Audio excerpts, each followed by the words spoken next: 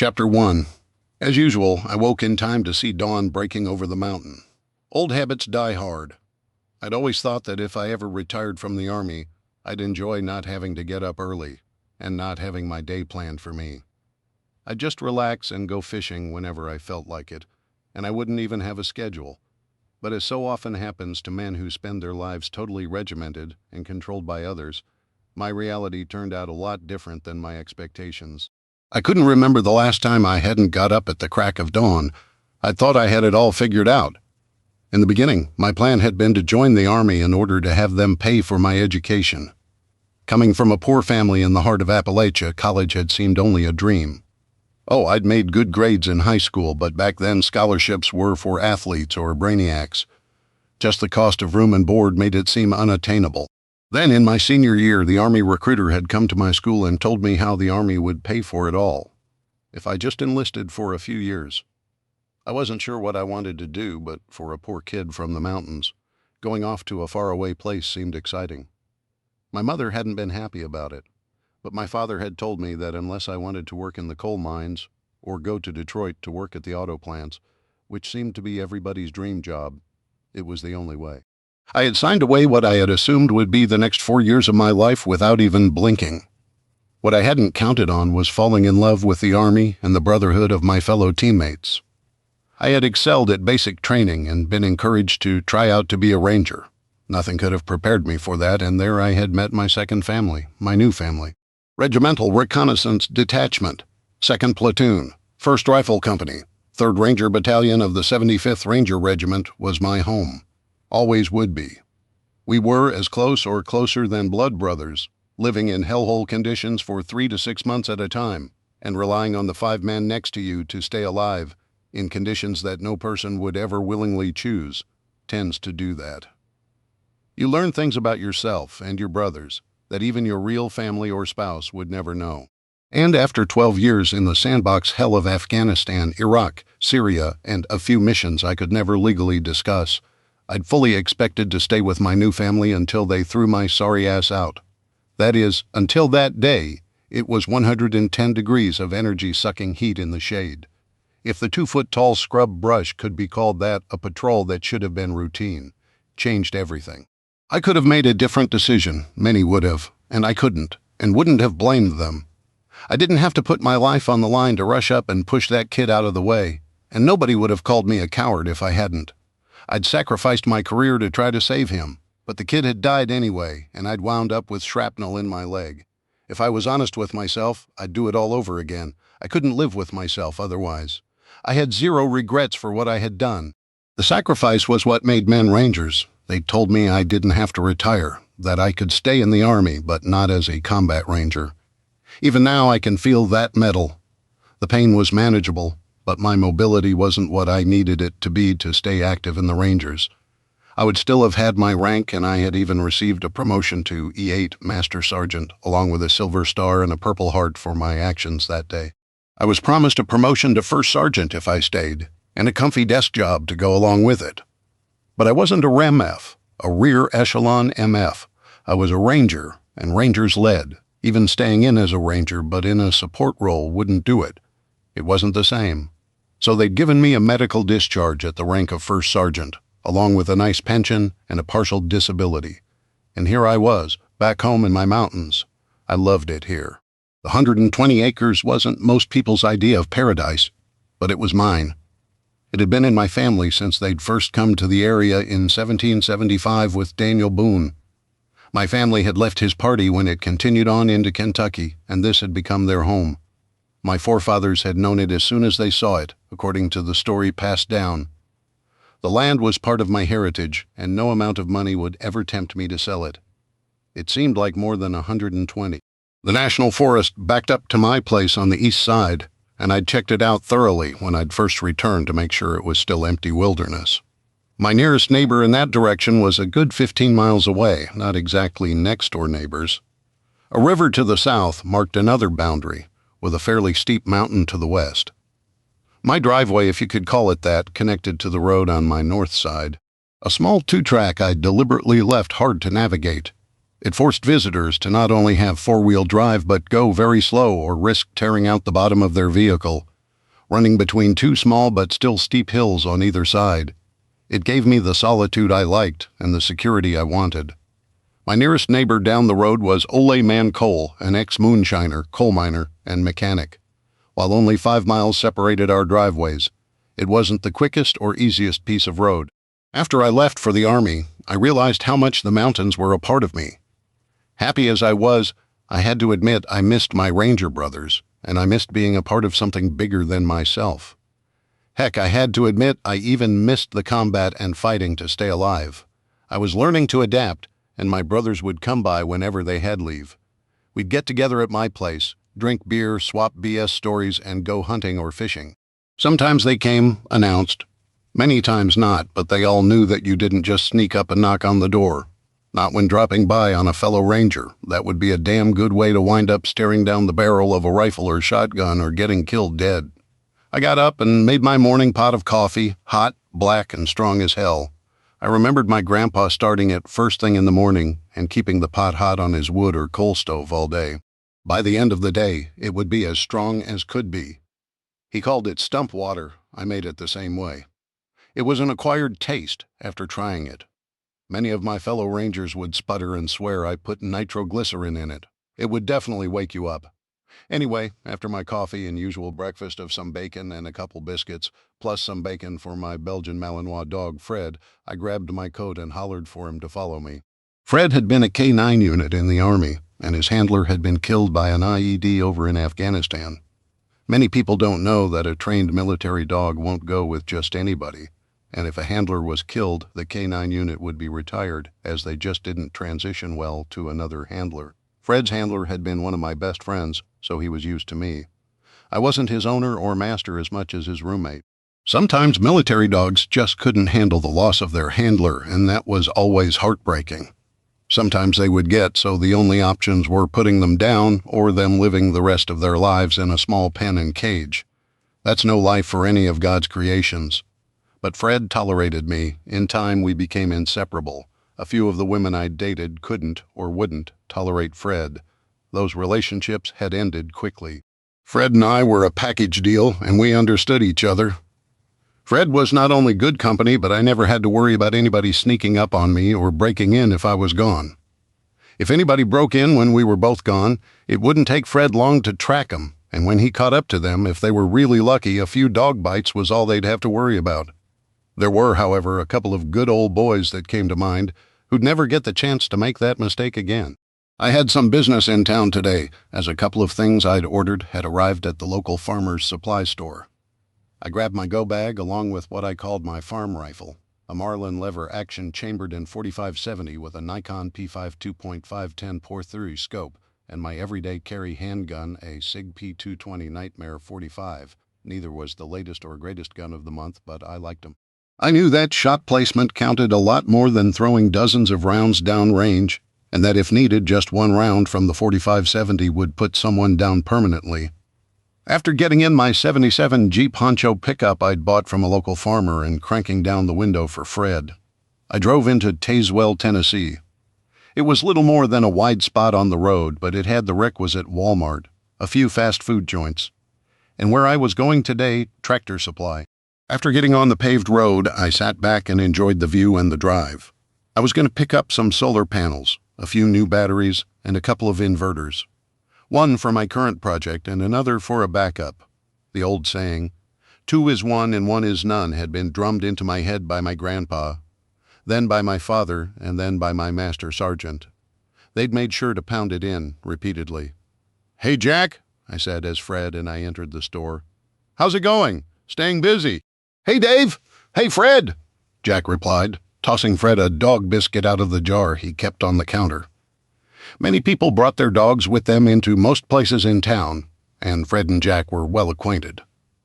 Usually I didn't let people give Fred treats, as that's a good way for people to get a dog that's meant to protect and watch to start letting his guard down. You know how it is in the spring? Planting season, everybody starting new projects or making repairs after winter. "Nothing I'm not used to after 15 years, Jack said, laughing. "Guess you're here to pick up your solar equipment." Yeah, I replied. Got to get a head start on it before the fishing gets so good I won't want to do it. Looks like you're getting ready to do some serious work trying to go totally off-grid and tell the TVA to stop sending you bills. Nah, I said with a laugh. Just trying not to give them all my money. Seems every year like clockwork. I get another friendly notice. They're increasing rates again. Plus, I lost power more than a couple times over the winter. Looks like they're skipping on maintenance or something these days. I shrugged. I thought the whole idea of the TVA was to give rural people electricity at a low cost.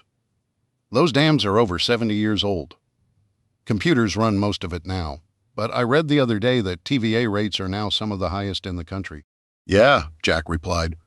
Ever since they tied all the electric grids together, they've been increasing the rates. Last time I went to one of their community meetings, they said that most of the electricity they generate now gets sent to the Northeast or to Atlanta. Their local guy said that people in the Northeast got a big price cut buying electricity from TVA.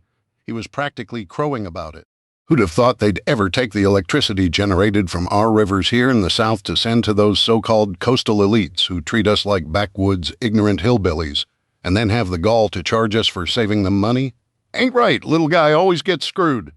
He turned and called to his son, who was working in the back. Hey, Bill, load Dave's stuff up for him, will ya? Yes, sir, Daddy? Bill shouted back. He was 17 and was working to save money to buy his first car. I knew that if Jack stayed on this topic, I'd be here all day listening to his opinion of people in the big cities, and what he felt was their disdain for people in rural America, especially the South, what they called the flyover states, populated by the ignorant, deplorable hillbillies and evil, racist Christians and conservatives. On a flight from NY, I had once heard a woman ask a stewardess, or the current PC term flight attendant, if when they flushed the toilets on the airplanes, the shit fell out of the bottom of the plane and hit the people on the ground. The flight attendant had told her no. They had a special tank that collected it. Too bad those ignorant Trumpsters and hillbillies down there deserve to be shit on, the woman had replied. And both of them had laughed hysterically. Ma'am, am I glad I don't live anywhere near these people, I'd thought at the time? Hey, listen, I said. I've got another project in mind. Do you know anybody who's got a few of those old 20-foot shipping containers for sale? Let me think, Jack replied. If I remember right, there was a guy in Rogersville who had some he bought at an auction. He bought the contents, and they told him to keep the containers as they weren't worth going after, way out there. I can ask him. How many were you thinking of, Rogersville? Huh? That's what 40 miles from here. Pert near, Jack replied in his thick Southern accent. Sometimes in the Ranger unit, we would adapt some of the Southern slang to use for radio communication on missions, as it would drive the jihadist crazy trying to figure out what words like pert actually meant. Add in a thick Southern accent, and Jihad Johnny would be totally stumped if they overheard a conversation or radio transmission. Kinda like the code talker, American Indians in World War II. Well, how many depends on how much he wants for them. I was thinking like 5 or maybe 6, I replied. Also, do you happen to know anybody who has a backhoe for sale cheap? If not, maybe one I can rent. We got one here, we can rent ya, Jack said. For you, since you just bought all that solar stuff, plus that generator last year, I'll cut you a deal. How's $100 a week sound? Sounds too cheap. You sure that's the price? Does it even run? Or is it stolen? I asked with a laugh. Yeah, I just got a new rental. Old one ain't nothing to look at. Seat got cut up by some fool who didn't pay attention to his knife. But you could throw a blanket over it. Been banged up, but most rentals are. People don't treat them that well since they aren't theirs. That one probably won't get rented out again unless we have something happen to the new one. People won't want it with that shiny new one next to it. Heck, that new one's got all them fancy computers and stuff. Can't figure out half of what it does myself, Jack said. I can have one of the boys drop it off for you later today if you want. They can drop it at the end of your driveway and drive it up. Leave the keys in it. Don't think they'll want to get their shiny new pickup all dirty and banged up on that goat trail you call a driveway. That'll be fine. Not sure if I'll be there or not. If I'm not, Fred will either be inside or with me. I don't want them getting scared or bit. How much dirt do you gotta move? Quite a bit. Not quite sure yet. Got to figure it out and plan my project a little more, but I have some clearing to do first, some trenching and a hole or two dug as well. Probably have it a while, to be honest. Why don't you just rent a dozer then? Pretty much could learn the basics pretty quick if you ain't ever used one, Jack said. Or I'd sell you this backhoe cheap. We done wrote off the value of it on taxes years ago. I'd sell it to you for, say, $5,000. Runs real good. Always kept up the maintenance on it, of course, and tires are almost new. Transmission was overhauled about 800 hours ago. Reckon it would save you a lot of money down the road. Backhoe comes in mighty handy around a farm, especially when winter comes. About 6 years ago, we had that big snow and ice storm come through and put 6 inches of ice down on top of over 2 feet of snow. I don't think that thing stopped running for a month afterwards. I'll even toss in the post-hole digger, bush hog attachment, and scraper blade. They don't fit my new one anyway. I just have to sell them, and without the tractor they ain't gonna fetch much. Besides, I owe you for all you've done for me and others in this town. You've kept the lights on in here by yourself some months lately? Didn't know anyone around here rented a dozer out, I replied. Well, not usually, but you know Ole Man Cole, right? Jack asked. Yeah, his place is the closest to mine. Known him all my life. Haven't seen him in a while, though, I admitted.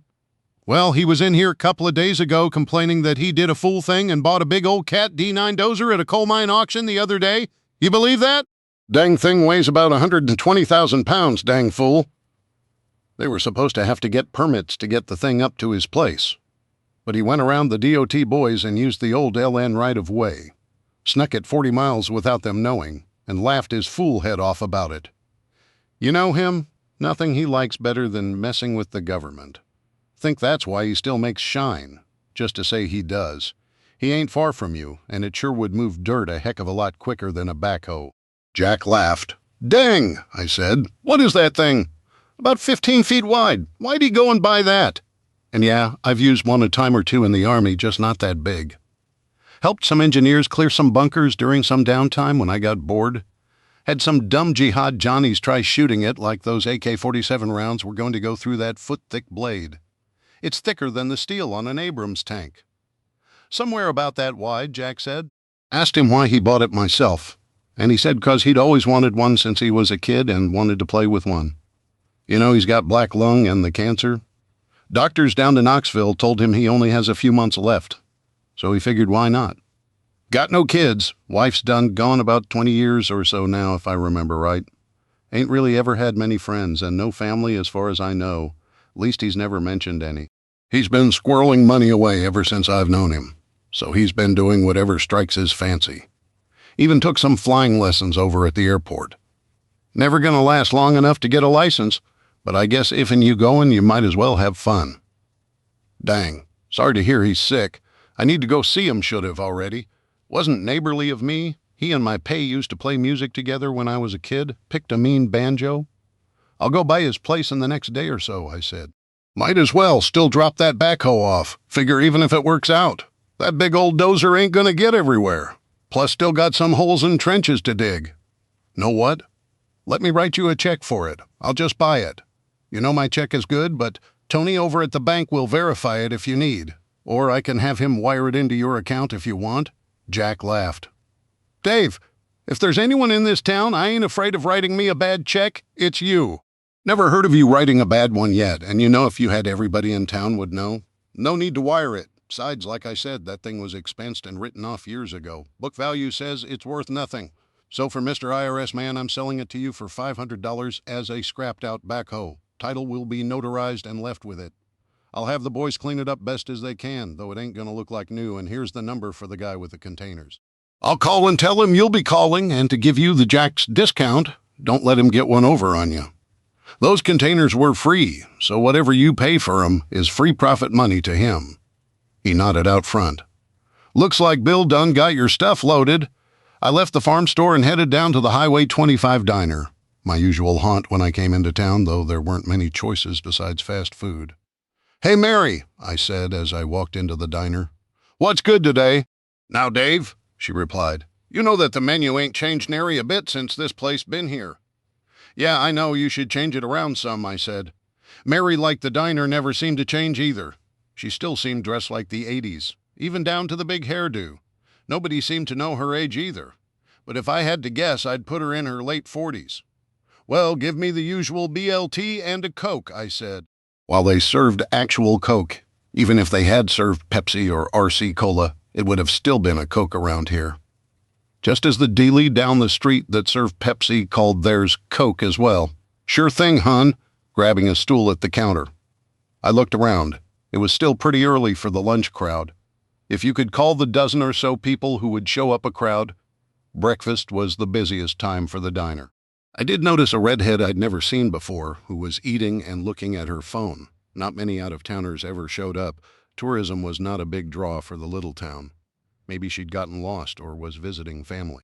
The road out front had become busier since they'd built the tunnels through the mountains at Cumberland Gap, as it had quickly become a shortcut for those who before would drive down to Knoxville and then go southeast into Gatlinburg in the Great Smoky Mountains National Park, to the Carolinas, or to the northeast into Virginia. "Here you go, hon," Mary said, dropping my food off. Noticing that I'd been watching the redhead, she leaned over. "That's Julie you're staring at over there. She's a new nurse over to the hospital. Just started working there a few weeks back. Ain't got no husband, boyfriend, or kids. She's 28 and works in the ER. I just noticed her." "Right," Mary said, laughing. "You a man and single, and she's purty. She's single too, by the way, if I didn't mention that already. I knows what you was a-noticin' and thinking about." She turned to walk away, still laughing. "Geez, not like I was gonna go and ask her out or anything. Uh-huh." "You keep a-tellin' yourself that," Mary said, leaving the bill on the counter. I finished up and paid for my food, then went out and got in my truck. Fred was happy to see me, probably because he could smell the bacon on me. "Okay, Fred," I told him. "I didn't forget about you." I gave him a couple of slices of bacon I'd saved from my sandwich. Pulling out, my next stop was the small freight hub a couple of miles down the road. No trucker would even think about trying to get even a small box truck up my driveway, so I'd get a call when I had something arrive to let me know I could pick it up. I went inside, signed the bill of lading, and watched a guy bring out a 4-foot pallet on a forklift and load it into the bed of my truck. With my tailgate closed, as long as I was careful, there was no need to strap it down. So I pulled out and started heading home. About halfway there, I decided that while I was already out, I'd drop by Old Man Cole's place and see about that dozer. I still wasn't sure about it. It would make the job a heck of a lot quicker and easier, but a D9KAT was one big dozer. They were mainly used by strip mines, most of which were closing rapidly as business was drying up, especially now with the new president and his Green New Deal. Our president was looking more and more like the socialist that people said he was, which he kept denying. But his outright contempt and disregard for conservatives and the Constitution begged to differ. It wasn't easy to find Old Man Cole's place. Even if you knew where to look as a Vietnam vet, he liked his privacy, and I guess he'd picked up some tricks while in Nam to make sure he had it. His so-called driveway was well hidden. Some of his tricks I made sure to make note of, especially the entrance to his driveway, which made a secluded driveway look like a freeway. He'd taken a concrete section used by construction companies to block lanes and divert traffic, and put it on a roller system to slide sideways either electrically or, if the power was out, using cables and gears manually. Then he'd attached kudzu to it, a plant brought over from Japan during the early 1900s to stop erosion on the sides of mountains cut out for railroads to keep landslides from happening. Anyone from around here would tell you that kudzu was both a blessing and a curse. While it did stop erosion, it also actually grew beans, similar to soybeans, which were edible by humans and animals. Many people who had nothing else to eat knew that you could cook those beans and survive on them, as they were surprisingly nutritious, and they were always available. Cattle and goats loved them, but even their huge appetites couldn't control it, and the vines grew faster than anyone could keep up with. The roots could go as deep as 20 feet or more and spread out to blanket an entire mountainside in just a couple of years. It had climbed telephone poles, then grow along the wires. Eradicating it was almost impossible. The state had been trying for decades, yet it kept spreading. Kudzu vines were officially listed as a non-native nuisance species. The result of Old Man Cole's work was an entrance that was impossible to find, unless you knew where it was. Pulling up to it, I got out of my Jeep and walked over to what appeared to be just a tangled mess of vines. I carefully dug into them, because copperhead snakes also liked hiding in them, and that was one critter I definitely did not want to tangle with. They'd bite you just because they were having a bad day. I finally found what I was looking for after a few minutes and pressed a button on a speaker box. "Hey, old man Cole, are you home? It's your neighbor Dave." "Hey, Dave, what the heck you want? Heard you got yourself a new dozer I might could rent from you," I said. "Well, might could. What you need a big old dozer for?" "Got a project I'm fixing to start. Was going to rent a backhoe, but thought maybe a dozer would save me some time and work." "Well, come on up. I guess we can sit a spell and discuss some business," he answered. Hearing a clank, I noticed that the bushes on both sides of me had started moving sideways, one to the left, one to the right. That's new, I thought. Used to be only one side moved. Looked like he'd doubled the width of his entrance. Then I realized that it only made sense. That massive dozer couldn't have fit through just one of those concrete barriers. It wouldn't have been anywhere near wide enough. Driving up his driveway, I heard the barriers shut behind me. That was one ingenious way to hide an entrance. I might just have to keep it in mind for a future project. Not many people knew exactly where I lived, and the fewer people the better, in my opinion. I figured if anyone needed to know, I'd tell them, but if I could camouflage it like that, even better. Heck, I knew where his entrance was, and it had still taken me some time to find it. "Hey, old man," I said, getting out of my truck, followed quickly by Fred. Nobody ever really knew the old man's first name. Or if they did, they never called him by it. He was always just Old Man Cole. "What you been up to?" "Not much," he said. "Little bit o' this, little bit o' that. Chopping a bit of wood and busting up some coal for the morning glory." A morning glory was an old brand of coal stove people used to use for heating their homes, cooking, and heating water before electricity and indoor plumbing had become common. Many of the old people swore by them. If nothing else, to fuel them, you could always walk the railroad tracks and pick up pieces of coal that had fallen off the coal trains that still were a common sight, though they were becoming less so. Even if their stove wasn't a morning glory brand, they still would have called it that, just as all colas were Cokes, regardless of the actual brand. Not many people other than the old-timers use them anymore, but I had a couple in my barn just in case. You never knew when things would go absolutely haywire, and something as old and useless as these had seemed to have become would be worth their considerable weight in gold, as they say. Never know when you might lose power and have no heat. An ice storm a couple of years back had knocked out electricity for 2 weeks, and even longer in some areas. I heard that some people had gone into some of the older abandoned farmhouses and taken the old coal stoves home to use. Other people had even taken them and sold them for a couple thousand to people who had more money than the brains to do it themselves. Nobody thought of it as stealing. Everybody pretty much knew which houses were just empty and which were truly abandoned. Take a stove out of a house that was just empty and someone was liable to shoot you. Thieves tended not to last long around here. They either left and went elsewhere or simply left and were never seen again. I remembered my grandpa lighting up the backsides of a couple of guys caught trying to steal chickens or a pig or siphoning gas. Taking the lead shot out of a shotgun shell and replacing it with rock salt made a great motivator for people to either change their ways or leave. I could remember a few men who would be seen walking around town very slowly and not sitting anywhere on a Sunday or Monday. The old men would look at each other and start laughing. People around here usually took care of themselves. They rarely called the law, mostly only for the most serious crimes, or by those who had moved here from somewhere else. People didn't always trust the law to hand out justice, like they felt it should be handed out, and with a history of bootlegging, illegal untaxed whiskey, or shine as it was called, the law was seldom welcome in many areas. There were ways to survive without government welfare, and they were well known and well used, at least by the older people. Not so much by the younger ones, who seemed to think they deserved everything right now, and working for it was the last thing they intended to do. You could survive even if you didn't have a job, if you knew what to do and were willing to work for it. If you knew where a spring was or were lucky enough to have one on your property, even if you were dirt poor and broke, you could have drinking water, hot water, and heat. That, plus game from hunting and fish from the rivers, lakes, and streams that were common in the area, meant that even someone who had no money could survive. You might not have much as far as the world was concerned, but you could live and be reasonably comfortable.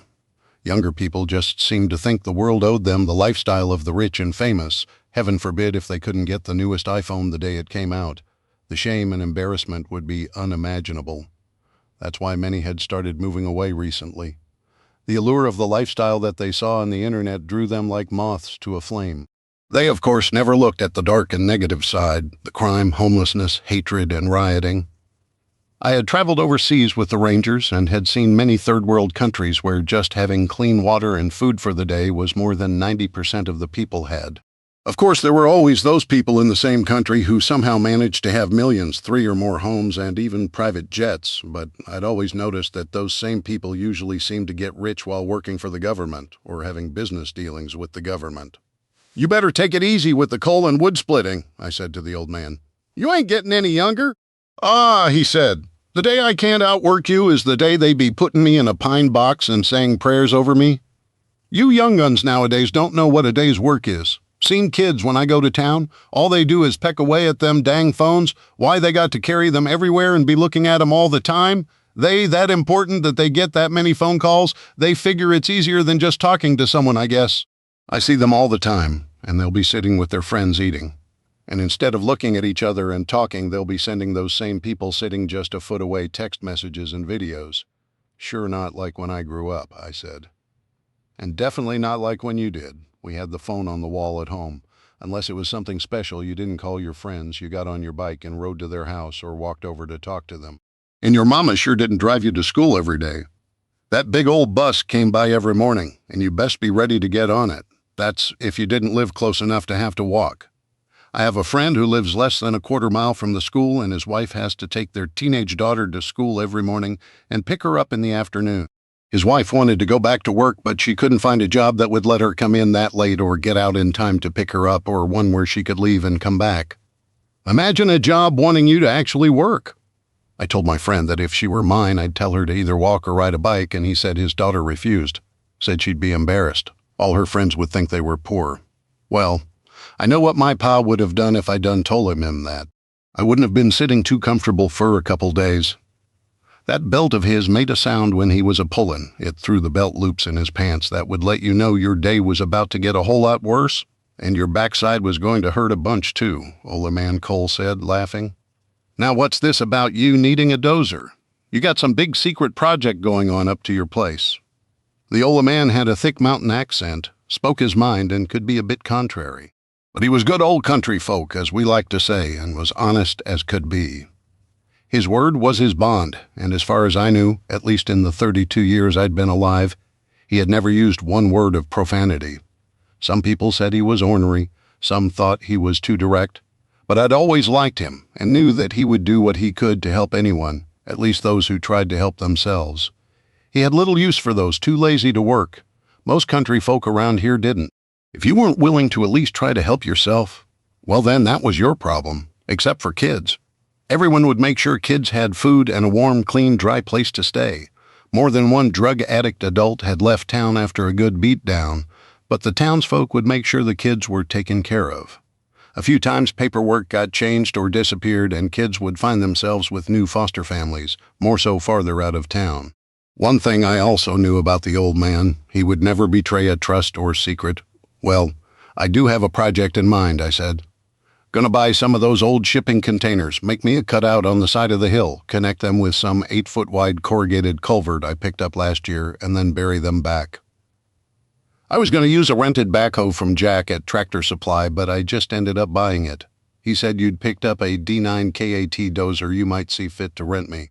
Sure, it'd be quicker and easier to move a lot of dirt with that. Why in the world would you need a big old dozer like that, though? You fixing to start yourself a coal mine, or you find some gold? Nah, guess it was a pretty fool thing to do, but I got the cancer and the black lung. Doctors told me if I'd went in sooner, they maybe could have done something about it. But I never did like them. Dang doctors always seemed to just want my money. Never did help my Elizabeth. God rest her soul when she got the cancer. Just wanted more money, he said. Figured I'd always wanted one, and I've got the money left from where they took that 200 acres and done give it to the power company for a new right-of-way, so I went ahead and bought it. Why not? Can't take money with ya, and I ain't got no kin. Want to see it, he asked. He led me around back behind his old barn, and sitting there was the biggest dozer I'd ever seen. While it was old, it looked brand new. Dang, what'd that set you back? Looks brand new. Sorry, what you paid for it ain't none of my business. Didn't mean to put my nose in your business. That's fine, Old Man said. You about the closest to a son I ever got, and about the only friend I got left. Everybody else seems to be dying off. I may be 69 years old, but dang if it don't feel like I should only be 39. Only paid $30,000 for it. Bought it from the old Black Star coal mine when they had to shut down. Said the government was making them spend more money in the next 6 months to keep it open than they could make in 10 years. Guess that's one way to get rid of businesses you don't like, or the competition. Just tax them till they can't afford to stay open or make so many rules they can't follow them all. Dang shame. How's a body supposed to work? Heard tell that about half the mines in Kentucky, Tennessee, West Virginia, and Pennsylvania will have to shut down in the next 6 months. And I read in the paper that our new president just signed some dang paper telling our power plants that they have to buy coal from China and Russia. Why would we put tens of thousands of good, hard-working men on the welfare so that we could buy the same coal from his commie buddies? Tain't right, I tell you. Been telling people that for years. Tain't nobody a-listening to me. I smell a skunk. Sounds like a new Benedict Arnold, if you ask me, but there I go again, shooting my mouth off. One of these days, those men in the black suits with the black trucks and helicopters going to come by here, and I'm a-gonna disappear and nobody will ever see me again. He coughed out a laugh about that there dozer. When I got it, it didn't look like that. You know, I can fix pert near anything, but that motor only has 2,000 hours on a rebuild. The transmission was a new rebuild, and the undercarriage was in pretty good shape. Had rust everywhere, but that steel is between 6 and 12 inches thick, and it dang sure wasn't going to rust away. Not this century. It's a 1963 model, so it ain't no spring chicken, but it was made when we still made stuff out of good old American steel. Not plastic like nowadays. Not made in some foreign country, either. Had to do some work to the tracks and such, new bolts and pins, and of course got rid of the rust. Then I painted her, and that took forever. Never knew there was that much steel to be painted. Guy I got it from cut me a deal, 'cause she didn't look all that good, and he said nobody seemed to want it, 'cause it had an open cab and no air conditioning or heat. Found me a cab for a couple $1,000, and I still got no air conditioning, but I got heat, which these old bones surely need. I expect I did a fair bit of work on it, and I think she looks pretty good. She looks amazing, I said. Would you be interested in renting it out to me? Well, depends figure from what you told me what you wanted to do. You figuring to make you one of them bug-out shelters I seen on the TV. The kind those, what they call them now, those preppers build.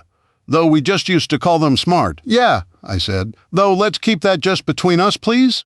You know, I don't go tellin' tales, he said. Can't stand people a-gossipin'. Figure if enough fellers want someone to know his business, then he can tell them, not my place. Besides, that's a good way to get a beat down or shot. Tell you what, I got me a couple projects around here, nothing big, but this tired old body can't do what it used to sometimes, especially with the black lung. You do those for me, and you can use it whenever you want. How's that sound? Now, you got to put your own diesel in it, and let me tell you, that beast drinks diesel like a drunk drinking shine on a Saturday night. Fair enough. More than fair, I said. You make me a list of what all you need done, and I'll take care of it. He clapped his hands together. Now, with the business settled, come in the barn with me. I got something I want to show you. Something else I've been a-working on. Old man had a gleam in his eye. Following him into the barn, I saw what I knew was some kind of car covered with an old canvas tarp in one corner, and some kind of 40s or 50s pickup in the other far corner. I hadn't seen anybody use a canvas tarp in decades. Everybody bought plastic ones because they were a lot cheaper and a whole lot lighter, even if they didn't last long, just like that old dozer. It might be almost 60 years old, but I'd be willing to bet it would outlast many newer ones that would have cost $400,000 or $500,000 for a good, newer used one. Grabbing a corner of the tarp on the car, Only Man pulled it back to reveal a gorgeous vintage convertible. Wow, that's beautiful. What is it? That son is a 1966 Ford Galaxie 507-liter convertible, Only Man told me proudly. Was my daddy's car. Only new car he ever bought, and he loved it. Kept her polished up since the day he got her. She was originally blue, but I always meant to restore her. And Elizabeth wanted to paint her a different color. She saw this color on a car at an auto show we went to once, and she loved it. Made me swear if we ever painted my daddy's car and we was going to change the color, we'd paint it this. It's called Candy Apple Brandywine. Took me pert near a month to get it right. Any mistake or ripple and it stuck out like a hooker in a church full of Pentecostals? They only made that 7-liter car 1 year in 1966, and they only made 2,369 convertibles. Look under the hood, he was grinning ear to ear, popping the hood. I saw a massive beast of a motor. Man, that's huge. I don't think I've ever seen a motor that big in a car, and I've had big block Chevys. What is it? What'll she do? Oh, don't rightly know exactly how fast she'll go. Had her up to 140 once, but got scared and didn't push it any faster. That there is a 647 horsepower, 427 cubic inch single overhead cam motor. Same one they put in that Thar Shelby Mustang. The engine block alone in that Thar car would cost you over $10,000, but I'd never sell it. That was my PA's pride and joy. Person have to kill me dead before I'd give it up. Had a guy from Knoxville heard I had it and called me wanting to buy it. Offered me $3,000 for it. Guess he thought nobody but ignorant rubes lived out here. Dunn told me he was a-wantin' to cut her up and make a drag racer out of her. Told him I'd sooner blow it up than see my daddy's car get cut to pieces. He was beaming with pride. Took me almost a year to fix her up. Wish my pay could see her and my Elizabeth. They'd both be proud of her. My daddy would have gone back to a polishing her. I noticed there were tears in his eyes. You should be proud of her, I said. That is one beautiful car. One day we'll take her out and cut her loose again. Want to put some better tires on her? Got those new ones, Thar, but if she's going to go that fast, need to put some high-speed tires on her? He shut the hood and slowly put the tarp back over her, then turned and started walking out of the barn. I figured there were a lot of memories flooding his mind. Turning to me, he said, Tell you what, you come over and get that dozer whenever you want. Wait, you can drive one, can't you? That ain't like driving a car, or a truck either. Yeah, I said. I've used one a couple of times. Of course they weren't that big. Helped some engineers out once when I was in the Army clearing out some bunkers and waiting for the Taliban to hit us. They thought they'd built them and fortified them where they could stop us. So we leveled M. Well, it just takes a getting used to the size then. And you got to be careful if you're planning to go sideways on a hill. You get that Thar thing sideways on too steep a hill and she can roll on you. And even with that cab on it, you really don't want to do that. That Thar is 60 tons and would squish you like a spider under a boot, be scraping you up with a shovel. Y'all need help, yo? Let me know. Worked in the mines my whole life. Wouldn't be my first rodeo. Thanks again. Don't plan on nothing too steep, but if I need some help getting to know how to operate that beast, I'll be sure to let you know, I said. Well, before you go here, he said, grabbing a business card for one of the local businesses out of his pocket and writing on the back of it. That Thar is my phone number, my house one. Ain't got one of those new cell phones. I ain't important enough for someone to need tag get hold of me all the time. Other number is the code to open the gate if and I don't answer, and you need to get in. Trust you enough to not have to worry about you being here. I can trust you, can't I? Yeah, you can trust me, oldie man, I said with a laugh. Come on, Fred. Get up here and let's go home. Jumping into the passenger seat, Fred settled in and laid his head on the door, anticipating the ride home and the breeze blowing through his fur. At the bottom of the drive, I turned and headed to my farm, and when I got there, I looked at the entrance. The more I looked, the more I liked Oldie Man's setup. Be some work to copy his entrance, but I was sure I could get him to tell me what was needed and how he'd done it, plus any tips he'd learned. With any project, you always find something that didn't quite work the way you'd expected, or have to rectify mistakes you made. I could use those lessons to make my project go as smoothly as possible. When I got to my house, I saw that the backhoe had already been delivered, and there were also 2 of the 20-foot containers sitting next to my barn. That was quick. I'd only called right after I'd left the diner at lunchtime. They'd put them just about where I would have wanted them, too. Well, I was going to be real busy for the next couple of weeks. Tomorrow, I would go ahead and get the dozer and get started on making the cuts. Chapter 2. The next morning, I went back to Ole Man's place, and after talking to him about using his hidden entrance trick, we decided that he'd follow me, driving my Jeep back to my place. I could use driving the massive dozer down the road to get used to it. It took a while to get it back to my farm. The giant machine sure wasn't going to win any drag races. Of course, nobody was going to force you off the road either, not with an almost 12-inch thick, 15-foot wide blade on the front after sitting and talking about my projects and the list of things I wanted to do at his place. I ran Ole Man Cole back home. Sitting on the porch that night, enjoying the cool breeze and the peaceful quiet of my slice of what I considered heaven this side of the true one, I thought to myself how good I really had it here. I was glad to be home. Sure, I missed my ranger buddies, but this was where I was meant to be. Well, me and Fred. It took me almost 2 weeks to get the cuts made. The containers put in position, the corrugated pipe welded in, and then the containers covered, using an idea I'd got while going back and forth to the old man's place. I decided to plant some kudzu on the bare ground above the hidden containers. It would cover the bare ground quickly, and probably in less than a couple of months you'd never be able to tell the ground had been disturbed there. Since I almost never invited people to come around, my secret should be safe. I had taken the containers and placed them in more or less a cross shape, welded all the doors closed, then cut holes to place sections of the pipe so that the containers were all connected. By adding doors between a couple of the containers and some more steel panels around those doors, I had basically created a 4-bedroom shelter. I'd gotten a couple more containers to add a kitchen and eating area in one and a bathroom and radio room in the other. Using some ductwork and some parts I had already picked up, I had installed an air intake system and put in a filter to keep out any toxic gases. It wouldn't do to be 20 feet underground and have somebody smoke you out or throw tear gas down an intake. Exhaust ductwork was routed up the hill using a small trencher, and I put in filters to keep smells from leaking out or noise from being heard. It was vented into an old small pony coal mine that had been dug 100 or so feet into the mountain over a century ago. Nobody was going to stumble across that. I'd also put in a complete septic system, and I ran water in from an old spring that had been flowing out of the mountain for over 200 years.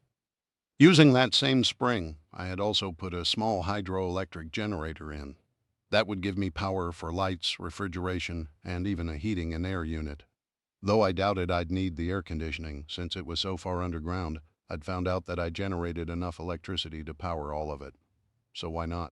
If necessary, I could always just shut it off. I still kept the solar panels and batteries. I wouldn't know how warm it might get until July or August. Plus, the temperature would depend on how many people ended up there if something went down, but I figured we would be more than comfortable. The idea of the entrance to it all also came to me after the idea for my driveway entrance.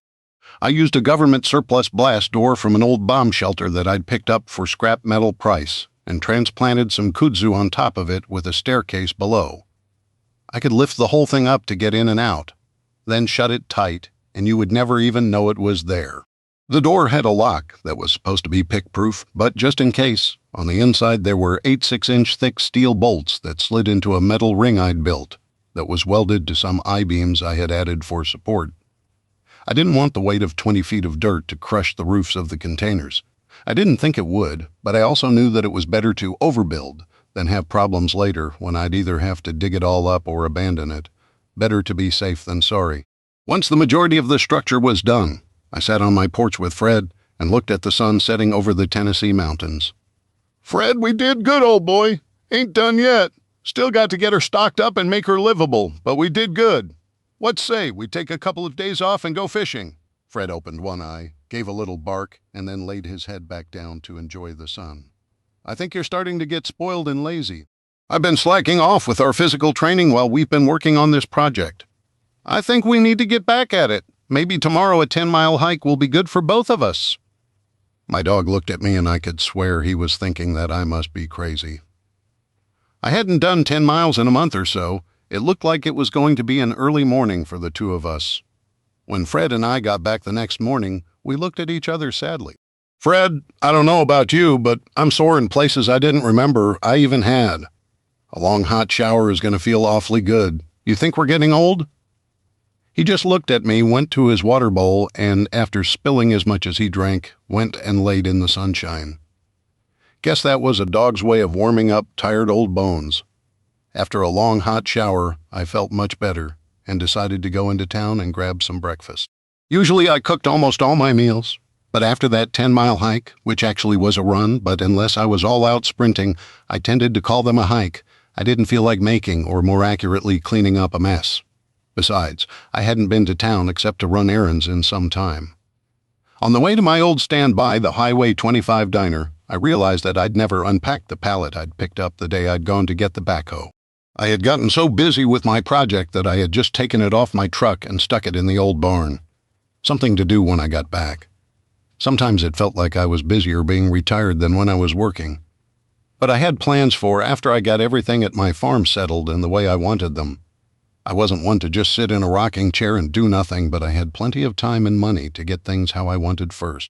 As usual, Mary was in the diner and she smiled when she saw me walk in. "Hey, hon, been a while since you dropped by." Getting the usual breakfast steak and eggs with black coffee. "Yeah, I've been pretty busy lately at the farm," I replied, grabbing a stool at the end of the counter. I looked around and noticed the only other person in there was that new nurse, Julie. She glanced over and smiled, and I gave a little smile back as Mary brought my coffee. "One of these days you're going to have to invite me up to your place." Always wondered what you're doing up there. Everyone in town seems to think something different. I even heard you had aliens a-headin' up thar, and not the ones from down in Mexico. She let out a laugh. Then she looked up at Julie and gestured towards me. "Julie, this is Dave, 32, bachelor, never married, retired Army Ranger, some kind of sergeant or something. Lives on a farm outside of town somewhere. Been here his whole life. Don't talk much and is kind of shy." It was one big rambling sentence that made me look down and shake my head with embarrassment. But she wasn't done. "Dave, this is Julie. 28, single, never married, ER nurse at the hospital, rents an apartment off of Old Main Street. Been here about 6 weeks from Lexington, Kentucky." She's shy too. Now, Dave, why don't you go sit over there with Julie, and I'll bring your food out when it's ready. You two can get to know each other. I noticed Julie blushing and asked her, "Do you mind?" She shook her head. "No, please, have a seat after I sat down," she said. "Hello, guess you already know my name. Is she always like that?" I laughed. Mary never knew a single person she didn't try to set up. She's been trying to set me up since I got out of the Army and came back. "Sorry about that. Don't be." I guess it saves us deciding to get the courage up to introduce ourselves. Soon Mary brought out my food, and Julie and I talked as we ate. Julie suddenly looked down at her watch and exclaimed, "Oh no, look at the time. We've been sitting here talking for almost 2 hours. I've got to go. I have to be at work at 9 a.m. "Can I see you again?" I asked. "I'd like that. Here's my number." She wrote it on a napkin.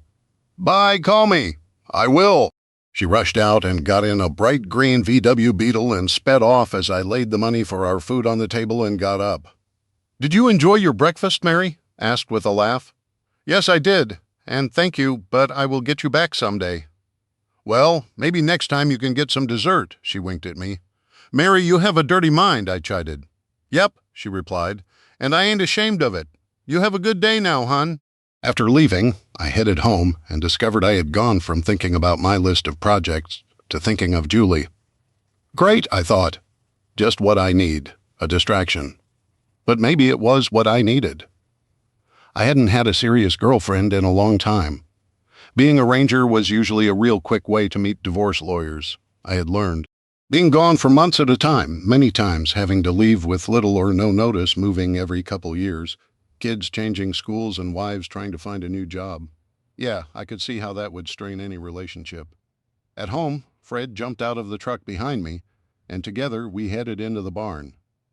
Taking my knife, I cut the plastic shrink wrap off the top of one of the boxes. Yep, just what I'd ordered. Military grade 62 grain 556 by 45 millimeters, green tip, ball ammo. Seemed like it had taken forever to get here. Should be 50,000 rounds plus 25,000 rounds of 63.6 grain tracer ammo. Ammo was getting harder and harder to get, but nobody seemed to know exactly why. The manufacturers said that they were running 24 hours a day, 7 days a week, making millions of rounds a day, and the importers were bringing in shiploads daily. But orders, if you were really lucky, were taking months. This order had taken over 6 months. I'd gotten some of it previously, and it would come in a little at a time. On this order, I'd concentrated mainly on the calibers I used and expected to use the most. 9 millimeters, 5.56 millimeters, and lesser quantities of 40 S&W .45 ACP, .27, .62 NATO 4308, some .338 Lapua, and 50 BMG. The last two I hadn't ordered much of, because I shot those only at extremely long range. I thought to myself, maybe I'll order just a little more. Seemed like I was never satisfied. The more I ordered, the more I felt I needed. The distributor wouldn't charge me until it was ready to ship, and that would be months down the road probably. Maybe they would get the supply situation figured out by then, though I doubted it. I had my suspicions as to why ammo had gotten so hard to get. Being a ranger, I had friends all over, and one ex-teammate who had gotten hurt and had to retire had gone to work for DHS. He'd mentioned once that DHS was buying more small arms ammo than the entire U.S. Army, Navy, Air Force, and Marines combined, almost 10 times more. Over 1 trillion rounds a year, and they'd been doing so for years. I wondered what they could possibly do with that much ammo. My friend mentioned that they were even buying calibers like .25 ACP and .32 Auto, which were used in guns that used to be called Saturday Night Specials and were all but obsolete. I suspected that the government was buying all they could of everything they could get, while banning all guns wasn't possible politically at the moment. If they could keep people from being able to buy ammunition, then the guns were no better than clubs. No ammo meant no resistance, and no resistance meant they could do whatever they wanted, whenever they wanted to, whomever they wanted. In an age where it seemed like those same politicians screamed about conservatives, especially white ones, wanting to keep minorities subservient by making the cost of ammo so high, they were either intentionally or through ignorance keeping those same minorities and the poor from being able to defend themselves and their families. Rich white men, the supposed oppressors, could afford to pay whatever the cost was. But a poor black man just trying to keep his family safe and alive? Not so much, but as usual, the poor and minorities were merely pawns. The liberals didn't really care about them. They just used them as convenient tools. I spent the rest of the morning moving the ammo into my new shelter, and lugging the boxes down the stairs was a lot harder than I'd thought. Maybe I should have moved the heavy stuff down there before covering it up, but it was too late now. I had built a gun safe out of concrete and steel and attached it to one side of the main open area. Originally, I was just going to put a few large steel gun safes in it, but after looking at it, I decided to just add a 12-inch thick concrete room reinforced with steel rebar and have it encasing an old steel bank vault I'd bought for scrap metal prices. Nobody was getting into that. Looking around my new gun vault, or the armory as I called it, I admired my collection. 12 M4 carbines in 5.56, 4 M4 carbines in 300 blackout, and 2 AR-15s in. 450 Bushmaster that I found made excellent brush hunting guns. The distance for most of the eastern U.S. for hunting was usually only about 100 yards, hence why the old 30-30 lever actions were so popular, and the 450 had about the same effective range, but instead of just being adequate for game no bigger than deer, the 450 could take out elk, moose, and even brown bears. Though personally, if I was going up against a big brown bear, I'd much rather have my 7mm Rem Magnum or my 300 Winchester Magnum. A black bear, though, the .450 could easily take down with one shot. There were multiple scopes and sights for all of them. I also had 6 AR-10 rifles in 7.62 NATO Mark 308, along with rifles in 30-06, 338 Lapua, 30-0 Win Mag, 7mm Rem Magnum, and even a couple of old WW2 era M1 carbines in 30 carbine, just because my ultimate powerhouse guns, though, were 2 Barretts, chambered in 50 cal. I even had 1 Winchester lever action in the old 45-70 cal, just because I had always wanted one, and most of the time it was what I carried around the farm or when traveling. Most of the guns I had bought were from private people and wouldn't show up on any official government 4473 forms with my name on them. Most of the ones I'd bought outside normal gun dealer channels, I'd done so for another reason. Many were fully automatic true assault rifles, not just plain AR-15s that were less powerful and lethal than my Woodstock hunting rifles. But put a plastic stock and a pistol grip on a rifle, and they magically became evil killers, guaranteed to make a liberal cry for their mommy. Once they crawled out of their parents' basements. That is, those fully auto rifles weren't technically legal for me to have, as I hadn't paid the NFA tax stamp and applied for permission to own them, and hadn't registered them. But as far as the government knew, they didn't exist, at least not with me owning them. Normally, I was a stickler for following the law, but I'd sworn an oath to defend the Constitution of the U.S. from all enemies, both foreign and domestic. And if a law was unconstitutional, then I felt no obligation to follow it. Just because some petty tyrant in Washington had signed a piece of paper that his puppet masters had handed him didn't make it legal. I might have to answer to God someday, but I'd been going to a true Christian church my whole life, and as I understood the Holy Bible, I had an obligation to protect the weak, elderly, and children. If that meant defying some petty wannabe overlord in Washington, then so be it.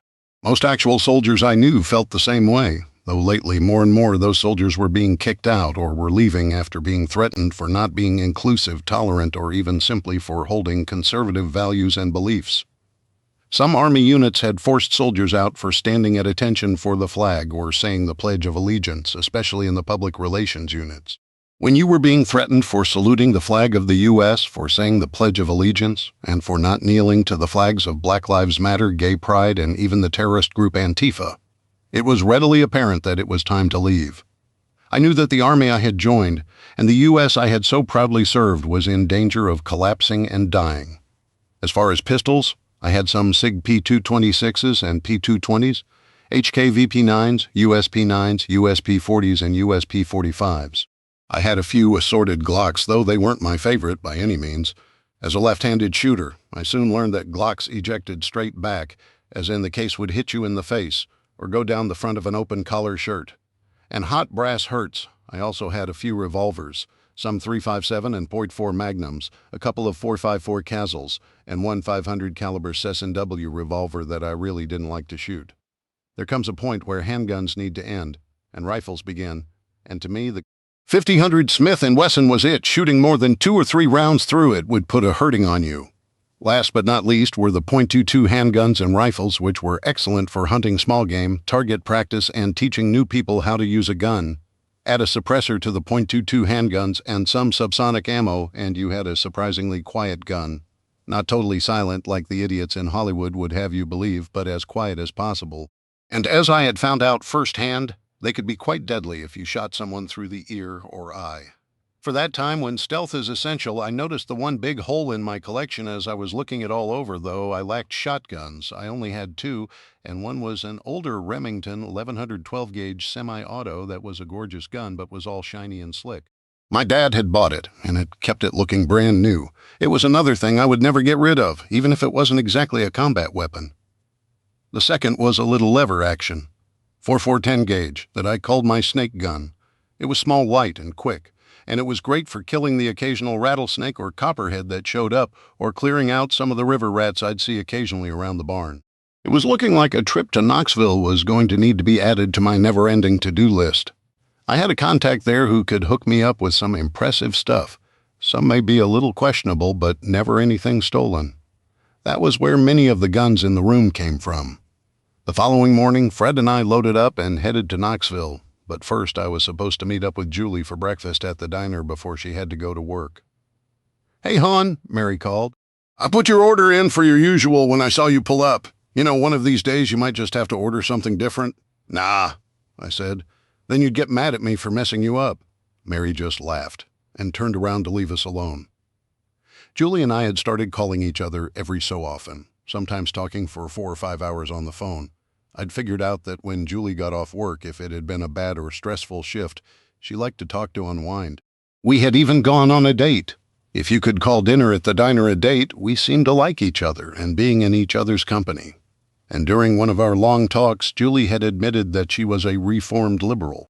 After seeing the decline in freedoms and tolerance in the U.S. and the hypocrisy and hatred of the new progressive movement and their increasing hatred of and calls for violence against conservatives, Christians, Jews, and especially anyone who dared to support or vote for the previous president, she had become convinced that there was more going on than just normal political disagreement, and she would get visibly angry with the whole cancel culture on that we were in total agreement.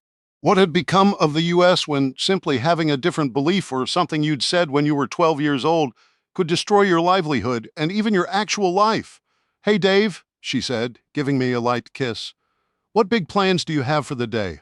I shared some of what I had been up to, not everything by far. We weren't that serious yet. I definitely wanted to make sure before letting her into many of my projects, plans, and secrets, especially considering some like the fully automatic rifles that could land me in federal prison if word got out. Well, heading into Knoxville today, have some business with an old friend. Other than that, nothing planned. Probably be late by the time I get back. Sounds like a busy day to me. I'm going to meet up with my best friend, Robin. I've told you about her before, haven't I? Yeah, I remember the name. Horse farm out on Highway 33. Has horses, cattle, greenhouses, chickens, and stuff. Are you two going anywhere, or just hanging out? Just hanging out, mostly. She has a couple of new horses she wants to show me. Other than that, probably just girl talk, some wine coolers, and relaxing. The ER's been kind of crazy this week. Plus, I have to work double shifts both days this weekend. Sorry. I know we had plans, but 2 nurses quit and 1 got in a car accident. So they're going to be short-staffed. Me being the new girl, of course, I get the honor of sacrificing my weekend. The money will be good, but I'm afraid even early next week my body is not going to be up to doing much. That's okay, I understand. Maybe I can make you dinner Monday or Tuesday and drop it off. I don't have to stay. You can rest and recuperate. That sounds divine, she said. Maybe we can just sit and talk for a while. You know where I live? About that time, Mary brought our food. We chatted and ate until it was time for her to head to work. We said our goodbyes, and she turned left towards the hospital, and I turned right towards Knoxville. Driving down the road, I rolled the windows down since it was a gorgeous, clear 65-degree East Tennessee day, and turned up the radio. The sound of the group, the Eagles, and their classic hit Hotel California came out of the speaker. Real music, I thought to myself. Not that rap crap or the politically correct or outright obscene music that seemed to be all the rage now. How far we've come, I thought. Yes, Hotel California was about people smoking pot, not something most people even knew about and few even cared about. But it had a good beat, mellow sound, and, compared to today's music, was almost puritanical. Chapter 3. Reaching Knoxville. I got on I-40 and headed west toward the Ferriston exit, where I got off and drove the 15 miles to my friend Steve's business. I'd met Steve while in Afghanistan. He wasn't in the military, but was a private military contractor, or PMC, hired to protect diplomats and provide security to bases and truck convoys. The PMCs were used to be deniable assets when people, usually working for 3-letter U.S. agencies like the CIA and NSA, wanted cover. To bury the true expense of our war there, the cost could be chalked up to private security, so it didn't show up in the Army's budget. They were also good for deniability. If something went sideways, those agencies could claim that it wasn't their people involved. Bypassing congressional oversight was a big reason as well. Billions were spent hiring these private contractors, who were in reality mercenaries, instead of using regular Army soldiers or Marines. Later, it was found that, not surprisingly, many politicians and government bureaucrats were getting kickbacks and bribes from these companies. Many generals and politicians ended up working for them as lobbyists when their government careers ended, and were being paid huge salaries. It was like paying the fox to watch the henhouse. Some even had partial ownership in the same companies they oversaw or awarded contracts to. So typical Washington corruption. They were eventually used less and less after a couple of atrocities were discovered to have been committed by some of them, as well as some highly questionable activities, most notably by Blackwater. With Steve and I both being from pretty much the same area, we'd quickly become acquainted and had eventually grown to be friends. Steve was not the type that would do anything just for money, and after witnessing a couple of incidents he was really uncomfortable with, he'd walked away. Then, using some of the contacts he'd made, he had started dabbling in providing, as he called them, self-defense solutions, also known as gun running. Many times this was with the knowledge, and sometimes outright support of the federal government. Eventually, his business had grown to where he could get almost anything for a price, of course. One thing that differentiated Steve from most gun runners I'd ever met was that he would not sell to just anyone. For one thing, it was smart. One never knew if that potential buyer could be an FBI or ATF agent. Even if divisions of the federal government knew about, or even financially supported his business, it didn't mean if things hit the fan or got publicized that they wouldn't cut him off and sell him down the river. He, as well as anyone who'd spent time dealing with the federal government, knew that they'd throw him under the bus in a minute if it was expedient for them. But he also didn't sell to terrorists, drug dealers, anarchists like Antifa, or people like the Nazi Fourth Reich. It limited his clients. Yes, he could sell more and grow bigger, faster, if he'd sell to anyone with the cash. However, he had to sleep at night. He never sold to anyone who he wasn't 100% comfortable with, even if a current customer vouched for them. It was how he did business. His customers knew that he would never flip on them or rat them out. Even to keep himself out of prison, I felt totally comfortable dealing with Steve. His office was a plain, nondescript steel building that used to house an old machine shop. Steve had bought it for a song, as there wasn't much use for a big metal building out here except for storage. He hid his business well, and most of the space was partitioned off and used for boat and RV storage, an actual lucrative business in the area with the many lakes around.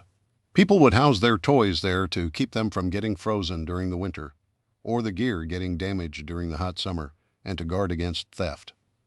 The rest of his business was a gunsmithing operation at first glance, and he had 5 certified and licensed gunsmiths who actually performed those services. Nationally known and highly regarded as one of the best gunsmith shops in the country. Self-Defense Solutions was always booked solid. What they could do to a gun was amazing. Steve actually made quite a profit from the operation and could live quite well just from that. Add in the boat and RV storage, and he'd never have wanted for money, but Steve didn't do his side business for money. He did it because he loved his country, and he also loved guns, their history, and how they worked. The people he sold his special inventory to were patriots like him. People who saw the writing on the wall and knew that, sooner or later, things would blow up. Whether it was Civil War II, an EMP attack that fried everything electrical and electronic, a cyber attack that shut down the electrical grid and transportation, the U.S. government trying to become a dictatorship, or some foreign country deciding that with America tearing itself apart day by day, now would be a good time to attack. Take your pick, all were possible, and all becoming more and more probable. One only had to watch a bunch of pasty-faced basement dwellers dressed in black, wearing motorcycle helmets and skinny black jeans and swinging baseball bats at the elderly and kids, take over entire parts of cities and call them autonomous zones to see where the U.S. was headed. All while the media, local, state, and even federal governments did nothing except call the riots peaceful protests. This had happened on live TV, while reporters on camera talked about how nonviolent the protests were and how quiet everything was. Yet right behind them, the cameras were showing cities burning to the ground. The politicians even dared to go so far as to call it the Summer of Love. Even more amazing, many Americans had watched it and supported their so-called protests, crowing about and trumpeting their virtue, and wailing about how they hated their own whiteness and their country. It made me sick. History was being erased and rewritten. George Washington, Thomas Jefferson, and even Abraham Lincoln were being called racists, and their names removed from our history books and buildings. Their monuments in Washington were actually being threatened with being bulldozed, Mount Rushmore with being blown apart. Biology was being ignored, and challenging a man who claimed to be a woman could get you jailed in some places. Steve and I had had many discussions over the years about all of it, and one thing we kept noticing was that more and more Jews and white Christians were being blamed for it, at least the true Christians. Those who called themselves Christians, but who at the same time said that all gods were the same, supported homosexuality and gay marriage, said that there was no such thing as sin, who thought that having a border to define our country and protect our fellow Americans was evil and racist. They seemed to not be being blamed.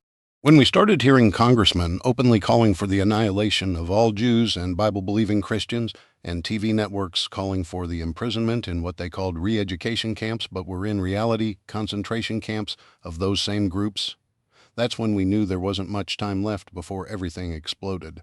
Steve was actually at his gun shop, and I hadn't been expecting that. Usually his workers would call him if a special client showed up, but this saved him from being hassled by someone he didn't know, and it was just smart from an operational security standpoint. "Hey, Steve, how's business?" I asked. Steve came around his desk and shook my hand. "Hi, Dave. Hey, Fred. Business is better than ever, as you'd guess. Seems like everybody is busy shopping. It's almost like Christmas. But I don't think everyone is going to like some of their presents, if you know what I mean. .45 caliber lead isn't what a burglar wants to see coming their way." We both laughed. And there sure isn't anything happy or jolly about things right now. Reaching around his desk, he picked up a couple of dog treats and gave them to Fred. I laughed. If everyone keeps giving him treats, Fred's going to start making me make regular rounds? And I'll have to start hauling him in and out of the truck. His butt will be so big he won't be able to jump in and out anymore. Laughing, Steve asked, "So what brings you out here? You shopping too?" "Yeah," I said. I just realized I really didn't have any shotguns and figured I'd pick a few up. Got anything? Well, are you looking for off-the-shelf stuff or something maybe a little special and exotic, maybe something a little rarer? I'm not an encyclopedia when it comes to shotguns. I had used the Mossberg 500 and Benelli M4 23-gauge shotguns in the Army, and while they'd officially been phased out and replaced by the Benelli M4 semi-auto, some of the die-hard old-timers still swore by the pump action and kept a few hanging around that and the old Remington 870. One thing about the Special Forces units from all the branches was they tended to allow some flexibility and allow for some personal preferences. I knew one old gunny sergeant who loved his old M1A so much that he still carried it on missions, even though it weighed double what an M4 did. As long as it used common ammunition like the 7.62 NATO rounds, you could use it with your commander's permission, of course. It wouldn't do to have something that your fellow teammates' ammo didn't work in, just in case you needed to scrounge ammo during a firefight, or to use a non-suppressed gun when the mission called for a suppressed rifle. I told Steve what I'd used, then shrugged. I'm open to whatever you recommend. Well, why don't we go check a couple of specials I have in stock that you might like? We went through a door and down a ladder to the bottom of what looked like just a pit where a person could stand under a car and change the oil. It was a pretty standard setup, and Steve used it for exactly that, but it also had another hidden use. When we got down to the bottom, Steve took a green welding jacket off a hook on the wall and turned the hook twice. The wall opened up into a stairwell that led into a large room, about 30 feet below the RV storage. At that depth, the room couldn't be detected by thermal or infrared scanners, LiDAR, sonar, or radar. A special graphite composite sheeting adapted from the materials used in the stealth fighter, along with soundproofing, kept the stairwell and the opening from being detected. I had to remember to try to get some info from Steve to see what, if anything, I could adapt for my setup. This was sweet. Shotguns would be along the back left side, Steve said. I think I have a couple you would be really interested in. We walked over to racks upon racks of assorted shotguns, many of which I had no idea what they were. One of the big things right now is shotguns that use a pattern similar to an AR-15. They have an external magazine and can hold up to 20 and 30 rounds. They're pretty new, so long-term reliability and survivability aren't really known, but they're light. My big concern is how well they'll hold up, and whether that lip on the shells would cause them to stovepipe or jam sometimes. If things blow up and parts aren't available, what then? Most, if it is made up of aluminum and carbon fiber, not something you could crank out even if you had a machine shop. The second concern is, if you stack them 20 deep in a magazine, will they feed and not jam? I'm just not sure if I'd rely on them exclusively, especially if my life was on the line.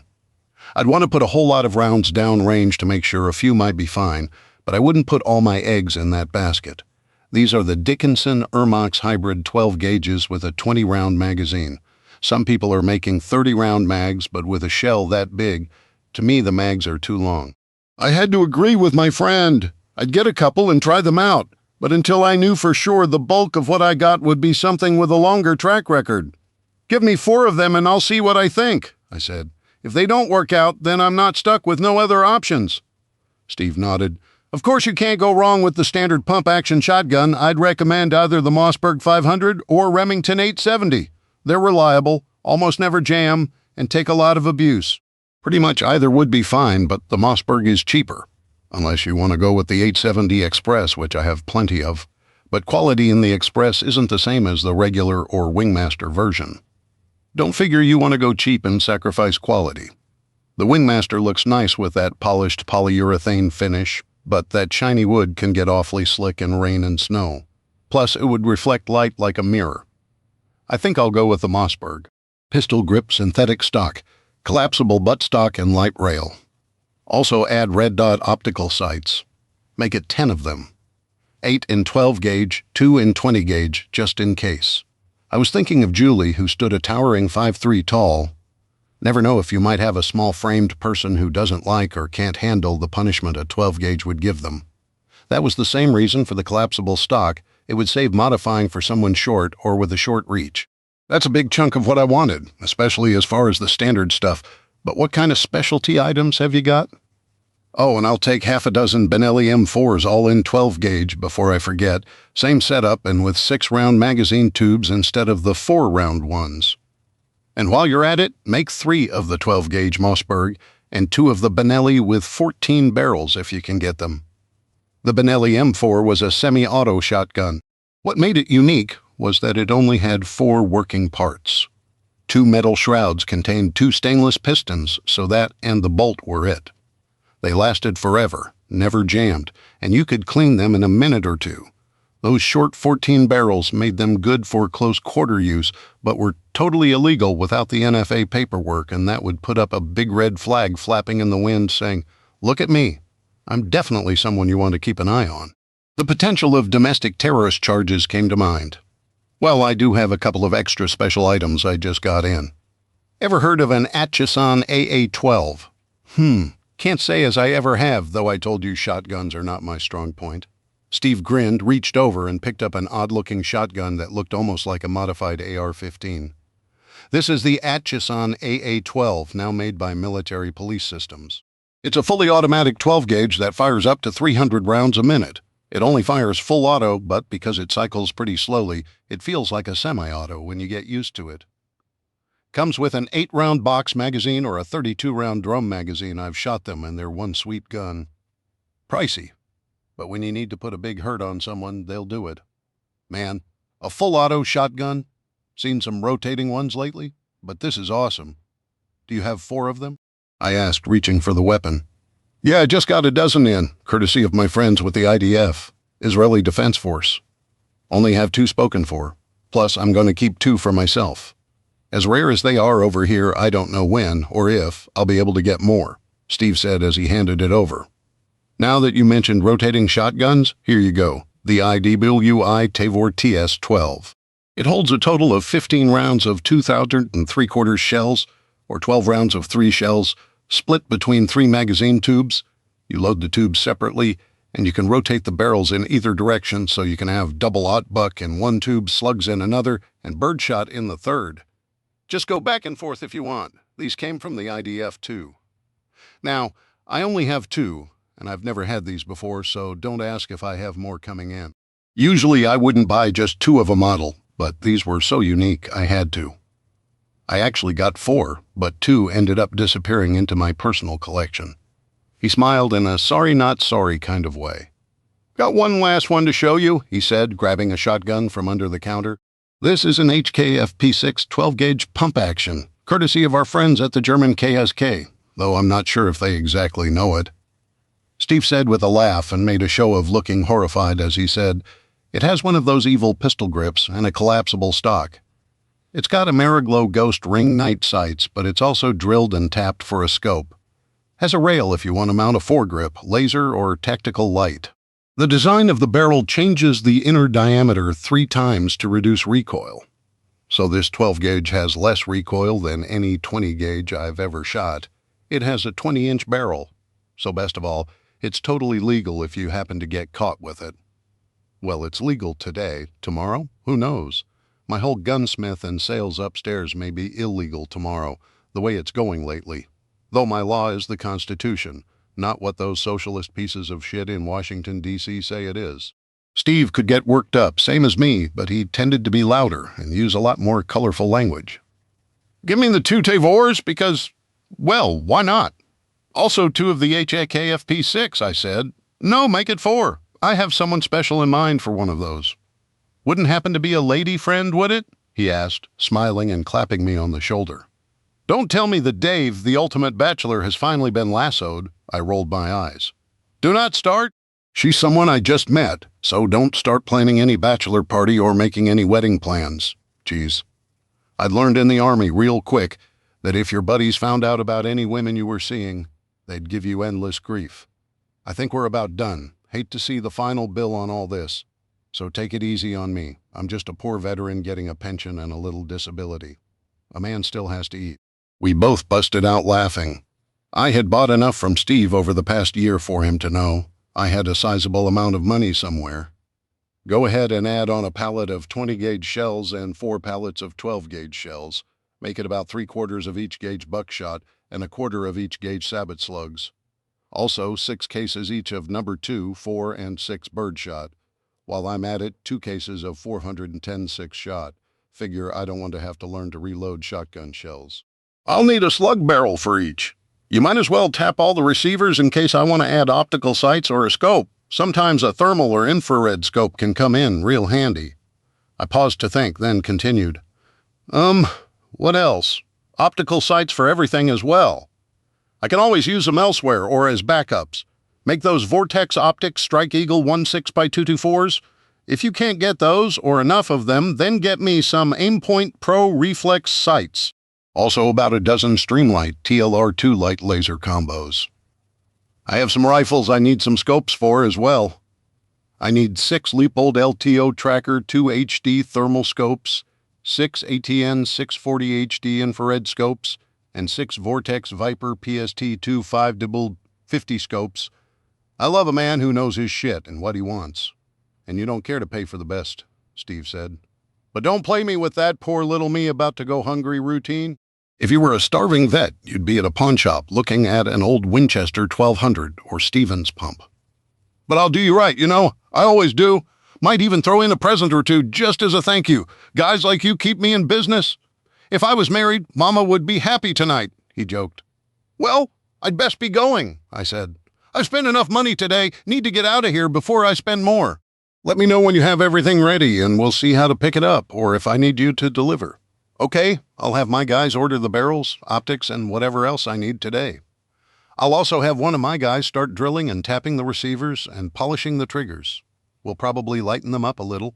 We'll keep them all at the same 6 to 7 pound trigger pull you like. I know you like to keep everything consistent. I'll also keep this totally as a private sale, even the standard stuff. I know you don't like everyone knowing your business, and while the feds say they don't keep a database of all the 4,043s, that would be illegal after all with them pushing us more and more to do them online instead of the paper copies we would keep here. I bet they are. Sure would make it a hell of a lot easier now than it would have been for them to have to go around and collect every license holder's forms and manually enter them. Plus, they'd lose any history past the 20 years we have to keep the damn forms. But there's no way they would ever break the law or violate our constitutional rights. Right? At that, we both started laughing. Hard. We'd both seen enough in our careers and heard enough that we knew the federal government routinely not only broke the law but violated every one of our rights, from planting so-called evidence, to stealing money, to murdering, or, as the current running joke was, suiciding people. Nothing was beyond what they would do to keep or increase their power, wealth, and influence. Not to mention also advancing their political ambitions as well. Did people really believe all those people had committed suicide after they'd started questioning how a former president and senator had gone from stealing furniture from the White House because they were so broke to being worth hundreds of millions in just a couple of years? How had hundreds of millions of dollars meant for disaster relief in Haiti ended up missing? How had an investigation into another president's son who was being investigated for corruption and fraud gotten dropped when that president threatened to stop billions in foreign aid? And how had a person who was set to testify against 2 of those same politicians managed to commit suicide by shooting himself in the head from more than 6 feet away? How had another witness to a Washington sex trafficking ring involving dozens of politicians and celebrities managed to kill himself just before testifying while on suicide watch in a federal prison? Surprisingly, or not, it was later found out that not only were both of the guards mysteriously missing during those few short minutes, but that the cameras pointed directly into his cell had mysteriously malfunctioned at that exact moment, but then had come back on right after he'd died. How could people believe all that? Especially since it all seemed to involve the same small group of people. Waving to Steve and his guys as I walked out, Fred and I got in my Jeep, started it up, and I suddenly started laughing at myself. I'd gone in there to just pick up a few inexpensive shotguns, but I hated to even guess how much I'd dropped. As usual, when I got around guns, my willpower faded quickly.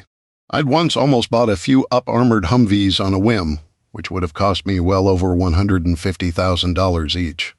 But they couldn't hold a candle to my old Jeep. I loved my old '77 Jeep J20 Honcho pickup, which had literally been a barn find. When I got home from the Army, I'd been looking for something classic. Originally, I'd been looking at a 1965 Ford F-100 that someone had done a restoration on, but it was half-assed at best. They'd put a decent paint job on it, but had just painted over rust, so it looked like crap with rusted rocker panels and a bright shiny paint job. It had bucket seats from an '80s Bronco in it, and what I called a ghetto steering wheel made out of chrome chain welded in a circle. The motor and transmission had been original, at least. I'd found out real quick that '60s and '70s cars had gotten real expensive and impossible to find.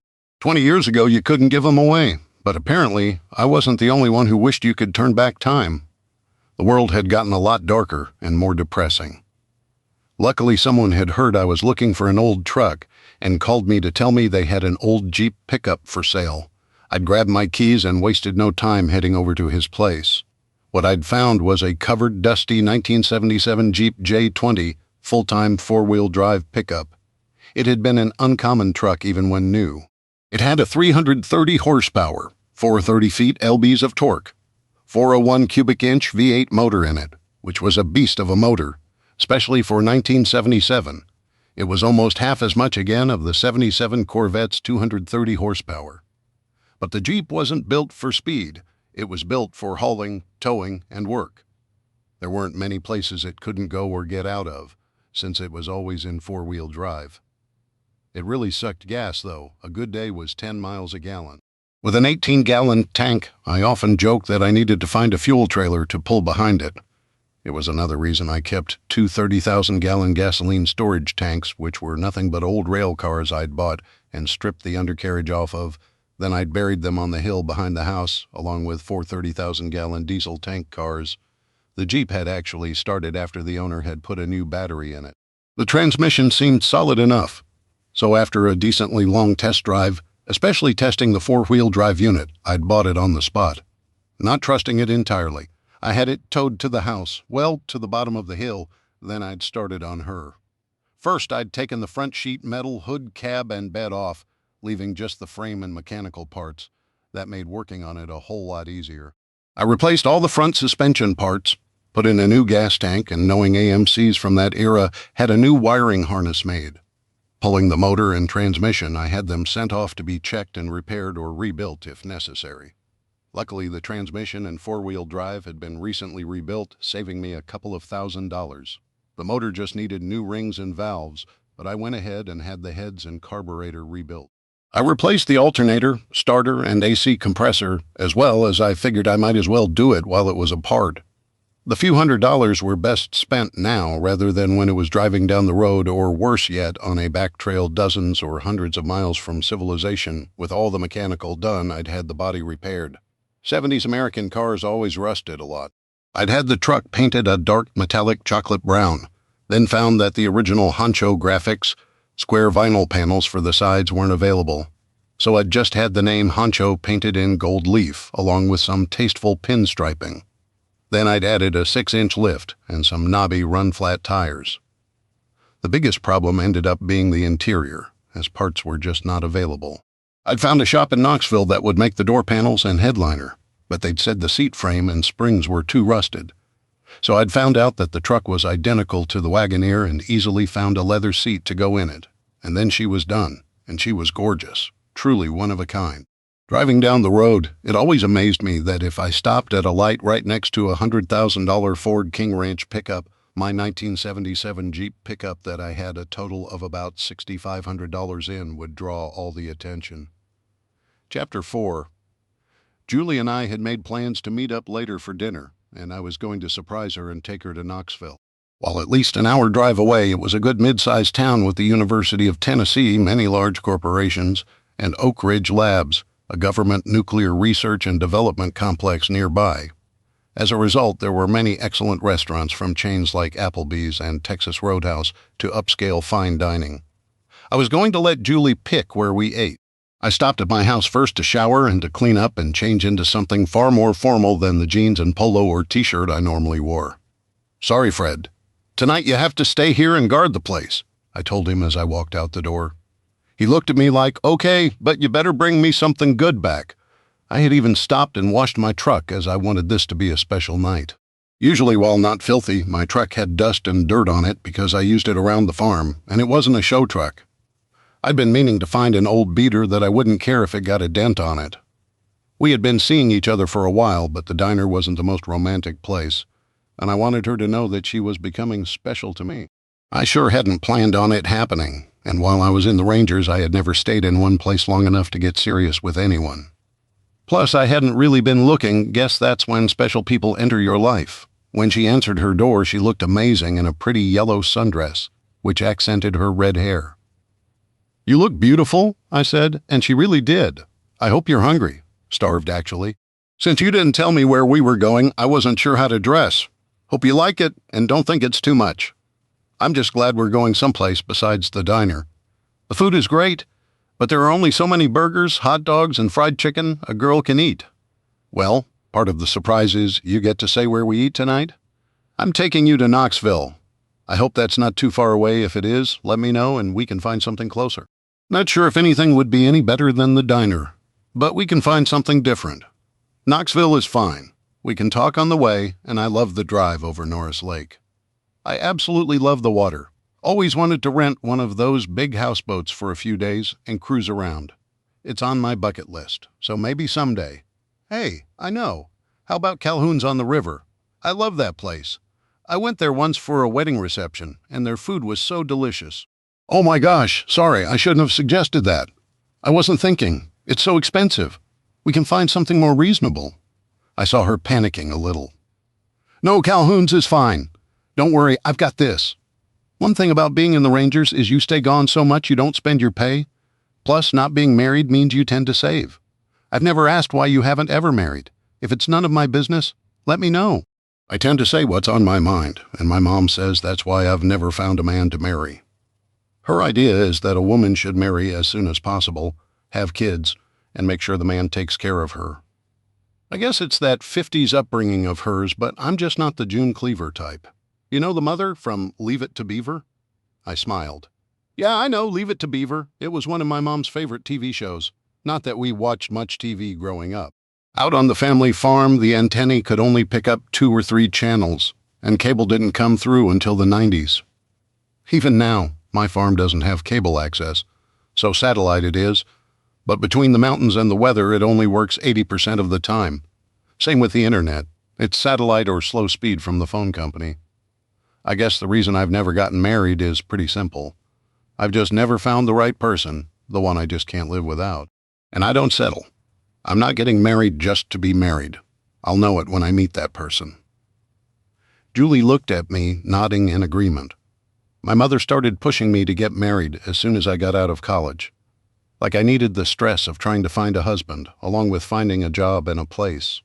I had no money, and I was paying student loans off.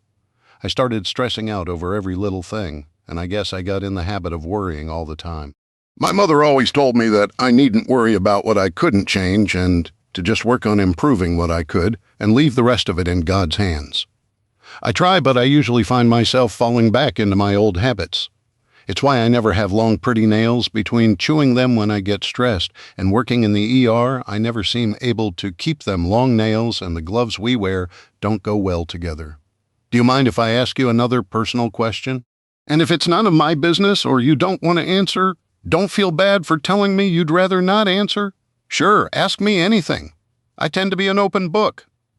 I smiled at her. "Well, you've made it pretty clear you consider yourself a Christian. So how does being a Christian and being in the Army make sense?" The pastor of the last church I went to told us that being a Christian meant you couldn't be a soldier or even own a gun.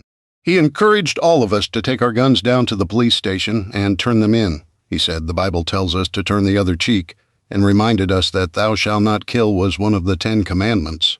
How can you kill as a soldier? Please understand, I'm just wondering how the Bible isn't saying that we should never have soldiers or kill anyone for any reason. I've actually wondered that myself before I joined the Army, and while my grandfather was still alive, I asked him. Boy, do I miss him. Most godly man I've ever known. He fought in World War II. Did I ever tell you that? And his father fought in the First World War. My family has been in wars, and the Army, since the Revolutionary War. Sorry, I got sidetracked there for a minute. I tend to do that when I think of my grandpa. To answer your question, there are a couple of reasons I believe a Christian can be a soldier and still follow God's word and his will. First, understand that when people quote that commandment, they are actually quoting a mistaken translation. Did you know that in the original language of Hebrew, which is the language Moses, who wrote the first 5 books of the Bible, spoke, and the latter language of Aramaic, which is what Jesus would have spoken along with Greek, the commandment actually says, "Thou shalt not murder." What's the difference? Well, murder is killing someone for no justifiable or righteous reason. A biblically sound justification for taking a life would be to protect the lives or well-being of the innocent, in guarding the safety of your fellow man, protecting your family, friends, community, or even strangers. So would it be righteous to kill a person to stop them from killing 100 little children? If so, then why not just one? Is there some kind of magical cutoff number? How about if someone tried to kill you while we're out? Should I let them? Would that be following God's word? If not, then wouldn't that contradict God's and Jesus' commandment to protect you, even at the cost of my own life? Sorry, I can get long-winded. I can stop if you want. I don't want to sound preachy or bore you to death. Julie shook her head. No, go on. You're fine. I enjoy talking to you and listening to you. You know so much more about the Bible than I do. Sometimes I feel stupid asking so many questions. I wish I had all the answers. Well, you're a fairly new Christian, having only been saved a couple of years, and I don't have all the answers. And don't ever think I'm perfect. I'm not even close.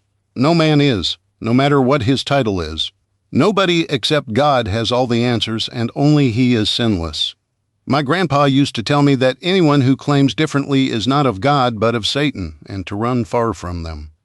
Julie smiled, slid a little closer, and took my hand in hers.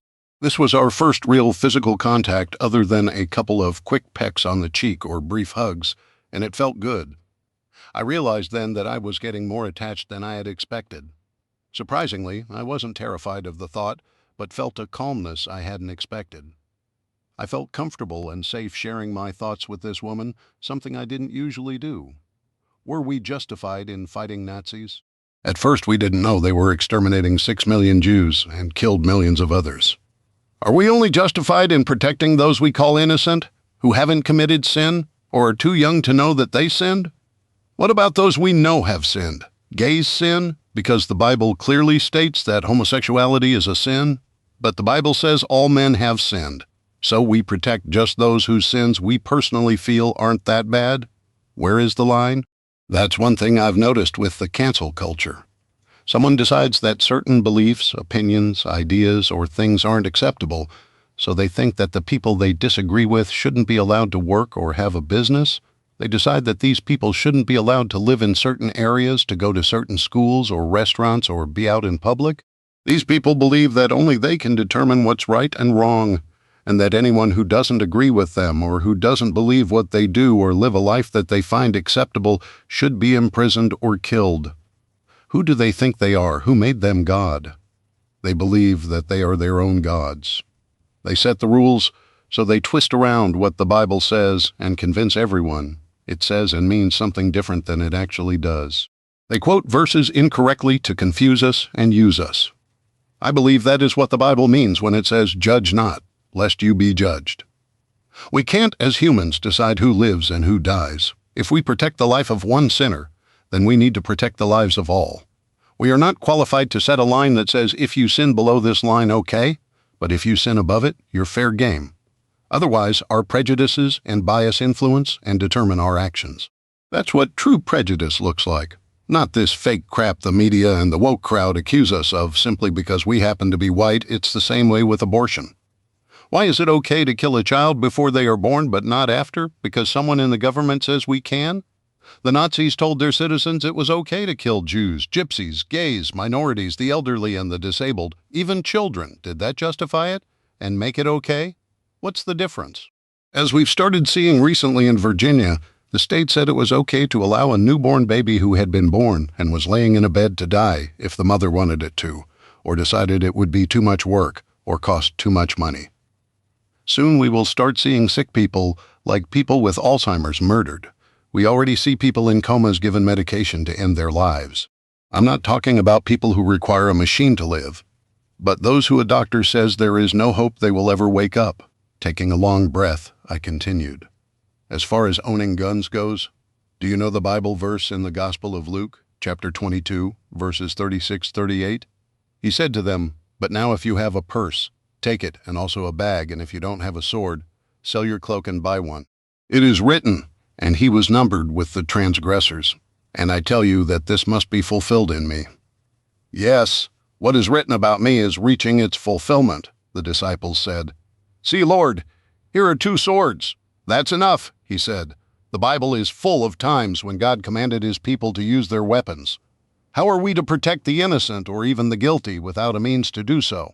I've seen mass graves of hundreds and thousands who were slaughtered simply because they lived somewhere someone wanted, or they were the wrong color, nationality, or religion, or simply because they had a few meager possessions someone wanted, or for no reason whatsoever. I've seen the scum who buy and sell children, women, and men as slaves. Not if I can help it or fight against it, and no pencil-neck bureaucrat is taking away my ability to stop it or protect my family or my community. I've seen what happens when governments take guns away from ordinary citizens. They become tyrants who always end up killing those people because they can. The U.S. government used to send us places to fight those evil governments. Now they are becoming one of them. I laughed grimly and rubbed my hand across my face. Sorry, I promise the sermon is over. Julie laughed. That's okay. I'd never thought of it that way. I just assumed my old pastor knew what he was saying. He has a doctorate in religion, but he never mentioned any of that. He was always just talking about getting rid of our guns and how we need to apologize to black people and minorities for our white privilege and hidden racism that we didn't know we had, and how abortion wasn't against God's word and anyone who said it was simply sexist and wanted to control women. He even had a few meetings with Black Lives Matter and Antifa and wanted the church to commit to giving them half of what the congregation gave to the church for reparations and to make up for all the wrong we did to them. I never thought I ever did them wrong or was racist. I've always tried to treat everyone the same. I'm a nurse and my job is to help people, but he said because we are white, we should give as much as possible to help them. He even convinced a few of the old people to give them their life savings and leave them their houses and property in their wills to make up for the decades of hate they had inflicted on them. One elderly couple even gave them their new car and had to use the bus to get to their doctor's appointments. The pastor said since they had always had a car, it was only right that they should give it to them and suffer for the years they had left. The wife died of a heart attack a couple of weeks later while she was walking to the bus, and the bus stop was almost a mile from their home. The husband died 3 weeks later. They had been married for over 60 years. The pastor refused to help perform the funeral because they hadn't changed their will and ended up leaving their house and money to their daughter. I've seen it happen a lot, being a nurse, a spouse dying soon after one of them passes. They give up the will to live. The next Sunday, the pastor preached his sermon on being selfish and how we need to sacrifice because of our white privilege. I left the church during the sermon and never went back. It just felt wrong, and his message sounded so full of hate. I couldn't keep going. It had gotten to the point I would volunteer to work Sundays so I wouldn't feel guilty for not going. I've been kind of drifting ever since, not sure what to do. I don't believe I'm racist, but what if I'm wrong and don't see it? Julie still held my hand, so I gave it a reassuring squeeze and looked away from the road long enough to smile at her again. I can tell you right now, you're not racist. We've talked enough and spent enough time together that I can say I know that without a doubt. I've seen my share of real racists in the Army. More than enough. They tend not to stay long. You can't worry about a fellow teammate who hates you because your skin is a different color, or you have a different religion, or come from a different country. They get out pretty quickly, very few stay. But if a racist bigot doesn't leave, sometimes they have accidents, or end up getting hurt or killed. They call it getting fragged. While I don't agree with it, I can understand it. During combat, you rely on the guy beside you to keep you alive. You can't worry about whether he will conveniently let you down during a firefight because you're black, white, a Jew, or a Christian. You'll end up killed by the enemy you should have been worried about. Coming up on the bridge on Highway 33 that crosses a part of Norris Lake, Julie watched the water and the few boats out fishing, or just enjoying a nice, pleasant day on the water. Isn't it beautiful? She asked. I absolutely love the water. Look at that houseboat. I've always wondered about the people on them. What are they doing?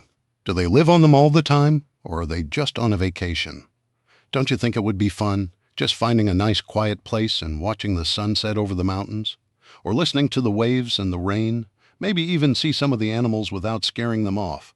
I could cook dinner on the grill and relax and enjoy the peace and quiet. It gets so hectic in the ER sometimes. When people die or a child comes in sick or hurt, it just tears my heart out. She leaned her head on my shoulder, and I put my arm around her and held her. We spent the next few minutes like that, neither of us saying a word. By the time we got to Knoxville, we'd started talking about other things. I learned that she was an only child, and that both her parents were dead, killed in a car crash. She had no family left, but she did have a lot of friends around the country. I could easily understand that. She was a friendly, energetic, kind person who was a delight to be around. She liked dogs, which made Fred happy, of course, one more hand to scratch him, and one more person to beg food from. I have got to stop spoiling that dog, I thought. We talked about my brother and his wife, and both laughed at her nonsense, and at her latest crusade against white privilege, microaggressions, and the evil capitalists of the U.S. We agreed that she was batshit crazy, but being my brother's wife, I was obligated to tolerate her a little. Julie thought that she would only tolerate her to a point, and I thought to myself, I hope she doesn't cross that line. Pulling up to Calhoun's, I got out, walked around to Julie's side, and opened her door. After handing the valet the keys, we went inside and got seated. I hadn't been there in quite a while, and the food was as good as we remembered. After a dinner of salmon for Julie and prime rib for me, we drove around Knoxville. I'm not a big drinker, so I had just one beer and other than one glass of wine with dinner. Julie only drank water. I was kind of glad. While I was okay with someone drinking, I had dated an alcoholic once. We had only gone on 3 dates, and I was determined not to ever get involved with someone with that problem again. I'd seen the effects, especially being around guys in the Army who would get wasted. More than once I'd had to drag buddies out of bar fights and take them home. I wouldn't let anyone attempt to drive home drunk. I didn't need to have that on my conscience. We talked about my farm, and I tried to describe it to Julie while being careful to leave certain secrets out for now. I would have to be a lot more sure of things to let her be privy to some things. It wasn't that I didn't trust her, but I'd learned in the Rangers that just an innocent slip of the tongue could mean the difference between life and death. Pulling up to her apartment, I let her out and walked her to her door. "I had a great evening," I said. "I hope you did too. Can I see you again? I'd like that." "A lot," she said, smiling. She had a gorgeous smile which contrasted nicely with her tan skin and red hair. She wasn't one of those fake tanning bed queens and hadn't gotten a spray tan. She'd come about hers naturally, just being outdoors, while not overdoing it. "You know, you're absolutely beautiful. I think you're the most stunning woman I've ever met." I noticed her blushing. Pushing a couple of loose strands of hair out of her face, I bent down and kissed her gently at first, but quickly with more passion. "Well," she said. "Would you like to come in?" "No, I better not." One thing I've learned is, it's best not to put temptation in your face or underestimate the power of attraction. "I hope you understand." "Oh, I understand, trust me. It's okay. I knew what you meant. I know you have to work this weekend, but when are your next days off?" "I'm off next Monday through Thursday because of having to work a double shift this weekend." "What do you have in mind? Another trip to Knoxville?" "No, I thought I could pick you up and bring you to see my farm." "Your beetle would never get up my driveway. If you want to bring a bag, you could spend the night and I could make us dinner and breakfast.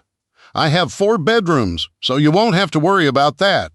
Well, if you can keep Fred from jumping in bed with you, he's gotten used to sleeping in bed with me, and he may just like you more than me. I think that would be great. I'm dying to see this top-secret farm of yours."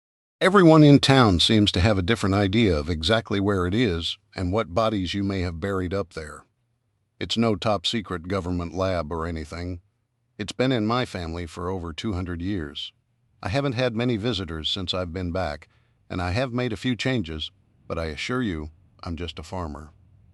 Oh, you know how it is. People love to gossip. When I first got to town, I heard all kinds of gossip about me. That I was here to take people's jobs away, because apparently coming from a big city, I was too good of a nurse to want to work for a small rural hospital. Some people thought I was a lesbian because I didn't date and kept turning guys down. It's not hard to turn down a guy who has a big wad of tobacco in his mouth and spits in a cup every few minutes. But there's a guy around town who always tries to talk to me whenever we cross paths. He can't seem to take a hint. I don't indulge in or bother with people who gossip. My mother always used to say one good thing about gossipers is if people are gossiping about you, They're leaving someone else alone. Giving Julie a final goodnight kiss, which lasted several minutes, I watched her close the door and got back in my truck, whistling. It had been a great night, the best in a long, long time. Chapter 5. Driving away, I stopped at the local Pilot to fill my truck up. As I was pumping my gas, a jacked-up Dodge diesel pickup rolled up on the other side of the pump, and a big guy wearing overalls got out of the cab, followed by a skinny guy wearing a wife-beater t-shirt and a pair of ripped-up jeans. He looked like a child next to the big guy. The almost stereotypical Billy Bob redneck-looking guy glanced at my truck, then at his friend, then back at me. He smiled, showing a mouth with more than one missing tooth, and what teeth he had left were yellow and brown. Obviously, a toothbrush was not his best friend. When they got closer, I realized that neither had bothered to take a shower. Both reeked of sweat, tobacco, beer, and body odor. A bad combination. His friend had sores all over him, and from how skinny he was, I suspected he had meth on him somewhere. "Hey, look, Dwayne, looks like we got us a soldier boy here." I guessed he'd seen my U.S. Army vet sticker on my back window. "Are you a soldier boy?" he asked me. "You know what we do to soldier boys around these parts, right? We beat the crap out of them. Are you a soldier boy?" he asked again, smiling. "Or at least attempting to with that nasty mouth?" "Yes, sir, I served in the Army. 75th Ranger Battalion. Did you serve? Me?" "No, I was too busy kicking soldier boy butt," he laughed. "Never met a soldier boy who could stand up to me." There was always too big of a mama's baby. I looked him over. He had to be 6'3" and weigh at least 250 pounds. No matter what anyone says, size and weight can do damage in a fight regardless of skill. And I'd bet my farm that Billy Bob had a knife on him somewhere. Well, you know, there are different types of soldiers. Some are trained to fight, some aren't. Which kind was you? Oh, I was definitely trained to fight. I was a ranger. That's what we did. Did you ever fight yourself, a real man? Or just them towel heads I seen on the TV? "Dwayne, what you think? You figure soldier boy here can fight a real man?" I could see where this was heading, and I didn't want to fight. Particularly not after a great night with Julie, but I wasn't going to back down. Especially from an obviously ignorant piece of trash like the one standing in front of me. I don't know, little Bob probably only ever fought them there, Irabs. Everyone knows they ain't real men, they even wear dresses. Seen it on the TV. Great. I thought his name really is Bob, and the two of them combined might have an IQ reaching the triple digits. I didn't want trouble, but I didn't think there was any way out of it. They'd gone out looking for a fight, probably to brag to their buddies how tough they were, and they meant to get into it, so I sighed and figured, oh well, may as well oblige them and get it over with. "Well, when you find that real man, let me know. Until then, I'm going to be leaving." You'd have thought that Billy Bob was a bull and I'd just waved a red cape in his face. He straightened up, got red in the face, and lowered his voice. "I'm going to enjoy kicking your ass, soldier boy, so you can go back and tell your soldier boyfriends not to come around these parts. We don't take kindly to soldier boys and strangers coming into our town trying to steal our women." "Oh, I done seen you around. You're the one trying to steal my girlfriend that their purty new nurse up to the hospital. She's mine, and you need to keep away." "I done claimed her, and she's my girl, so y'all need to keep away from her. Funny, when we went out earlier, she never mentioned you. I just don't think you're her type, and I'm not sure you know it, but my family has lived around here for over 200 years. "Great, not only ignorant, but a stalker as well. That's all I need." I could see Julie having problems with this guy. "Well, I ain't never seed you round here before, but I sure have seen you sniffing around my girl at the diner and walking her to that cute lil' car o' hers. So I'm telling you, back off. She's mine." He took a step forward. He was clearly used to using his size to get his own way. "Why don't you leave her alone and get back in your truck and leave? I'm not looking for a fight, but I'd better not hear of you bothering her. She's not anybody's until she decides she is." I tried to de-escalate the situation, and maybe my tone of voice could have been less challenging, but no way was I going to let him make her live in fear. "Hey, Dwayne, we got us a real Daniel Boone here." He glared back at me, his face screwed up in menace. "You trying to tell me what to do? If and I say she's mine, then I owns her, and she's gonna know it ain't nobody stealing her from me, especially some purty soldier boy. Now I'm gonna put a beat down on ya." Abruptly, he came charging at me, his shoulder down. Obviously, technique and training were not his strong suit, but brute force and massive weight can do some damage all by themselves. As he got close, I slipped sideways to the left and hit him hard with a right to the liver. One thing we were trained on in the Rangers was hand-to-hand combat, and a liver shot pretty much immobilizes an opponent for a few minutes, regardless of size, training, or skill. He went down hard. "Come on, little Bob. You can take him. He ain't nothing. He just got lucky. Kick his ass. Maybe we'll take his truck to teach him a lesson." Dwayne struggled to help his massive friend up, and little Bob lurched to his feet. "Now I'm gonna have to cut ya and teach you a lesson." As I suspected, he was armed, and he pulled out a wicked 8-inch hunting knife that looked sharp enough to split hairs. I didn't have a knife on me, and no way was I going to let him get near me with that blade. While they'd taught us in the Rangers how to disarm a person with a knife while unarmed, it was still risky. Many times you'd get cut, just maybe not killed. No, I wasn't going to take that chance. So as he approached, I reached around my back and pulled out my SIG P2 2045 auto. I always carried a handgun. I'd seen too much in my 12 years as a ranger. "One more step and I'll let your brain, what little there is of it, see daylight for the first time in your short life." His eyes got as big as saucers as he stared at the massive hole just inches away from his face. He knew that if I pulled the trigger, there'd be no tomorrow for him, and he turned and lurched back towards his truck. At the door, he looked at me with a sneer. "This ain't over. I'll see you somewhere, and I'll gut you." With that, he slowly hauled himself into the driver's seat, and belching black smoke peeled out of the parking lot. About that time, I heard a siren getting close. Great, I thought to myself, just what I need. Now I'll have to deal with the cops. I walked to the front of my truck, laid my pistol on the hood, and waited for them to show up. A Claiborne County Sheriff's Department cruiser pulled into the parking lot, and I breathed a little sigh of relief.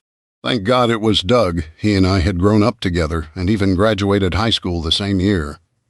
I knew he would at least listen to me without just puffing up, because at least something had happened requiring more than writing a speeding ticket.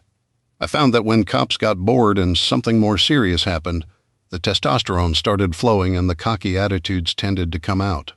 "Hey, Doug." I made sure to keep my hands in plain sight and away from my gun, never assume. "Hey, Dave. Got a call that there was a fight going on. Were you involved?" "Yeah, I kinda was." I explained what had happened and also told him I had a permit to carry concealed. He stopped me to clarify a couple things. Then when I was finished, he nodded. That was Bob Green. They call him Little Bob. The one with him was Dwayne Miracle. They're what we call frequent flyers. They've been in jail so much we should keep a cell reserved for them. We suspect they're cooking and running meth. We've had them in lockup a few times for petty stuff. Are you going to arrest them for pulling a knife on me? Here's the thing, Dave. We have a new county attorney, Larry Simpson.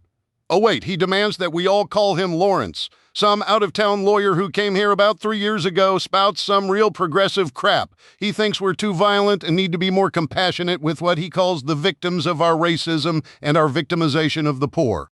Even if I arrest him tonight, he'll be out in a couple of hours. Lawrence believes if someone can't afford bail, then it is his duty to drop what he considers a minor charge. He would be just as likely to try to get an arrest warrant for you. But I'll go pick him up if you want to push it. But just letting you know how things have changed. Rumor has it that he wants to be appointed state attorney, and with the liberal woke crowd in Nashville now, that type of policy would look good to them. Even out here, things have changed, at least with the politicians. The people in the county don't agree with it, but they didn't vote him in. He got appointed when the old county attorney died. Nah, let it go. I'll keep an eye out for him. One way or another, the threat from Little Bob would end. You better, Doug said. He tends to hold a grudge, and I wouldn't put it past him to bushwhack you. Don't turn your back on him. I expect this won't be the last time you see him. I'd also warned that new nurse friend of yours, Julie, to keep an eye out. I've met her. She's nice. I hope things work out for the two of you. But you be careful, brother. Don't get caught if things go south. Doug knew that if it came down to it, I would end the threat of Little Bob permanently if I had to. I watched Doug pull away. Great, I thought, just what I need. I made myself a note to talk to Julie and warn her, and I also wanted to talk to her about making sure she could defend herself. In the morning, I had a couple of changes to make. Getting in my Jeep, I started the 20-minute drive to my farm. I needed to make a phone call. Hey, Steve, it's Dave. Hey, Dave, don't tell me you want to cancel your order, Steve said with a laugh. No, nothing like that. Listen, is there any way you can have a couple of the guns ready tomorrow? I know it's no notice, but something just came up. I need something that won't jam me up if I'm caught with it. Trouble. Yeah, a little, nothing I can't handle, but I'd like to be prepared just in case. Then I explained about my encounter and the threat to Julie. Well, my guy went ahead and drilled and tapped all the Benelli M4s and a couple of the Mossberg 500s. I can have a couple of those done first thing in the morning. Would that work? Yeah, that'd be great. Can you get me one of the Benellis and 3 of the 500s done? Mount a red dot on each one, and make sure they have the 16 barrels? Can you make one of the 500s a 20 gauge? Sure thing. I'll call you when they're ready. Listen, brother, you know you can count on me? You need some help? The guys can manage for a couple days? Nah, I got this. It shouldn't be too much trouble. Just some ignorant meth heads. I was really glad Julie hadn't been with me. Okay, watch your back. I'll see you in the morning, Steve said back at the farm. Fred greeted me at the door, wagging in anticipation. I didn't forget you, boy. Here you go. I threw him a big hunk of prime rib. Boy, I think she may be the one, I said, thinking of Julie. It had been a great night. I hated that Billy Bob and the meth head had had to ruin the ending, but I could and would deal with them. The next morning, after another 10-mile jog, I called Julie. Hey, Julie, you got a few minutes this morning to meet at the diner and talk? Sure. I can be there by 8 a.m. or so, if you want. What's going on? Just something I wanted to talk to you about, I said, noticing she had a slight tremor in her voice. I'll see you there at about 8 AC. See you soon. Bye. Bye. At the diner, Julie was sitting in her usual booth, but she didn't look up as I walked in. Mary looked at me sideways. What's that about? Mary brought me my coffee as I sat down, but didn't ask if I wanted anything to eat. That's weird. Hey, Dave, Julie said quietly. I opened my mouth to speak, but she held up a hand and continued. If this is goodbye, I understand. We've never actually said we were exclusive or anything. No hard feelings? What? No. Is that what you thought? I'm sorry, I didn't mean to make you worry all this time. Grabbing both her hands, I noticed tears on her cheeks and felt a rush of guilt. I'd never thought it would sound like that, and I'd never meant to be so insensitive. I'm so sorry. I have no intention of breaking up with you. You've become so special to me. I got up, slid into the booth beside her, and wrapped my arms around her. Mary, seeing all of this, came over. I'm glad, Dave. I'd have hated to have had to kick your ass. She's been sitting here for the past 10 minutes crying and asking me what she might have done wrong. She cares a lot about you, and you best not hurt her. I'd never hurt her. I'm sorry, Julie. I never thought that you'd think I wanted to break up with you. You're very special to me. I don't usually let most people get this close to me. Mary turned to walk away, but I called after her. Mary, can you stay for just a minute? I'd like you to hear this too. Sure, I can sit for a few minutes. Listen, there is something I need to talk to you about, Julie, and I didn't want to talk about it over the phone. I then explained what had happened the night before with little Bob, and how he considered her his girl, and that he had claimed her. Her hands flew to her face, her eyes panicked. Oh, Dave, what am I going to do? What happens if he comes after me? What if he breaks into my house or follows me home from work? I'll be keeping an eye on you. Don't worry, I can make sure you're safe. Monday, when you're off. Why don't you come stay at my place for a couple of days? I'll have a place ready for you. Would that be okay? Okay. Do you think I need to stay with a friend or something for a few days? I can stay with Robin. She'll be glad to have me. That would be fine. I'll pick you up and take you home from work for a few days, just to make sure you're safe. Thanks, Dave. I'm so scared. I hate feeling so helpless. Mary wrapped an arm around Julie. Listen, if you can't get a hold of Dave, you call me. I'll come get you. I have my shotgun and my pistol. I know that white trash, that low-life scum comes around here. I'll keep you safe. Hell, I'll just shoot him and say he tried to rob me. They're both good-for-nothing trash. Wouldn't be the first time they tried to rob someone, but it would be the last. I'll ventilate both of them. I'd bet she would, too. Mary didn't sound like someone you could push around. Well, you'll be safe, Julie. I promise here. Let's take your car to Robin's and drop it off. Then I'll take you to work. I followed her out to her friend's house just off Highway 33. Then, after she dropped her Beetle off, I took her back to work. That ignorant redneck had her terrified to even be in her own home. I thought I'd have to deal with that, and soon. I wasn't about to let him hold my girl hostage and terrify her. Funny, that was the first time I'd ever thought of her as my girl. I left the hospital and turned onto Highway 33 towards Knoxville. No way was I going to let that slime bag keep Julie scared or hurt her. Man, I hope this didn't get worse. I was sure I could handle it, but really didn't want things to get too far out of hand. But if I had to deal with it, I would. Chapter 6. Steve and I went into his office to have a little more privacy, and he sat down across from me. "You sure you got this?" he asked. "Brother, it wouldn't be a bit of a problem to take a few days off to back you up." "Nah, I can handle this. I'm going to do some recon and see what I can find out. You know, where he lives, where his meth lab is, things like that. I'm going to camp out at night to make sure he doesn't decide to track where Julie is. Tazewell's a small town. You never know." "Well, if you need help, just let me know. The guy's got the guns you wanted done. They're over there in the gun case." I got up and walked over to look at the 4 shotguns, a 20-gauge Mossberg 500, 2 12-gauge 500s, and a 12-gauge Benelli M4 shotgun. "These are perfect. There won't be any doubt of the outcome if I load double-aught buckshot in it.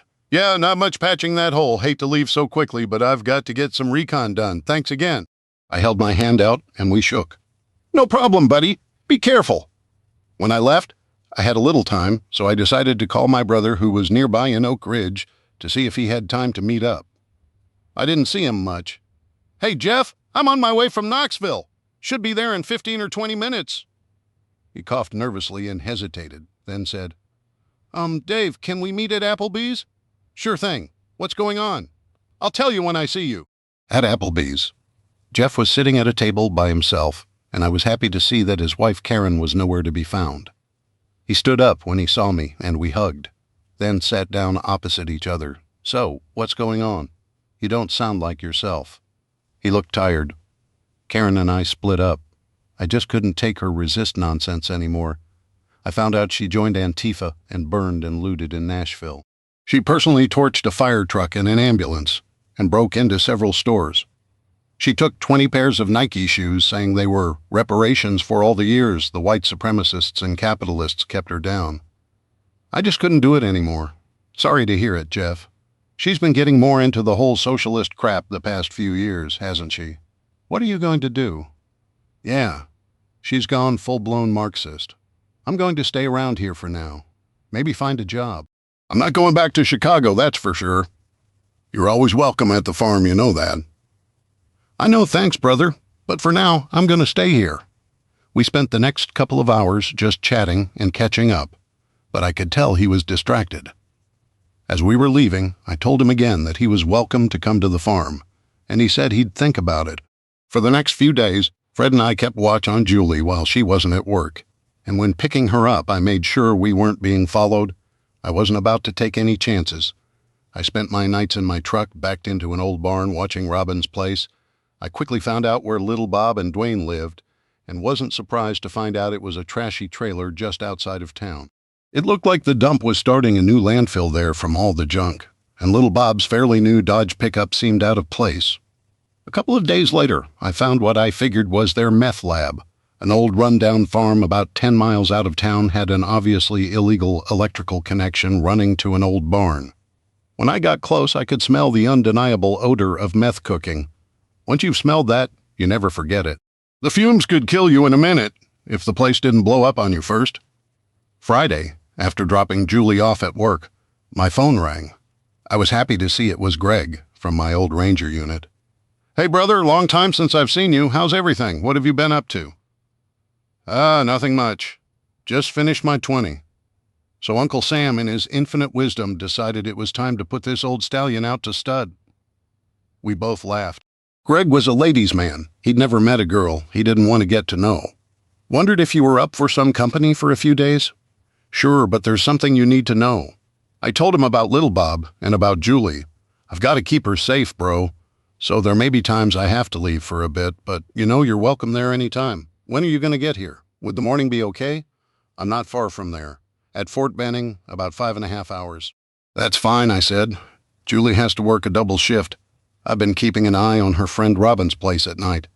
I haven't told her, though. She's already frightened enough. I don't want her even more scared. I totally understand, man. I can keep you company at night if you want. Listen, watch your six, bro. You never know what a psycho like that will do. Oh, I'll keep an eye out. If I get the feeling he's going to be a problem, I'll end the SOB.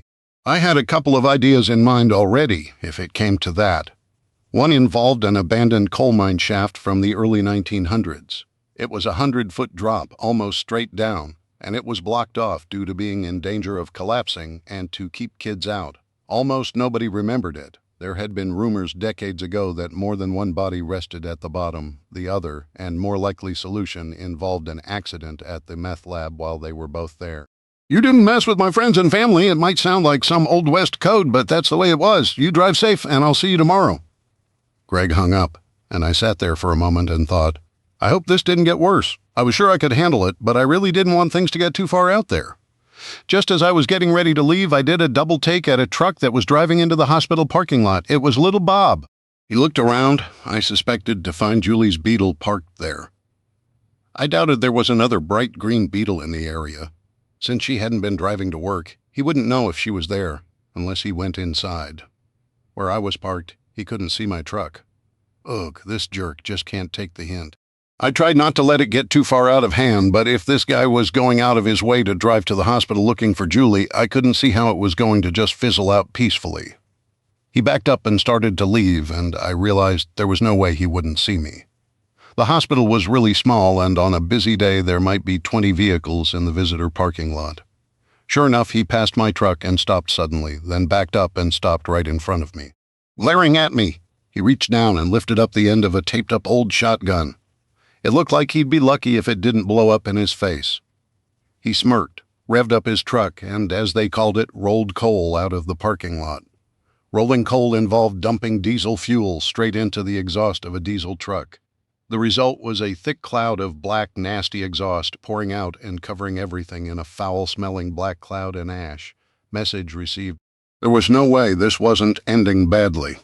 Oh well, if that's what he wanted, I had some things I had to get done.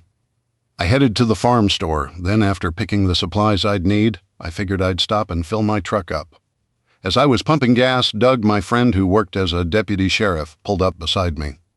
"Hey Dave, how have things been going? Any more trouble?" "Shit," I thought to myself. "I've got to be careful. Everything's okay?" "No trouble, but I saw little Bob at the hospital a little earlier, seemed to be checking out the cars in the parking lot. He saw me.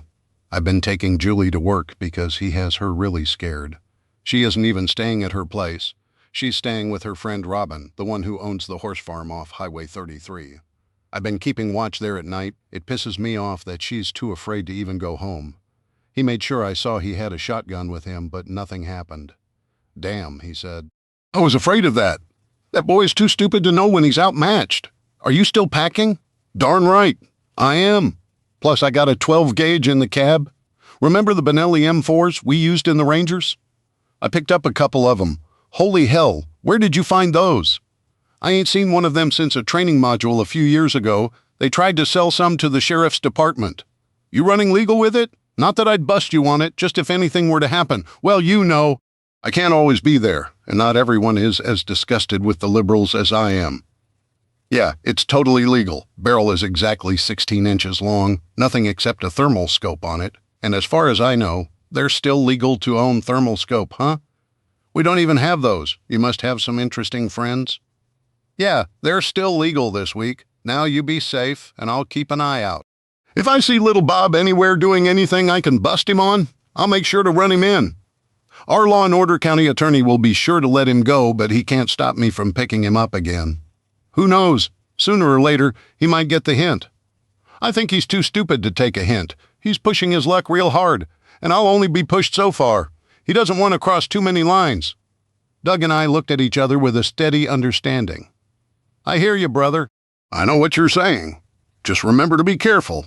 This isn't like the old days. You know what I mean?" "Yeah, I get you." "Hey, remember Greg from my old unit? You've met him before?" "Yeah, I remember him. It's been a long time. What's he been up to lately?" "Well, they forced him to retire. Seems like the Army's full of politicians now, and they're making all of the old war horses get out. They're apparently too violent and not woke or politically correct enough. Guess they expect a bunch of unicorn riding, basement-dwelling, Antifa punks to protect this country. Anyways, he's coming by in the morning for a few days. Thought maybe you'd like to come by, hang out, shoot some BS, drink some beer. Of course, I have to keep an eye on Julie. but it would be good to get together. I'd like that, Doug said. Well, any time, you just let me know. Julie has to work a double, so I'll be home, and I'll be keeping an eye on Robin's place tonight, as usual. Well, let me know when you're planning to come up. I've made a couple of changes I'll have to explain, and make sure to drive your truck. That car of yours isn't going to make it up my driveway. Yeah, I remember. You ever hear of asphalt?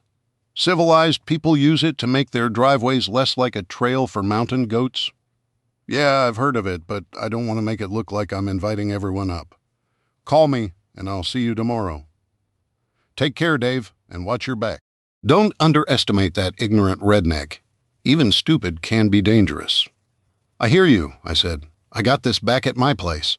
I let Fred out, then sat on my porch and stared at the mountains.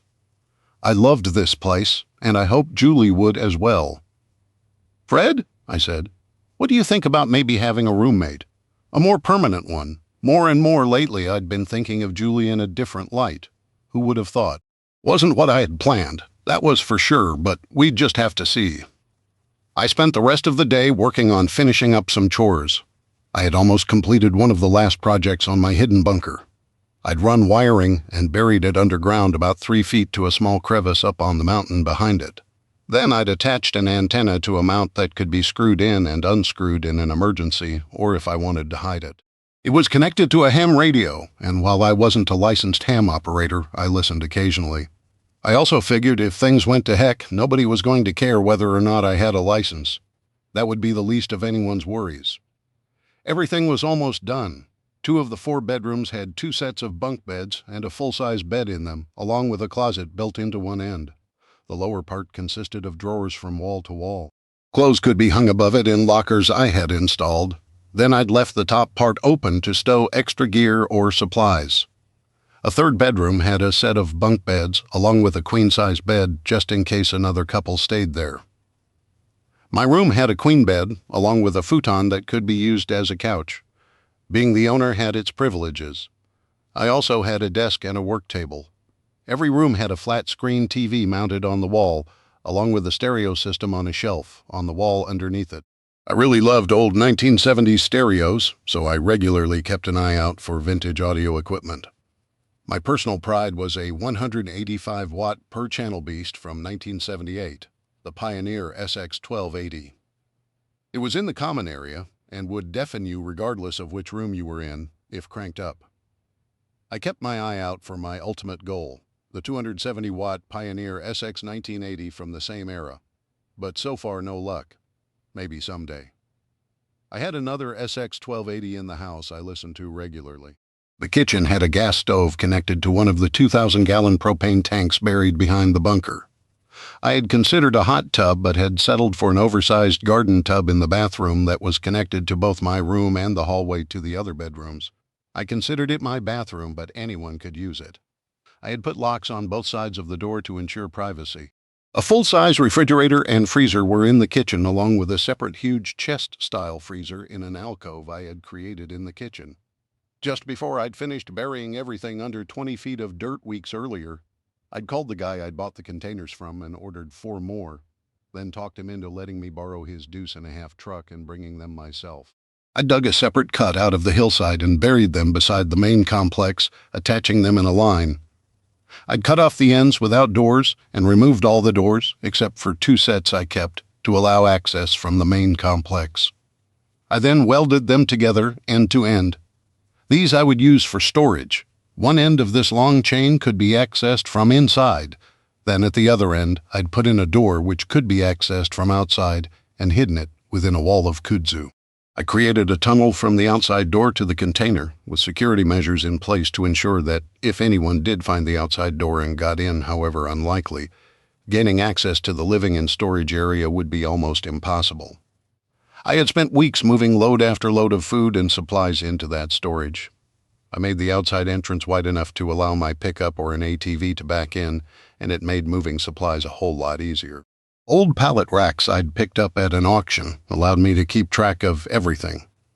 Dried foods from Mountain House, MREs, canned and boxed food, dehydrated food, buckets of pasta, rice, and beans, 50-pound bags of flour, sugar, salt, even pepper, Spices, cases of drinks, bottled water, tea for those who drank it, and of course pallets of coffee.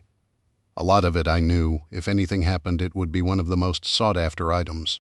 I had pallets of beer, though I didn't drink much, and cases of liquor and cigarettes, even though I never used either. I knew that in a collapse they would be high-value trade items that I could use to get almost anything. I also had buckets upon buckets of heirloom seeds, because I figured that growing our food would be a high priority. In a section of my old barn, I dug a hole and lined it with cement I'd mixed there. In it I put old-style farm implements, plows, hand tools, even grindstones, and a grist mill. I had an old 1950 4-day Dan tractor which had belonged to my grandpa, and it wasn't fancy, but the little motor still ran great. I'd rebuilt it a year earlier and kept plenty of spare parts for it, from tubes to tires and carburetors. I made sure to keep several sets of spares for my Jeep and the 2 ATVs I had as well, even an extra motor, heads, and 3 radiators. Maybe I'd gone overboard, but I wasn't going to be unprepared. If something popped into my head that I thought would be helpful, I made sure to add it to my inventory. It had taken me over 2 years, but I felt like I was getting close to being done inside. I took a quick shower, then laid down to get some sleep. These long nights of staying awake to keep an eye out at Robin's place were starting to get to me. I woke up to my alarm. It was almost time to leave to pick Julie up. "Hey, Fred, let's go pick up Julie," I called, and Fred jumped down from the bed and started wagging his tail. "You're really starting to like her a lot?" "Hey, boy, me too. Who knows? You may be seeing her more. Would you like that?" He just spun around in circles. We got to the hospital, and I went inside to wait for her, and when she appeared 5 minutes later, she looked ashen. I took her hand. "Hey, Julie, what's wrong? You okay? I'll tell you outside. Can we go?" She looked around nervously. "Sure. Come on." My senses now alert. I kept one hand holding hers and one on the cig behind my back as we walked to the truck. I opened her door, then went around and climbed in. "What's wrong?" She sat tense, her hands clasped. "Someone sent me flowers today. No note at first. I thought it was you. But then I realized it wasn't you because I knew you would send a note. You always do when you have flowers sent to me. I asked the delivery guy, and he said that someone came in and paid for them and just said a note wasn't necessary, that I would know who sent them. Was it you?" "Son of a," I spat. "No, it wasn't me, baby." She stopped and looked at me for a moment, then smiled a little. "You've never called me that before. I like it anyway." I gave the flowers to a woman who is there and has no family. I was going to throw them out, but thought that at least someone should enjoy them. "It was him, wasn't it?" "Yeah, I think so. I'm sorry. I've tried to handle this without escalating it, but I think I'm going to have to." "What are you going to do?" "Best that you don't know, but I'll handle it." "Oh, Dave, please be careful. I don't want anything to happen to you." "Am I going to have to move?" "I don't want to. I really like it here." In a voice barely above a whisper, she said, "And I don't want to leave you either. But I'm so scared." She lowered her head, and I could see tears in her eyes. I took her face in both my hands and lifted her chin to look in her eyes. Damn it, enough. The woman I cared for was terrified to go to work or home. She had no life now, just because some sick piece of trash had decided he wanted her, regardless of what she wanted. Pictures of things I'd seen in the Middle East flew through my mind, of fathers selling their beautiful young daughters to some old creep for a few dollars, like cattle just to be traded, and they'd lose what little freedom they had. They were treated like property to be displayed like a camel or a trophy, and they would be discarded if she was no longer wanted or killed if she resisted, as an honor killing. "I love you and I won't let anything happen to you. I'll take care of this. You don't have to run and leave. You'll be safe." She looked at me and smiled, the most beautiful smile I'd ever seen. "You never told me that before." She looked absolutely radiant, looking in her eyes. I could see more tears. But these weren't the same tears I had seen a moment ago. These were tears of happiness. I took a deep breath. Well, I do. I think I've known it for a while, but I'm sure of it now. The thought of you being hurt or sad hurts me, but the thought of you leaving terrifies me. I don't want to lose you, and I won't let anyone or anything come between us. If you think you might possibly feel the same one day, that would be great, but if it's too soon, I'm sorry. I always knew I would know when the right person came into my life. And I think you're the one."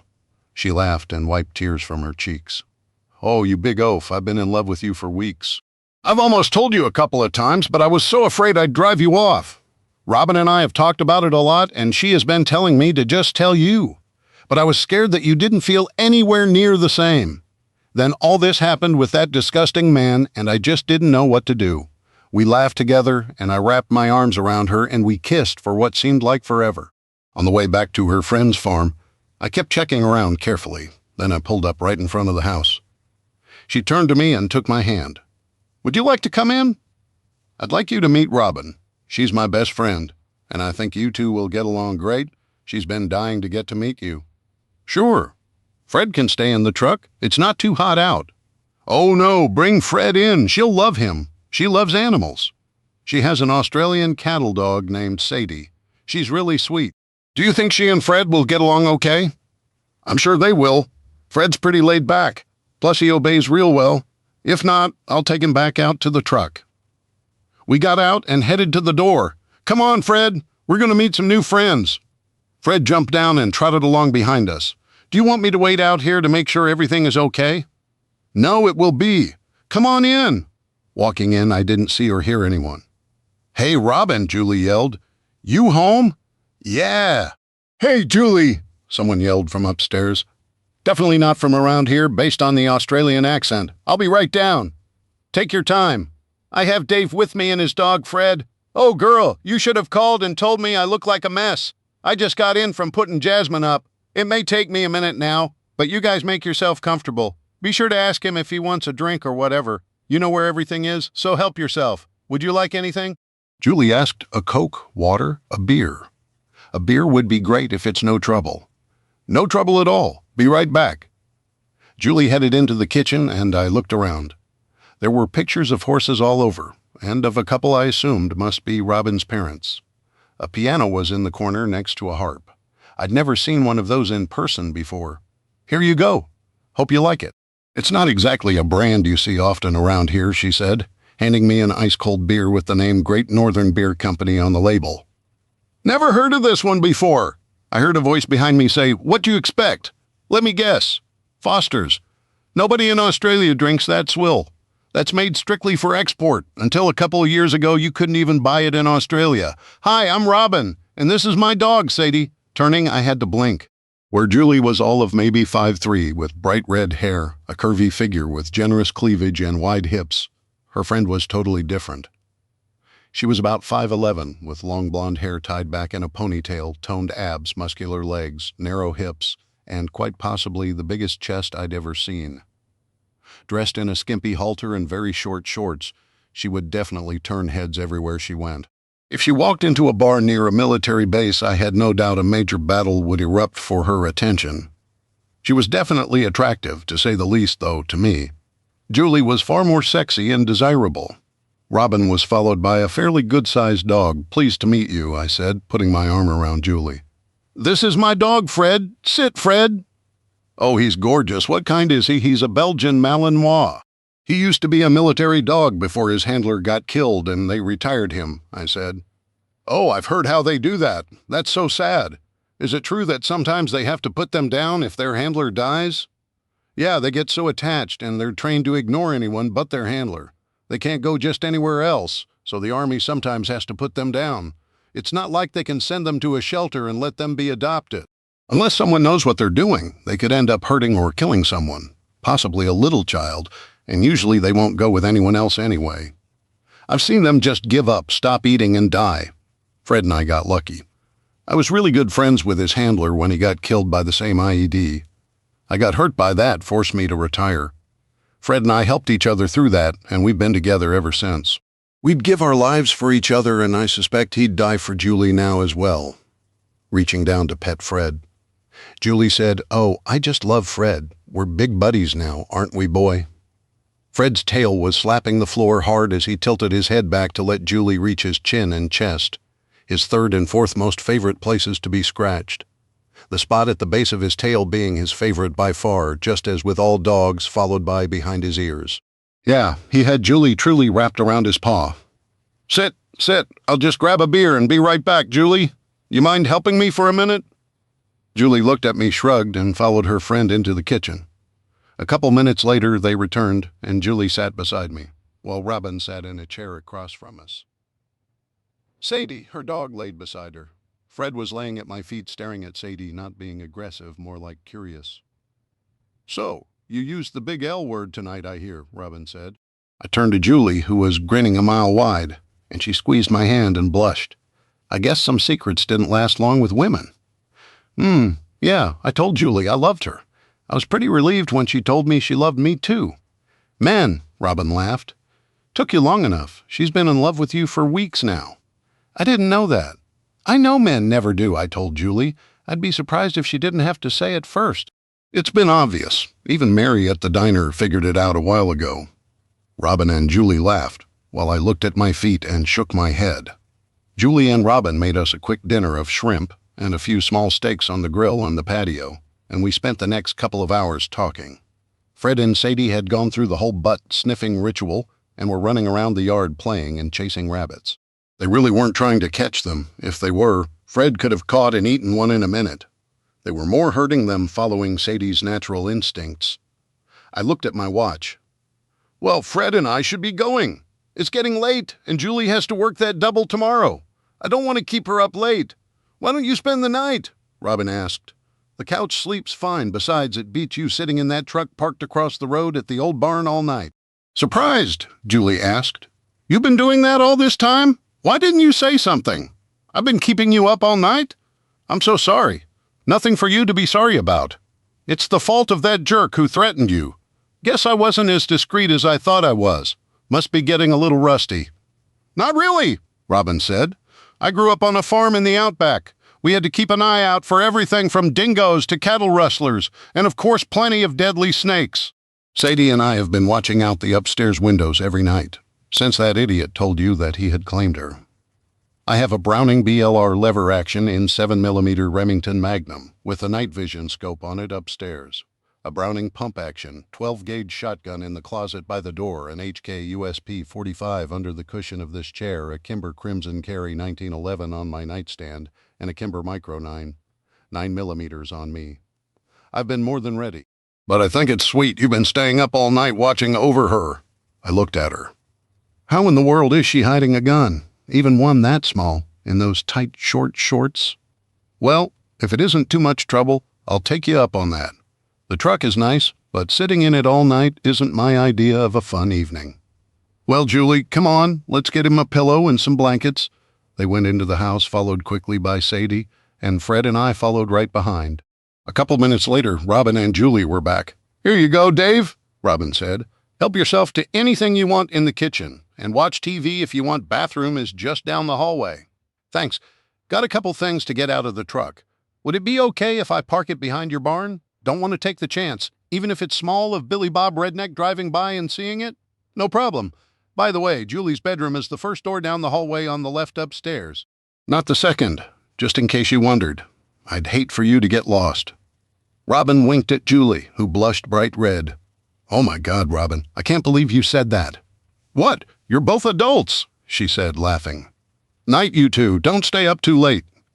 Giggling as she walked away, she turned around and winked at Julie again. Julie hid her face in her hands. "Oh, she's terrible. I'm so sorry she embarrassed you like that. She has no filter sometimes." "Don't worry about it. I'll admit that, while the idea hadn't crossed my mind, it is very appealing. I've always been kind of jealous of Robin. Just look at her. She's so gorgeous.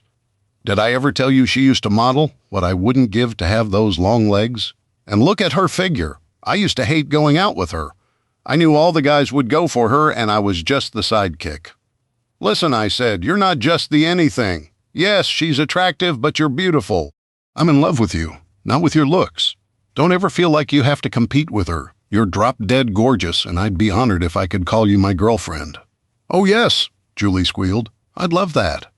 We kissed for what seemed like an eternity, and it felt right holding her in my arms. Too soon she said good night and went upstairs and closed the door, but I noticed that she didn't lock it. I was tempted to follow her, and I knew if I did, she'd welcome me. But tonight wasn't the night. I had some thinking to do first. I slept off and on through the night, and other than a coyote, I heard nothing more exciting than a raccoon trying to get in the trash. I hadn't forgotten about the flowers at the hospital, though, and that problem I planned on solving. After dropping Julie off at work and she'd ridden the whole way tied up against me with her arm wrapped inside mine and holding my hand, I headed home. My friend would be arriving soon. I decided to close the gate behind me. I'd considered leaving it open, but wanted to mess with Greg a little. About 10:30 a.m., my phone rang, and looking at the caller ID, I knew it was Greg. "Hello? Hey, brother. I must be lost. I can't find your place." "It hasn't moved." "The farm is still where it's always been." "Ha ha. Very funny. You should have been a comedian." "Nah, it's just I thought I remembered where it was, but obviously I was wrong." "There's nothing here. Tell me how to find it again. I've been up and down this road 5 times and I still keep missing it. I'll tell you what, you stay where you're at and I'll come down." Jumping in my truck, I drove to the bottom of the hill and getting out just short of the gate. I jogged through the woods about a quarter mile and slipped out onto the road through a small opening hidden behind a blackberry bush. It made the perfect secondary entrance to the front of my property, if you were on foot. Those briars would tear you up unless you knew exactly where to step, and they attracted copperheads, a venomous, silent snake, which tends to bite first and would even chase you instead of running away. The combination made for one heck of a deterrent. I saw Greg way down the road, looking at the kudzu vines and the trees. "Hey, Greg, couldn't find it, huh?" I asked as I walked up to him. "Nah, I thought it was right here, but obviously not. Some great badass ranger I am, huh?" "Can't even find a driveway. I heard your truck, or I guess it was your truck, but I couldn't see it or figure out where it was." Giving him a heartfelt bro hug, I said, "Well, you're getting old, being retired and everything. Have you got your AARP card yet?" I laughed so hard I thought I'd run out of air. "Oh, very funny. You stay up all night writing new material for your comedy routine?" Suddenly more serious, I said, "No, I stayed up all night making sure some shit for brains doesn't hurt my girl." "Hey, I'm sorry, bro, I get it. Let's get out of the middle of the road and you can tell me about it." "Sure, here, let me show you what I've done." Pulling a patch of kudzu vines aside, I revealed a black box mounted on a pole. Shaped like a gooseneck, the pole was about 3 feet back, and the result was the appearance that the box was just suspended. After entering a code, the kudzu appeared to part like the Red Sea before Moses, and once opened, it revealed a 20-foot wide gateway with my truck on the other side. Where'd you ever come up with that idea? It's perfect. I never knew it was there. I can't take the credit for it. An old farmer I know thought it up. I saw it and had to copy it. I asked him first. He's too good a friend to piss off. Come on, let's drive up. Follow me and watch out. Some of these boulders will put a hole in your radiator or rip off an oil pan, even break an axle. Just like old times. Nothing's changed. I laughed. What? Okay, what have you done? In good time, bro, in good time. First, you want a beer? What took you so long to ask? We both laughed at that, and I went in, grabbed a couple of beers, and followed by Fred, went out to sit on the front porch. "Here, tell me what you think about this." Taking a drink, he said, "Damn, that's good. What is it, Great Northern? Never heard of it, but it's good. I'll tell you that." A friend of Julie's named Robin is an Aussie. She gave me one, then sent me home with a case. Guess it's not too popular in the U.S. or easy to find. I thought those Aussies all drank Foster's. "Me too. Apparently it's only made for export, mostly to the U.S., she said. "You can't even buy it down there." She called it swill. A woman who knows her beer. Now that's a real woman. Careful, bro. She shoots too. She's been watching out for Julie at night as well. She's using a BLR in 7mm Remington Magnum with an infrared scope. Knows her beer and shoots. I'm in love. You have to introduce me to her. Careful, Romeo. She may just be too much woman even for you. I went on to describe what she looked like and what she'd been wearing. Oh man, could she and I have a real good time? Yep, I'm definitely in love. I'll have to find a ring to propose to her. Hey, seriously, she's Julie's best friend, so don't play around. I don't want Julie to get pissed, especially right now. She means too much to me. Yeah, I got you, bro. Don't worry, I'll be careful. So tell me about Julie and the situation with the knuckle dragger. I want to hear everything.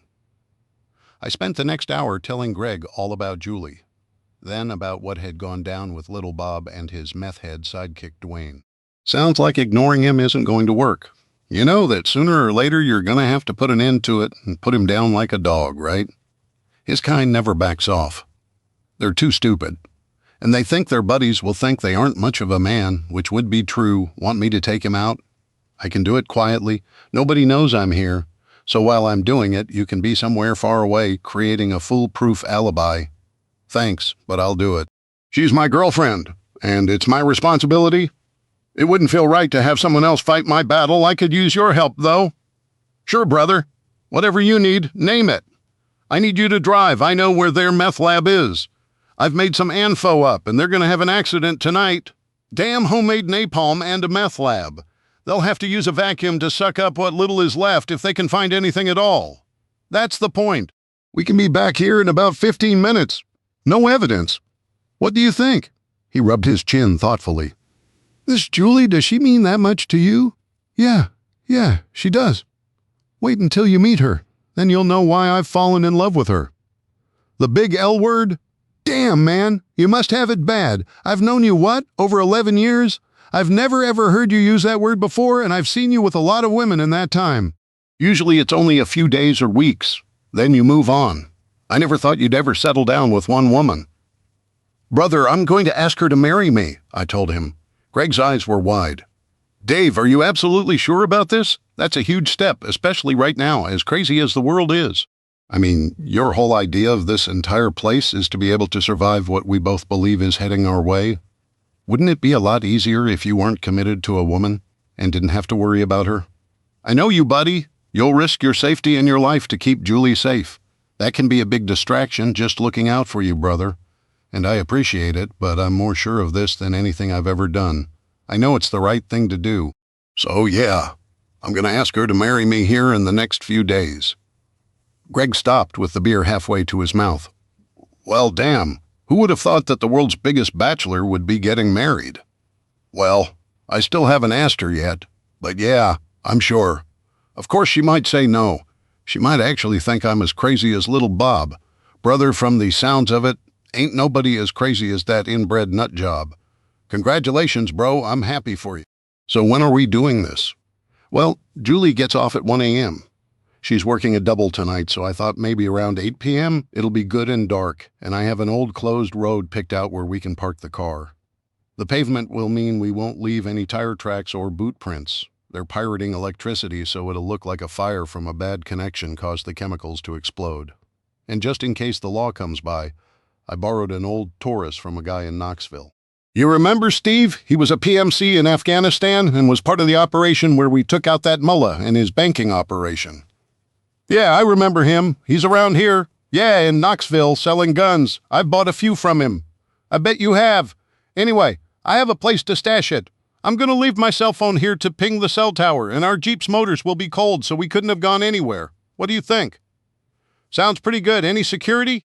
Nope, they're too stupid for that.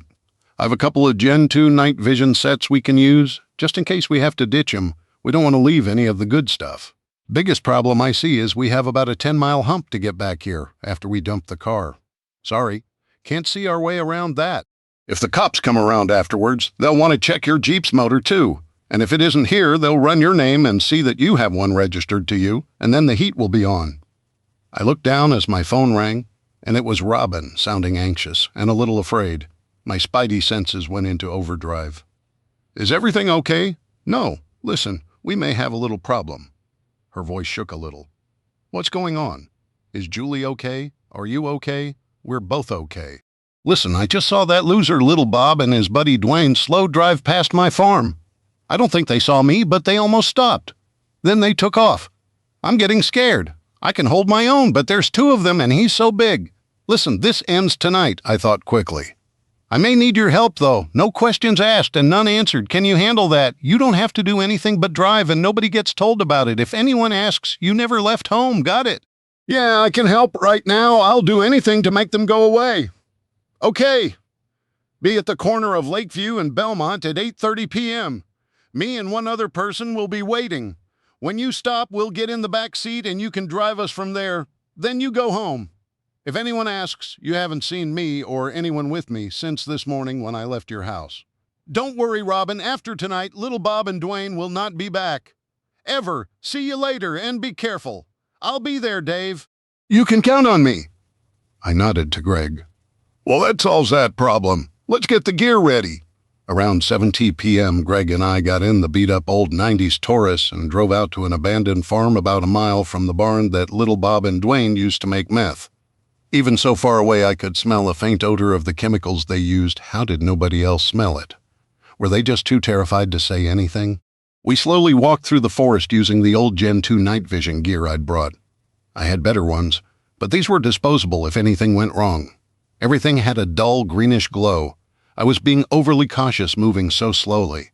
And while I didn't think that Little Bob and Dwayne were exactly experts at being lookouts, I hadn't made it through 12 years of combat alive by assuming anything about the enemy that could get you killed. We got to the edge of the woods next to the old barn and set up. I was carrying a Smith & Wesson M&P 9 pistol, along with an old .30-30 rifle and a .22 Ruger revolver that I'd put a silencer on. I didn't intend to use any of them, but best to be prepared. Greg was carrying a Taurus PT-92 9mm pistol, a Beretta 92 clone. Made in Brazil, it was an inexpensive but well-made pistol. He also carried a Winchester pump shotgun, and he had assured me that if necessary he had no problems tossing both guns into a 200-foot deep strip mining pit that was full of water. Without a trained deep-sea diver, nobody would ever see the bottom of that pit, as it would require specialized dive gear and a lot of experience to dive that deep, and that was not something any law enforcement agency would have in this area, even if they knew where to look. That was my intended resting place for the Taurus we were driving. I suspected there were already a few cars sitting at the bottom of it. Steve had bought the Taurus off the street in Knoxville for a couple $100, and he kept cars like that around for one-time deliveries.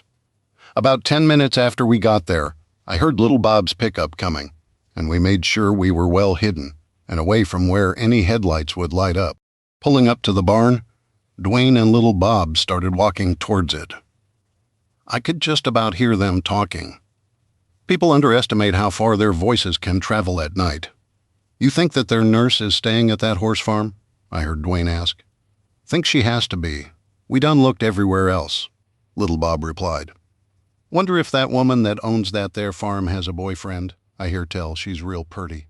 "I done told you, Dwayne, you gotta just take 'em. Don't let 'em tell you nothing.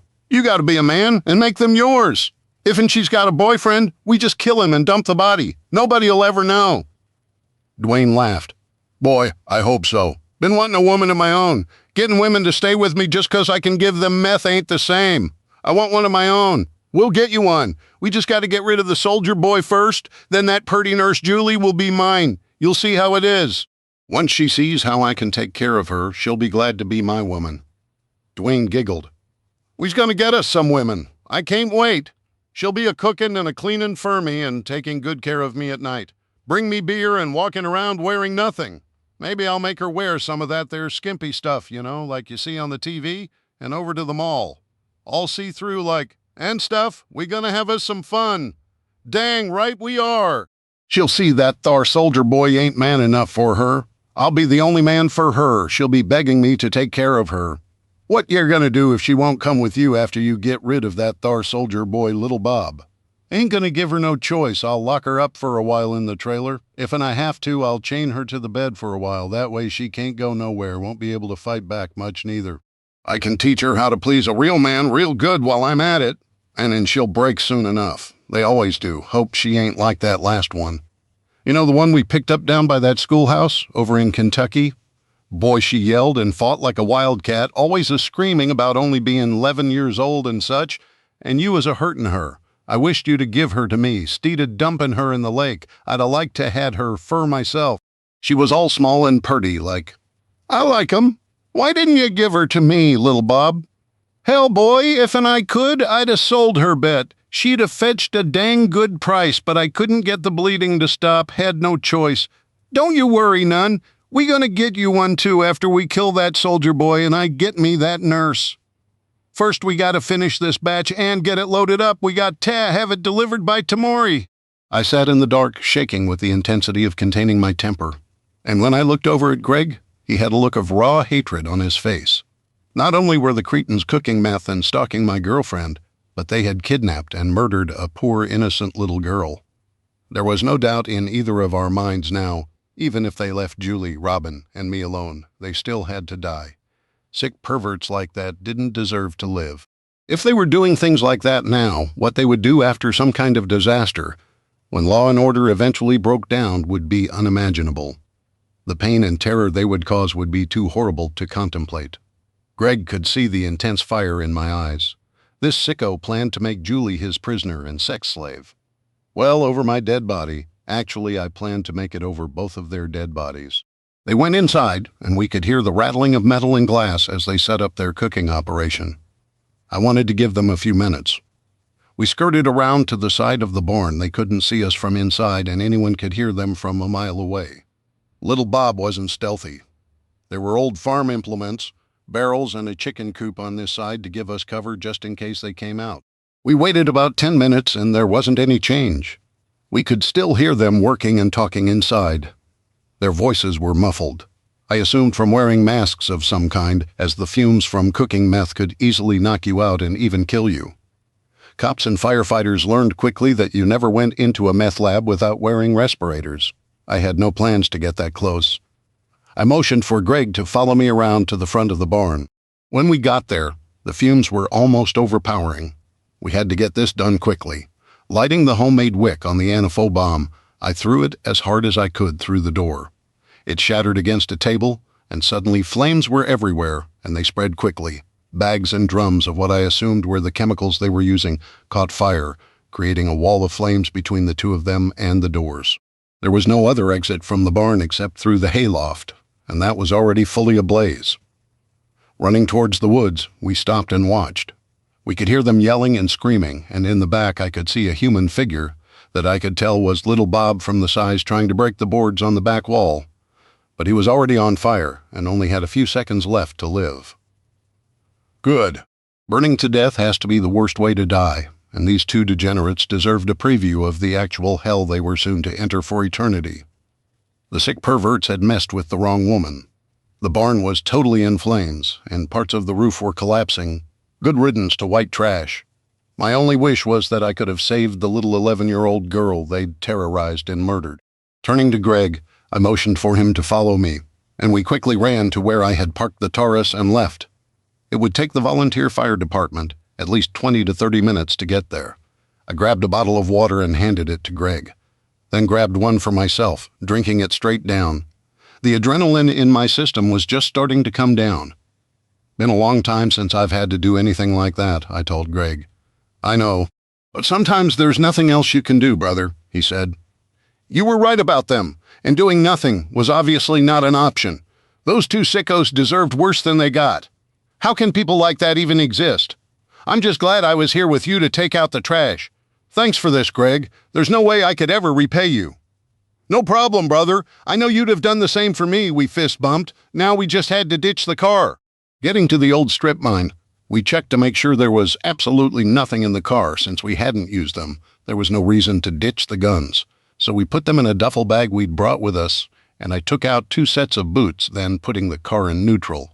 I let off the brake and watched it roll down the hill and go over the edge. The top of the water was a good 50 feet below the rim of the pit, and the bottom was another 200 or so feet below that. We watched it go in and quickly sink. We then took our boots off, put rocks in them to weigh them down, and threw them as far out into the water as we could, just in case we'd left boot prints behind. Boot prints are like tire prints and can be as unique as fingerprints. More than one person in jail got caught because the wear pattern on their shoes matched those found at a crime scene. Grabbing the duffel, we started jogging to meet up with Robin. We arrived at the corner about 8:20 p.m. Early enough to keep an eye out right on time. She pulled up in her pickup. We hopped in the back seat of the quad cab, and she took off. Smart girl! She turned off the inside light, so even if someone had seen the truck, they wouldn't have known someone had opened the door and got in. Robin, this is Greg. Greg, Robin, take us to my place, please. It's a farm out on Coleman Road. I'll direct you. It's not easy to find. Take Old Mulberry to Cave Springs Road. She turned and headed that way. Are you okay, Dave? Did you get done what you needed to? Yeah. You and Julie don't have to worry anymore, did you? I stopped her before she could ask any more. Not now, Robin. I told you no questions. At least not now, okay? Yeah. I'm sorry. Yeah. I know. For now. Just know it's over. For good.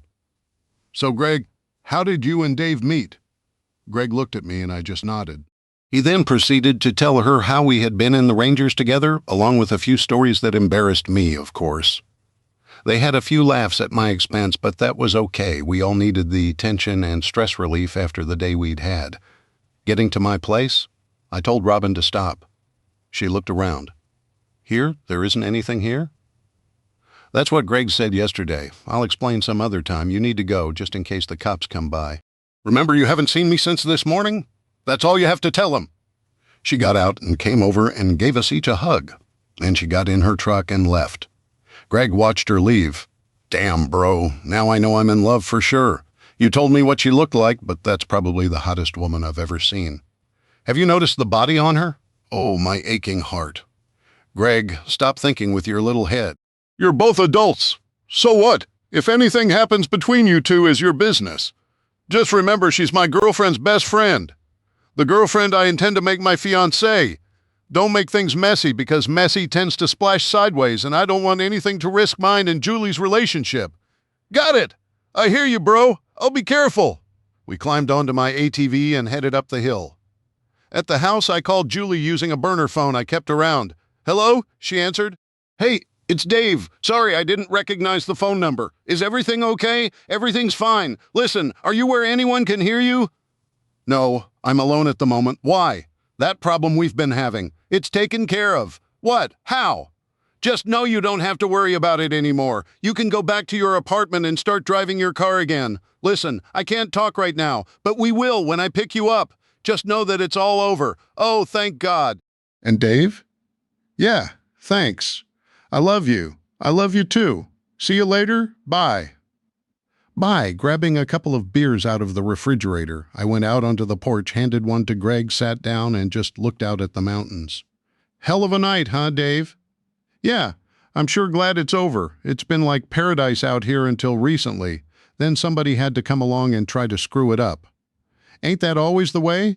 At least you don't have to deal with the deliverance crew anymore." We sat quietly until about an hour later, when my phone rang. I looked at the caller ID. It was my friend Doug from the sheriff's department. That didn't take too long. "Hey, Doug, what's up?" "Hey, Dave, where are you at?" "I'm at home. Why?"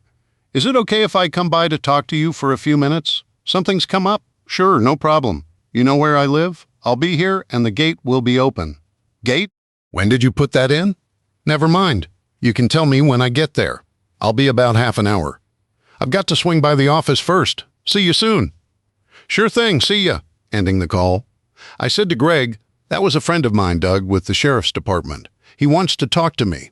Didn't say why, but I bet I can guess." I went inside and using a remote I'd wired in, I opened the gate for him. Back out on the porch, I sat down and waited. Sure enough, about 30 minutes later, Doug pulled up. Good thing he'd driven one of the four-wheel drive Explorers instead of a Taurus. That car would never have made it. Getting out of it, he walked toward the porch, and I noticed as he passed the two Jeeps, he put his hand on the hoods of each of them. Yep, just like I'd thought. "Hey, Dave, how's it going?" "Hey, Greg, good to see you again." Greg stood up, and the two men shook hands. Then Doug took his seat, and I turned to him, ready to handle the conversation I knew was coming. "So, what do you want to talk to me about?" "Well, there was a fire at an old abandoned farm on Bennett Drive. Barn burned totally down, and the fire department put it out. They went inside to try to find out what started it. Figured probably some kids playing around. It happens. But they found an illegal connection to the power pole. Somebody had been using it for something and was stealing electricity to do it. That happens too. But they also found two bodies inside, or what was left of them. Two burned up to see what they looked like, but from the size of the bodies and the truck parked outside, it looks like it was little Bob and his buddy Dwayne. The coroner will have to figure that out, though. They were burned up so bad, he probably needed a shovel to get all of them up. Mind if I ask where you've been tonight? Right here with Greg, drinking beer and swapping tall tales. Uh-huh. And earlier today? Well, I spent the night at Julie's friend Robin's place. You know, she owns that horse farm off of Highway 33. I'd been keeping an eye out on it at night, just to be safe. Julie wanted me to meet her friend, and Robin invited me to spend the night on her couch, I emphasized. So I did, left this morning. Took Julie to the hospital, then met my friend Greg here, and we've been shooting the shit ever since. So I guess this is an official visit then? Half and half, got to check everything out. You know how it is. The coroner will be doing an inquest, though it looks like Bob and Dwayne were cooking meth. The fire chief thinks the illegal electric connection either sparked or shorted and caused it to go up.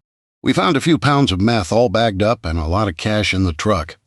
It sounds pretty cut and dried, but I had to ask, I'll write up my report.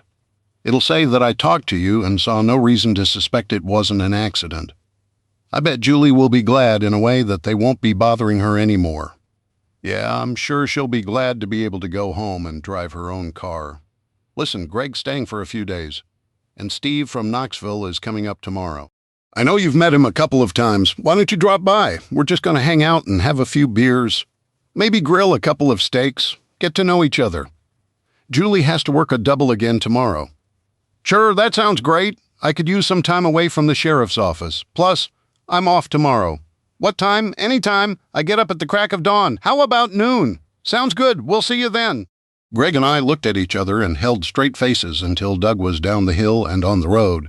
Then we busted out in nervous laughter. We sat outside and just chatted until it was time for me to pick Julie up. Then Greg headed to bed when I left. I left Fred there with him. Driving to the hospital, I started dreading the conversation. It was one thing to want someone to go away because you're scared and they're dangerous. But it's another to know that someone killed a person to protect you. I hoped Julie could handle it and would understand why I'd had to do it, especially after finding out what he'd done to that little girl. I wasn't sure I should tell her about it, and I still hadn't made up my mind when she reached the truck. "Hey, baby," I said. She looked exhausted. How she could stand on her feet 16 hours straight on hard tile floors was beyond me. Sure, in the Rangers we sometimes went for more than a day hiking in and out of locations. But we were used to it and weren't usually going from one emergency to another. "How'd your day go?" She yawned and settled into the truck, snuggling up to me. "It was busy. One of those days that seems like everyone wants everything at once, and all the really sick people come in at the same time. Nothing too bad, but I'm glad it's over. One more day this week. Well, hopefully tomorrow will be better, and I'll make Monday as stress-free as I possibly can. You can go back to your apartment and drive your own car now. I had tried to ride in her Beetle once, but it wasn't made for a 6'2", 200-pound guy. About that, what happened? That I can go home all of a sudden? Did that Neanderthal get arrested?" "Not exactly. It appears that he and his friend were cooking meth and had an accident. They're both dead." I tried to keep my voice steady, and matter of fact, I hoped she wouldn't piece together that I'd called her to let her know she was safe before the cops had told me he was dead. It was a mistake I'd made that I hoped she wouldn't notice, or the cops either. Oh, what a terrible way to die. She stared at me for a few long seconds, and it started getting uncomfortable. Finally, she nodded. "I don't care how it happened. I'm just glad they can't bother me anymore. Can you tell me one thing? If I possibly can, I will. I know you probably know things you think it's best not to share, at least not yet, if ever. But did they truly deserve to die? Honey, I'll be truthful with you every time, and I can honestly tell you that if there were ever two sick perverts who deserved to die, it was those two. They'd done terrible things. I hope that's enough to relieve any guilt you may feel, but please don't make me tell you anymore. Trust me, you don't want to know." I looked her in the eyes, and she noticed the tears in mine. I hadn't cried since my father had died. She wiped them away with her fingers. "Dave, I trust you. I know that whatever happened, you did exactly the right thing." She stared at me again, and her look seemed to say, "I know you had something to do with it, but I'm not going to ask." "I don't want to know. Do you want me to drop you off at home or take you to Robbins?" "Take me to Robbins. I need to get some things and my car." She told me I was lucky to have you. She really deserves a good guy, too. She just has a bad habit of picking real losers. I told her to stop letting herself get picked up by a guy just because he looks good, but she never listens. Yeah, she's a pretty good friend. I didn't tell her about what Robin had done for us earlier. Maybe someday, maybe not.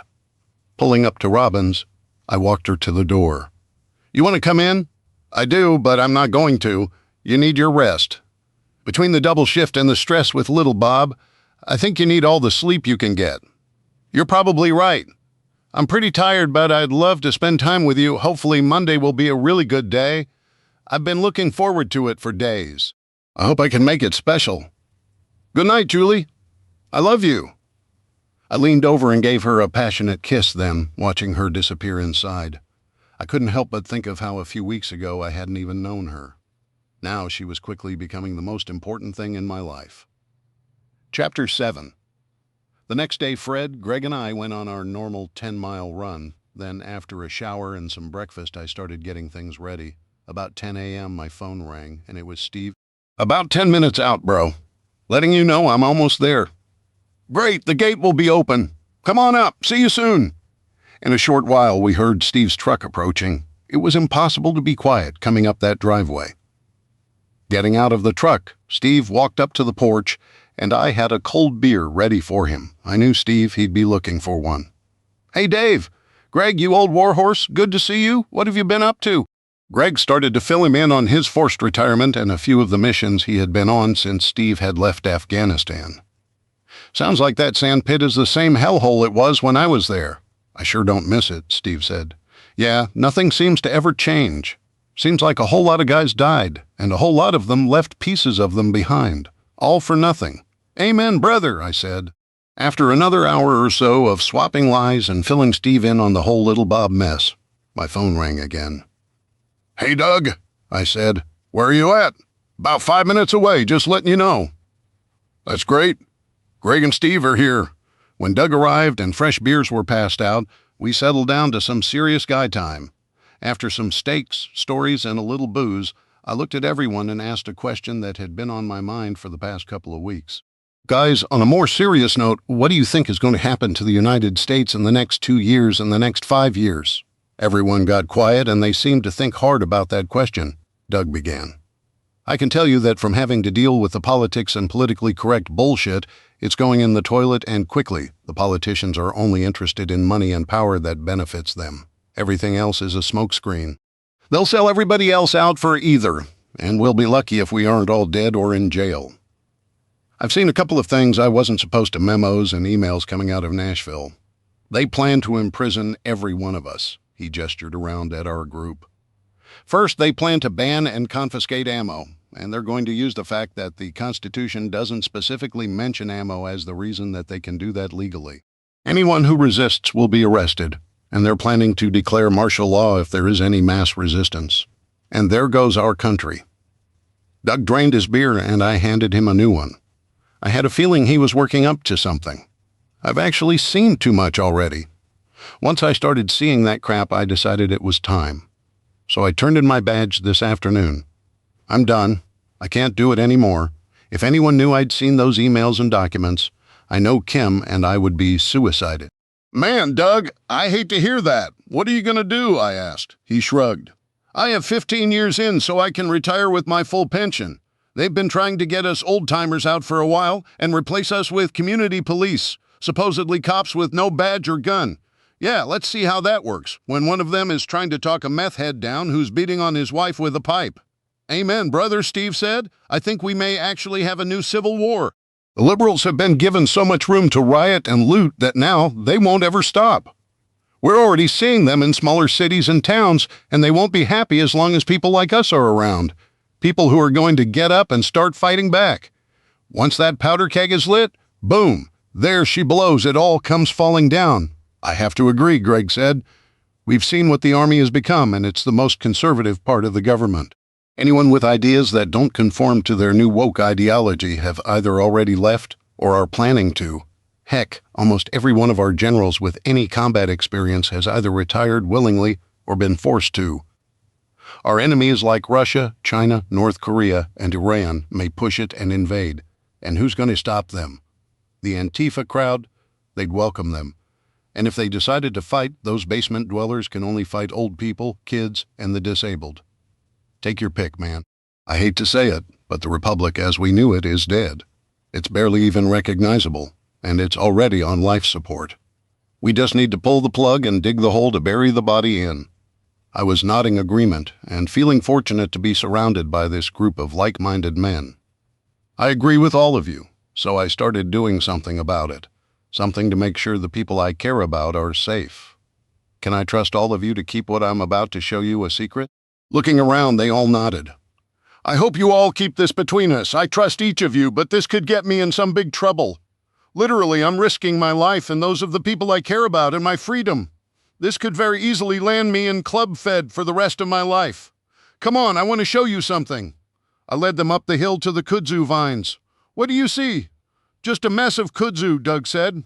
"What are we looking for?" "This," I said. Reaching down, I stuck my hand into the kudzu, twisted a handle, then pulled open a 5-foot-wide door to reveal the stairs.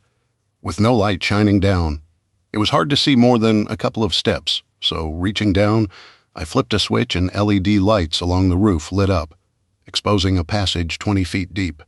I started walking down, followed by my friends. At the bottom, there was another door. That door up there and this one down here are blast doors from old ICBM sites. They can withstand even a nuke. The walls, roof, and floor are 24-inch thick concrete, reinforced with 1-inch solid steel rebar. Punching in a combination and then turning a handle, there was a slight hiss. Everything here is shielded from radiation and an EMP. It's basically a big Faraday cage, grounded 60 feet below us. There's also a 1-inch thick solid lead cover over it to protect from radiation. Come inside. It's insulated with 2 feet of foam and another 3 feet of R24 insulation. So far, it stayed at a comfortable 68 degrees. Stepping in, I turned on a switch and the whole place lit up. "Wow," Steve said. "Dang," Greg said. "This is like one of those government bug-out shelters." I admit some of my ideas came from them. I was at Mount Weather once, and I noticed a lot of things.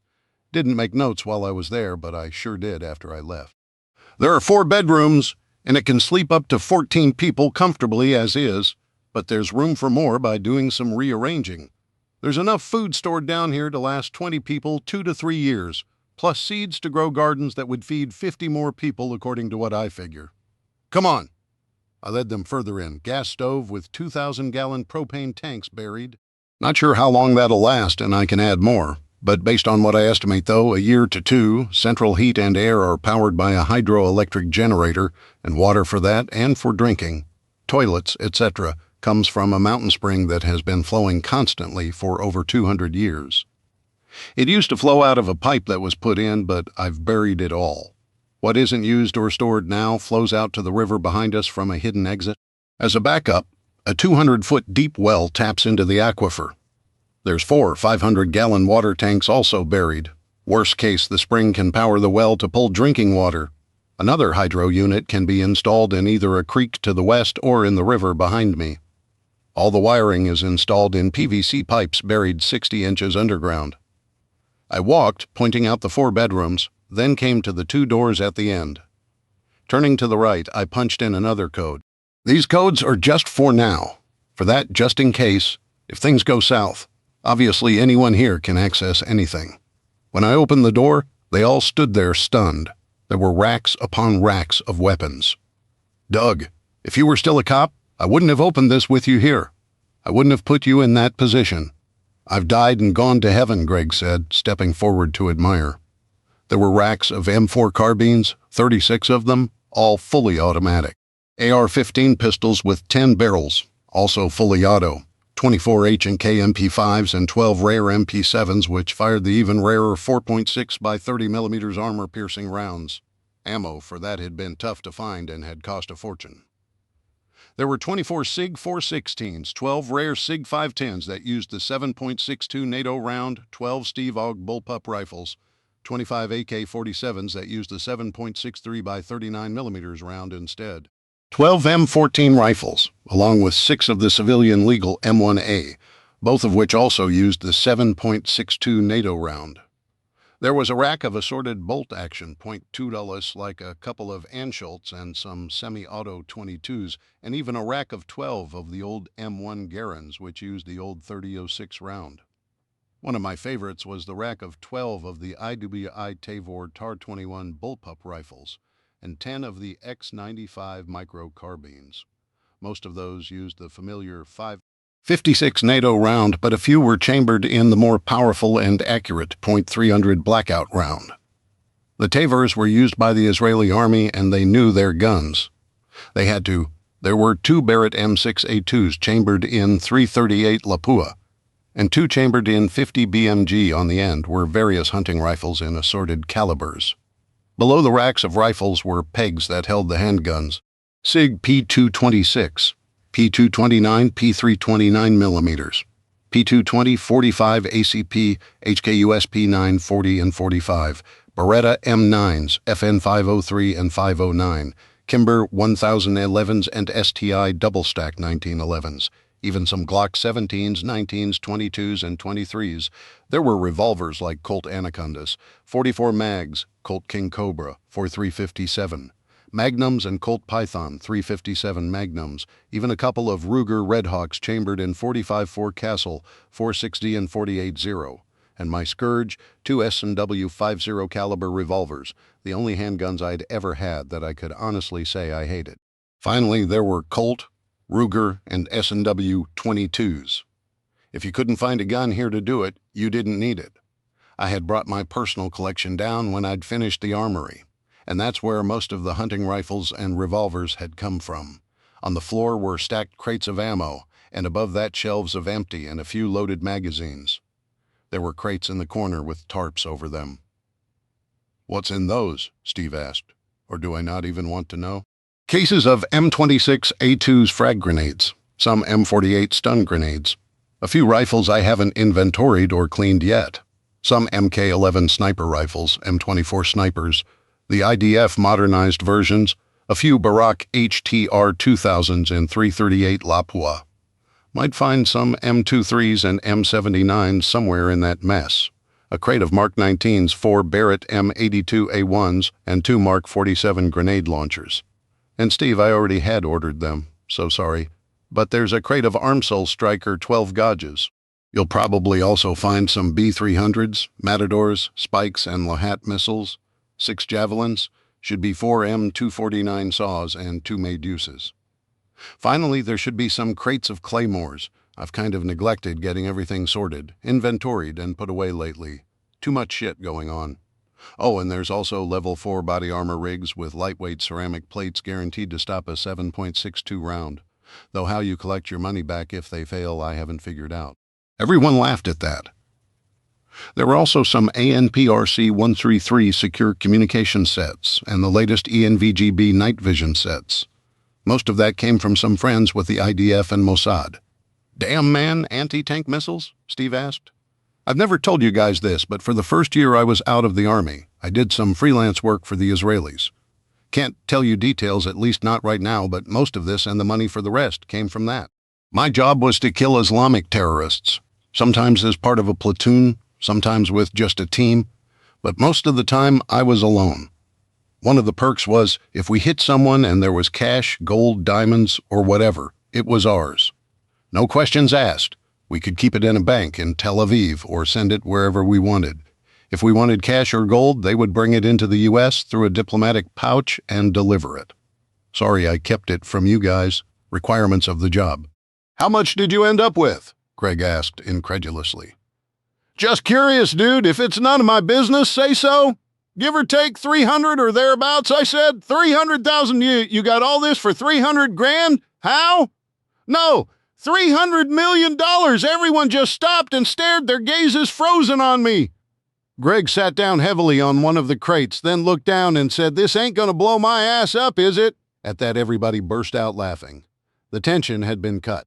"Damn," Steve said. "I knew you had a little money, but just damn. Why are you still here? You could have bought an island and stocked it with babes in bikinis. I know I would have. That, and a yacht and a private jet. This is my home. This farm has been in the Cellier family for over 240 years, longer than the U.S. has been a country. I'm not leaving it, or my country, not to those socialist bastards. Nope, I'm staying, and if necessary, I'm fighting." "Have you told Julie yet that you have all that money?" "Or all this?" Doug asked, waving his hand around. "No, we haven't gotten to that point, and we've been kind of busy the past few days dealing with a problem." I looked at Doug and made a slight nod to let him know that I'd taken care of the problem without actually admitting it. "Come on, let's finish the tour and grab a beer." Leading them out of the armory, I closed and locked the door behind me. "Over there is what I call the security room, more like a closet," I said. "There are 48 cameras around the property, all with thermal and infrared capabilities. The ham radio is connected to an antenna about 200 feet up the hill, totally hidden. Opening the door into the supply storage area, I turned on the light. "Holy crap," Doug exclaimed. "You clean out a Walmart? This is what food and supplies for 20 people for 2 to 3 years looks like." Seems like a lot. But if things fall apart, I'd have to get crops in fairly soon. You don't want to wait until the last minute? Even with all this, and it seems like a lot, I worry it isn't enough. What happens if everything blows up and a man brings his starving family around begging? What do I do when I see a 5-year-old literally starving to death? Do I risk the life and survivability of everyone here? If I give them something, it will be like stray dogs. They'll be back wanting more. They may well, let's face it, they will tell others, or what happens if they attack here to take it.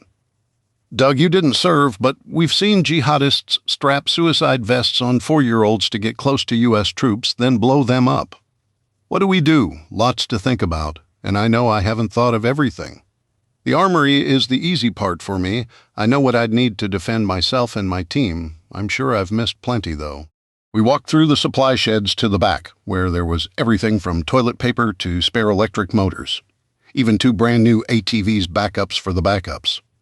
2 is 1, and 1 is none came to mind. Reaching the end with the big roll-up door, I said, "That's the other entrance. It leads to a hidden garage door buried under kudzu. We can back a pickup in here if necessary, anyone for a beer." "Heck yeah," Steve said. We walked back to the house and sat on the porch where I turned the grill on and threw 4 huge T-bone steaks on to cook. The reason I asked you all to come today was to find out if you guys would be interested in setting up a base here. I don't think we have long, maybe a couple of years at most if we're lucky. In the meantime, there's a lot we could think of and get done. For example, yesterday while I was sitting around, I had a thought. What about lumber? I'm sure we'll want finished lumber. Nobody wants to live underground like a mole forever. Well, maybe those basement-dwelling video gamers and our new president, he sure loves his basement. But how do we make it? And what do we need? And since I started dating Julie, I've been thinking about medical equipment. I've got standard first aid supplies stocked, but that's it. What happens to a broken bone, bad infection, gunshot wound, or heart attack? Do those people get left to die? Now I've met her friend Robin, I've been wondering. What about livestock? Chickens, pigs, cows? How about horses? I have gas and diesel, and it's stabilized, but eventually it will be gone. Then what? Vehicles just seems like every time I fill a hole, I see 2 more and I realize I can't do it all. 1, I'm not qualified. 2, there is just too much for one person. 3, we've all been on teams, even Doug with the PD, and you have to have teammates you can rely on to have your back. So what do you guys think about moving here and helping me? It's a guaranteed place to stay for you and your families, and money isn't an issue. It isn't welfare. Everyone works, and you won't work for me. Each of the 4 of us will be an equal partner all the way. But I have to stress, we can't let outsiders know if things do blow up, the roaches will come crawling out, and what's here will be worth more than our lives. People would try damn hard to take it. So what do you think? How about we go around and talk about it? Also, if you know anyone who would be an asset and totally reliable and trustworthy, tell us about them, Greg. You mind starting? Nah, bro, I don't mind. I'll start. I gave my life to the Army then. They tossed me out like trash. I guess I'm not PC enough for them. Now I've got nowhere and nobody because the platoon was my family, my brothers. So I'm in. Ain't got much money to contribute, maybe a couple $100,000 saved in a 401k, but I'm all in. Whatever you need, if it's just a meat eater, I'm up for it. As for anyone who could be an asset, what do you think about Charlie? That's one badass operator and a damn good combat medic. Thanks, brother. I'd already thought about Charlie and was going to reach out, but if you want to get in touch with her, that's fine. Do you know where she is? I asked. Not exactly. Last I heard she was out too. Rumor has it she got asked to retire, something to do with some guy who thought he was a woman, and that she was a lesbian or some craziness. But I know someone who probably does, so I'll track her down. You don't even have to ask me. Make the offer, Steve. Well, I don't have any family. Working as a PMC was like being in the Army. Too much travel, too much danger, and there's too many temptations to settle down. Had a few short-term flings, but nothing at the moment, and definitely nobody I'd trust enough with this secret. You know me, I'm more the friends with benefits type. I've got my business now, but that's it. I've got quite a bit of cash stashed, plus some interesting inventory I can add. I rent my house and lease my building, so there's nothing there to tie me down. If necessary, I can cash out and free everything up, or I could also keep everything open as kind of a source. I have a Class 3 FFL, so that makes things available, though. What you could possibly need from me, I don't know. Besides those shotguns, of course, I could order as many bullets as I can in every caliber we need, plus reloading supplies for all of it. Maybe we need to bury a couple more containers around that we can dig up, in case things go sideways. Maybe some off-site. There's quite a few old mines and quarries we could use. The guys who work for me are good workers, but I'd only consider one a possibility. Top-notch gunsmith. Plus, he's also a vet. He was a comms and computer specialist with the teams. I think he was with SEAL Team 2. He can hack about any system I know. I once saw him hack a CIA dark website and a bank. He took a penny out of every transaction and donated it to orphanages overseas. He gave them a few $100,000 before he shut it down when he thought they were trying to track him. A comms and systems guy would be good to have. Set up a meet, not here, somewhere in Knoxville. Low key, and make sure he knows to keep his mouth shut. We don't want friends of friends showing up. I scratched my head thinking and opened another beer. That's a good idea for off-site caches. Hadn't thought about that. Something else to consider would be some C4, maybe some Semtex or Pemex, detonators, det cord, that kind of stuff, though I only have some basic knowledge. Anybody here have extensive knowledge of explosives? No? Well, something to consider. A good explosives expert could come in handy. Doug, that leaves you. So what do you think? Doug still looked overwhelmed and had been pretty quiet since we'd come out of the armory. Well, one thing, I'm glad you're asking this and showed me that after I quit, because that is some serious time down there, brother. ATF and DHS would love to dig that up. More white supremacists to crow about. But my mouth is shut. I have Kim, so I assume it's a package offer. She could be a help with the supplies. She's managed Walmart inventory for over 10 years. She could get a big handle on that for you. She'd probably have barcodes for everything before the day is out. I'll talk to her. I know she hasn't been happy at Wally World for quite a while. She's always telling me that they have to go to this diversity training or that racial sensitivity or transphobia workshop. I bet Sam Walton is turning over in his grave. If she's okay with it, I'm in. I clapped my hands and checked the food on the grill. Thanks, guys. Now let's eat these steaks before someone makes them illegal.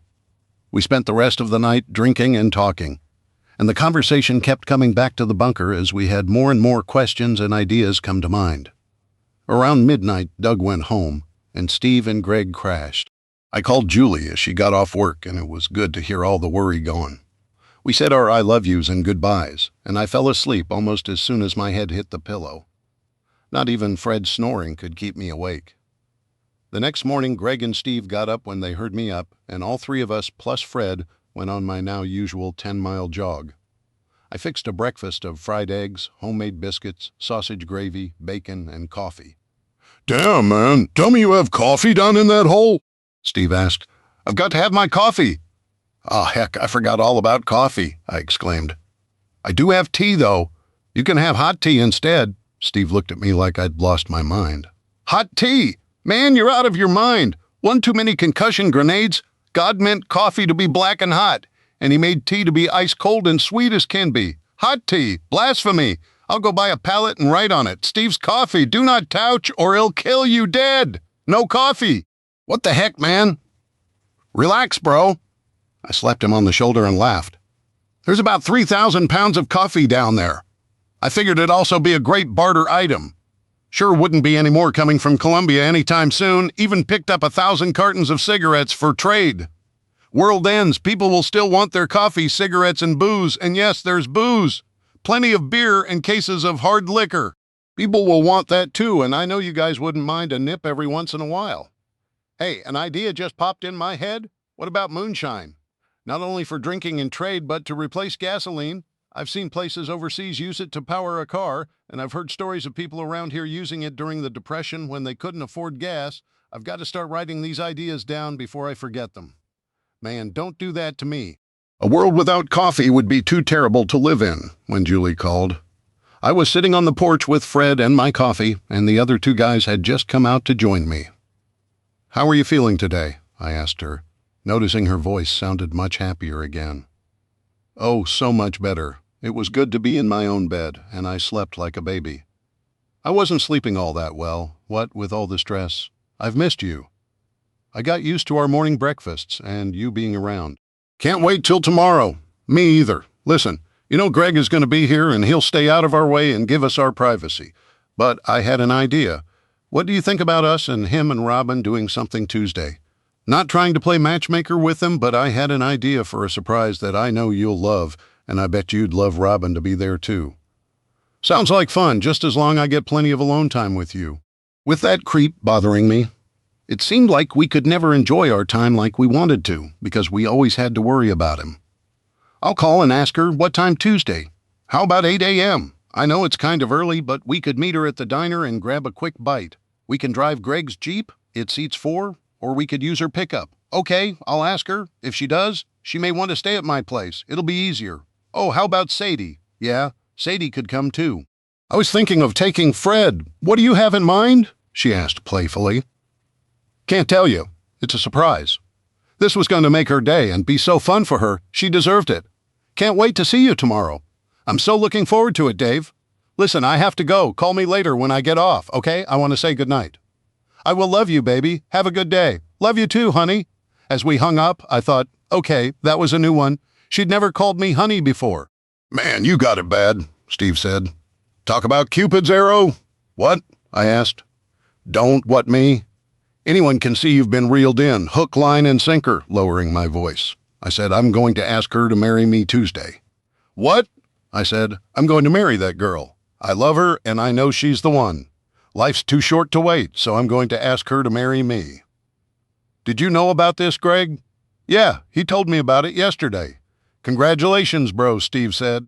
"You deserve it. What do you think she'll say?" "Well, I hope it's yes. It'd be embarrassing if she said no, but I'm going to ask her regardless, and hope she says yes." "I hate to do this," Steve said, "but I've got to go.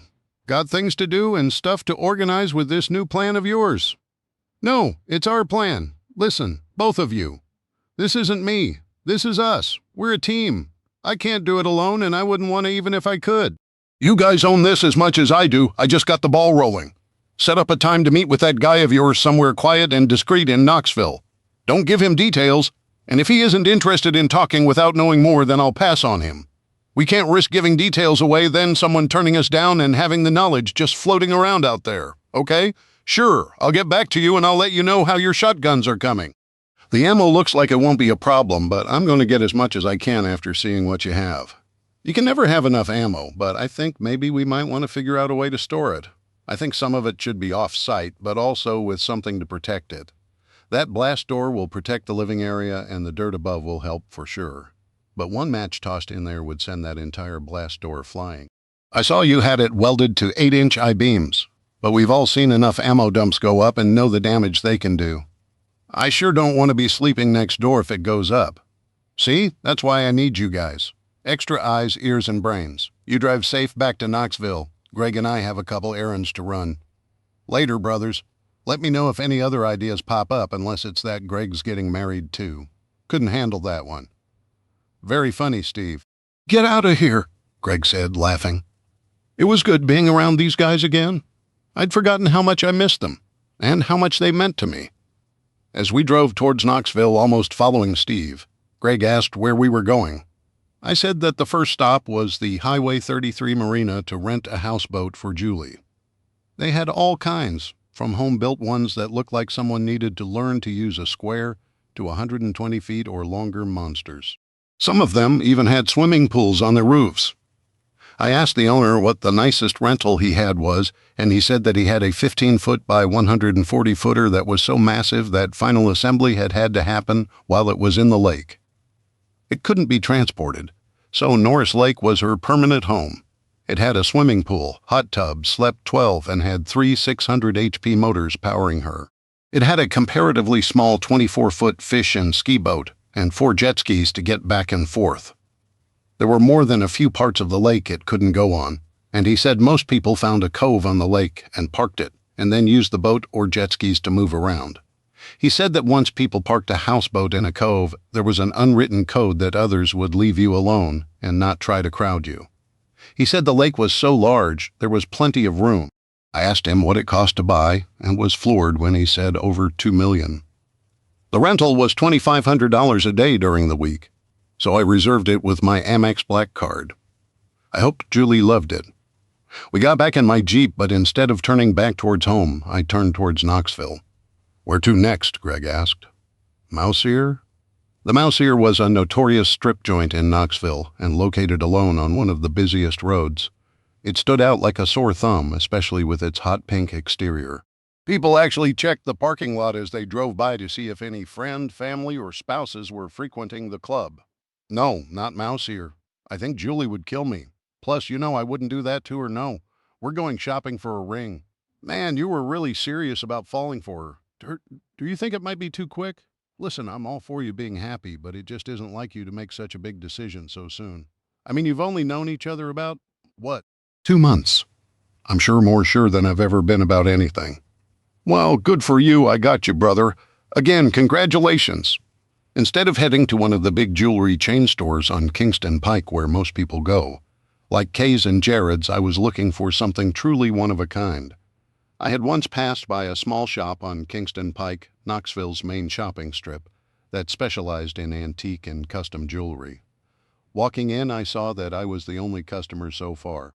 "Good, I wouldn't be rushed. Hello, sir, how may I help you?" the clerk asked. "I'm looking for an engagement ring," I said. "First, let me offer you my congratulations.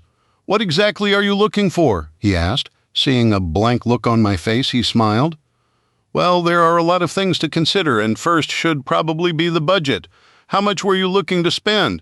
Thinking it over, since I'd never really considered it before, of course, I'd never really considered marriage before, I said, probably 100, but if it's something I think she'd truly love, maybe 200 or 300. "Sir, I'm sorry, but we deal in mostly antique jewelry here. May I suggest maybe K Jewelers in the mall? They may have something in your budget." He truly sounded sorry, confused. I looked at Greg with a look that must have said, "What the heck?" But he looked like he was ready to start laughing. "I think you got it wrong, buddy. He meant 100,000, possibly $200 or $300,000. The clerk's eyes lit up, and I thought he was going to go to the door and lock it to keep any other customers out. "Will you please excuse me for just a minute, sir? I'll be right back." He rushed out of the room into the back office, and I could hear him talking, asking someone named Jennifer to come in early to cover any possible customers, as he had a really important customer who would require his complete attention. He said that regardless of whether she sold anything, he would cover her at a rate of $20 an hour for the entire shift, and it must have convinced her because he quickly hung up. I looked at Greg. I think I made a mistake. Apparently they work on commission, and he's thinking he reeled in the fish of the week. "Yeah, Dave, maybe not the smartest thing. Well, whatever it costs, it'll be worth it if she says yes." That was all I cared about. Money comes and goes, but this was forever. "Sorry about that, sir. Before we get started, would you like something to drink? Coffee, soda, water?" We declined, and he then went on to try to explain diamonds to me. Clarity, cuts, imperfections, inclusions, way more information than I really wanted. I just wanted a unique ring that looked amazing and would wow my girl. That was all. After looking at several rings with different sized diamonds in the center, I settled on about 1.5 carats for the main diamond. He had many larger ones, but I thought they would look too big on her. In a way, I wished she was here because it would have been so much fun watching the look on her face as she tried on different ones, but that would ruin the surprise. Jennifer, the other clerk, was approximately Julie's size, so I used her hand as kind of a model, and Brian, who turned out to be the owner and not just a clerk, brought out a tray of antique rings he had gathered from different display cases. My eye was instantly drawn to one that he said was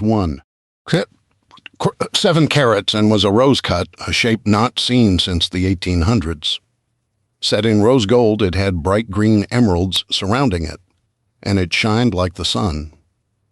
He said that rose-cut diamonds were extremely rare and were becoming more desirable because Jennifer Aniston and other celebrities wore them. He had purchased it at an estate sale of an elderly woman whose grandmother had received it on her wedding day in 1873. I guessed he was trying to promote the ring, but he didn't need to bother. I picked it up and just held it, and I didn't want to put it on Jennifer's hand even though she offered. When I explained that I wanted Julie's hand to be the only one I placed it on, she smiled and said she thought that was the sweetest thing she had heard in a long time. Without even looking at the price, I said, "I'll take it." "Sir, I have others here with better quality diamonds. Perhaps you would be interested in looking at some of the others I have picked out?" "No, this is the one." 80,000 lighter, I left the jeweler's. He'd sized it while I waited. I had called Robin earlier to see if she knew Julie's ring size for her third finger on her right hand, and I'd told her I was thinking about buying just a little something as a friendship ring type gift to cheer her up, but I still made her promise not to say anything. Greg and I left to head back to town, and suddenly I had a thought. Oh crap, I never thought about what to tell Julie to pack for the houseboat. How do I mention a bathing suit without spoiling the surprise? Man, I never thought of it either. Do we enlist Robin in our scheme? I don't see any other way. She could go in and grab a couple, maybe while you distract Julie. It's either that or you tell Julie before we leave. I thought about it for a while, trying to figure out what to do. Where the marina was located wasn't like going to Daytona Beach with bathing suit shops on every corner. The nearest shops would be an hour away. The marina had a few bathing suits for sale in their gift shop, but that was it. A few, most of which tended to be geared more towards the elderly or larger-sized crowd. Julie probably wouldn't find anything there she would even want to be seen in a large floral one-piece that screamed Grandma would not make her happy. Reluctantly, I called Robin back. "Hey, Dave, what now?" she laughed. "Listen, Robin, I have a little problem. I know Julie mentioned that Tuesday I had wanted to take you guys and my friend Greg somewhere. Well, she has always wanted to rent one of those massive houseboats, so I rented one starting Tuesday morning. Now you have to keep this a secret, but I forgot about bathing suits. How do I get her to bring a bathing suit without ruining her surprise?" Greg had an idea, thankfully, because I sure didn't, so if she hasn't yet, she's going to ask you to spend the night tomorrow. Can you slip in while I distract her or something and grab one or two of hers? Heck, I don't know if she even owns one. Men. Yes, of course she owns a couple. Every woman does to get the sun, if nothing else, and I know where she keeps them. Glad you told me to, or I'd have been in the same jam. I'll take care of it. Don't worry about it. Oh, and Dave? Yes, Robin. No Speedos for you or Greg? Those are just plain wrong. I laughed and ended the call, neither confirming or denying the Speedos. What did she say? Greg asked. She said she'll take care of it. She reminded me that she would have been in the same situation, and she told me in no uncertain terms that neither one of us is to wear Speedos. Greg pulled a grossed-out face. Man, that's a picture of you I don't need to ever see. The following day, I picked Julie up, and we headed to my place for her first visit. Greg had gone to Knoxville. He said he had some things he wanted to do, but I thought he wanted to give us some alone time. He was good like that. Pulling up in front of what I had come to call my kudzu camo entrance, I got out and opened Julie's door. Getting out, she looked around. What's wrong? Is the truck broken down? Nothing's wrong. We're here. But where's your farm? I don't see anything but trees and bushes. Oh, it's here. As I pushed back some kudzu, she saw the keypad and speaker. So I entered the code and the gates started opening. I really need to get that remote for my truck programmed, I thought. I would be especially happy for it when it rained or snowed. That's brilliant. How did you ever think of that? I didn't. An old farmer I know came up with the idea. I just asked him if I could borrow it. Even people I've known for years and who have been here several times haven't found it the first time. Getting back into the truck, we climbed up the hill, and at the top, I opened the door for her and she got out. Fred came running up. He was really liking her, and I was glad of that, especially because of tomorrow. You've got a beautiful place, Dave. Love the view, and it's so quiet. I think I could sit on that porch forever. Thanks, baby. This farm has been in my family for over 240 years. It's home. I led her around and showed her all my old haunts as a boy, my secret places that now looked far less secret. I showed her the old stone foundation of the first house my forefathers had built, and the river running behind it that was full of catfish, bass, bluegill, and trout. The salt lick where the deer came nightly, the holes where black bears had been digging for bugs, the old cave where Indians had once painted a story of a hunt. We looked for arrowheads along the creek, finding several, and just spent hours walking, talking, holding hands, and occasionally stopping to kiss. Then we went back to the house and made a picnic supper and sat on the ground and ate. Afterwards, we lay there on a blanket watching the clouds drift by. It was a perfect day. Soon it was time to head back to town. We both wanted Julie to spend the night, but since Robin was supposed to spend the night with her, that kind of took that option off the table. After at least a half hour of kisses and goodbyes and more kisses, I walked Julie to her door. I was starting to hate her apartment. It seemed like its only purpose was keeping us apart. Finally, I headed home looking like a love-struck teenager. The next morning, Fred and I skipped our usual morning jog. We didn't really have the time since we were supposed to be at the diner by 8 a.m. Greg was already up and drinking his first cup of coffee. "Hey, did you guys have fun yesterday?" he asked. "Yeah, it was great. Just spent the day talking, mostly." "Talking, huh?" he said with a grin. "Yeah, talking. You have a dirty mind. Well, there may have been a little more than talking, but nothing I would have been ashamed of if you had walked up on us." "Buddy, if I was buck naked chasing a naked woman, I wouldn't be embarrassed." That was Greg. "Listen, we better head out. We should get there right on time. You know I hate being late." "Yeah, I know, Mr. Punctual. I'm ready." Each of us grabbed a backpack, and we got in his Jeep along with Fred and took off. I had a couple of changes of clothes, toiletries, and my usual bug-out bag survival equipment. I had my SIG P220 on me, but I'd also brought a SIG P365 and a Glock G19 in case Julie wanted to shoot some on one of the deserted islands. I had meant to talk to her yesterday about carrying a gun, but to be honest, I had forgotten. The girls were already at the diner when we arrived, and I introduced Greg to Mary, the waitress, who looked at him like a lion looking at a steak. We ate a quick meal and left. Julie had gotten assurances from Mary that it was okay to leave her Beetle there for a day or two. Near the bridge to the marina, Greg looked back at me in the mirror. I had sat back there with Julie, and it was a real close fit. But then again, that was a big benefit. As we turned into the marina, Julie asked, "Does someone have to go to the bathroom?" "Nope, that's your surprise," I said as I pointed to the massive houseboat. "Really?" she screamed. "You're messing with me?" "Nope. For the next 2 days, that's your home. Do you like it?"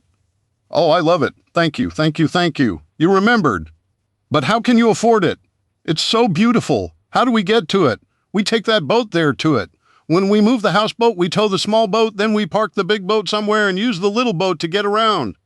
There are also 4 jet skis." "Oh, I love jet skis," Robin exclaimed. "Come on, let's go over to her. Your yacht awaits."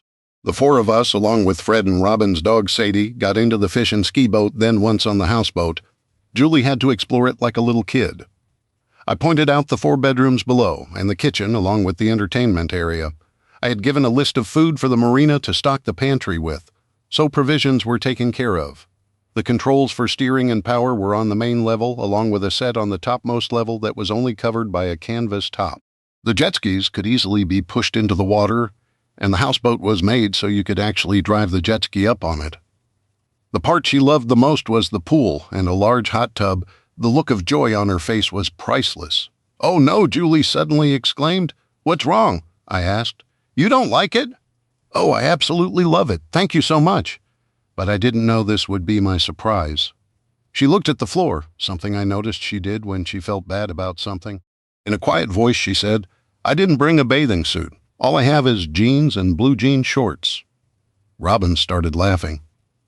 "I've got you, little sis. I went and grabbed a couple this morning while you were in the shower. You're taken care of." A look of relief came over Julie's face, and she hugged Robin. "What say we start this bad boy up and find us a cove to park it in?" The marina owner had shown me how to operate the controls, and having operated Zodiacs and even a couple of small patrol boats during hot extractions, I was somewhat familiar with them. We tied off the smaller boat behind us and headed down the massive lake. After almost an hour, we agreed on a secluded cove that was big enough to pull the houseboat into, and it was far enough off the main channel to give us plenty of privacy. A sandy beach added to the appeal. Perfect, I thought. As I shut down the engines, I dropped the front and back anchors so we wouldn't swing around and crash into the shore. "Come on, little sis. Let's get out of these jeans." Grabbing Julie's hand and a bag, Robin led her down to the bedrooms. Greg and I, having known where we were going, had just put our jeans on over our swim trunks, and within a minute we had changed. I had no doubt it would take the women much longer. Nature of the beast. About 10 minutes later, Robin came up covered in a wrap and pulled me aside. "Listen, Dave, Julie is having a little problem. She thinks she'll see us side by side and compare our bodies. I tell her she's beautiful. But she thinks because I'm skinnier, you'll want me instead of her. That's ridiculous, I said. I love her, not you. Don't take that the wrong way. I do love you as a friend. But I'm in love with her. I know, and I get it. I told her that, and that you're lucky to have her. Just want to warn you that she is going to be a little shy and insecure. Be patient with her, please. Okay, Robin, thanks. I've got this. She headed back downstairs. I explained everything to Greg. You know, I was going to give her the ring later tonight, but I think now is the perfect time. About 5 minutes later, Julie came up the stairs and my heart stopped. I don't know why she felt self-conscious. She was stunning. I had never seen her in anything more revealing than a sundress, but she had on a green bikini that was not too revealing. And it was perfect for her. It was perfect on her. Her bright red hair hung loose down past her shoulders. She had firm legs with no excess fat, a smooth stomach, and curvy hips. But they were perfect on her. Her firm, ample breasts strained the material of the top enough for me to know there was plenty under there. She was perfect, and at that moment I knew I had never met or even seen a more perfect woman. At first I was speechless. Then I noticed her looking at the floor again. Yep, the sign I'd seen on her before when she was unsure. Walking up to her, I lifted her chin and looked into those bright green eyes, the same color as the emeralds on the ring. You're the most beautiful woman in the entire world, Julie McLeod. I bent down and gave her the most passionate kiss I could muster. Then my hands started drifting a little lower and I had to force myself to keep them above her waist. My heart was beating a mile a minute. Do you like the suit? She asked timidly in a whisper. Do you think I'm too fat? I love the suit and I love your body. It's perfect, you're gorgeous, and have the most amazing body I've ever seen. I love you the way you are. You don't need to change anything. And I meant it. Robin came up behind her. Where Julie was a classic muscle car to me, Robin was a Lamborghini supercar, great to take out on weekends to have fun with, but not the best fit for everyday life. Washboard abs, long blonde hair, toned muscular legs and arms from all the farm work, and massive breasts. In my young days in the Army, I might have stared at her, but Julie was my type now. You could cruise through life with her, but she had an engine inside that could light your tires every time. Damn, I heard Greg exclaim. I couldn't blame him. Robin was sexy, and what little bikini there was didn't cover much. It was a white thong style, and the white contrasted nicely with her dark tan, courtesy of all that time on horses and doing farm work. I mean, Robin, you look sexy as hell. Calm down, Greg. And put your tongue back in your mouth. It's just a bikini. I'm sure you've seen one before. Robin laughed, but I could hear pride in her voice. I'm sorry, Robin. I didn't mean that the way it must have sounded. I mean, you look good, stunning, but you're also a great person and a lot of fun. I mean, you can shoot and you know beer. So I'm pretty sure that makes you the perfect woman. I promise I'll try not to stare. Thanks, Greg. I must admit it gets old when people look at me only for my body. I'm proud of it, but I'm much more than it. Do you know what I mean? Yeah, I get ya. Believe it or not, guys have the same problem. Go into a bar near a special forces base sometime. There are all kinds of women there who are looking to hook up with a guy because he has a six-pack and is fit. But I've seen more than one of those guys go back to the same bar after an IED blew off a leg or made them blind, and those same women wouldn't give them the time of day. What say we open a few beers, guys, and relax for a while? Maybe upstairs, Robin suggested. Sounds good to me. You guys go on up. I'll be right back. Now was the time after the three of them disappeared, followed by the dogs. I reached into the bag and grabbed the little box. Such a little box for such a big decision. As I walked up the stairs, I noticed Julie's back was turned to me. Greg saw me, and I winked at him, and he had to pretend to yawn to hide a grin. Robin just looked at Greg, then at me, not knowing what was going on, but suspecting something was. I got behind Julie and dropped to one knee, making Robin immediately cover her mouth and let out a gasping sound. Greg could no longer control it and grinned widely as Julie frowned at them in confusion.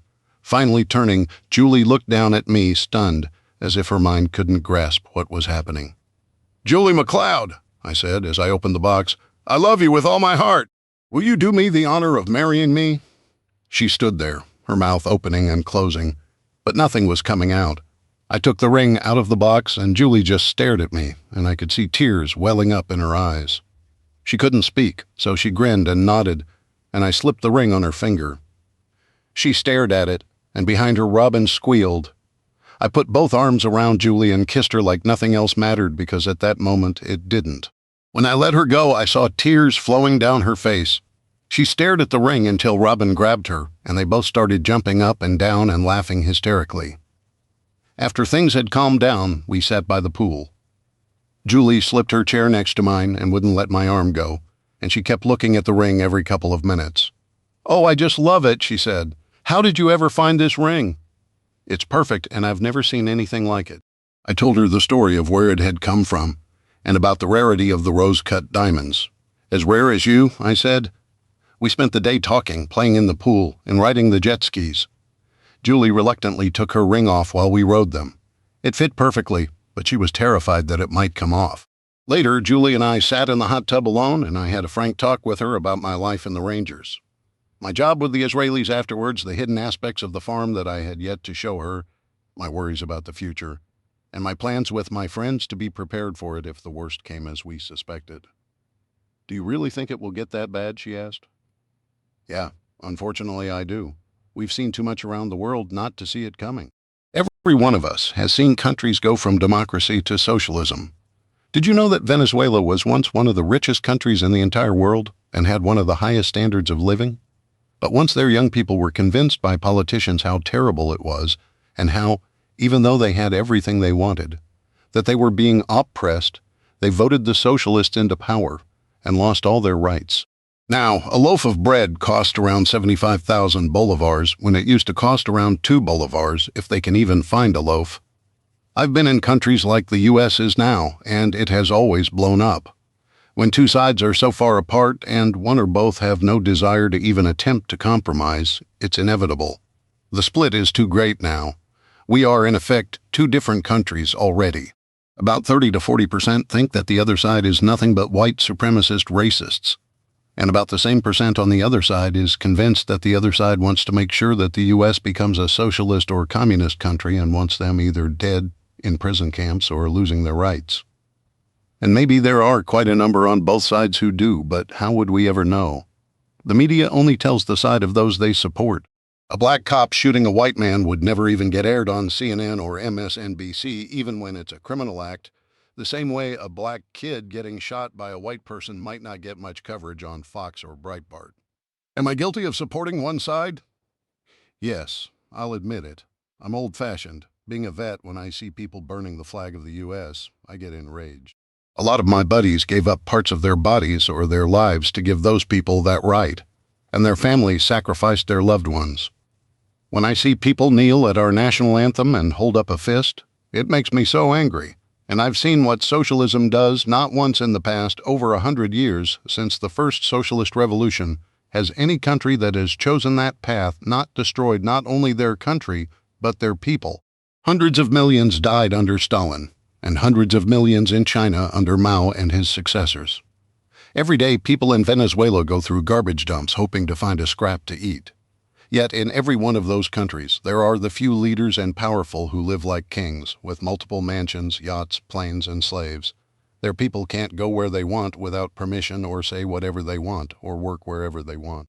Their entire life is controlled by those who have determined that they, and they alone, are wise enough or privileged enough to decide in every socialist country, I would be in prison or dead just for having this conversation with you. So yeah, I have a preference and side I'm on, but I'm no white supremacist. Heck, Steve is black. Many of my teammates have been black, Hispanic, and even Muslim. I've served with gays. Nobody cared. They just cared that they had their back. The other side never mentions Muslims using a 4-week-old in a stroller to get close and then blow up a dozen of your buddies. I never knew that kind of thing happened. Well, not for sure. You read stuff on the internet, but then you hear it's all fake and not the truth. I think most people just aren't sure what to believe anymore. And that's the part that pushes us over the edge. People are using anything they can to tear the country down. Only a small percentage really want the U.S. It used to be dead, but that small percentage is very powerful and backed by a lot of money, not only from people in the U.S., but overseas too. A former Nazi from Hungary is pouring billions into all the socialist and anarchist groups like Antifa. Yet if you question it and his motives, you're labeled a right-wing nut, a fascist, and a conspiracy theorist. This from a Nazi who turned Jews in to be exterminated like rodents. They have even openly admitted that they will stop at nothing. I hope I'm wrong, but unfortunately history is not on our side. I saw her yawn. You've had a very busy day, I said, hugging her close. She smiled and looked at her ring for what must have been the 100th time. What say we turn in, and we can talk more tomorrow if you want. There are some things I definitely want to talk to you about. Sure, she said, and I led her downstairs to her room. Good night, Julie McLeod. I love you. And for the millionth time, I'm so glad you said you would be my wife.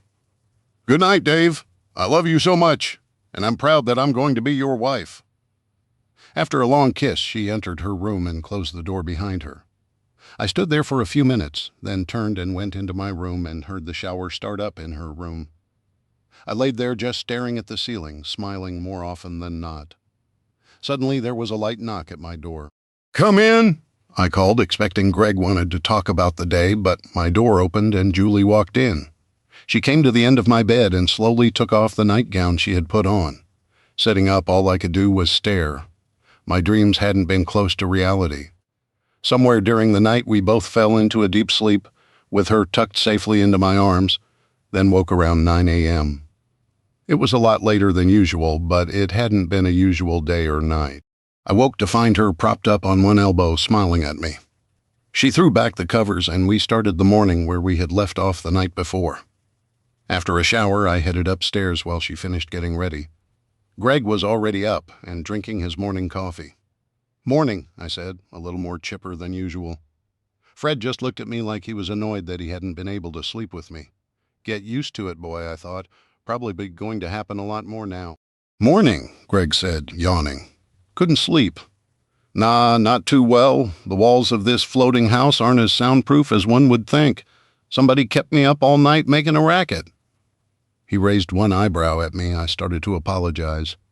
Listen, Greg, don't relax, bro. I'm just pulling your chain.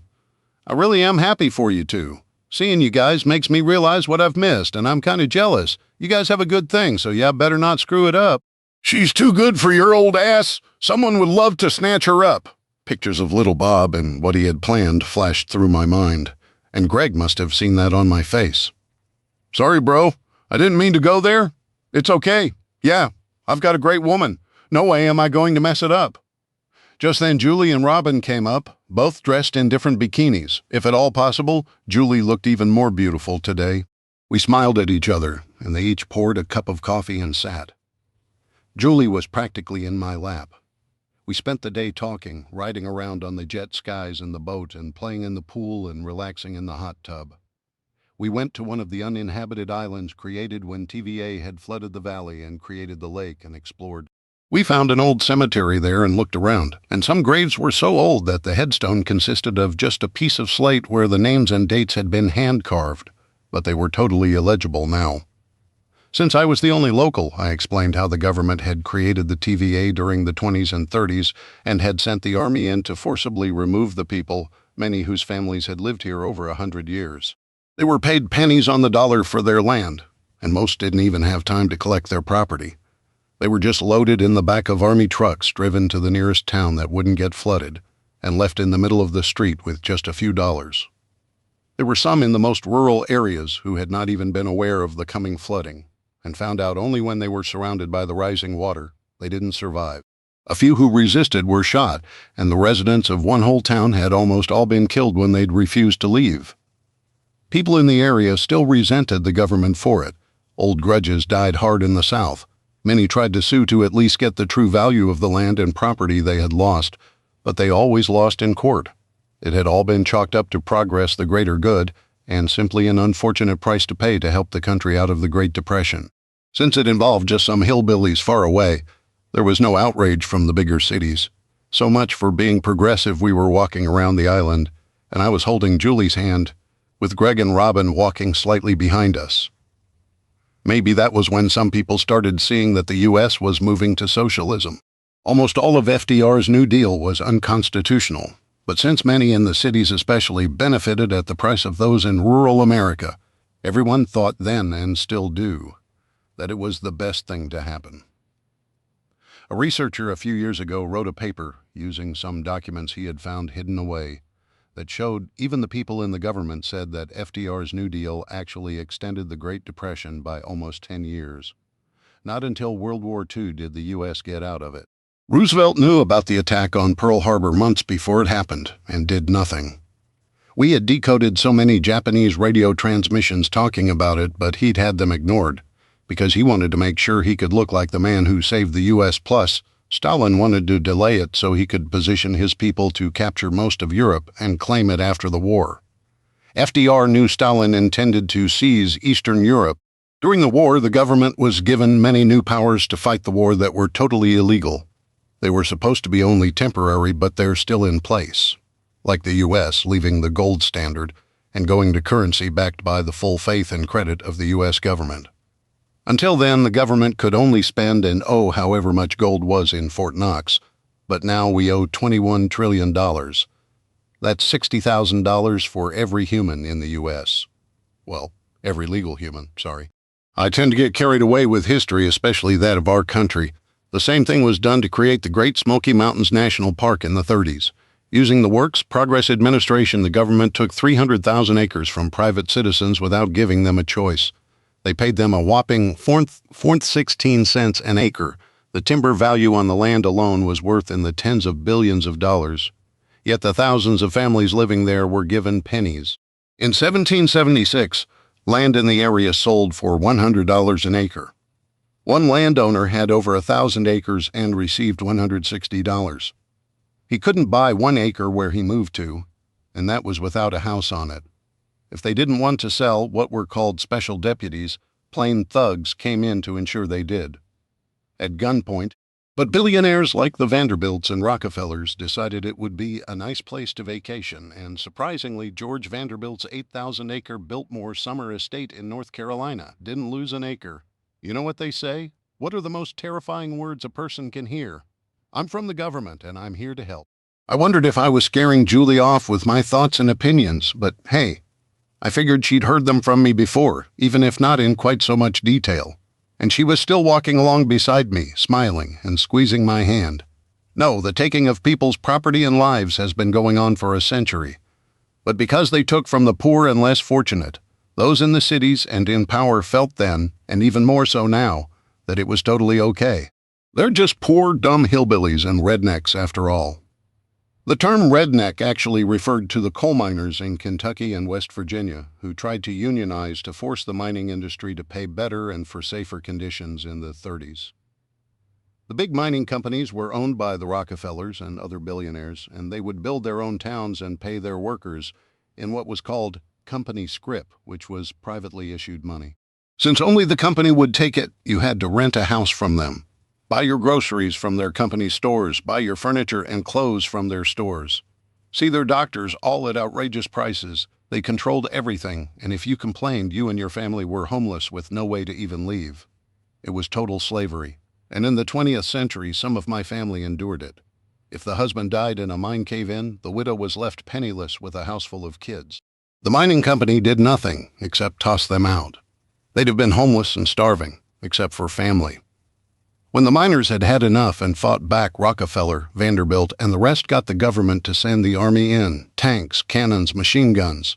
They literally wiped entire towns out, and the people in the cities ignored it, even when the papers in NY wrote about it and printed pictures. That's why I believe we are headed for a day of reckoning. It's been coming for 100 years. Amen to that, brother, Greg said. I think that's so sad, Julie said. Those poor people just wanted to live their lives peacefully.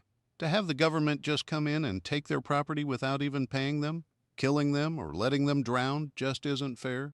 Don't ever underestimate what someone will do to take something that you have and they want, or what they'll do to make themselves overlords over others, especially if they consider those people beneath them or less than human. Ever since man has been on this earth, it's always been like that. The Bible is full of those stories. People in the U.S. just fooled themselves, because it always happened to those other people, just like the Nazis. Take out one group at a time, and nobody seems to notice. Do you know that FDR was a big hero of Hitler and Stalin? Hitler even modeled many programs after FDR's New Deal. Well, thankfully our government isn't that bad yet, Robin said. Really? Pretty much everyone has heard about the Nazis doing experiments on humans, like testing mustard gas, anthrax, and Cyclone B, the gas they ended up using in the Jews. Right? I asked. Everyone nodded. Did you also know that during the 1970s, our own government tested chemical and biological weapons on its own people? Whole towns were exposed to radiation, chemical weapons, and germs and viruses to see what the effects were. The mentally disabled and insane were subjected to torture and forced sterilization. Our vets were unknowingly exposed to a highly toxic substance called Agent Orange and given LSD and meth. Then there was asbestos, which they knew destroyed the lungs, but they kept allowing it to be used because they had nothing that worked as well as cheaply as it did. And DDT, which they knew was a deadly toxin. The government even encouraged people to ingest mercury and expose themselves to radiation and smoke cigarettes. It was supposed to be beneficial. Heck, even cocaine and meth were encouraged. Our military gave soldiers meth so they could stay up for days. No wonder vets used drugs when they came home. But not one person, not one was ever charged in any of those. Instead, big companies got richer, and they made sure their political friends did as well. Why do you think a person would spend $1 billion to get a job that paid €250,000 for 4 years and end up hundreds of millions or even billions richer at the end? No, the corruption is too deep. You couldn't root it out if you tried. Okay, end of today's lecture, class. I felt like all these truths were a downer on our trip, and that was the last thing I wanted. We were supposed to be having fun. We got back to the houseboat, and Julie and I went to enjoy our last few hours of the day in the hot tub. Robin took one of the jet skis and sped off, and Greg made himself scarce. I felt sorry for him, and I hoped he didn't feel like the odd man out. But with just getting engaged, my mind was understandably elsewhere. Sadie and Fred were resting in the shade from the day's wild walk. They'd had their own fun exploring. I didn't worry. I knew Fred would always come back and that he would protect Sadie. They had gotten along great and usually were running around together. I heard Julie laughing. Look! I looked around trying to see what she wanted me to look at. Just what am I looking for? She pointed, and over on the beach beside us I could barely make out a person lying on a towel. It looked like they were sunbathing, and, you goof, that's Robin sunbathing. After a few seconds, she sighed. You know, Australian style. What exactly is Australian style? Topless, you doof, she laughed. Oh man, if Greg sees that, he'll be on a jet ski in a minute going to explore the beach. He'll never be able to resist. I told him to keep it low-key. I don't want him making her uncomfortable or putting a strain on us. I'll have a talk with him. I got up to go find him, but she grabbed my arm and pulled me down. Don't you dare. Robin likes Greg a lot. She went over there to topless sunbathe, hoping he might follow her. Guess that didn't work out. She's been trying to get his attention since they met. We talked earlier, and she's wondering if he just isn't interested, or may have a girlfriend he hasn't mentioned. That may be my fault. I kind of told him to make sure to keep his little head out of the way. I didn't want him to ruin anything. She looked at me. Robin is my best friend because she looks like that. She always wonders if a guy just wants to get her in bed, but I don't think Greg is like that. If he's interested in more than a hookup, I think they'd be good as a couple. But if not, then yeah, he needs to keep it in his pants. She's been hurt a lot by guys, and she doesn't need that again. But she's lonely, and does need a good man around. She looked me dead in the eye, and I could tell she was totally serious. Then she said just 2 words. Fix this. 2 words, but they were a commandment. Yes, ma'am. I got up to go find Greg, and I found him on the main deck, sitting in the captain's chair. Listen, buddy, I may have made a mistake. These weren't words anyone wanted to hear from a recently engaged person, and he looked up in alarm. How so? Well, it seems Robin really likes you a lot and has been waiting on you to make a move. Apparently, when I warned you off, I messed her plan up. She's overlaying on the beach sunbathing. Topless. Topless? Greg's eyes flew wide open, and I could see the thoughts going through his head like a movie reel. I nodded. Uh-huh. After a few seconds of us staring at each other, I said, Well, what are you still doing here? Greg leapt to his feet and started heading for the jet skis. As he got near them, I said, Greg? Yeah, bro? Don't hurt her, Julie said. She's been hurt a lot by guys just wanting to put a notch on their bedpost. She doesn't need another one. He paused and looked back at me. Nah, man, she's more than that. I just didn't want to rock the boat. I've been thinking for a while that the have fun in the moment thing was getting old. Nah, this feels different than that. Well, good luck, I said, laughing. What have I done, I thought, as I went back upstairs. Oh, well, they were both adults. I take it that you had a talk with Greg, Julie asked. Yeah, seems he had been wanting more of a relationship with her than I've ever seen him have with anyone. But he didn't want to rock the boat. We heard the jet ski speeding towards the beach and getting into the hot tub beside her, I said. You know, we're all alone now. Why? Whatever did you have in mind? Julie said with a grin, then she gave a low squeal. Oh, wow. Don't look now. But I think Greg and Robin are about to get to know each other a whole lot better. Looking over at the beach, I just happened to catch a white bikini bottom, followed by a pair of bright blue swim trunks, actually fly through the air. I think this may be our cue to retire. There are things going to be going on over there I sure don't want to see. Shall we, my lady? Oh, yes, let's, she said with a fake British accent, and we headed below to start our own festivities. A couple of hours later, we heard the jet skis return. Listening, we heard them downstairs talking, followed by the sound of a door opening and closing. Then the sound of the shower quickly followed. We looked at each other, laughing. Revenge was going to be fun, I thought. We got up and took our own shower the third of the day, then headed upstairs. Good thing this monster has a huge freshwater tank, I thought. It got quite a workout. A while later, Greg and Robin came up to join us. I pretended to yawn and look tired, and Julie followed my lead, but she was having trouble not busting out laughing. Geez, man, I'm tired. We thought we'd take a nap, but we kept hearing someone making a racket. It was Robin's turn to turn red with embarrassment, and Greg, for his part, just looked at the floor. Julie and I started laughing, so hard tears started coming out of our eyes. Finally, when she and I got things back together, Robin said, listen about that. Oh, Robin, you don't have to explain. We're both just happy for the two of you, Julie said. She got up and gave Robin a big hug. Well, things sure had changed a lot in 2 days. Man, if only I had known right then just how much that statement would mean shortly. That night, nobody bothered pretending things hadn't happened. Robin and Greg slept in her room as she had the larger queen bed in hers, and Julie and I just automatically headed to what was now our room. I was going to miss the houseboat, and if I didn't think things were heading south, who knows? I may have bought one, still might. I'd have to think about it. Still, a lot of time between now and when, or if things happened, and if they did, money would be mostly just numbers in a computer. That was something I'd definitely have to think about addressing as well. Chapter 8, the next morning, we packed up and drove the boat back to the marina. Everyone was a little sad to leave, but our lives were waiting for us. After going by the diner to pick up Julie's car, we dropped it off at her place, and she packed up a few more things as she was going to spend Wednesday night at my place before she had to work Thursday.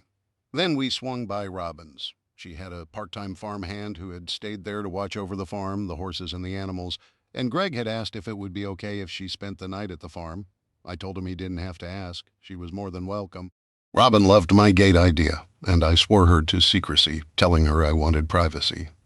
Yeah, Greg said. The real reason is he likes to run around naked and doesn't want everyone to see. Everyone laughed. Great, I thought. Another joke at my expense, though I didn't really mind. Getting out of the back seat of the Jeep, I groaned. They sure didn't make that back seat for comfort. It was a tight fit anyway, with 4 adults, 2 big dogs and luggage. I had sat the whole way from the lake with Julie's and Robin's suitcases on my lap. What all did you two pack in here? I asked. It felt like 50 pounds of bricks. You haven't seen anything, Robin said. Wait until the honeymoon? Honeymoon! Oh man, I hadn't gotten that far, wedding plans. Honeymoon, I could see a lot of decisions having to be made and a lot of conversations to be had. One thing at a time, Dave. I thought one at a time. In the house, I took Julie's suitcase into my room. I hadn't asked. I just assumed. I made a note to correct that as soon as possible. She may want some privacy. Greg took Robin's suitcase, so I left it up to them to figure that out. Grabbing some water, Julie and I went to sit on the porch where the dogs were curled up in a pile, already asleep. Life of a dog, I thought. Listen, baby, I put your bag in my room, but I should have asked first. I have 4 bedrooms. You won't hurt my feelings if you'd rather stay in one alone. Sorry, I can move it. Don't you dare. It's perfect right where it's at. I smiled at her. Listen, there are some things we haven't talked about, but I really think we need to, and now seems like as good a time as any. I expect Robin and Greg are busy getting settled in. We both laughed at that. Ever since the beach, they'd been going at it like teenagers. There are things here you don't know about. Things that are hidden. Even if you knew exactly what you were looking for, they are almost impossible to find, and nobody could find all of them. Since we're getting married, I feel like it's only right that you know everything, but just realize that you can't tell anyone. Not even Robin, for now. I know she's your friend, but just one slip up and everyone who was here would be in danger. They'd possibly lose their lives. Are you okay with that? Without hesitation, she nodded. Of course, my home is with you. My responsibility is to protect us, our friends and families, and our home. Wherever that is, and wherever you are, that's where I'll be. Maybe one day soon we can talk to Robin, but for now it's just too soon.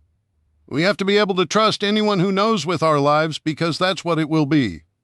I trust her just as if she was my blood sister. But I understand it'll take time for her to gain the same trust from you. She'll understand. Okay, come on. I led her around the farm, showing her the hidden shelter and supplies. Then I gave her the code to get in. I showed her the location of the fuel and propane tanks and how to access them, the supplies buried under the barn where some supplies had been buried around the property in case someone couldn't get to the main supplies. Everything back on the porch, I asked. So what do you think? Wow. I never would have dreamed of anything like this. How could you afford all this? Especially all the guns. There seem to be so many. Do you really think anyone would need that many? Yes, I've seen too much.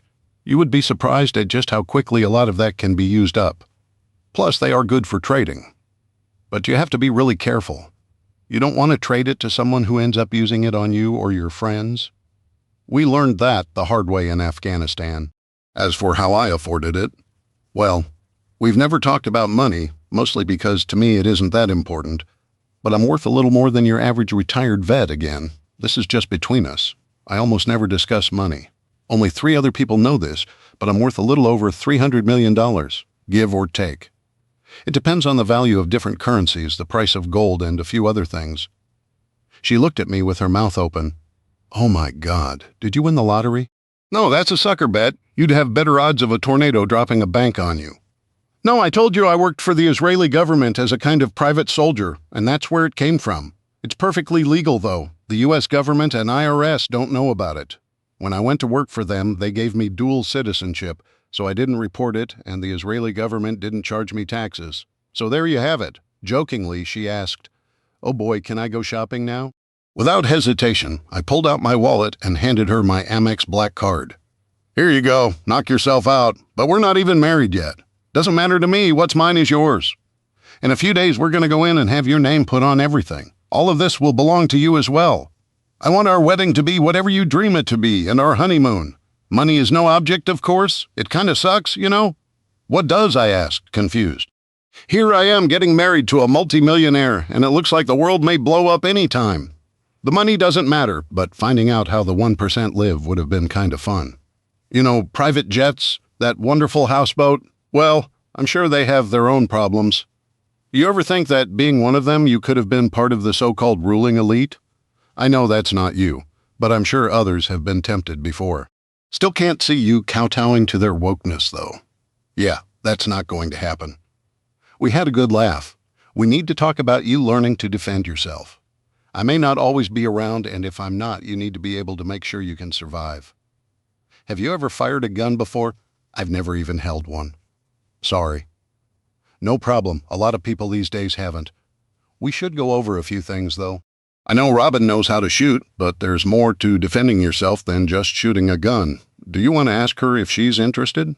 I'm sure Greg would be happy to give her some personal one-on-one instruction. We both busted out laughing. I'm just sure he would willingly volunteer, she answered.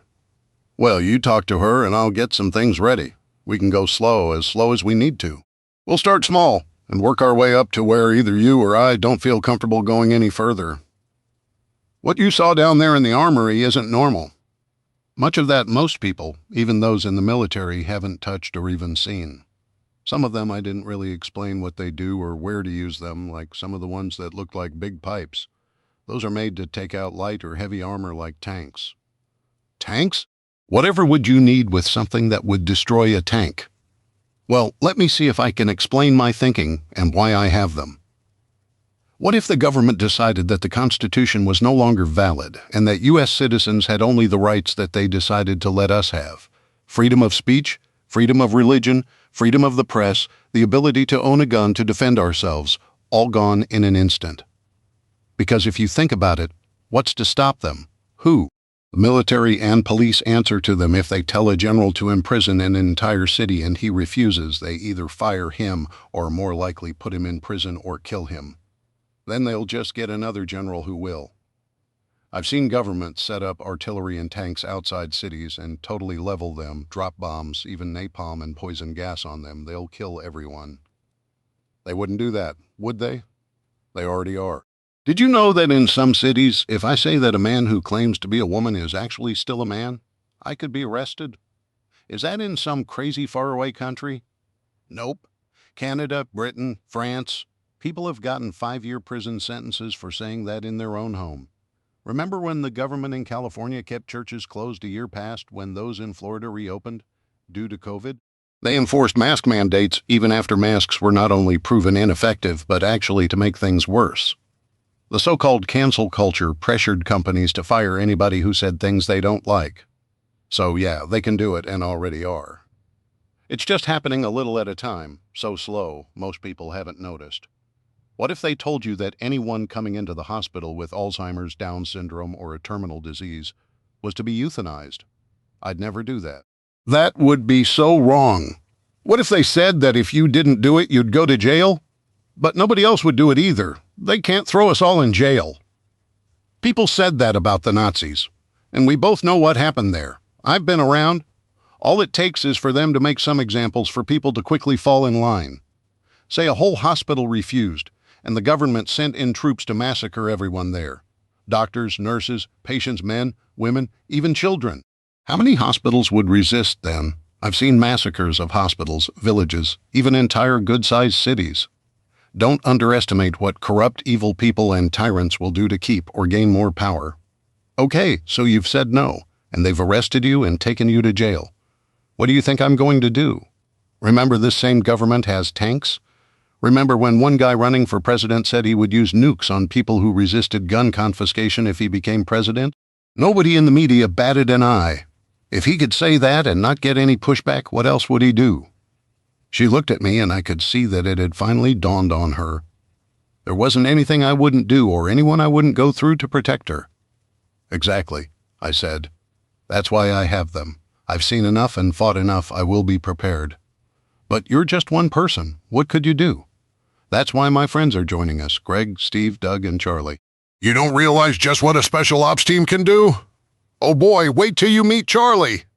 Now there's probably the toughest ranger I've ever met. You'll love Charlie. He's that good, huh? And yes, she is a total badass.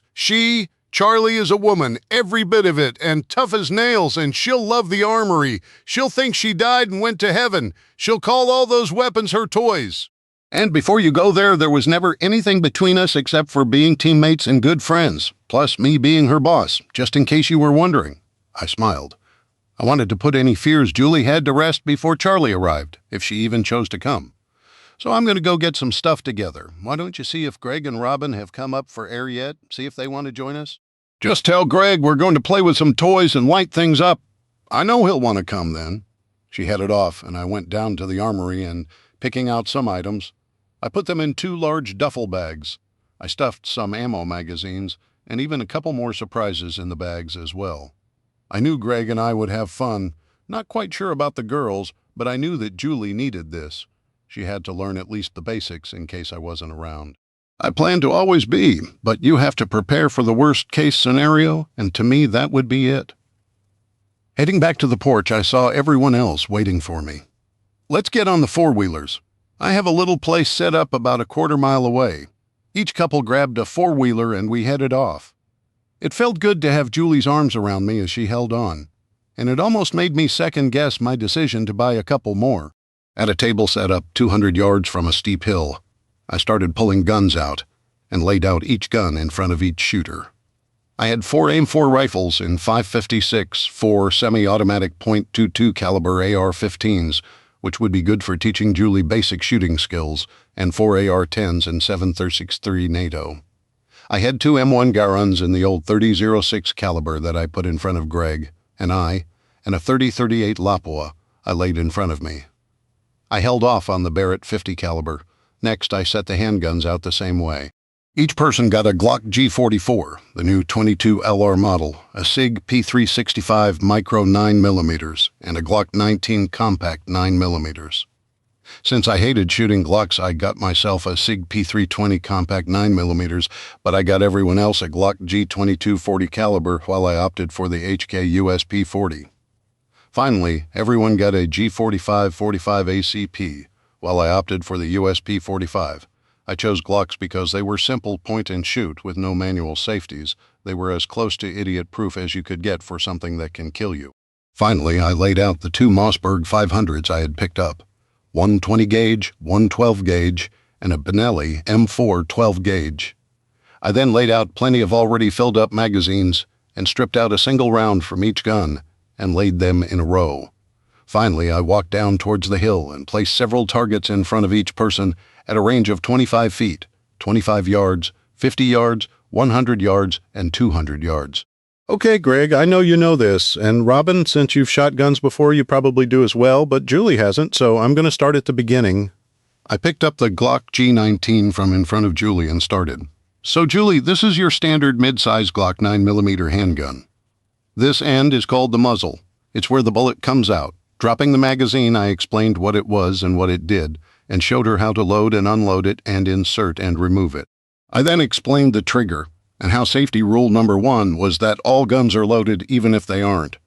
Rule number 2 is to never point a gun at someone unless you intended to shoot that person, and rule number 3 was that you kept your finger off the trigger unless you meant to shoot someone, and once you did make that decision, you fired immediately. Then I explained how to squeeze the trigger until the gun actually going off was almost a surprise. Going through all that and quizzing her on it until I was comfortable she understood it. I pointed out the row of bullets and described each caliber and what they were intended for. Robin and Greg were patient, though I knew I would have been frustrated by now. Having done all that, I had Julie pick up the G44. Why don't I start with the small gun first? She asked. 1. It's a bigger caliber. That little .222 round will allow you to concentrate on the basics first. 2nd, it's called a micro, but in that caliber, it can kick a bit. It's totally manageable, but I want to work on teaching you the basics and marksmanship first. We'll get to it. So go ahead. First, pull back the slide like I showed you to chamber around. Okay, now line up the blade of the front sight between the notch and the rear sight, pointing at your target. It should look like 3 lines in a row. Now put the very top of the middle line just below the very middle of the target I pointed out and squeeze the trigger. Bam! The gun went off and the shell ejected. Did I hit it? Julie squealed. Yes, you did. A little high and to the right. You anticipated your shot. Everyone, shoot away if you want. Greg, why don't you work with Robin however you see fit? I'll concentrate on working with Julie. We spent the next couple of hours working through guns, targets, and ranges, and Julie was actually a decent shot once she got her confidence built up. She needed more practice, but that would take time. I knew she could at least defend herself if she had to. She loved the little micro 9mm, and she thought that was the one she'd mainly carry. She didn't like the 45 caliber, but could shoot it if she had to. She absolutely loved shooting the M4, but after shooting the Garand, she decided that the AR-10 was her limit. Maybe an AK-47, I thought? She didn't want to touch the .38 after seeing me shoot it, but Robin actually loved it and was an excellent shot with it. Maybe not sniper level yet, but with practice I could see her getting there. Couldn't say I blame Julie on the .38, even for me it could get painful after a few rounds. She did well shooting the 20 gauge, but as I expected, she didn't like shooting the 12 gauge much. At the end, everyone was getting kind of tired. Greg, over here a second. Walking a few feet away, we left the girls to talk and compare targets. What do you think about Robin? Oh, she's great. We get along really well. Where's she been my whole life? Not that I kind of figured you two have been going at it like rabbits. We both laughed. No, about her and the farm. Couple of things. 1, do you think she can keep the secret? 2, she has experience with horses, chickens, pigs, and cows. That could be beneficial. 3, would she be willing? I don't want to make an offer and have her reject it. Then our security would be at risk. Well, first, yeah, she can keep a secret. She's told me things even Julie doesn't know. Second, she'd be a great asset. She may not be an operator, but that girl can shoot. At long range, she can outshoot me, and that's tough to admit, especially for a guy. Third, I'd think she'd say yes in a minute. Especially with Julie going to be here. She looks at Julie like a little sister. So yeah, I think it would be a win all the way around. I was thinking the same thing. I just wanted confirmation. I'll get Julie to feel her out later and see. We went back to where the girls were standing, so... Robin, what do you think? God bless the U.S. and the Second Amendment. Seriously, almost all this is illegal in Australia now. Didn't used to be, but now we're all just grateful that they allow us to keep our small .22 caliber rifles and shotguns. Well, legally that's all we're allowed to have, though how we're supposed to defend ourselves against a 16-foot-long croc with a stick I'll never understand. Okay, so what I'm about to show you could get me sent to prison, but Julie trusts you, and so does Greg. So I'm going to...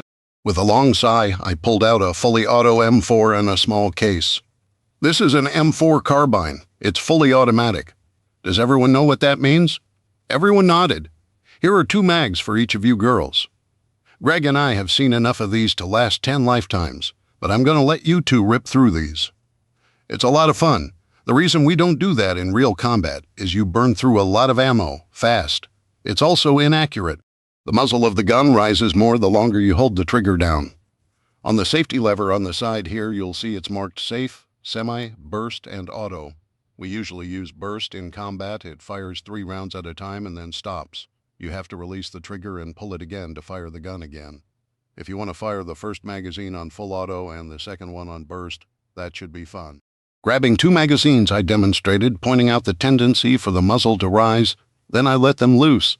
They had a blast, and at the end they were laughing like a couple of schoolgirls. That was so much fun, Julie said. Can we do it again sometime? Oh yeah, we're going to make practice a regular thing. Only through practice can you get better. Come with me. I led them behind a concrete wall that I'd set up and pulled out a M26A2 frag grenade. I explained what it was, what kind of damage it could do, and how dangerous it was. Since everyone already had noise-canceling headphones and safety glasses on, I had them all kneel as far below the wall as they could get, pulled the pin, and threw it at a 5-gallon gas can I had placed in an open area. Boom! We heard fragments hit the concrete, and after a minute I got up to make sure it was okay and motioned for everyone to get up. Where a moment ago a red gas can had been, there was a small crater now. That was bloody awesome! I want some of those! Robin yelled. Everyone laughed. Dave, you've gone and created a monster! Greg laughed. We packed up and headed back to the house. I left the guns in the house because later Greg and I would clean them, but soon the girls would be cleaning their own guns. And if Robin stayed, she, along with Julie, could go through and pick out her own preferences. But for now, we were tired, hungry, and did I mention tired? After a supper of grilled shrimp and salad, Julie and I went for a walk. I'd picked up a couple of jackets just in case, as well as a blanket, and put them in a backpack. We stopped along a creek, laid the blanket out, and talked. I mentioned my idea about Robin, and she was ecstatic at the prospect. She promised to talk to her as soon as she could. The next morning, Julie was already up and out of bed by the time I got up. I really had got to get back to my morning run and training, I thought. Julie and Robin were in the kitchen talking, so grabbing a cup of coffee, I sat down as Robin was getting up and leaving. Julie waited for her to leave, and then turned to me. I talked to Robin this morning. Apparently Greg talked to her last night, and she's all for it, but she's worried we're just inviting her because of me and Greg. She doesn't think she has any useful skills. She's wrong. She knows animals, and nobody else here does. Horses will become important again. She knows farming, too, and I'm about the only other person with any experience there, and I'm just a casual farmer. She does it on a larger scale. She can shoot, too, and Greg said that at long distance she's better than he is. That's a great skill to have, and that's just 3 off the top of my head. No, we could really use her. Julie and I looked up as Robin and Greg came in, and I decided to address it right off the bat. Robin, Julie says she talked to you and explained some of the things going on around here. But before I go on, I want you to know your skills would be very valuable and appreciated here." She looked skeptical, so I decided to lay out my reasoning.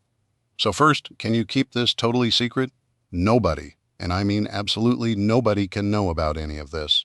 You would put everyone's life at risk, even Julie's and Greg's, and I can't take that risk if you're even the least bit hesitant.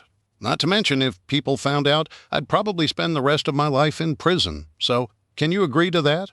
If you need more time, that's okay. I want you to be absolutely sure, because everyone agreeing to this is putting their freedom and maybe their lives at risk just trying to keep those they love safe. If you'll have me, I'm in. My lips are totally sealed." "Okay, come with us." We headed outside, and I showed her the entire compound. As we returned to the porch, we just sat for a moment, letting her adjust to all of it. "Well, that explains some things I've wondered about," she said. "You know, I have several ideas already that we may want to consider, like setting up cattle, chicken, and pig operations. Fresh meat would be good. Tinned meat is okay if you're camping, but every once in a while, a steak or fresh eggs would be nice. Plus, wild game would get thinned out pretty quickly with everyone hunting. Second, we need to consider crop rotation. You can't grow the same crop on the same ground year after year. The nutrients in the ground would be depleted pretty quickly. Also, are you planning to grow wheat for fresh flour? If so, how? How do you process it? If you do, does anyone know how?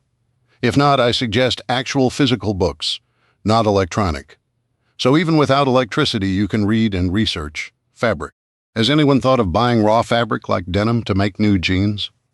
They'll only last so long, then what?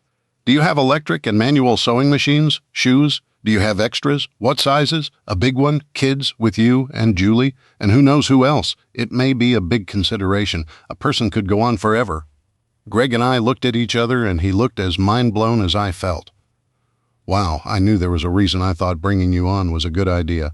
I never thought of any of those." "Like shoes. I have a pair of tennis shoes, a couple pairs of boots, and a couple pairs of almost useless dress shoes.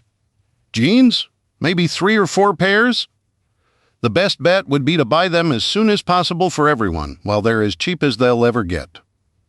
Get everyone's sizes and order like crazy. Thank God for Amex." Everyone laughed. Julie spoke up. "I think everyone should start writing everything down. Maybe everyone has a notebook or sends a message to one central person." "Great idea, baby. You know, Doug's wife is a logistics and inventory supervisor for Walmart. If she's on board, what about we make her our official supply officer? She would be perfect for it. I bet she could streamline that whole process. What a great idea. I'm glad I'm marrying such a genius." "Yep, that's me, resident genie's ass." That left everyone laughing. We spent the next couple of hours brainstorming ideas and writing them down, and just in those 2 hours we had over an entire sheet of new ideas and suggestions. Now, you know why I invited everyone? Almost all of this I had never thought of, and we haven't even touched on medical yet. I'm going to call Doug and see if he's talked to Kim. One idea I do have is between now and if, or more likely when, things go sideways. What about putting everybody on a salary? People still have to live. Say $80,000 a person? Is that enough? Would $100,000 be better? Trust me, people will earn it. Everyone will probably want to buy some individual items for themselves, and I know Greg, Steve, and I would die if we didn't have coffee stored. We'd have gone out and bought it ourselves. Also, what about buying some used trailers for people to move into if they want? Can't stay underground forever. $80,000 is great for me, Greg said. Heck, bro, you know what we got paid as Rangers? But whatever you decide, brother, is okay with me. Still got my pension coming in for now, at least. Nope, we're all part of a team, so everyone gets an equal share if needed. Anyone can tap into my account. But take it easy, guys. No blinged-out G5 jets, okay? I'm good with it, Robin said, and Julie nodded in agreement. I'll talk to Steve and Doug and get their feedback. First, I'll call Doug to find out if Kim is a go or not. In the meantime, try to think of holes that we don't have someone to fill. Once things go south, it will be too late. Greg, you and I need to discuss security later. We need this place as buttoned up as we can get it. I'm going to call Doug now, then I'll touch base with Steve.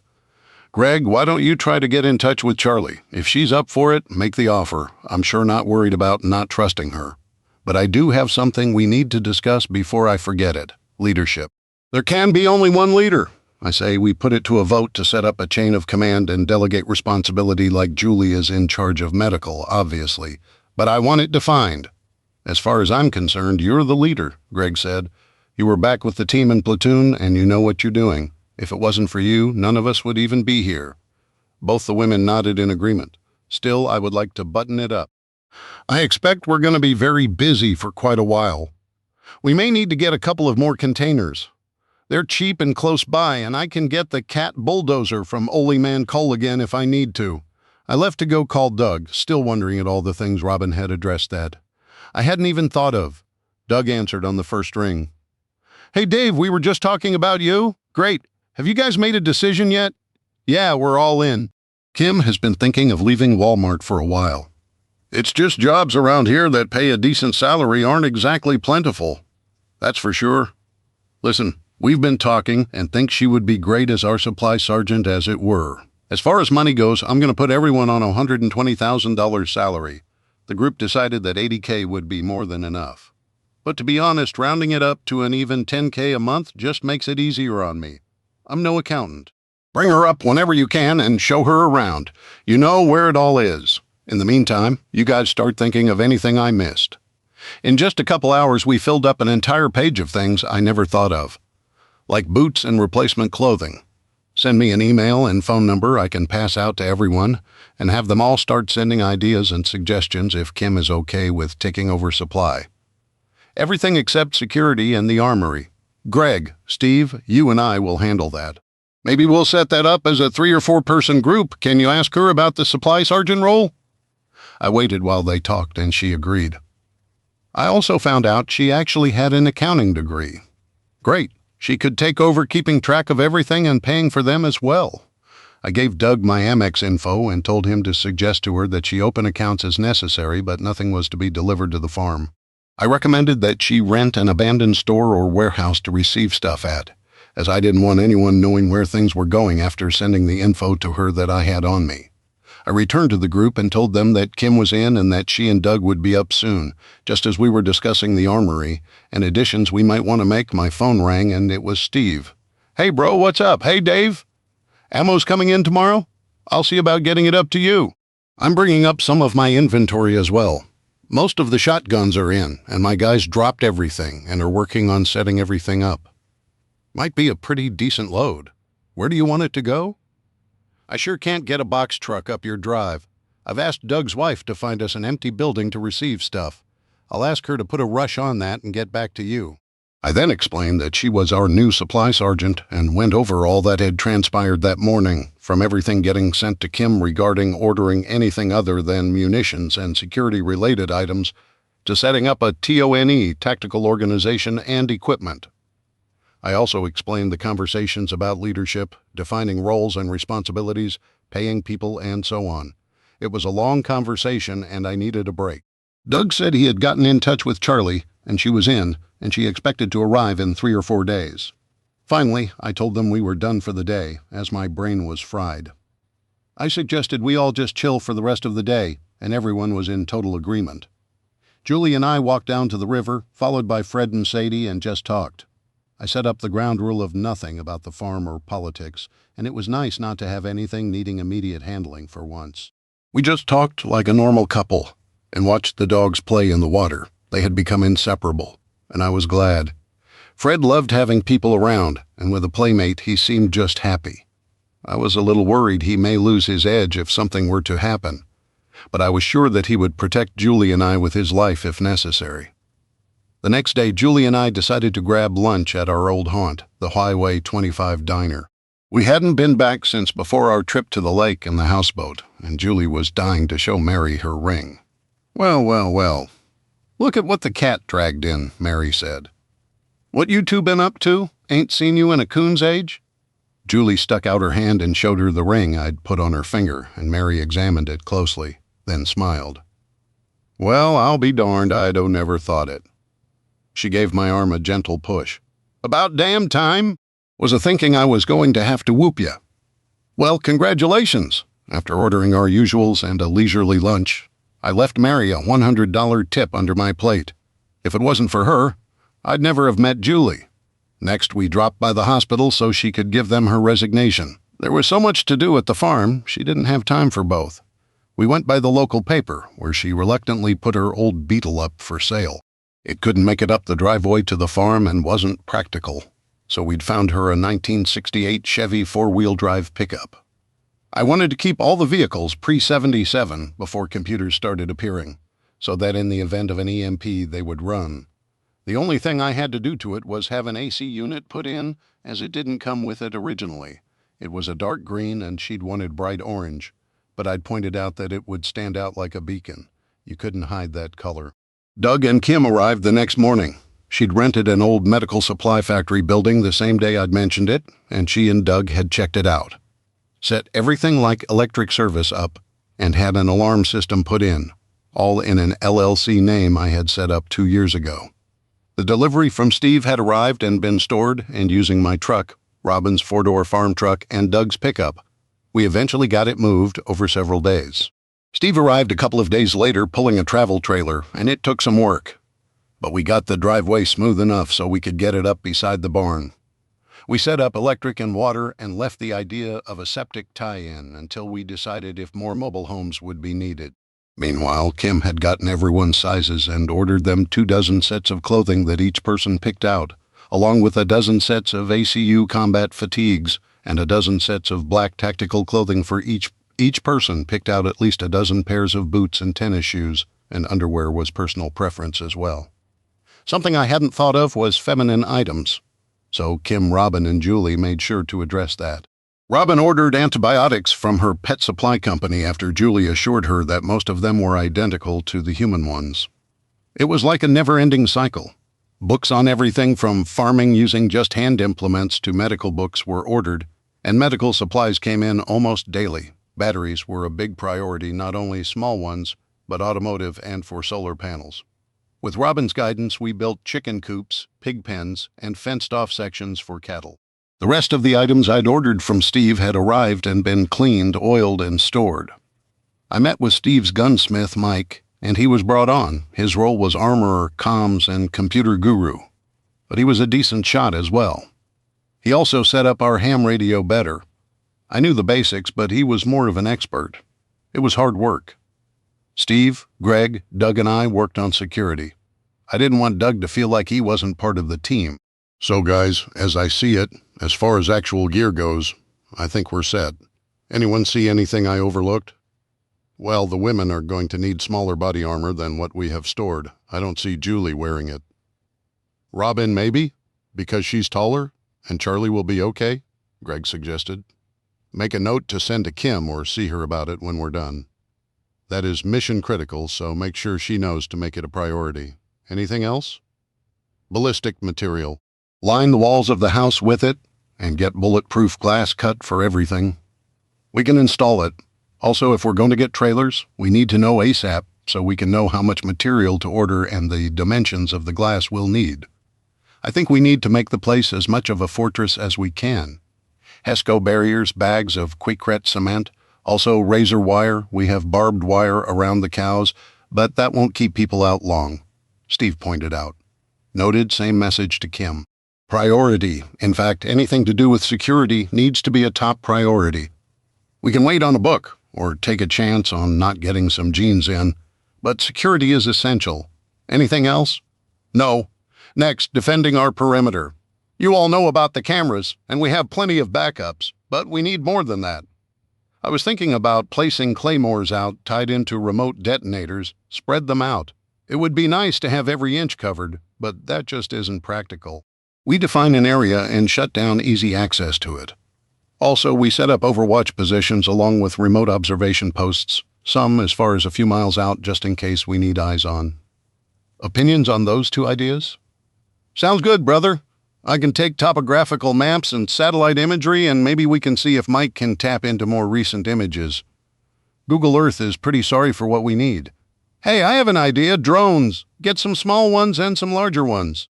It'd be nice to see 20 miles away without anyone knowing it, Greg said. Great idea. See if Mike has any experience with drones. If not, check everyone else. Find out what's available, the best commercial ones, possibly even some through some of Steve's contacts, And I'll check with my friends in Israel. Don't think we're at predator-level requirements. What else about the perimeter or security? What about vehicles? A couple of pickups, an old Jeep, and 4 ATVs aren't going to cut it. That plastic and sheet metal won't even stop a rifle round. And if something goes down permanently, we aren't going to be in a good spot. This may sound stupid, but anyone ever thought about a helicopter? Greg asked. Helicopter, what would we do with that? Doug asked. Having been in the sandbox, I can't count the number of times one came in handy to extract us, Greg answered. Steve and I will touch base with our contacts, see what's out there. Anything else? No. Okay, everyone has things to do. Thanks, guys, I said.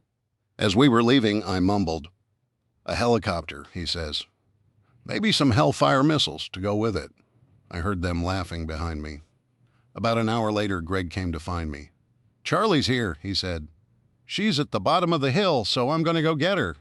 I may try that trick you played on me. You better be careful. You know she can kick your butt, I cautioned. Yeah, right. 10 minutes later, his Jeep came up the hill, followed by a classic 1966 Ford Bronco. It was pristine. Nice taste, I thought. Hey, Charlie! I'm going to beat that idiot, she yelled, laughing. I looked at Greg. I told you so, but would you listen? No, hugging Charlie was like old times. What have you been up to, girl? Oh, not much. The Pentagon decided my services would no longer be needed, said I wasn't being inclusive enough in my language. Some jerk decided he was a woman one day and walked into the shower where I was. Tried to get handsy. Guess he was also a lesbian. I threw him out the door with a black eye, a broken nose, and a couple of fractured ribs. He's lucky I didn't rip his nuts off and feed them to him. So when my re-up papers came, I threw them in the trash. Been doing some freelance work in the Middle East for the past couple of months. Man, it's good to see you, Master Sergeant. Nobody's called me that in a couple of years. Call me Dave? Sure thing, Master Sergeant. Come on, I'll show you around. Getting kind of crowded around here lately. Steve just moved into his travel trailer, so there's a bedroom in the house open. We're going to pick up some new FEMA trailers. The government bought them, then decided they didn't need them. Government bureaucracy. Gotta love it. Always liked knowing when I went to the latrine I was sitting on a $2,000 toilet seat and driving nails with 600 hammers. Walking into the house, I spied Julie sitting in her favorite spot on the couch. They couldn't be more different. Charlie was 5'10" and looked like a pro bodybuilder. She was cute, but I'd never seen her date anyone. Of course, that started all kinds of rumors that she was gay. Didn't matter to me. In a firefight, she had your six, and she was a heck of a combat medic. Julie, this is Charlie, one of the best operators I've ever had the honor of serving with, and a heck of a good friend. Charlie, this is Julie, my fiancée. What? You getting married? There were bets going around that no woman could ever wrestle you down long enough to talk you into marriage. Julie laughed. Well, he did all the wrestling. I was as surprised as everyone, but I love him. Well, girl, show me the bling. Smiling, Julie showed her the ring. She'd show it to anyone in a minute. And often.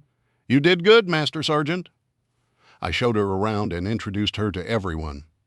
Steve had met her a couple of times, but they barely knew each other. Then I showed her what I had come to call the bunker and the armory. Hell yeah, sir! I'm going to move in here, she said. All these fun toys to play with, even anti-tank missiles. This is going to be fun. Calm down, girl. You'll hyperventilate. When you have spare time, come down here. I need someone to unpack and clean all these crates, and I need a complete inventory of everything. Kim is in charge of supply, but she wouldn't know an M26 from an M239. Give the final list to Kim and a copy to me, Greg, Doug, and Steve. Right now, I've got you spotted as an operator and combat medic. Julie is an ER nurse, so she's in charge of medical, but I'd like you to be her number 2. She doesn't have a lot of experience with things like gunshot wounds, so she could use some help getting up to par with things like that. We have a TOE set up, but look it over and talk to me when you can. They voted me as leader and Greg as my number 2, but we're not big on formality around here. Everyone sees a need and fills it or points it out to whoever can deal with it. Everyone gets the same salary, $120K. If you need anything, give it to Kim. She'll either get it or, like with the armory, get it to whoever can need anything else. Find me. Over the next few days, things started to come together nicely. Robin had her animals moved over. She had 4 sows, one with piglets and a boar that had to be kept separate unless breeding. He was one mean Sobe, and Steve refused to go around it since it tried to gore him with a massive set of tusks. She also had 40 head of cattle and 2 bulls.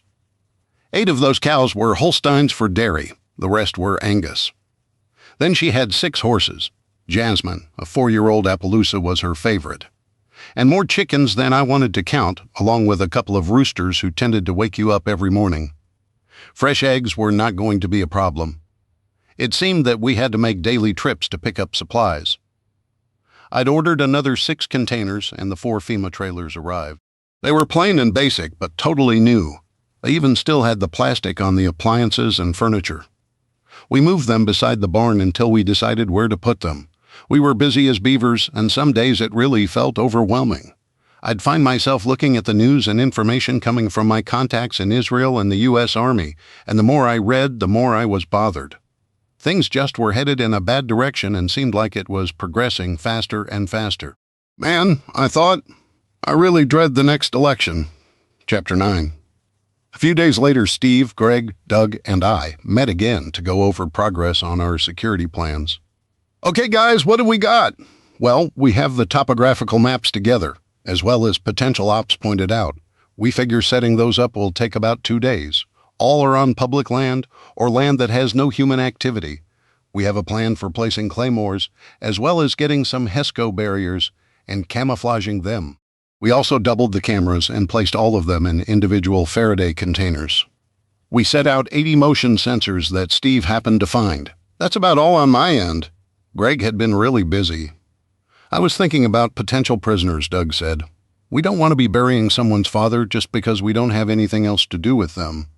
We can put them in a container with a barred doorway with skylights for light. It won't be radiation-proof, but unless you want to bury it, I don't see any way to do that. We can put in a camping-style toilet to take care of the hygiene. I don't expect we will have to worry about that long-term. Probably anybody going in there will be short-term, Doug said. Very short-term, Greg agreed. My thoughts exactly. Next, vehicles, Greg said. I've heard back from some of my contacts right now. All that's available are surplus up-armored Hummers. They're everywhere and they're cheap, but we have to be careful. Some look like they were dragged off the side of a road in Fallujah after an IED attack. Plenty of 6x6 trucks, old deuce and a halves. There are some Bulldogs and Growlers and a couple of older M113s found 2 M1117 Guardians that a sail fell through on, and surprisingly over a dozen RG-31 Niala mine-resistant vehicles. I went ahead and checked on helicopters while I was at it. Some old Hueys, of course, then the normal Bell-Jet Ranger and commercial ones. Nothing with the least bit of armor, so that didn't pan out. The Growler was kind of a cross between a Hummer and an old-school Jeep. I liked the Growler and the RG-31s, and a couple of the 6x6 trucks could come in real handy around the farm. I'm always needing to haul something and not always on a road. Plenty of those have hit the surplus market, so they won't stick out as much. Check on a couple of Hummers and maybe 2 of the 6x6 trucks, unless they're practically giving them away. Get a price on the Growler and the RG-31s. Then get back to me. Everything else screams military, so I don't think it would be worth the attention. Well, I found a couple of options courtesy of my old bosses at the IDF. Anybody ever heard of an AIL Desert Raider? I saw them when I was in the Middle East. A 6-wheel drive dune buggy, right? Steve said. Yeah, we used them in a couple of ops I did. 6-wheel drive, 4 passengers, plus a stand-up gunner. Comes with 2 gun mounts, 1 for the passenger and 1 for the gunner. Usually had M239 saws mounted on them, though I've seen guys over there get creative and put everything from M60s and PKMs to 50s on them. You know the Israelis, they'll use anything they can, even their own enemies' weapons, to take out the trash. The Desert Raiders have some armor, mostly underneath, but they're pretty open and fast as heck. They'll do 75 mph off-road if you can hang on and not kill yourself. One huge thing they have going for them is a whisper, quiet exhaust. Almost can't hear them from 20 yards away. They can go up at least a 60-degree incline, and it's got a small bed behind the seats. Bad news is, I can only get 3, and they aren't cheap. $75,000 each. All have fresh rebuilds on the mechanicals. The other thing is a helicopter. If we want to go that route, I can get a Eurocopter AS-565 Panther. Totally armored well, at least as much as you can armor a flying egg beater, has a forward chain gun mount, and points for air-to-air or air-to-ground missiles. No gun included, but one can be had for a not insignificant price, and of course no missiles. I didn't ask about them because I wasn't even sure we would want them. Steve, maybe some of your friends can help there if we want to be that visible. Great thing is, it's almost identical to the civilian version, but it's not cheap. $500K. What do you guys think? I asked. Steve spoke first. I like the dune buggies. People will probably think it's just some crazy ATV, and we can camo it up. A helicopter wouldn't make sense at all without a pilot, and nobody here has the skills. So that means a new recruit. I'm sure between all of us we could find one. I just wonder if we're thinking too big. You know what I mean? Next thing you know, we decide we need a C-130 and have to build a runway. Plus, don't forget Abegas. It isn't like you can go to Shell and fill her up. I'm with Steve, Greg said, looking to go too big. If we did get one and a part breaks, we have a very expensive lawn ornament. How many guns or how much food would $500,000 buy? I'd vote no. I nodded. That was my thought as well. I'll get the buggies on order and get them here. Since they're off-road, they're totally legal to import. Steve on the growlers, RG-31s and 6x6s, go over everything on them and make sure the mechanicals are top-notch. Also make sure they're up-armored and have the EMP-proof package. Go ahead and buy the 6x6, and when you get all the info on the others, we'll discuss what we want to do. We also don't want the place to look like a military base. There are only a dozen people here. You and Greg handle that? The buggies can be here in 5 to 10 days, but try to get the Hummers and 6x6s in as soon as possible. Anybody with anything else? After a minute or two of silence, I continued. Okay, I have 2 more things. First, mechanical. We need to find someone who can fix almost anything. I'm an okay shade tree, but I'm not a mechanic. I have a neighbor I'm friends with who is top-notch, but he's 69. So if you think of someone, let me know. Think that would be an important skill we need. Last thing is, well, I think I made a mistake, guys. They all looked at each other and me with curiosity. I think everyone should be included in these meetings. Yes, we know more, and probably any decision is going to have to fall back on our experience. But there are 2 reasons. 1, security is just as important to them. 2, they need to have input and know that they have a role in the security as much as we do. Heck, Charlie isn't here, and she has as much experience as Greg and I. 3rd, I don't want things to get too tribal. You know, security guys, women's stuff, etc. It was a mistake. I get you, bro, Greg said. I think it's a good idea. Everyone else agreed, and we decided that from then on, security briefings would involve anybody who wanted to be there. Time seemed to fly. 2 weeks later, the 3 AI buggies, 2 6x6 trucks, 2 Hummers, 2 Growlers, and a RG-31 Neala arrived. I had really liked the idea of the buffaloes, but more for my love of military toys. They just screamed, "Look at me too much." Greg also pointed out that the sheriff's department had a buffalo they'd got for free from the Army to be used as a SWAT vehicle. So if it came time where they had no gas, we could maybe get a free one as long as we could keep it fueled. Greg wanted to mount guns on them right away. Charlie loved the buggies, and when she took one for a test drive, we didn't see her again until 2 hours later. She got off the buggy grinning. "This is Mabel, and she's mine. You mess with her, I'll cut your balls off." I totally believed her, and I think the other guys did too. She even hand-painted Mabel on the front. Once the vehicles were dealt with, we decided we would order a metal building and build it ourselves. They were pretty common in the area and wouldn't stick out. We found a used portable cement mixer to make our own foundation, and the old man's D9 made short work of leveling the ground. We didn't need plumbing, and running electric wasn't hard, so we didn't bother hiring an electrician. Now we had a place to store all our vehicles. We put one of the 20-foot containers inside and partitioned it. One side was our jail, and the other we reinforced and turned into a secure storage area. It might have seemed crazy to have a secured area attached to a holding pen/jail, but we lined the storage side with ballistic material and some 6-inch thick steel plate I bought from a scrapyard in Knoxville for the scrap metal price of .06 a pound. Boy, was that steel plate a nightmare to move. Our 6x6 trucks paid for themselves just with that. We ended up cutting the sheets into 4x8-foot sections and jury-rigging some homemade attachments to the front of the backhoe. We had to take the back digging bucket off to get it inside the container, and nobody wanted to do that again.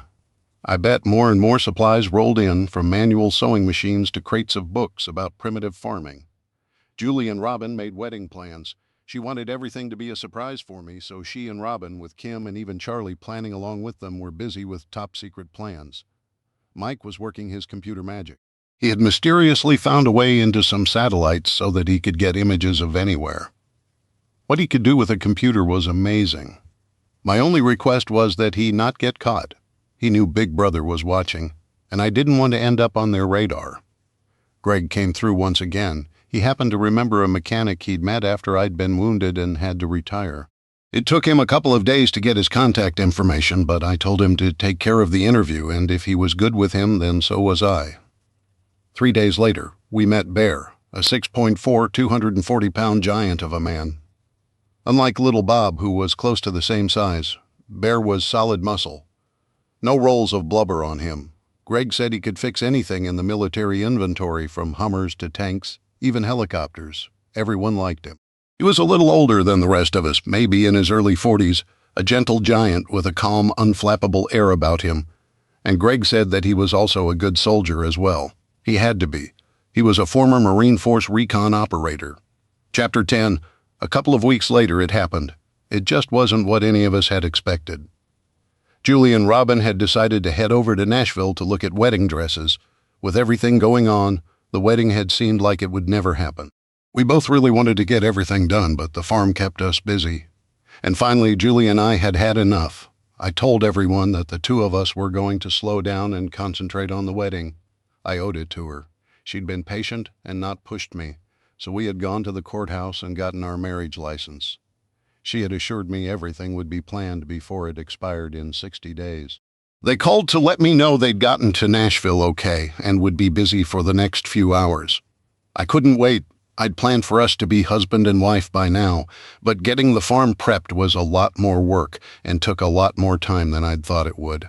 And here I'd thought I was more than prepared. It takes a lot more than just beans and bullets, I was finding out, especially if you thought things would last for any length of time.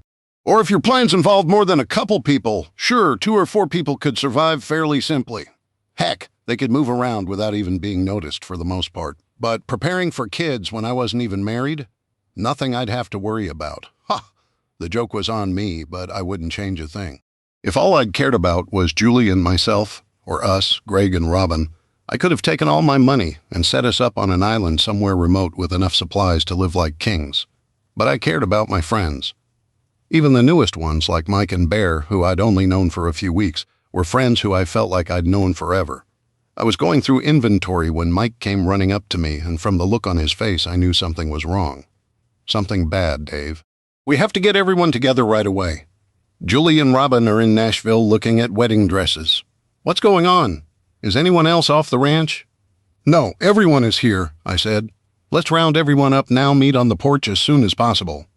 Mike, do I need to call the girls and tell them to drop everything and get back here ASAP? Yeah, tell them not to worry about tickets either, just to get back here as soon as they can. And Dave, tell them it's literally life and death. Then I heard him say quietly as he ran off, I hope it isn't too late. That had me really worried. What had him so terrified? He was usually quiet as a mouse and the calmest person I'd ever met. We had even joked about whether or not he even had a pulse. Greg had tried to get a betting pool going to guess his blood pressure, but one look from Julie had convinced him that was maybe not a good idea. As I ran to round people up, I called Julie, and she picked up right away. Hey, baby, what's up? Listen, honey, where are you at? Somewhere around Crossville, Tennessee. Why don't stop anywhere else and don't waste time. Just get back as soon as possible. Don't worry about a speeding ticket or anything. You and Robin have your guns, right? Yeah, of course. What's going on? You're scaring me. I'm not sure at the moment. Whatever it is has Mike terrified, and we're running around rounding everybody up. Once I know what has him so fired up, I'll call you back. Be careful. I love you. Mike terrified? I've never ever even seen him get excited. He said to make sure to tell you it is literally life and death. I love you, Dave. Call me. We're heading home now, Julie said. It was 120 miles from Crossville to Tazewell, and usually a 2-hour drive according to GPS. But people routinely drove 80 mph or faster on I-40. Cops didn't even bother ticketing you unless you were going 85 or more. or it was around a holiday and they wanted to keep the out-of-state driver's speed down. If you pushed it hard as I'd done before, you could make it in an hour and a half or so, and I hoped she pushed it real hard. I had a bad feeling that this would be the longest 2 hours of my life. Within minutes, we had rounded everyone up.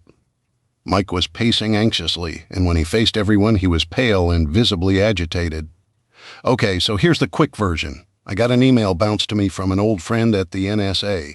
In about 3 days, the Earth is going to get hit by a massive CME.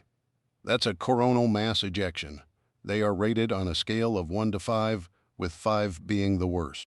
We got hit by one back in 1859 called the Carrington event, and it was the worst one ever recorded striking the Earth. Telegraph operators were electrocuted. They said they could disconnect the power to their telegraph keys and still send and receive messages. It destroyed the telegraph system in both the U.S. and Europe, which had just begun to be built. The wires caught on fire as well as the telegraph poles. The northern aurora borealis, usually never seen any farther south than parts of upper Maine, Canada, and Alaska, were seen in the Caribbean. Gold miners in Colorado said it was so bright outside it woke them up. Many thought it was daylight outside their tent. That one was a 3, possibly a low 4. This one will be a 5. It will hit everyone. Worldwide, usually they're regional, but this one looks like everything will fry. Our benevolent government has known about it for weeks, but decided not to tell everyone because they were afraid it would start panic, looting, and rioting. It also gave them time to slip out the back door and take as much stuff as they could with them and crawl in their safe holes to hide. Mike really despised the government. After having worked for them for over a decade, in a role he never spoke of, and for an agency or department he never mentioned, he had a depth of hatred I'd rarely seen.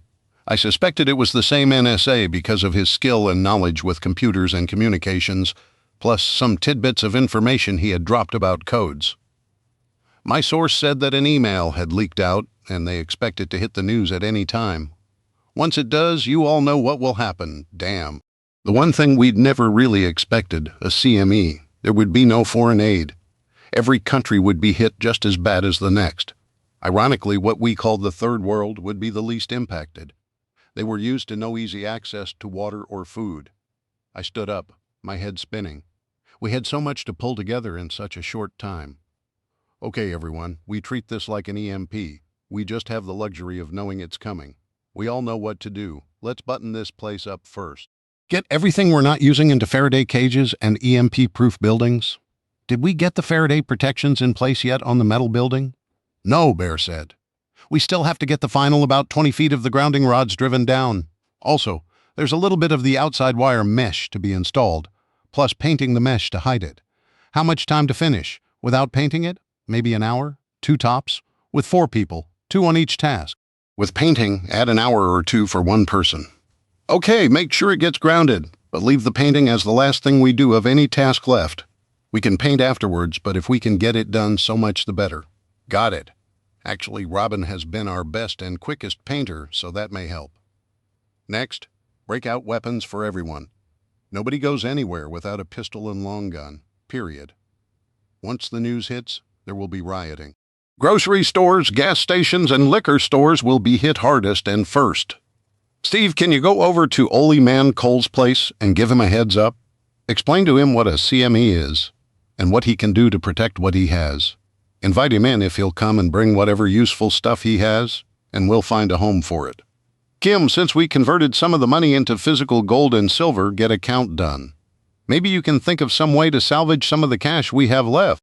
I have no clue. Get the count in pounds and ounces, Bear. Start pulling all electronics from the vehicles and everywhere else. Leave the ham radio for now, plus whatever Mike needs up and running. Let's keep just the bare minimum out to minimize exposure. I want everything in double Faraday cages and EMP-hardened storage. If it's as strong as they say it will be, nobody has ever dealt with anything like it. 1 layer of protection may not end up being enough.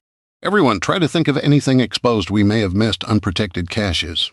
I know we have equipment staged with no protection, but if it's out there, find it. Doug, if you can, and the news doesn't break, go into town and buy anything you think might be useful. Keep a radio on. Once the news breaks, turn around and head right back, even if you have 10 carts and are in line to check out. Mike, break out the comm gear for everyone. I need 2 satellite phones and 2 portable ham units right away. Charlie, You and Bear get 6 full auto M4s, 2 of the Benelli 12 gauges, a couple of Glock 19s, and a saw right away, with mags and ammo, and Julie's, Robin's, mine, Greg's, and your body armor, plus another set about my size, and load them in our best Hummer. Hopefully it's the one with the turret. I want the armor and the run flats, so I'm not taking my truck.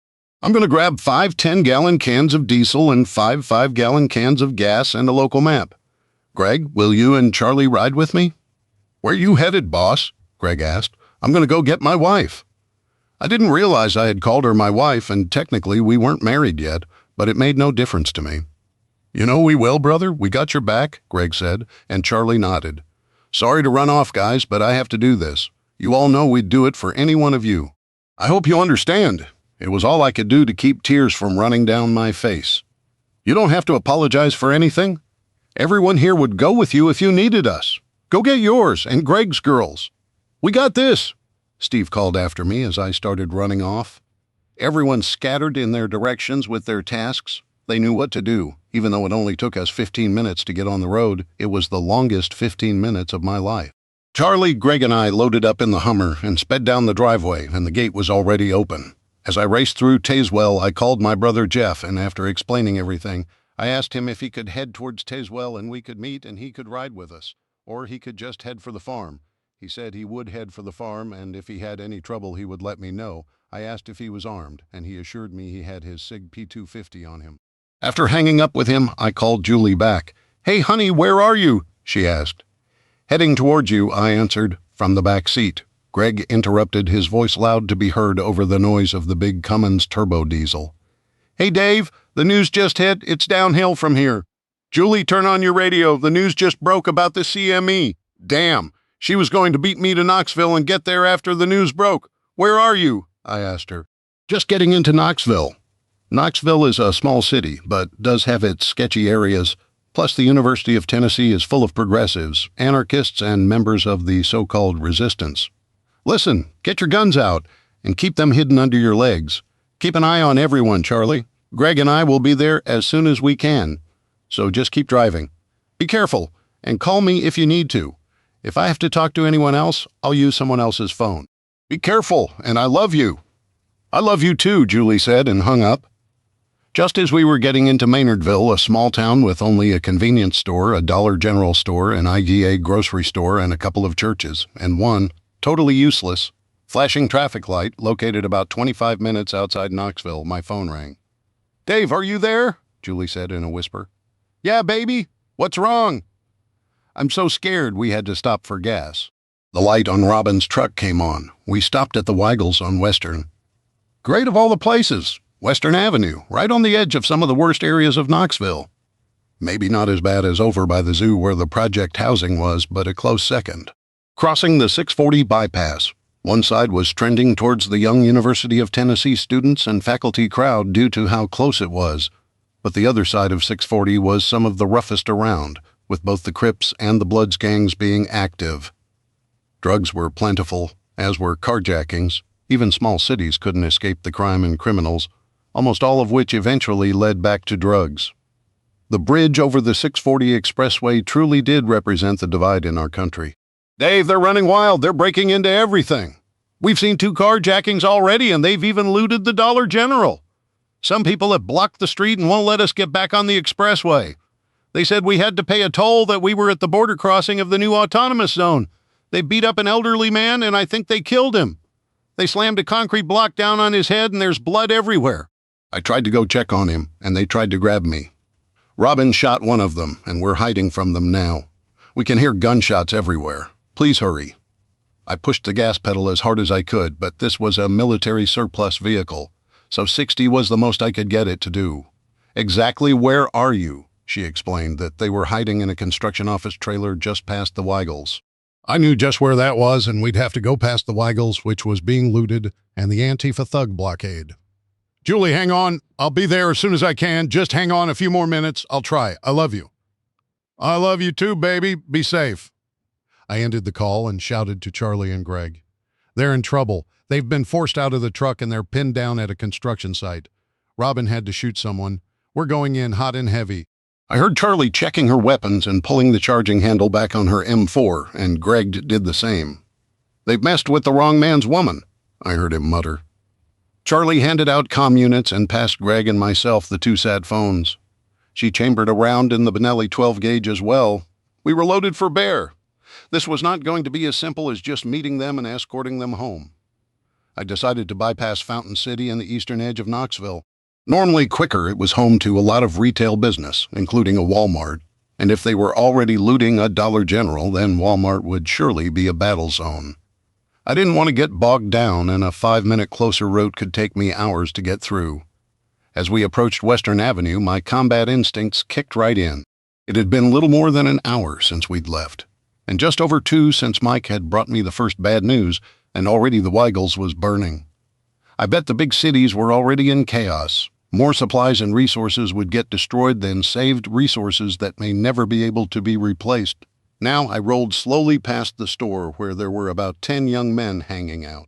Most were wearing all black, known as Black Bloc, the name given to what had come to be almost the uniform of Antifa. It consisted of black tennis shoes so that they could crawl back into their holes and mama's basements, according to Greg, with black skinny-legged jeans. They were almost universally skinny young white men and women in their 20s to mid-30s, and they always wore black T-shirts, usually with the name Antifa on them, and had a raised fist printed on them. They would wear a black face mask and some kind of black toboggan or do-rag, though more and more they were wearing black motorcycle helmets with visors so darkly tinted you couldn't see their faces at all. I always thought it ironic that they pushed for revolution and change, yet they hid like terrified school kids afraid of getting caught playing hooky. All the boys had some type of club, and I noticed a couple of pistols tucked into waistbands.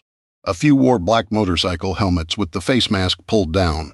3 of them even carried metal garbage can lids as shields painted black. That thin sheet metal wouldn't stop a bullet or a shotgun round. Greg looked at me. "Seriously? Mr. Trash Can back there thinks that lid and helmet will protect him from a .45 caliber lobotomy?" He had a deep, almost pathological hatred of Antifa. His sister Ann had been living in Portland, Oregon, when the anti-police, anti-everything riots had broken out. She had been killed during one when a Black Bloc-wearing punk had thrown a 20-pound concrete block off an expressway overpass. It had gone through her windshield and hit her in the face, killing her instantly. Her husband and 3-month-old daughter had been killed as well when the out-of-control, now driverless car had run under a semi's trailer and up under the back wheels, with 40 tons of steel on top of them.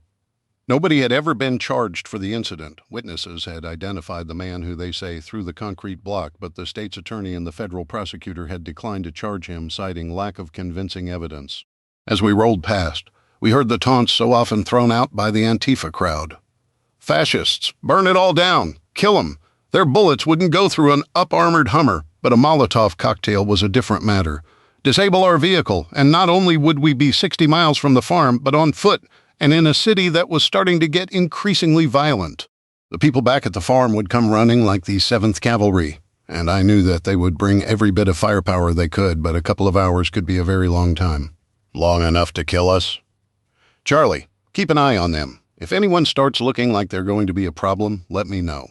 While the windows on our Hummer wouldn't roll down because of the ballistic glass, there was a trap door in the roof which opened to a shielded gun mount. We hadn't mounted a gun before we'd left for 2 reasons. 1, I hadn't thought there was time, and 2, it would have made us stand out even more. We had debated taking off the shielded mounts when we'd first got the Hummers, but I was glad now that we hadn't. Nobody did anything as we passed, though they did keep watching us. "Boss," Charlie said, "one of them is on a cell phone. We may have trouble coming." In Afghanistan, a person talking on a cell phone as you passed usually meant an ambush or IED coming up. "Thanks. Keep your heads on a swivel, guys." I really didn't need to bother to warn them. These guys were pros, and both had been in this situation before, just none of us had expected to ever see it in the U.S. We passed a car with the body of an elderly man laying beside the door, and I looked at Greg. This was obviously the man Julie had mentioned. I picked up the phone to call Julie. "We're here. What's it look like outside?" "Nobody's around the trailer, but those people are still blocking the road. They looked for us when we first left the truck, but we went through the woods then circled around to the trailer. We've been peeking through the blinds, but so far they haven't seen us. Okay, hang tight. We'll be right there. If anyone besides us comes through the door, shoot first. I don't think anyone is coming to work today. Hanging up, I saw the blockade ahead, and just like Julie had said, there was no avoiding it. Not without taking a lot of time to go around it. Time we didn't have. Here we go, guys. We'll try to avoid confrontation, but I will get Julie out, and if I have to drop some of them, then that's what I'll do. Charlie, think you can crack that hatch in case you need to pop up and nail a couple of these bastards? Sure thing, Master Sergeant. When we got closer, I realized we had a bigger problem than I'd first thought. They had set a couple of cars on fire, and they were blocking the road. Do we push through? I can get enough speed up so that we can plow right through those cars and the Hummer can take it. Might burn the paint a little, but that's it. Well, there are about 15 or 20 of those Antifa idiots between us and those cars. What if they won't move? Greg asked. We'll warn them, but they aren't going to stop us. I grabbed the mic to the external PA speaker. We need to get through. Move aside, or we'll come through regardless. A skinny kid of about 20, dressed in all black, yelled back, Racist! Fascist! We control this area now. This is the Free People's Commune's autonomous zone. We won't allow any of you fascists through. Give us your truck and everything you have, and we'll let you live. Then you can just turn around and walk away. Seriously? Greg said. Is he too stupid to know when he's outmatched? Not to mention outgunned, apparently? Sarge, want me to get the saw out and up and light their asses up? Charlie was not one to be messed with, and she didn't tolerate fools. Not yet. It hasn't gone that far yet. But why don't you make your presence known? Stitch a line for me, about 6 feet in front of them when I tell you, and be careful of Ricochet. So far all they're guilty of is stupidity that we know of. Grabbing the mic again, I made our intentions known. Not gonna happen. We will come through. We will drive through your barricade, and if you don't move and right away, we'll come through you too. Now this is your last warning. Move aside so none of you get hurt. Go to hell, you fascist pigs. This is our territory now. We own it and everything and everyone around here. I am Commander Comrade Viper, and I say who gets through. That doesn't include you. It's the end of the world if you didn't know it, and we're in charge now. We make the rules, and rule number 1 is, there are no rules. We take what we want from anyone we want. Greg laughed out loud. Commander Comrade Viper, for real, who does he think he is, a villain in the latest G.I. Joe movie? Or that he is actually living in a video game? Maybe he's the latest Marvel superhero. Wonder where he got his commission? Joseph Stalin Military Academy. Greg's laughter wasn't a funny laugh, more like his patience was fast running out. I had heard it many times before, almost always before somebody ended up dead, or if not, then wishing they were. My patience had gone beyond that point. On the other side of him was my girl, and I was really tired of the commander. I've had enough of this clown. Okay, Charlie, give me my line, then keep that rifle pointed right at Commander Viper's ass. If he or anyone else even attempts to make a move, light him up first. Charlie laid a 10-foot line of 5.56 lead in front of them and quickly loaded a new magazine. Hopefully that would let them know that we were deadly serious and were coming through. He's going for a gun, Greg yelled. The commander had started to pull a gun from his waist, and it looked like a piece of junk. High point, 9mm, heavy large, and built like the cheap, less than $150. Throwaway Saturday night special piece of crap that they were. He was holding it sideways like some bad rap video, which never worked, and fired off about 6 rounds at us. None came close to Charlie, though we heard one ricochet off the side of the Hummer. Charlie didn't hesitate and put a 3-round burst through him. The rest scattered like roaches when a light gets turned on. Clear, Charlie yelled, and dropped down into the Hummer, though she kept the hatch open. Flooring the Hummer, we rammed through the flimsy Antifa blockade, and I knocked the burning cars to the side, then raced into the construction parking area. I couldn't get right up to the door because of material blocking us, so I got as close as I could. Charlie, cover us from the top. Greg, on me, let's go get our girls. I noticed that this time Charlie had the saw in her hands, and as she popped out to the roof, Greg and I got out. Our weapons locked to our shoulders, we scanned all around us, and seeing no immediate threat, we ran to the door, yelling as we ran. Julie, it's us! Don't shoot! Greg took a knee behind a pallet of lumber by the door as I went through. Oh, Dave! Julie yelled as she jumped up from behind a desk and ran to me. Grabbing me in a hug, she started crying. You guys came for us! Of course, baby. I'd never have done differently. Now let's go. Things are already getting ugly. Stay behind me. Greg's right outside, and Charlie has us covered from the Hummer. You guys ready? Julie and Robin nodded. Okay, we do not stop. Get to the Hummer and in the back seat. Let's go. Running out the door, Greg got in front of Robin and we ran to the Hummer. I jumped into the driver's seat and I got us out of there as fast as I could. As we passed the remains of the blockade, the Antifa punks had just started to drift back. We passed the body of the late Commander Comrade Viper, who Charlie had shot, and the pistol, definitely a high point, was still in his hand. We heard more insults and profanities shouted at us, and a few small items were thrown, but nothing threatening. As we closed on the Weigels, I was more concerned we had seen a few of the Antifa crowd here with handguns earlier. Charlie, track 'em. On it. She popped back up into the turret with the saw and pointed it right at them as they stared at us. One went to reach for a gun in his waistband, but Charlie leveled the saw on him, and he chose not to commit suicide. Just ahead was the car with the old man laying next to it that Julie had described earlier. Can we stop? Julie asked. I'd like to check on him, though it looks like I'm too late. Sure, baby, I said. I didn't think it would do any good, but I had to let her at least try. All too soon, I thought. She'll recognize when it's too late. Charlie, we're stopping and getting out to check on the driver, I yelled up at her. Greg, let's get Julie some cover. Robin, stay here. Do not get out. We got out, and Julie rushed over to the man, while Greg and I covered her, watching especially closely back towards the store. Julie looked at me with tears in her eyes and just slowly shook her head after checking and not finding a pulse. Come on, baby, we need to go. Nothing else you can do for him.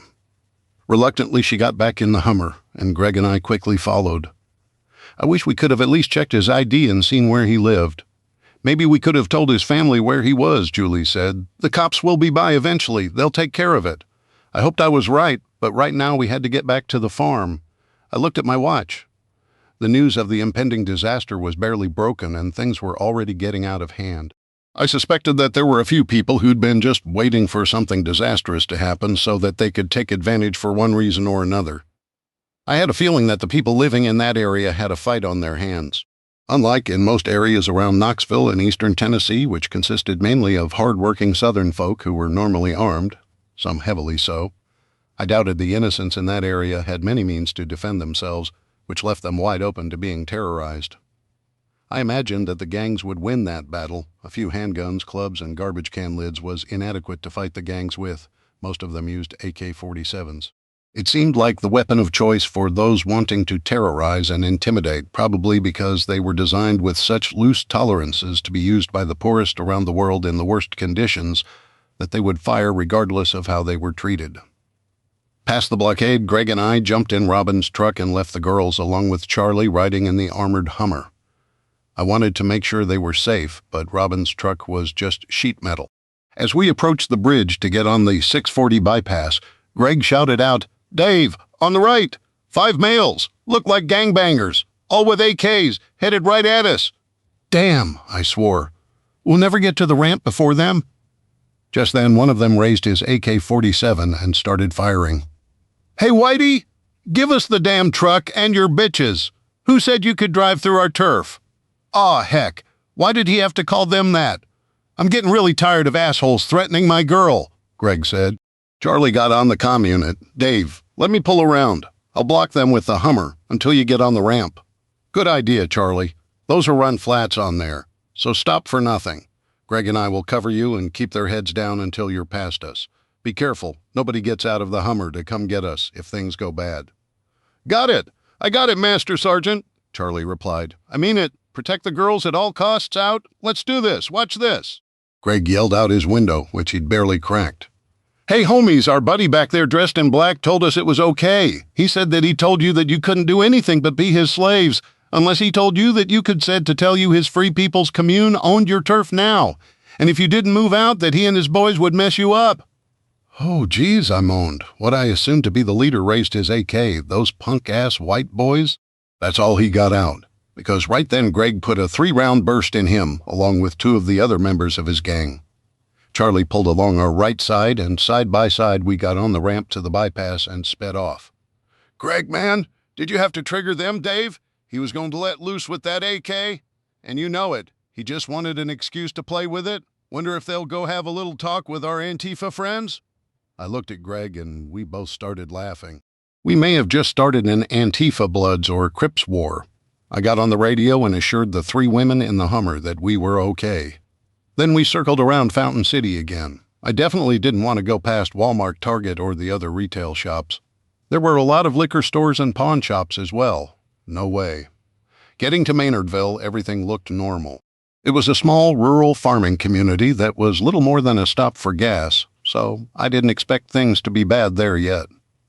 I saw a lot of people outside talking to each other, and I knew that most were wondering what they could do and what the future looked like. Being mostly farmers and cattle operators, they could probably take care of themselves better than most. But they were only about 25 miles from Knoxville, not far enough from the horde that would surely arrive expecting to find food there after the city ran out. And what they couldn't barter for, they would try to take the rest of the drive to Tazewell, was peaceful with almost no traffic. Many people out there probably hadn't heard the news yet, but they would soon. We cruised through Tazewell, drawing a few curious glances, but they probably figured we were part of the National Guard. We arrived at the farm just as it was starting to get dark. I was tired, and Julie and Robin had fallen asleep not soon after we left Knoxville. Robin still hadn't discussed having to shoot someone. Different people take it differently. Some can cope with it, others can't. I knew right now she needed time. Pulling up to the farmhouse, everyone slowly climbed out of the trucks. We had gear to clean and put away, and discussions to be had. It would be a long, long night. Fred and Sadie ran up, and as if they knew that Robin and Julie had been in danger, they jumped on them and started licking their faces. Robin cried and hugged Sadie, and I looked at Greg and nodded towards Robin. He nodded in acknowledgement. He would keep an eye on her and talk to her. It was obvious that they were a lot closer than we'd all realized. Kim came up and gave Julie and Robin each a big hug. "There's food waiting for you guys. Go get something to eat. I'll get the guys to get the stuff out and get it taken care of. You go eat and relax. It's good to see you all safe." I was relieved to see that my brother had arrived safely, and he came up to hug me. "Hey, Dave. Glad you're back safe. I've met everyone that was here. Heard that you went and got engaged. Congratulations. The timing is terrible, though. Yeah, never expected this to happen. Expected a lot of things, but not this. It's good to see you. I'm glad you came. Knoxville is already breaking down. I'd hate to be there in 2 or 3 days. You got that right? I was hanging out by UT when the news broke, and the place went nuts. Some of the students were actually clapping and jumping up and down. They were so happy. Idiots. Don't they get what this means? No phones, no social media, no going to restaurants, no driving their cars, no electricity, no AC, no heat this winter. Everything they take for granted will be gone. They were talking about a new world order. Some were calling it the Great Reset and how we'll all be equal. Yeah, equally poor, equally hungry, equally cold, and for many, equally dead. They're in for one big awakening, those. Antifa punks have no idea what's coming. Being right beside the hood with the Bloods and the Crips, they won't last a minute. Yeah, we had a guy today go all gangsta on Charlie, shooting a 9mm at her sideways. And 5 gangbangers who decided it was a good idea to take their AKs out and play with them. How did that end up? She put 3 in the Antifa punk center mass. Dumbass. Called himself Comrade Commander Viper. If you can believe that, Greg put a bunch of holes in the gangbangers, and he may have started a war between Antifa and a gang, if you can believe it. From what you've told me about Greg, yeah, I can believe it. I'm glad you're here, brother. Wish it was under better circumstances. Me too, brother, me too. Well, we're gonna eat then. Let's meet on the porch to go over everything. We went in and just dropped down on the chairs at the table. Even as low-key as the situation had been compared to what we'd dealt with in Afghanistan, the adrenaline dump still took its toll on us. For Julie and Robin, who had never experienced combat, it would probably take days to recover. Kim brought each of us a plate. Greg and Charlie ate like horses. They were used to needing to refuel their bodies after an op, but Robin and Julie just picked at theirs. I knew I needed the calories and fuel, but was too worried about Julie to eat. When everyone had decided that they were done, we went out to the porch to go over the day. Bear and Steve were waiting out there. The guns have all been cleaned and mags refilled, armor and comms have been put away, and the Hummers refueled. We noticed a little scorching on the paint, and it looks like someone hit it with a few rounds. But no damage other than minor cosmetic, which we can touch up, Steve said. Thanks, guys. I appreciate it. Julie came to stand beside me, and seeing us together, Jeff came over. Dave, I guess this must be my future sister-in-law? Hi, Julie. Dave speaks highly of you. I can tell you this, if you got his crazy butt to agree to settle down, you must be something special. Women have been trying to land him since we were kids. Hi, Jeff. It actually wasn't me landing him. More, him landing me. The whole proposal was a total surprise, and I never expected such a beautiful ring. She proudly displayed her engagement ring, though I don't know if the wedding will even happen now. I had made so many plans, we even went and got my dress today. She sounded so disappointed. Dang, Dave, you did good. That ring is spectacular. Well, congratulations to the both of you. I hugged her tight to my side. Julie, we will get married. I promised you that, and I mean to keep that promise. Looks like everyone's here now, so we might as well go over what we can. I don't know how long you and Robin can last, but we can at least get a basic plan started. Chapter 11, after everyone was settled, I gave them the rundown on everything that had happened. Dang, not much more than an hour, maybe 2, after the news breaks, and people are already losing their minds, Bear said. Yeah, and it's all downhill from here, I said. Okay, I don't know anything more than when I left. So, Mike, give me an update on what you know. Mike shook his head. It's pretty bad, as you'd guess. I got an email from an old friend with the NSA, and he said that people around Washington had been noticing something was going on for a couple of weeks. High-level politicians were going on last-minute vacations and fact-finding missions, and it seemed like every day another few would disappear. That made everybody suspicious, especially when nobody knew where they were going and nobody could find them. Then the fact that the Pentagon was suddenly bringing troops home from overseas, all the naval fleets are either back in their home ports or will be by tomorrow. All 2nd, 3rd, 4th, 5th, and 10th. The 6th Fleet, based in Italy, is in Norfolk instead. The 7th Fleet, which was based in Japan, will be in Hawaii tomorrow. They'd never make San Diego. The subs, surprisingly, will stay under the surface as the CME can't touch them there. The thinking is that we'll still have nukes to destroy our enemies. Can you believe that? It's all falling apart, and they're still worried about being able to nuke people. Guess since we have more subs than everyone else combined, we'll still be top dog. Ironic missile silos are hardened against an EMP and will all be functional, but there will be no way to fire them. The satellites and command structure will be like burnt toast. Afghanistan emptied. European troops have been brought home for refit and training. All Marine expeditionary forces have been sent home too. Not since the 1800s will the U.S. not have troops based anywhere else in the world. Then senior cabinet officials started disappearing along with senior Pentagon generals. Supreme Court missing senior congressional leaders? Most are nowhere to be found, though, surprisingly. Some of the more recent and vocal ones are still in D.C. Apparently they were left out.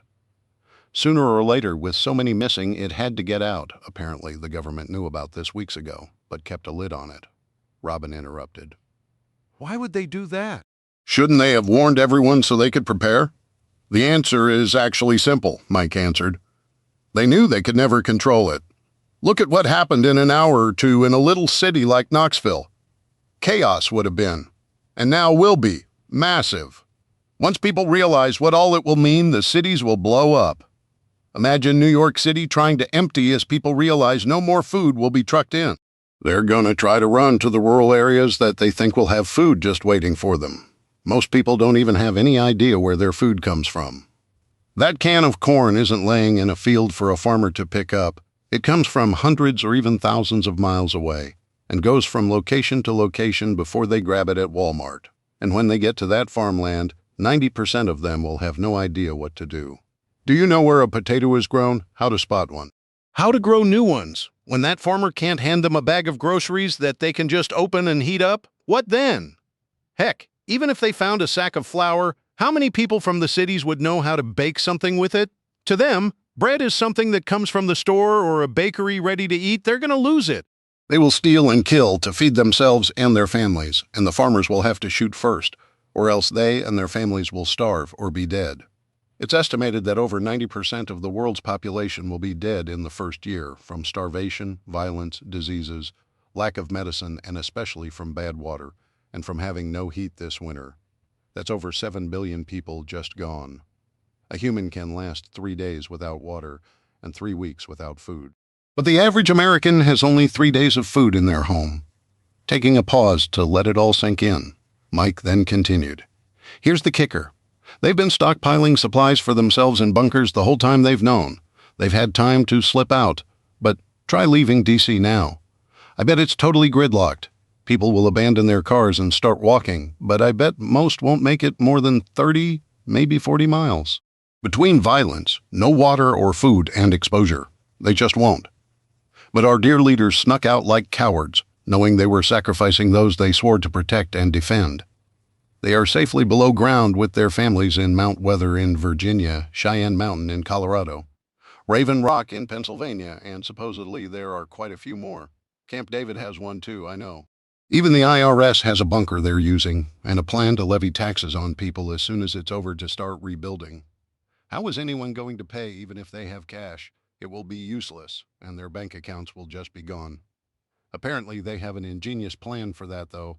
My source says DHS and FEMA are working on plans to build relief centers. People will get an MRE or two a day and clean water and a cot. Then, to pay their taxes, they'll be forced to work on work farms, growing crops, burying the dead, clearing roads with teams of men pulling the vehicles with ropes, etc. Wonder how many men it takes to pull a 60,000-pound fully loaded semi? True slave labor, it sounds like. And I'm sure some big campaign contributors are in those bunkers right there with them, though their money and influence mean nothing now. So here we are, thrown to the wolves by the very people who we elected to look out for us while they sleep safely with full bellies. Anyway, enough of the background. According to my source, NASA says it will hit sometime Thursday. That gives us a little over 2 days from today. I'll keep monitoring as long as I can and try to press other sources, but what they could add, I don't know. That's all I have on that. Mike sat back looking as tired as I felt. Kim, I asked. Well, I kind of made an executive decision that I hope everyone agrees with. There just wasn't time to do otherwise. I converted all the cash into gold and silver. I paid over double the market. It was $4,200 an ounce for the gold and $63 an ounce for silver when I bought it. Gold has since gone up to $5,400 an ounce. Last I checked, I had it put on a direct charter and flown into Knoxville. That cost was $490,000. That much gold and silver at one time wasn't easy to find at any price. I hired Brink's armored cars to pick it up and deliver it to our warehouse in town, and they charged $18,000 for the rush job. Bad news, it's on its way, and will be there in an hour and a half from now. They insisted on going to Loudon south of Knoxville, and then totally bypassing Knoxville by going around to Oak Ridge using the back roads, then to Clinton, La Follette, then Tazewell. They said no way would they go past the UT area. Apparently it's gotten really bad. I think you made a great call. Paper money is going to be worthless, I said. Everyone nodded that they agreed with me. How much did we end up with in total? Just over 50,000 ounces, around 3,100 pounds of gold, and another almost 100,000 ounces of silver, 90,580 ounces to be exact, 5,675 pounds of silver in total. That's after the expenses. That's everything. Everyone kicked in. I can give everyone a breakdown by who contributed what if they want. Someone will have to meet them at the warehouse, and we need to figure out what to do with 8,775 pounds of precious metals. We all looked at her, stunned. It's one thing to see a number on a computer screen, but another to hear that many zeros, actually representing over 4 tons of precious metals. We had empty containers available. I suspected it meant burying another and figuring a way to access it. Okay, thanks, Kim. I'm sure everyone agrees you made the right decisions and appreciates it. Tomorrow that paper money is going to only be good for toilet paper. Well, if I hadn't gotten the heads up and got the sale made and the charter loaded and off the ground within a few minutes before the news hit, I doubt anyone would have sold gold and silver for any price. The heads up kept all that money from being worthless, Kim explained. Okay, when we're done here, Bear, Charlie, Steve, Greg, and I will take the 6x6 truck and meet the Brinks trucks. It will be a load, but I want all the security we can have on it. Nobody should know about it, but I don't want to take any chances, Doug. While we're gone, you head security here along with my brother Mike, Robin, and Julie, someone on camera, and 2 on watch at all times.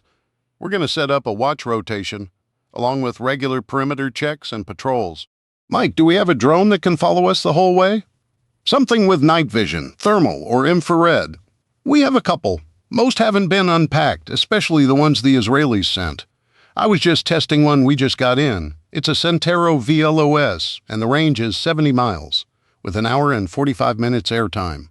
Top speed is around 60 mil/pref, has a forward-looking infrared camera installed.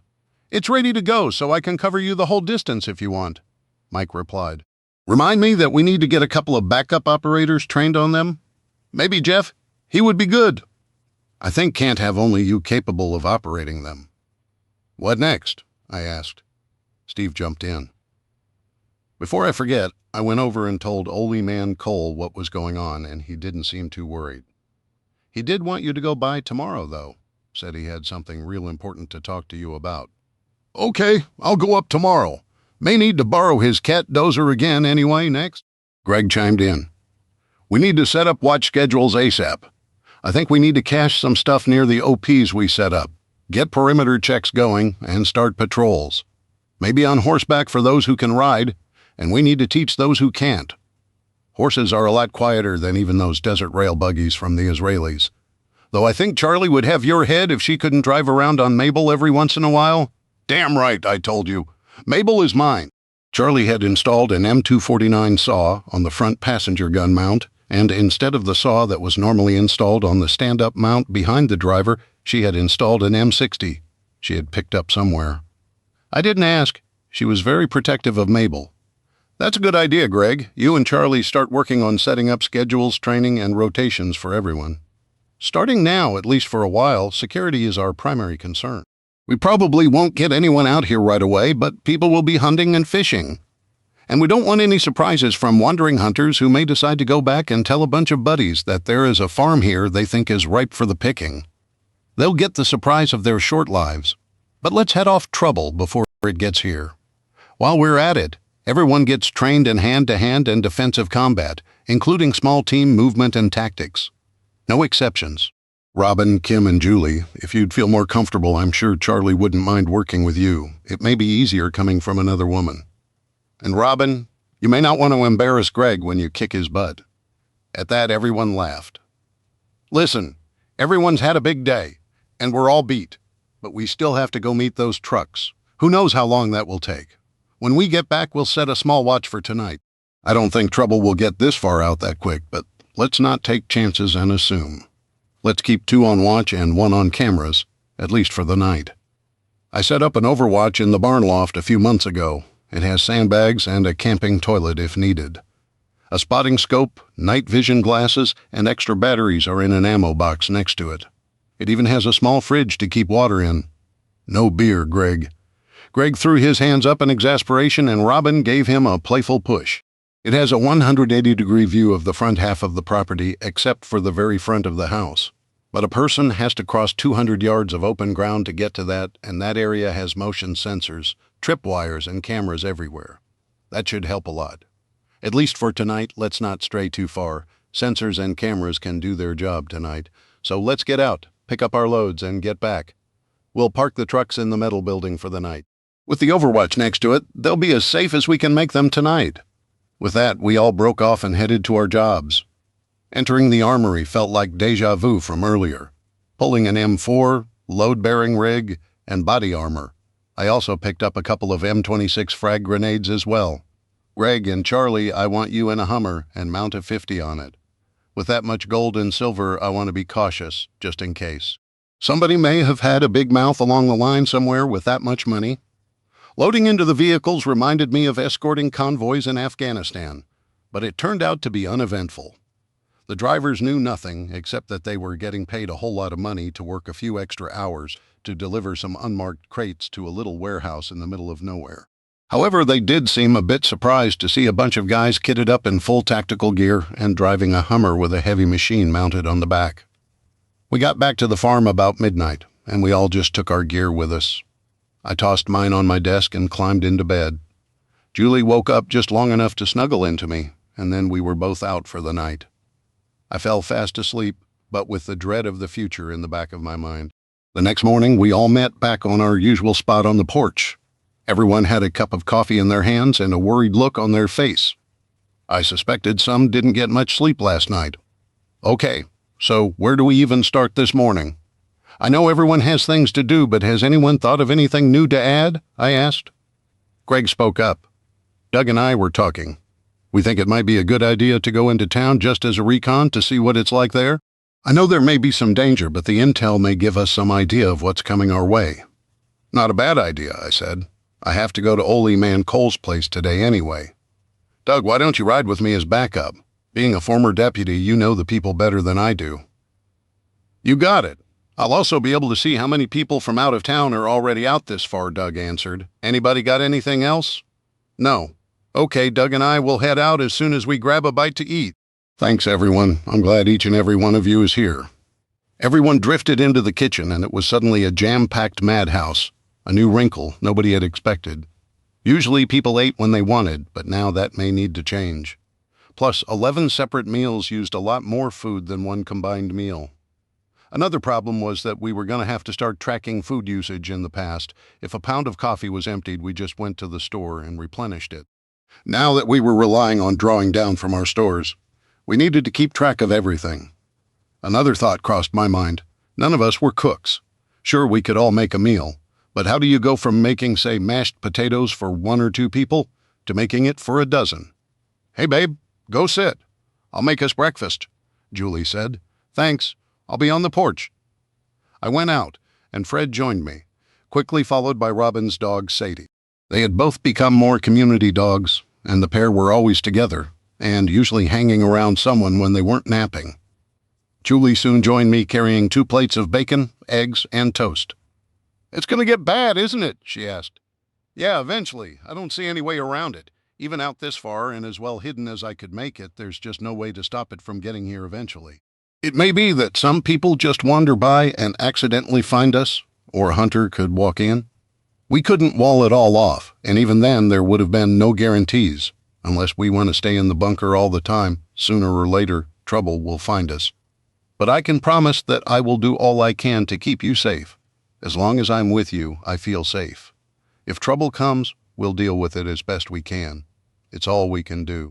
I must admit that I'm going to miss some of the old things, like going to the movies. We've been so busy around here the last couple of weeks I hadn't really thought of it, but you and I have never even just gone to the movies on a date. There were no movie theaters in town, so going to one meant a trip to Knoxville or across the state line to a small town called Middlesboro, which wasn't much bigger than Tazewell, but it had a small 2-screen theater. Well, maybe we can make ourselves a theater and have that date night sometime soon. Just because the world we lived in is coming to an end doesn't mean I can't still take you on a date. You better, mister. Julie laughed. Sorry. Seems like with all of this, we kind of just assumed we'd have time, after we got most of it done, to stop and enjoy the 2 of us. I felt really bad. I hadn't made Julie the priority she really deserved and that I should have. She shook her head and placed a reassuring hand on my arm. Listen, we both agreed we wanted to get as much done as soon as possible on the farm so that we could concentrate on ourselves. We accomplished that, and thank God we did. It may sound selfish, but I'm glad I'm not in the same position that people in town and in the cities are. I know you love me, and that's what matters the most to me. We did this as a couple. Don't beat yourself up. I love you, Julie McLeod. I love you too. Now go do what you need to do. I'm going to help get the mesh and the painting on the building finished. You be careful. She gave me a hug and a big kiss. Going to find Doug, I saw him and Kim finishing up breakfast outside one of the trailers they had taken over. We had put them in a square, then inside that we'd put some picnic tables and planted a garden. Each trailer had the inside walls layered with an extra sheet of plywood, followed by a sheet of ballistic material.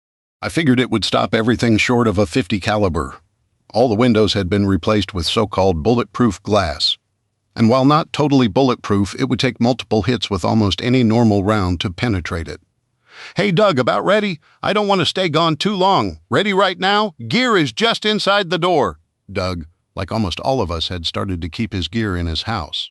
I made a note to talk to Robin about doing the same and with Julie about keeping her body armor close by as well. As far as I knew, they were the only 2 who didn't. Doug made sure Kim did. Everyone else had been around long enough to know that they needed to, and I kicked myself for not having Julie do the same. I knew better, but I'd gotten complacent and thought we had plenty of time.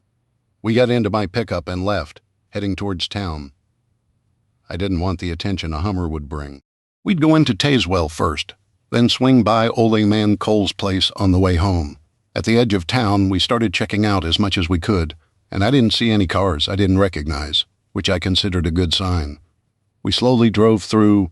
"That's not good," Doug said, and I looked where he was pointing. The Shell station had plastic bags covering their pumps, and a big out-of-gas sign placed in front. I pulled in and we got out. "Hey, Brett, what's going on?" Doug asked as we walked into the store. "Hey, Doug, almost didn't recognize you without your uniform. I called my gas supplier first thing this morning to get a tanker run, and he said that they weren't making any more deliveries because of that sunstorm nonsense that was on the TV news yesterday. Said that he had orders for everything he had, and that he can't get any more delivered to him by train. Said that the refineries weren't shipping to anybody, and neither were the big wholesalers. They both said that once they're out, they don't expect any more. Said there are a couple of tankers on the water that may land in time, and maybe they can get it offloaded. But they had all of that sold. If they hadn't, they wouldn't sell it anyway. Nobody's taking cash money now. Tried to go to the grocery this morning, and they weren't taking card payments at all. Ernie down at the IGA said that he was going to start selling only for gold and silver. He even has a couple of guys with 12 Gauges out front after what was happening in Knoxville was on the news last night. Seems like everyone has done lost their damn minds. So you're totally out of gas, huh? Well, just between us. Not really. Not 100% though. I ain't got much left, I got some. But with what's going on, I'm leaving it for the local folks. Had a few out-of-town folks come through this morning, and they was trying to buy everything they could. One woman had opened her trunk and started to fill garbage bags with gas. "You believe it? Talk about driving around with a bomb. If in the fumes don't get her first, you need some? I got an old pump out back we used to use, and I'm pumping from it to keep it hidden." Doug looked at me and raised an eyebrow, but I shook my head. We had filled up just before we left, and the couple of gallons we'd get would help someone else off better. "Nah, Brett, we're good, thanks. Just thought I'd drive around and check things out. Y'all be careful and stay safe. Things may get crazy," lifting his shirt. Brett showed a Smith Wesson .44 Magnum strapped to his hip. Dirty Harry old school. I got a 12 gauge about 4 inches in front of my hand under the counter and another pistol beside it. "My 3 boys are coming by to set up a watch, just in case." Brett laughed. "Good idea," Doug said. "Every other gas station had the same out-of-gas sign up, and as we went by the IGA, we saw the 2 guards along with a sign that read gold and silver only. No cash, no cards. It looked like there were only a few people inside and no looting yet, but I had a feeling that that would change quickly. We only saw a few cars with plates not from Claiborne County, and most of them were from Knox County, where Knoxville was, or Anderson County, the one just to the west. Almost as rural as Claiborne County, it did have a couple of larger towns and was closer to Knoxville. Going past the Highway 25 diner, I had a sudden thought and quickly turned around and pulled in. Greg and I got out and went in to find the place empty. "Hey, Doug, Dave, what's going on?" "If and you want something to eat, it won't be much.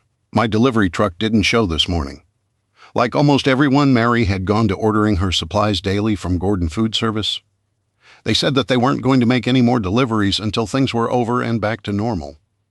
"Listen, Mary, I hate to say this, but things aren't going to be normal anytime soon, not for a very long time.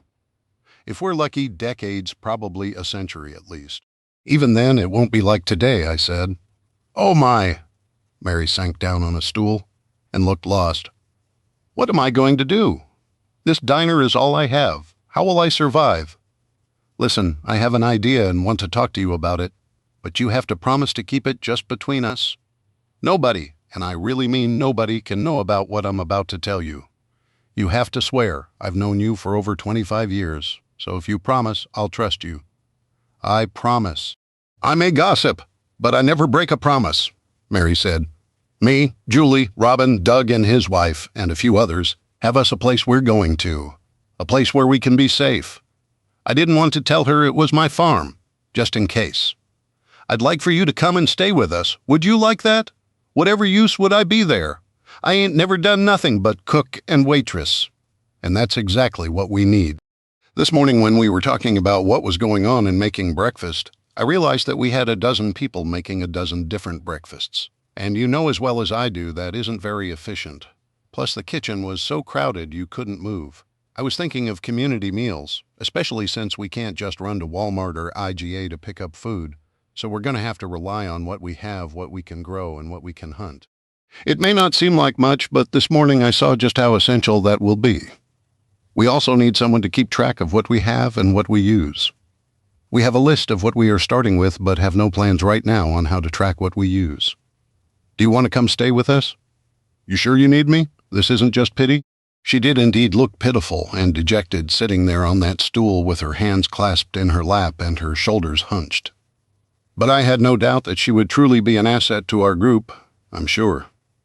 Okay, I'll come, Mary said with tears in her eyes. How long will you need to get ready? Well, maybe 2 hours to go home and get my stuff packed up. Do you want to take the food I have in the storeroom and freezer? Sure. Let's go see how much you have. In her storeroom, I saw shelves full of big cans of peas, corn, and beans, 50-pound sacks of flour, cornmeal, rice, and beans, and 3 large chest freezers full of meat. I looked at Doug. No way would all of this fit in my truck. We'd need at least one of the 6x6 trucks, plus some more help, or it would take hours. We'll have to get more help and a bigger truck to get all this. How about we come by your place around 4, team? We'll pick you up, then come and get your supplies, okay? I'm going to go ahead and lock up, and I'll pull the security gate down. Ain't used it since I bought the place, but don't want nobody stealing what little I got. Good idea. Okay, we'll see you around 4 o'clock this afternoon. Wait at home, and we'll come get you. Be careful. Do you have a gun? Reaching under the register, she pulled out a Winchester pump shotgun. I got a pistol as well, and I know how to use both. Got robbed by some meth head once, took near $600. Wasn't going to let it happen again. Good. We'll see you tonight. Back in the truck, Doug turned to me. That was nice of you. Mary probably wouldn't have lasted a month alone. Some loser would get her eventually for what little food she still had. It wasn't charity. I was serious. We really can use her. I realized this morning how much we'd missed that part in our planning. Who knows what we'll consume in 6 months? We need to know instantly what's left and where holes are coming up. I know meat will be first, because the freezers only hold so much, but there's a lot more than that. We started heading towards the Ole man's place. I was curious about what was so important. Listen, Dave, before I forget again.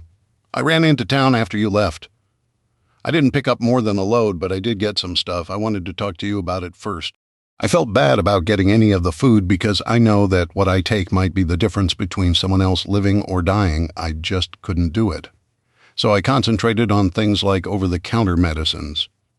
Julie, being an ARNP, can write prescriptions, so she had already written me and a couple others, several, mostly antibiotics, but also a few pain meds. She's been stashing pain meds for a while, but we thought we'd get what we could. You know, with all the new laws, we could only get so much. We spread the antibiotics around as well, to not make it look so obvious, but we couldn't do that with pain meds since the state tracks everything. Other than that, we got mostly things like over-the-counter meds, toilet paper, feminine stuff, paper towels, toothpaste, deodorant, shampoo, that kind of thing, and as much liquor as we could load. I've seen what drunks are capable of, and I'd rather it be with us than floating around for people to kill each other over. Hope you understand. We're good, bro. I'd rather that food go to some kids. We don't need it. Good idea. On the way to the old man's place, we passed the church I went to, and I stopped suddenly, backed up, and pulled up in front of the pastor's house. Be right back, Doug. I have something important I need to do real quick. As I was walking towards the front door, Pastor Tim walked out. Well, looky here, Dave. You old war dog, where you been? Ain't seen you in a few weeks, son. He had a way of making you feel guilty about missing church, even when he didn't come right out and say it. Sorry, Pastor Tim. It's no excuse, but I've been busy, and it just kept slipping my mind. If I was Catholic, I was sure he'd have me doing some Hail Marys and Our Fathers as penance. Well, I would say I'd expect to see you this Sunday, but after the news yesterday, I don't expect I'll see anyone. As you know, most of the congregation is elderly and has to drive. Only one person can actually walk to church, and that's me. The young people have all but given up coming these days. I suspect that may be why God is allowing this to happen, to knock us from our arrogant pedestals. When the government threatens the church with jailing its people for simply coming to worship God, then God will remove his hedge of protection from that government. He did it to his people, the Jews. Why wouldn't he do that to us? Maybe this is the beginning of Revelations. I've been studying it all night anyway. What brings you out here today? Well, I have a favor I'd like to ask. Sure, son. Whatever it is. If I can do it, I'll be more than happy to. I got engaged recently, and we've got the license, and my fiancée Julie had started to plan our wedding, but those plans obviously aren't going to happen now. I was going to come and ask you if you would perform the ceremony, but we didn't expect to have to do it this quick, would you? Well, normally, Dave, I require a couple go through several sessions of marital counseling to make sure they understand everything they are committing to with their vows. But I think in this instance that just won't work.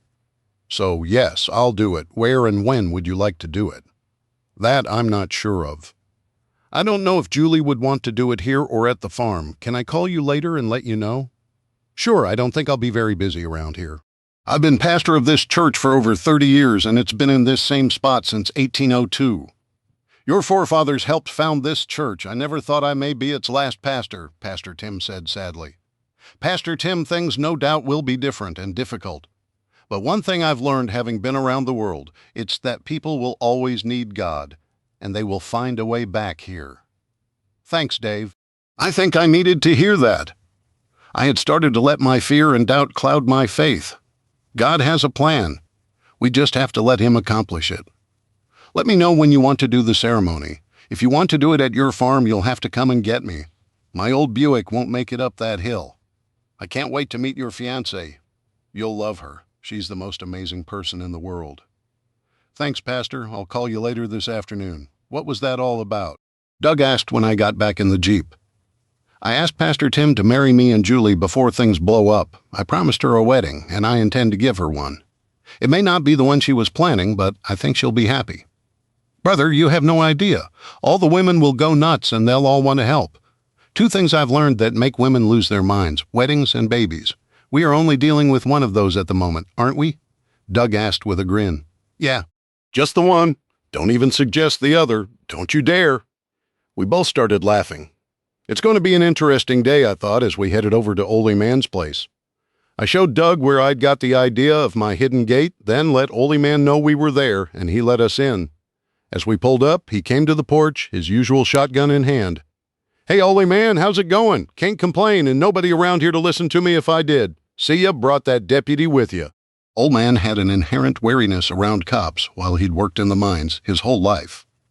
Rumor had it that he'd also made and ran bootleg moonshine back in his younger days. Ex-deputy, Greg corrected. Old Man relaxed a little. Come on up and sit a spell. Okay, just for a minute. Steve explained to you yesterday what was going on? I asked. Yeah, he did. Don't figure it's nothing I ain't lived through before. Ain't had electric up here until 1973. Lived without it before. Can live without it again. Got my garden, my canned goods, and me and my shotgun can get meat. He was a stubborn old man. Well, this is going to be worse, because sooner or later, somebody, or more likely more than one somebody, is going to come by and want to take what you have. It's going to get dangerous. Well, this shotgun ain't loaded with birdshot no more. I got it, staggered, 1 round of double-aught buckshot, then a slug. They come. They ain't a-leaving without a hole. Well, at least think about it, okay? I'll ponder on it. Is that what you wanted to talk to me about? I asked. No, I got something you might be interested in knowing. I done heard what I thought was a grenade go off over towards your place here a while back. Now, before you say it wasn't, I was in the Army back in '68 for 4 years. Got myself drafted. Nam was settling down, but they was still drafting fellas. Spent 3 years in that hellhole with them pajama-wearing heathens, and I done seen things I ain't never gonna forget. Sure you have too. So I know what a grenade sounds like, and don't you worry none. I ain't a-said nothing. Nobody's business. So I got 2 things to talk to you about. First thing is, I ain't got no family. I went to town yesterday and had the lawyer change my will, so everything I have belongs to you when I pass. I reached out and put my hand on his shoulder. You don't have to do that. Surely you have a friend or someone you'd rather leave it to? Any friends I have left are either too sick to look after all this or already have too much of their own to take care of. Besides, you're like the son I never had. I'd be right proud of you having it. I'd know you was a-taking good care of it. Anyways, a-hearing that grenade? I figured as to how you might be interested in knowing something one of my old shine buddies done told me about a week or so ago. You remember the old railroad yard over by the old Black Rock mine? Yeah, I said. I've not been by there in a while. Last time I went by, they weren't using it a whole lot. Why? Well, this just between us'uns. Seems like near about 2 weeks ago, a train broke down. Not a big gun like them. Coal trains that's a 100 cars long. A little one, just 6 cars. Anyways, the engine broke down and they pushed the whole thing into the maintenance shed. Just pushed it in. Cars and all guess they's a figure in to either fix the engine or bring another one in. But they ain't. It'd still be a sittin' there, a-waitin'. Don't guess nobody's going to go get it now, what with the electric gettin' ready to go off and cars and such a not going to work. Okay. I looked at Doug and just raised an eyebrow, like I was wondering why he was bringing this up. I can see ya all wonderin' why I tellin' ya all this. You won't guess what's on those 6 cars? He was almost cackling. You could see he was really enjoying this. Okay, spill it, old man. I can see you're dying to tell us. Well, they 6 cars, like I said, and 3 of them have them semi-trailers with no wheels. Looked like 2 of them about 20 foot or so on each flat car. Containers, they're called, I said. Yep, that's what my friend called them. He was a-working there when they backed him into the work shed. He said they was from the Army. Said the papers for it was in the office with what all is on 'em, and most of it was just a number followed by a lot of letters, or a bunch of numbers a mile long, so he didn't know what all was in them. He showed me, but I had no idea. Looked like one of them Tharfarin languages to me. One of them is a 30,000-gallon tanker car full of grade A, number 2 diesel fuel. The other 2 rail cars is covered by tarps, and when I went down there to look at 'em, I knew first thing I seen it what one was. I've been around long enough to recognize it. Guess what it was?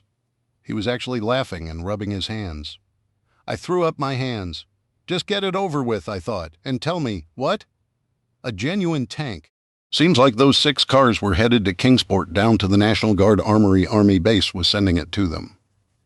My friend told me it was something called an M60 Patton. Said it was the kind used during NAM.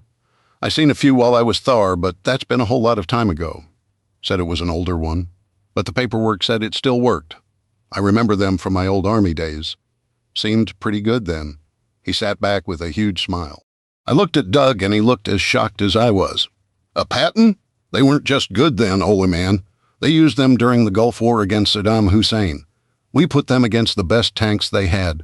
We lost one, only one, to his army. They're still a beast. I figured you might just want it. Don't see how anybody's going to come and get it. Of course, you'd have to figure a way to keep her running, but it might just come in handy if and things get as bad as you say they will. The other car with the tarp had 2 armored cars of some sort on 'em. I ain't never seen nothing like 'em. Looked like a tank on top. Not like the old M113 I remembered. And maybe you could figure out what may be useful in them Thar container things. Of course, you have to figure out how to drive the dang tank. Thanks for telling us, Oly man. That's real good information. I'm going to think on what we could do with those. But I've got to go. I promised Mary from the diner that we'd go back and get her this afternoon. Good. She's a right nice young lady. It'd be bad to see her get hurt or worse, you know. I'll always be right here. Don't come off this mountain much anymore. I'll come back by later tonight or tomorrow. See ya, as we walked to my truck. All we could do was look at each other. A freaking tank? 2 APCs? Doug asked as we started heading back towards the farm. What in heck are we going to do with a giant tank and APCs? Man, I have no idea. A big part of me says forget it, just like the helicopter. But another part of me keeps wondering, what the heck will we do if someone else decides to take them? Even with some of the anti-tank stuff we have, those things could do a lot of damage before we could take them out. Yeah, but they would stick out, be like the helicopter. Back at the farm, Doug went to round up everybody while I caught up to Julie. Hey, I'm so glad you got back safe. She wrapped her arms around me and gave me a big kiss. I was so worried. I just held her for a while, then told her about the trip and about inviting Mary in. I left out the tank and APCs for now. I needed to discuss that with the security group first. I didn't know what to do about it. Oh, I'm so glad you asked her. I was worried about her. Being a woman alone with what you said was coming would have been terrifying. And having her to plan meals and make large batches makes so much more sense than what happened this morning. Robin, Kim, and I have been talking, and none of us want to take that on. I can cook for us too, but for 11 or more people, I'd be terrible at it. The other two agreed they didn't want to either, and Mary will be perfect for it. Thank you. She gave me another kiss, which held a promise of things to come. While kissing, she gave my butt cheeks a squeeze. Maybe doing good deeds has extra perks, I thought with a smile. I went and found Bear and asked him to get one of the 6x6 trucks and a Hummer ready. I had considered one of the AIL Desert Rails or a growler since so far we hadn't had them off the farm, but I didn't want to advertise them just yet. I told him about going back to town and picking up Mary. Like everyone else, he'd been to the diner before and met her. I'd like you to drive the truck. Your size might come in handy moving stuff.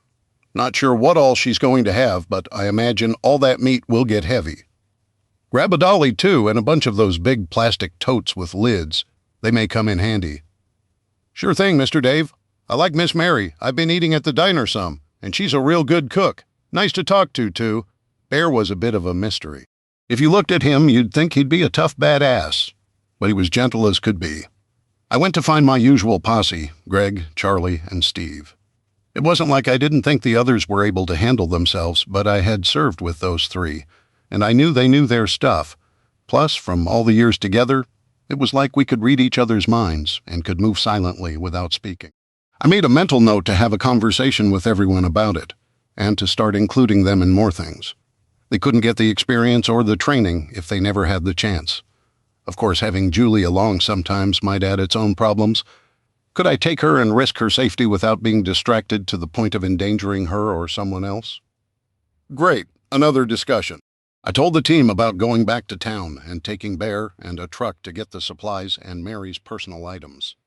I told them I also wanted everyone to grab night vision goggles in case we were out after dark, so they broke up and grabbed their kits.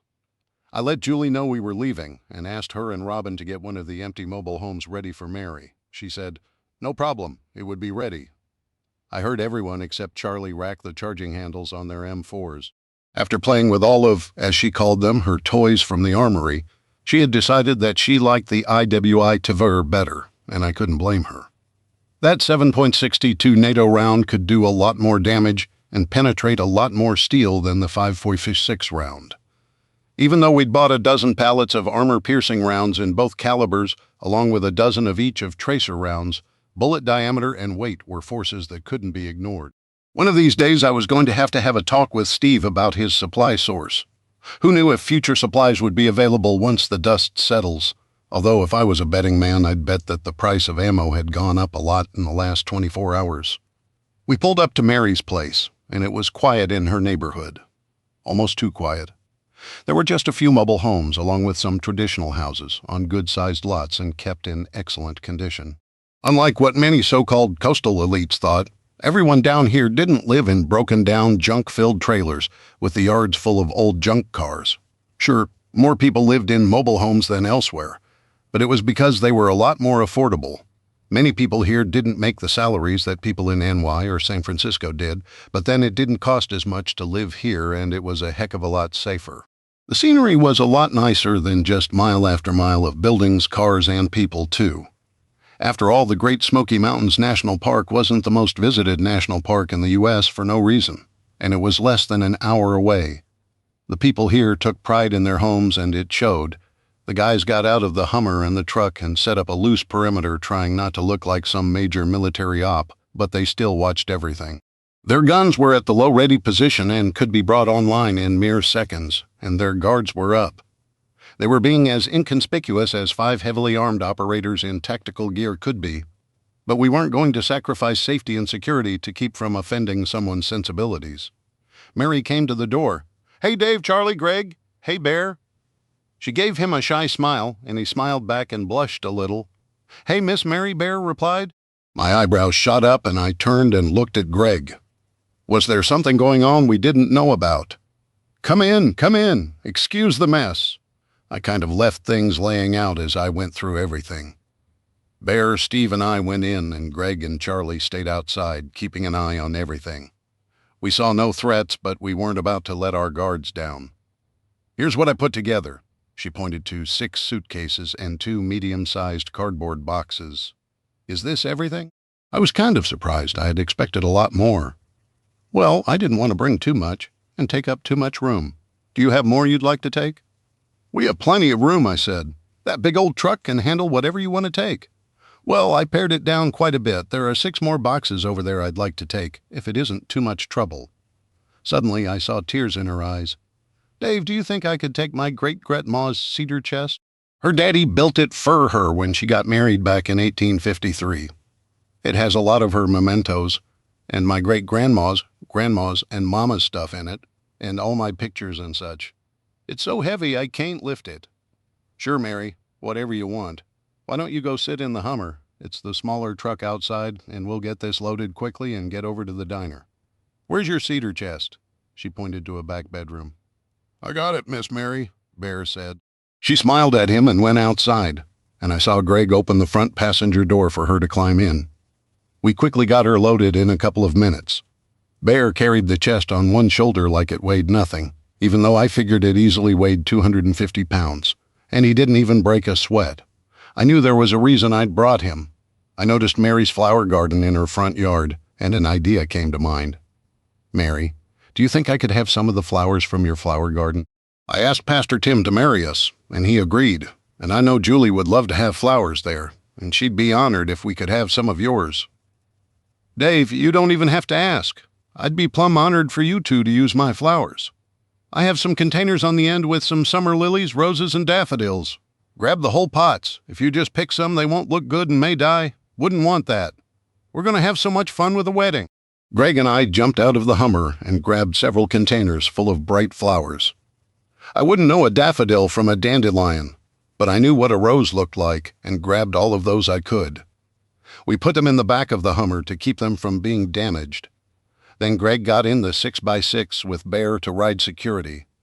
Getting in the Hummer, I noticed Mary was looking around, checking everything out. Wow, Dave, I've never been in anything like this before. It's kind of fun. You haven't seen anything yet, Mary. If someone decided to shoot at us, their bullets would only scratch the paint. This was true for the most part. I figured the odds that anyone around here had .50 caliber armor-piercing rounds were almost non-existent, though not totally impossible. Well, I thought with a smile, except for me, that was. I had plenty of them courtesy of the IDF, and Steve, I knew some of these good old mountain boys had some impressive toys tucked away, though. Mary, do you have a car you want to bring? All I got is my old Cavalier, but it stays broke down most of the time. Don't figure it's worth it, do you? It would never get up the hill to the farm. That's okay. We have a few vehicles around. Mary grinned. Well, I could always drive that purty Jeep pickup of yours, or I could drive this. She started laughing. Nobody else but Julie had ever driven my Jeep. Wait till you see Mabel, Charlie chimed in, and I rolled my eyes. What's a Mabel? Mary asked. Mabel is the most badass buggy you'll ever see. She's mine, but I'll let you drive her. She has lots of fun toys on her, Charlie answered. I was shocked. Charlie had never offered to let anyone else drive Mabel. What kind of toys? Mary asked. Well, I've got 2 machine guns on her. I'll teach you how to shoot them. We'll have so much fun. Machine guns? I've shot a shotgun and a pistol, but never a machine gun. All I could do was laugh as we pulled up to the back entrance of Mary's diner. We didn't want to advertise our presence. It was sad thinking of all the times I'd eaten there.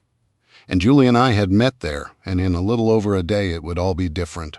We'd probably never eat there again.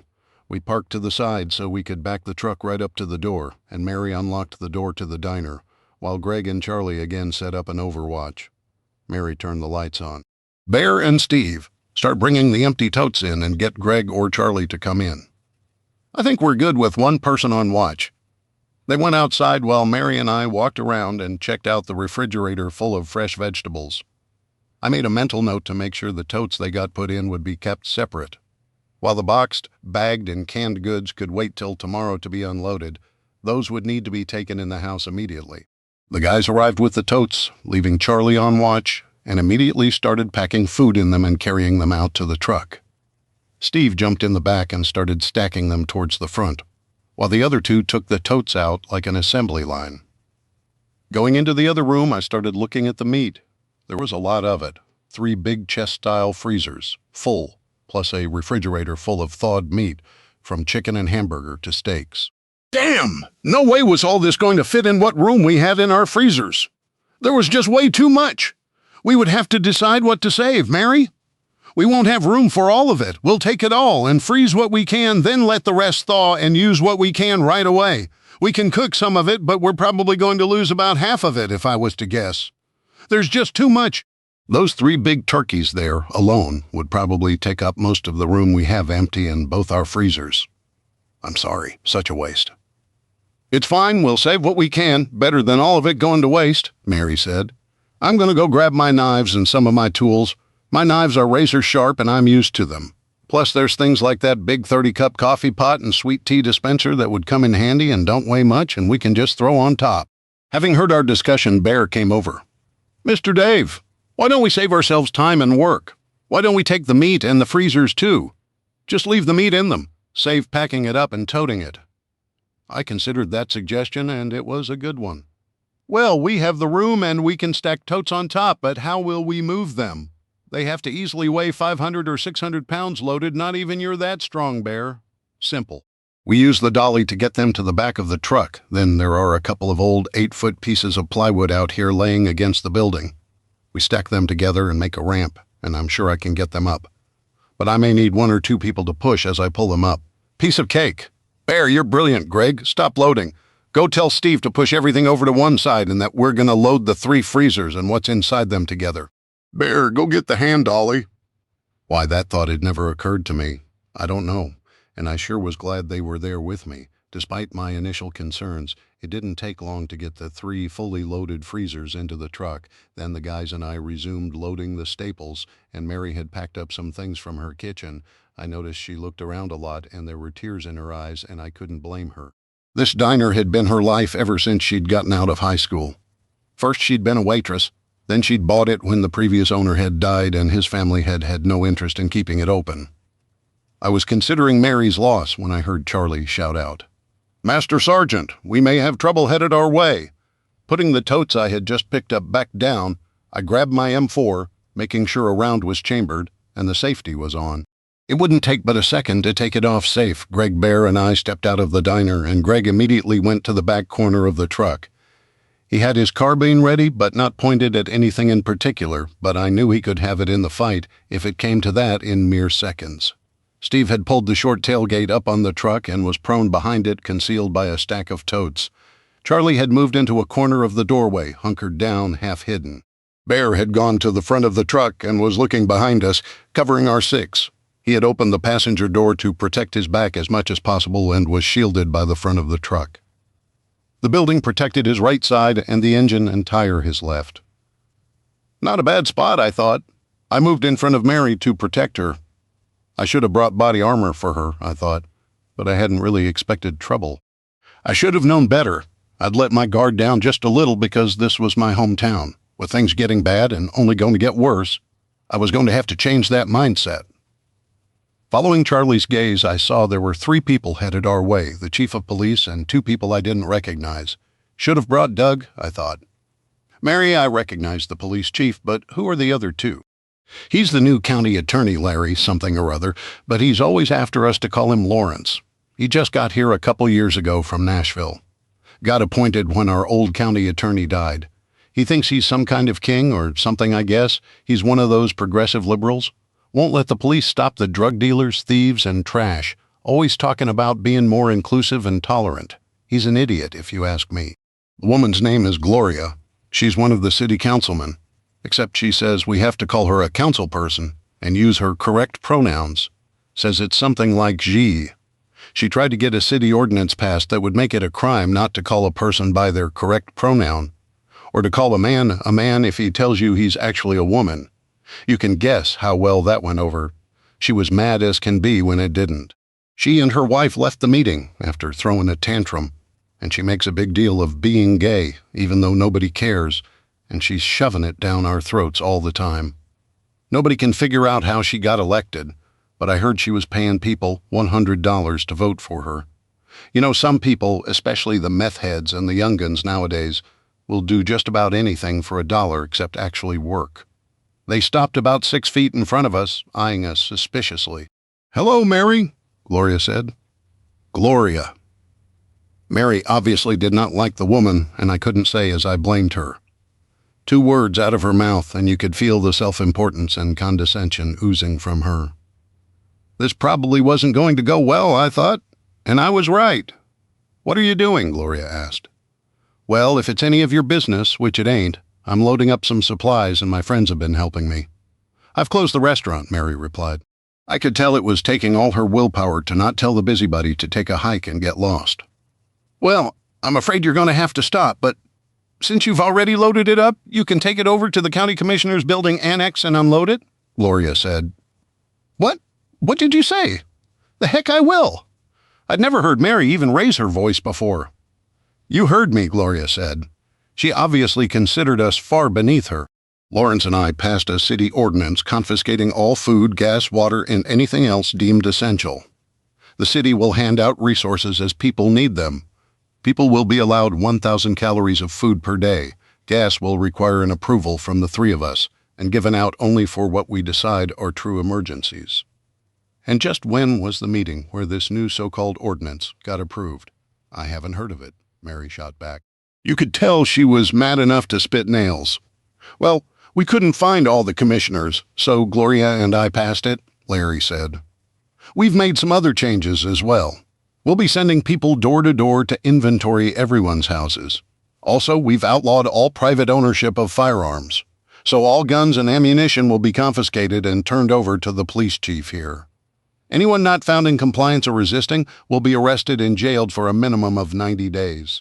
Since the county judge is gone on vacation, I'll be handling the matters personally and making the rulings of whether someone is guilty or innocent. There are several other new ordinances Gloria and I passed too, and we'll be posting them outside the courthouse.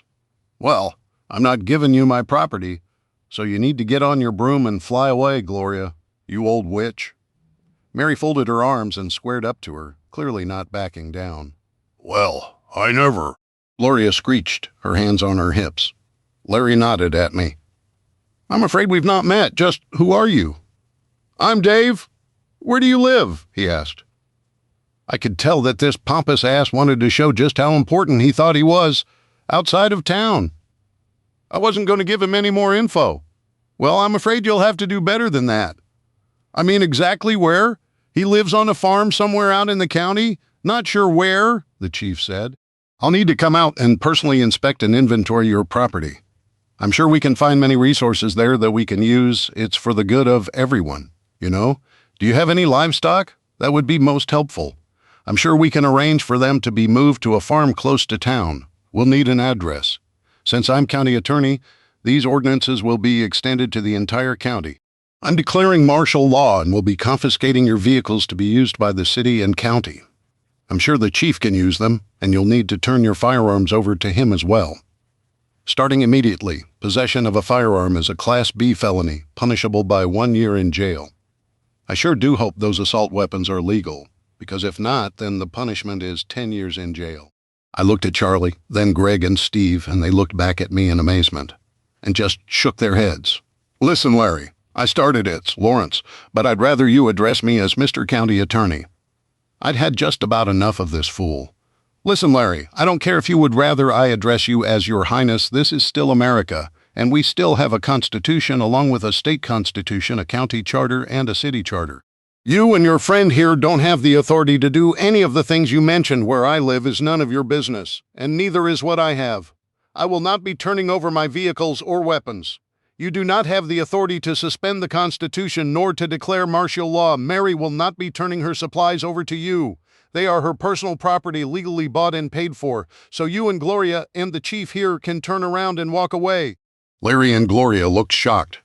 Chief, arrest this man and confiscate the other's weapons for violating my declaration of martial law and violation of the new city ordinance outlawing possession of a firearm.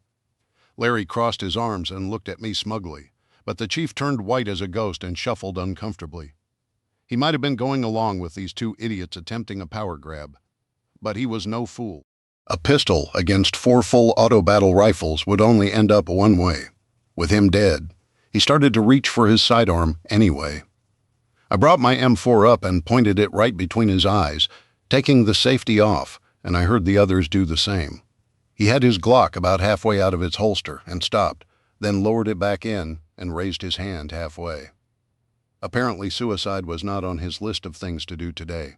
"Arrest him! I'm telling you to arrest this man," Gloria shrieked. The chief didn't move. "Can you believe her?" Greg asked, with venom in her eyes. Gloria shrieked. "It's she! My pronoun is she, not her, and that's another new ordinance you violated. It's illegal to call someone by a pronoun other than what they have chosen, and it's also illegal to call someone a gender other than what they have decided. My pronoun is she, and I'm non-binary, gender-fluid queer. Remember that?" Charlie started laughing, unable to contain it any longer. "You're just a crazy freak trying to use a disaster to force your progressive socialist garbage on everyone. Somewhere, a village is missing its idiot." Gloria's mouth thinned into a straight line, and she sneered at Charlie, who stood holding her gun at a low ready. "Chief, arrest her. Arrest all of them. They're carrying guns and refusing to hand them in, against our ordinance and for the public good. I know people in Nashville. Lawrence knows people in Nashville.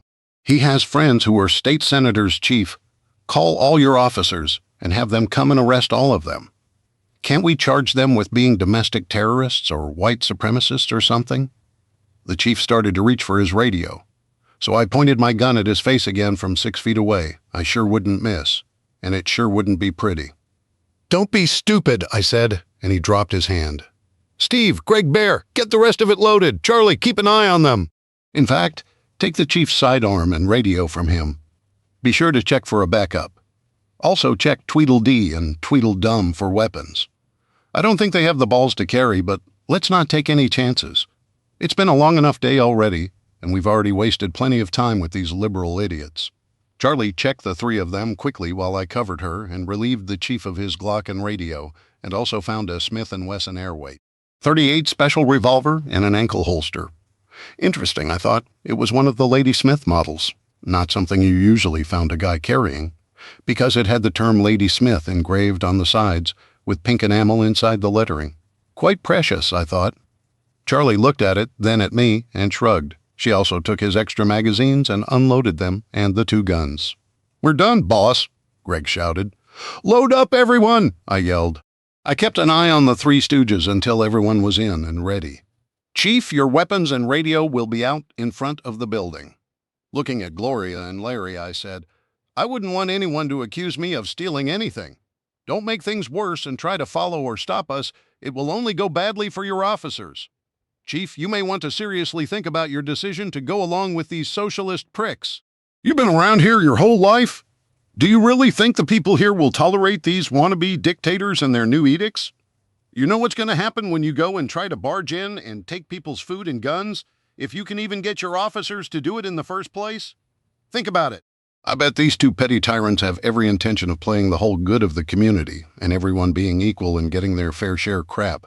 But I guarantee, just like I've seen dozens of times overseas, they will end up being more equal than anyone else. "We're the leaders. We deserve more, and we're important for the good of the community," Gloria shrieked. "We deserve more, and we're entitled to it." Man, her voice was worse than fingernails on a chalkboard. Larry nudged her and tried to whisper, but the chief and I both heard it. "Shh! Don't say that out loud," he hissed. "You could ruin our plans. See? Just like I told you, they're all the same." I got into the driver's seat of the Hummer, and we started heading out of town and were past the city limits within minutes. I pulled into the Shell station my friend Brett ran. "Hey, Dave," he said, coming up to the Hummer door. "Nice ride. What are you doing back in town so soon?" "Twice in the same day is rare for you. Figured you'd be hunkered down." Almost everyone is, except for a couple of out-of-towners. It's been real quiet today since all the stores been cleaned out. "All of them?" I asked. "Yep. Not a scrap left. Even the CVS has been emptied of all their food and medicines. And you know how expensive they are. Nobody buys food there except out-of-towners, unless someone's already there and just needs an item or 2. We just came into town to give Mary a hand. We were all worried about her. I'm glad. She's good people. She'd have a hard time being alone. Heck, it's going to be hard on any woman alone. You know how some guys are." "Yeah. Listen, I wanted to give you a heads up on some trouble you and the people in town are fixing to have." I told him about our encounter with Gloria, Larry, and the chief. Damn, wish I'd been there. When she got elected, some people said she was paying cash money for people to vote for her. Others said the ballots were tampered with. One woman said her mama and papa voted thing is. They've been dead and buried over 5 years. County attorney was supposed to look into it, but he said nothing was wrong. Just people sore the ones they voted for lost. Guess we know now why he didn't find anything. They was in cahoots the whole dang time. I'll pass the word along. I suspect those two may have an accident or two. Don't take a second to cut someone's brake lines or something. You know, people ain't going to put up with someone thinking they're going to take their guns. Or their food. You take care, Dave? I've got to go home. Got things to do before things get bad. Lowering his voice and looking around, he said, Listen, this is just between us, okay? Promise? I promise. I've been sneaking my gas, diesel, and kerosene out at night. Joe over at the fuel oil company, and I buried a bunch of big tanks out back of my property. So if you need any, I got 19,000 gallons of diesel, 23,000 gallons of gas, 10,000 gallons of kerosene, and 10,000 gallons of propane. Me, my 3 boys, and Joe and his son and stepson been working all night sneaking it over there. His delivery trucks have been rigged up to suck it up out of our tanks. Now, it ain't for just anyone, but I remember how you helped me last year when I had to replace all my tanks, 'cause they was so old and leaking. So whatever you need, just come on by, Brett. You paid me back for that already. We're good. I know, but when the banks wouldn't lend me the money, you did. Heck, you even told me I didn't have to pay you back. I never forget when someone helps me. I mean it, any time. Thanks, Brett. I'll keep it in mind. Listen, be careful. If Gloria and that poor excuse for a man, Larry, find out, they'll try to take it by force if they have to. You know what I mean? I hear ya. They'll find out that the next holes I dig will be about 6 feet deep. Take care and be safe. When we finally got home, we pulled the vehicles in the metal building we had started calling the garage.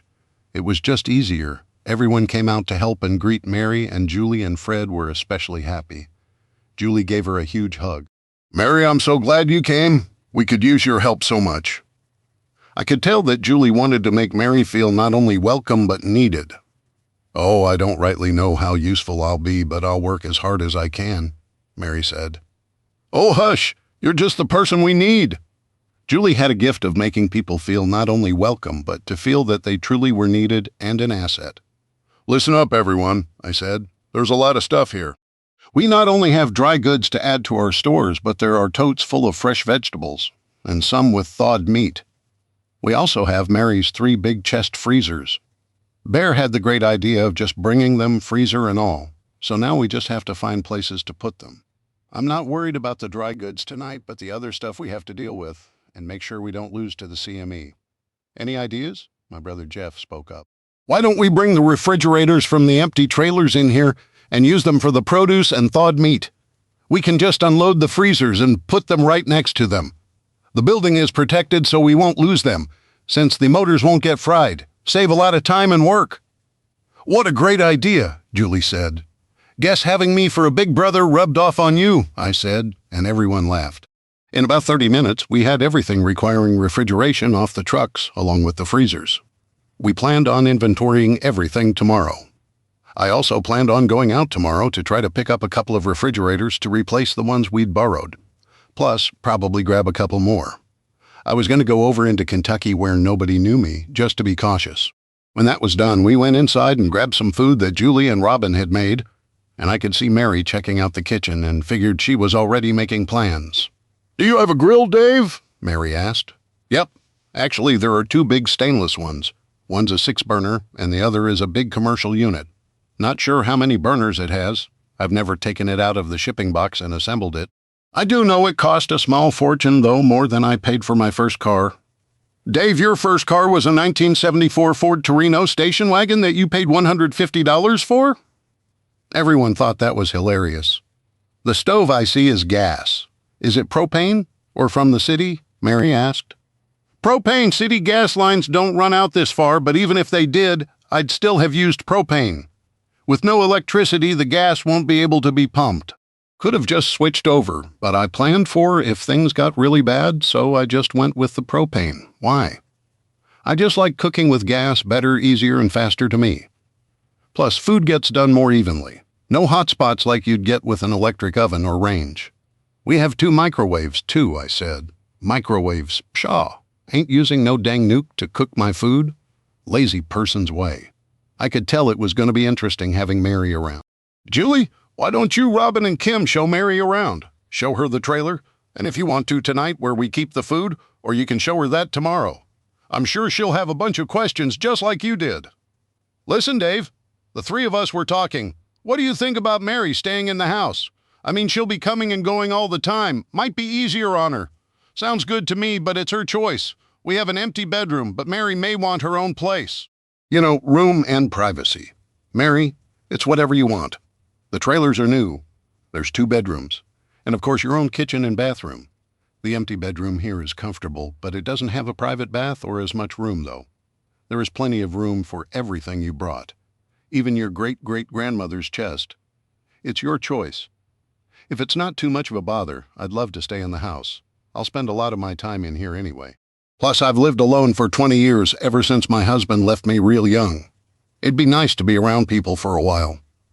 I hadn't known Mary had ever even been married. That's fine, you're more than welcome. If you change your mind, just tell me or Julie.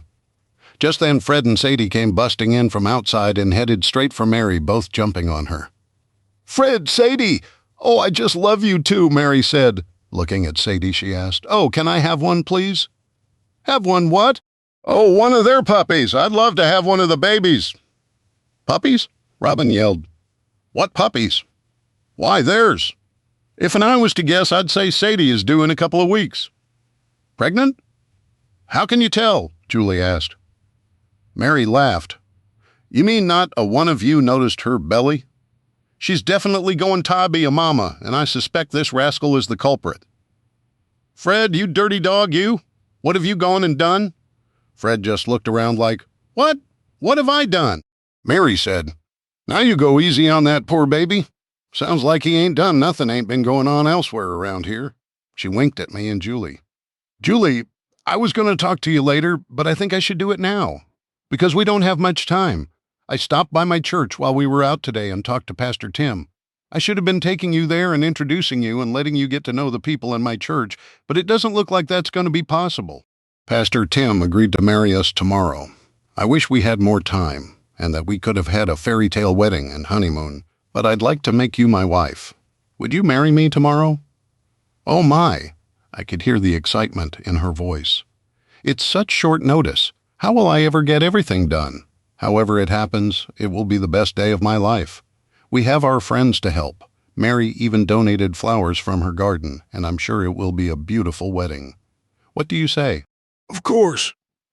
Oh, you big lug. You had to spring it on me. I have so much to do, food decorating, and where will we have it? I'll have to do my hair and makeup then.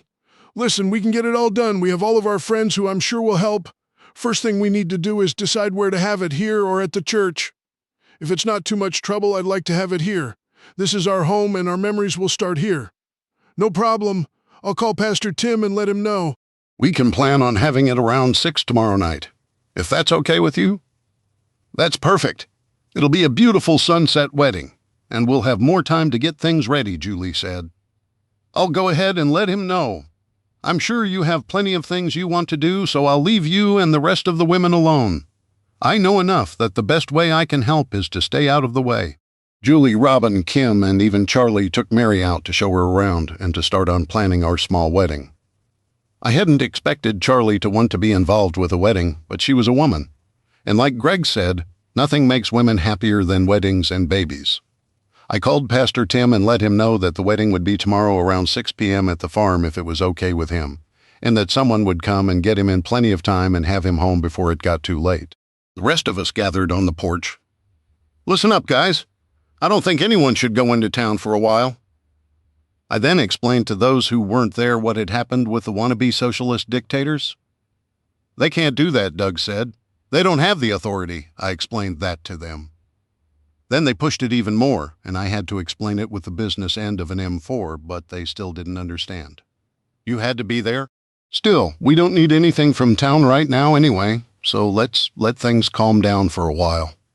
Maybe we'll do a little recon before we go in again, on the down low, just to get a picture of what's going on. No need to poke that hornet's nest right now, but now that that's over with, we have some interesting info, courtesy of Old Man Cole.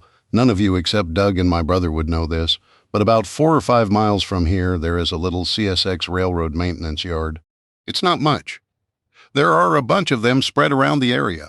They set them up mostly to work on engines and cars needing repairs, without having to take them all the way back to the main repair yard in Knoxville.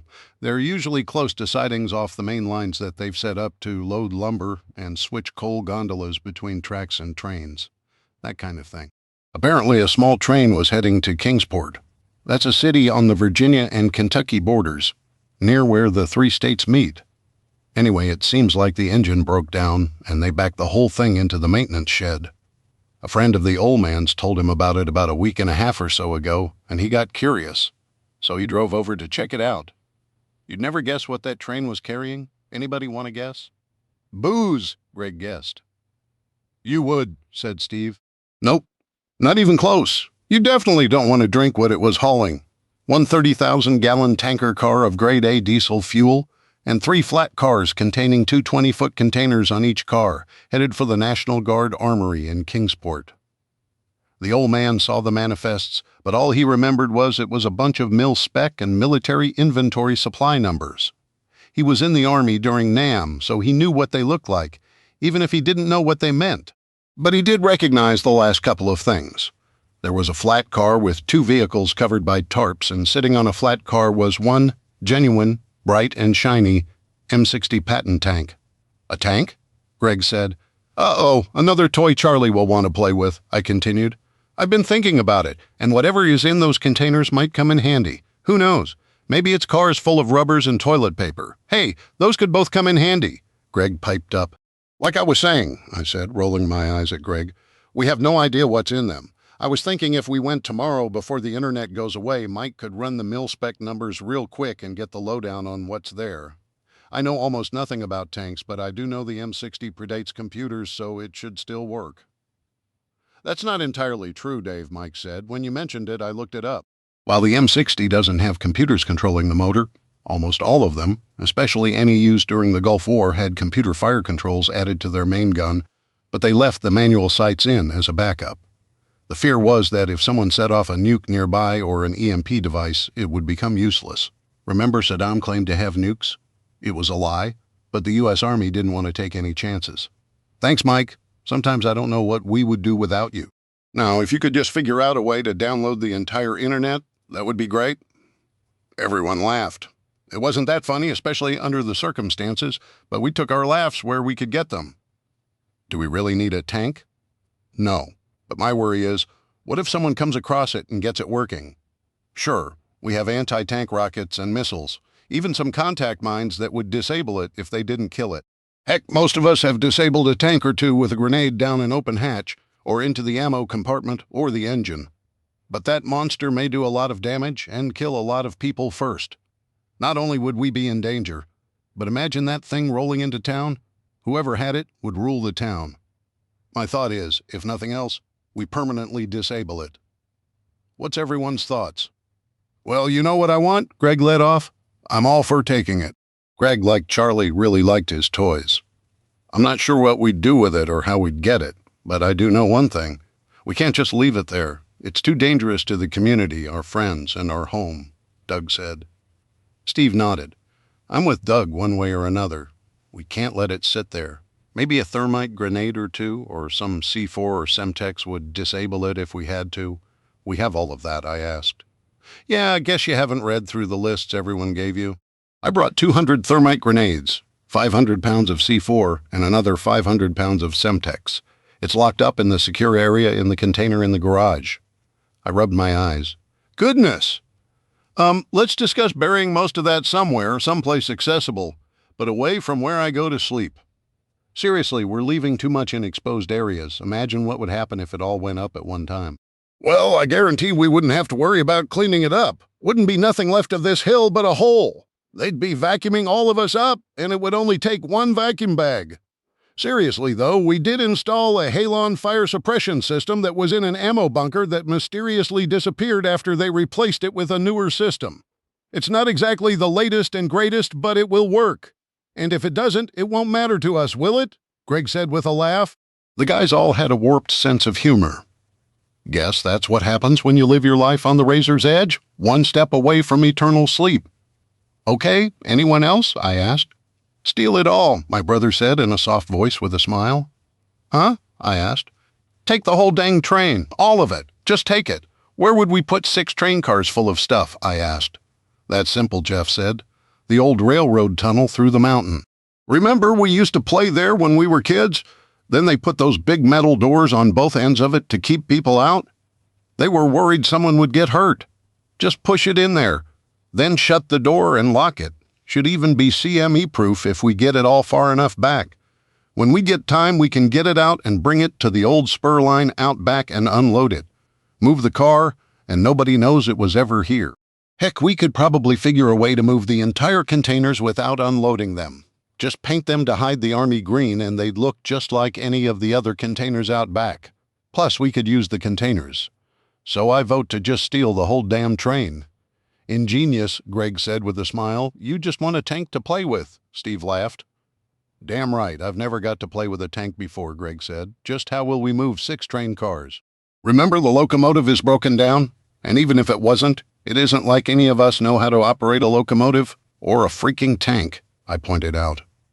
Uncharacteristically, Bear spoke up. Usually he said so little it was easy to forget he was there, except of course for his massive size. Use the D9 dozer. It'll pull them. Now, why didn't I think of that? You're all making me look bad tonight.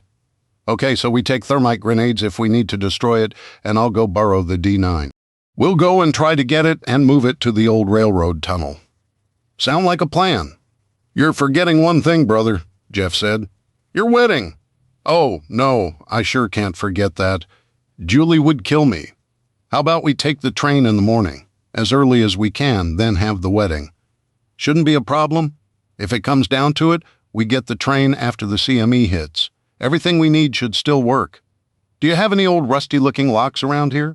Wouldn't want to lock those doors with a bright, shiny padlock that screams, "Come see what someone is hiding in me," Jeff said. Yeah, I'm sure I have several. Dang, someone still has to go get those refrigerators tomorrow, early in the morning, Jeff. Do you mind going, Doug? Will you ride along as security? I don't want anyone going anywhere alone, especially carrying gold and silver. Nobody is going to be stupid enough to take cash now. If they ask why you need refrigerators when they probably won't work the next day, just tell them you want them for airtight storage. You should be able to get new ones cheap, so if you can, try to pick up 6 or so. Wouldn't hurt to have a few backups. Use your judgment on what to pay. A good trick I learned was to keep a little in each pocket, some in your boot. That way they won't know how much you have. If they think you have a lot, they'll probably try to raise the price, or maybe even jack you. Sure thing, Dave. Okay, I don't know about you guys, but I'm beat. I said, tomorrow is going to be a busy day, and the day after is of course the day. No matter what, by tomorrow before, say, 8 p.m., I want everything electronic off and double protected. Mike, I hate to ask, but can you get whatever information you can on a patent tank and on whatever locomotives and cars CSX is currently using? Something may come up we need to deal with? Sure, no problem. I'll set up a surf program and let it comb the internet and download it to a flash drive. We can take it with us tomorrow, along with a tablet. I'll print out paper copies of any manuals I find as well. Thanks, guys. I'm turning in after I call the old man to get everything set up. Going to be a couple of long days ahead. Actually, more than a few, I'm afraid. Walking away, I called the old man. Hey, it's Dave. Got a minute? If I didn't, I wouldn't have answered the dang phone now, would I? I had to laugh at that. I guess not. I've got a couple of things I wanted to talk to you about. First, I'd like to invite you to mine and Julie's wedding tomorrow at 6 p.m. at the farm. Someone can come and get you, but I'd really like for you to be there. I'd be plumb honored to be there, Dave. I'd like to meet this purty young bride of your'n. But don't worry about coming tag. Get me, I can still drive. Great, we'll be honored to have you. The other thing is I'd like to borrow your dozer in the morning. We're going to steal that train. Will, you can use it, but you can't drive it because I'll be a-driving it. Never stole me a train before. It may be dangerous, I said. Oh, I 'spect I done plenty o' things more dangerous before. What time you want me, Thar? Would 6 a.m. be too early? Nah, I'll be Thar, I heard his cackling laugh. This is going to be fun. See ya in the morning. I suspected that the ole man was having more fun than he had had in a long time. I headed off to bed where Julie was already waiting for me. Hey, honey, you guys were out there a long time. What were you all talking about? Oh, nothing much, just about stealing a train. Funny. I was just curious, but if you don't want to tell me, I understand how it is. I know you want to protect me from bad things. No, I'm being serious. We're going to steal a train tomorrow, I then explained the entire plan. Only you and your friends? Shaking her head, she just laughed. Did you get Mary settled? Oh, yeah, she was amazed at the storeroom, said it looked like a Costco. How are the wedding plans going so far? Actually better than I expected. Once I calmed down, I realized I was making it a bigger production than I really needed to, and adding unnecessary stress. As long as we get married, I'll be the happiest woman in the world. That's all that matters. Chapter 12. The next morning I woke up at 4 a.m. to the smell of coffee, baking bread, and bacon. It had been a while since I'd been greeted by that smell. Julie had already gotten up, but I'd been so tired I hadn't even noticed. Sitting up and putting on a t-shirt and a pair of running shorts, I headed towards the kitchen. I needed a shower badly, but my mind was being controlled by food entering the kitchen. I was overwhelmed by the selection of fresh baked biscuits, fried and scrambled eggs, bacon, sausage, and a bowl of country sausage gravy. I hadn't had an old-fashioned country breakfast like this since I couldn't remember when. Julie, Robin, Jeff, and Bear were sitting at the table eating, and Mary was standing by the stove with a cup of coffee in her hand and a big smile on her face. Bear looked like he was in heaven with a mountain of food on his plate. "Good morning, sleepyhead. Thought you was going to sleep all day," Mary said to me. "Sit and eat. Plates are right there. I'll bring you a cup of coffee. I remember how you like it. It's only 400. What time did you get up to start fixing all of this?" "Oh, about 3 o'clock or so. It's the time I always got up to go to the diner." "Mary, you shouldn't have. We didn't bring you here to work like a servant. We brought you here because we were worried about you and we care about you." "Oh, I know, and don't you go expecting this every morning either? I done it to thank everyone for everything y'all done for me. Now go ahead and eat." I leaned over to kiss Julie. "Morning, baby. Oh my God, I've eaten too much." "I'll have to start wearing my stretchy pants if I keep eating like this," Julie said. "Stretchy pants?" I asked. "Just what are stretchy pants?" Mary spoke up. "Stretchy pants is what a woman wears during her monthly cause she gets bloated." "Mary!" Julie looked horrified. "Now, Julie, I reckon Dave knows about a woman's monthly. 'Tain't nothing to be ashamed of." Mary laughed. "You two young'uns get married, you'll find out real quick about each other's secrets." "Miss Mary, this is about the finest breakfast I ever ate." "Thank you," Bear said, quickly changing the subject. "Thank you, Bear. I enjoy cooking for a man who enjoys a good meal." Mary couldn't suppress the big smile on her face. It was clear she loved cooking and taking care of others. "You must like it, Bear. That's your second plate," Robin said. "Ha!" I heard my brother say. "That's his third plate." Bear looked a little sheepish. "Now all y'all hush and leave Bear alone." "Bear, you eat whatever you want, and if you want more, just let me know and I'll fix it for you. The rest of you ain't too big, I can't hump you with my spoon here." With that, we all laughed, and Julie looked at me. Then Bear, then Mary with a raised eyebrow. I just shrugged my shoulders. I was starting to suspect that there was a little more going on between Bear and Mary than just food. The rest of the group filtered in and were all shocked by the huge, incredible breakfast Mary had made. After everyone was done, Kim and Robin volunteered to do the dishes, but Mary refused to hear of it. "Nope," she said. "This is my kitchen now, so I'll take care of it. And you, Miss Julie, sure ain't, not on your wedding day." Julie just smiled, and I hoped I'd see a lot more smiles on her face before the day was through. After I'm done, I'm going to start checking all the food and seeing what all we got. Then I'll start preparing for the wedding, got a cake, and what all to make, after all. "Cake? Did you say cake?" Bear asked. "Yep," Mary said. "Whatever's Julie's favorite. I expect she might share a piece or two with you. If in ya, ask her right. Nice?" "Oh, Bear, of course you can have some of the cake," Julie told him. "Some? We'll be lucky if Bear lets us have any of it." Greg laughed like it was the funniest thing he'd ever said. "Hush now," Mary shot back, looking at Greg, giving him the evil eye. "I done told you to leave Bear alone." "Yeah, keep it up. I won't make you nary another meal, Mr. Greg. I'm warning you." Everyone but Greg busted out laughing. He just looked like a scolded schoolboy. "Mary, you don't have to check all of the food. I've got a list already. All we have to do is add what you brought yesterday," Kim said. "If you don't mind, I'd like to do it. Not that I think all of you can't count, it's just I have my way of doing it, and I've been doing it that way for over 20 years. I seen your list, and I noticed you didn't put any expiration dates on anything? No, we didn't, Kim admitted. Now don't go getting mad. I know you worked at Walmart, but how did you keep track of when something had gone out of date and might be bad, so you didn't send it to a store to sell to anyone?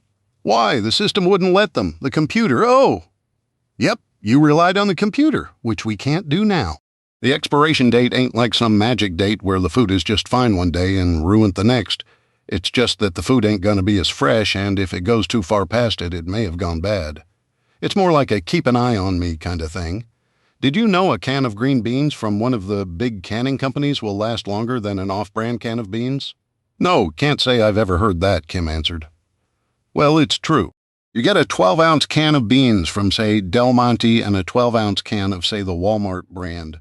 That was actually still canned by Del Monte and opened both of them up. The Walmart brand only has about 8 ounces of beans, and the other 4 ounces is water. The Del Monte can has about 10 ounces of beans and 2 ounces of water.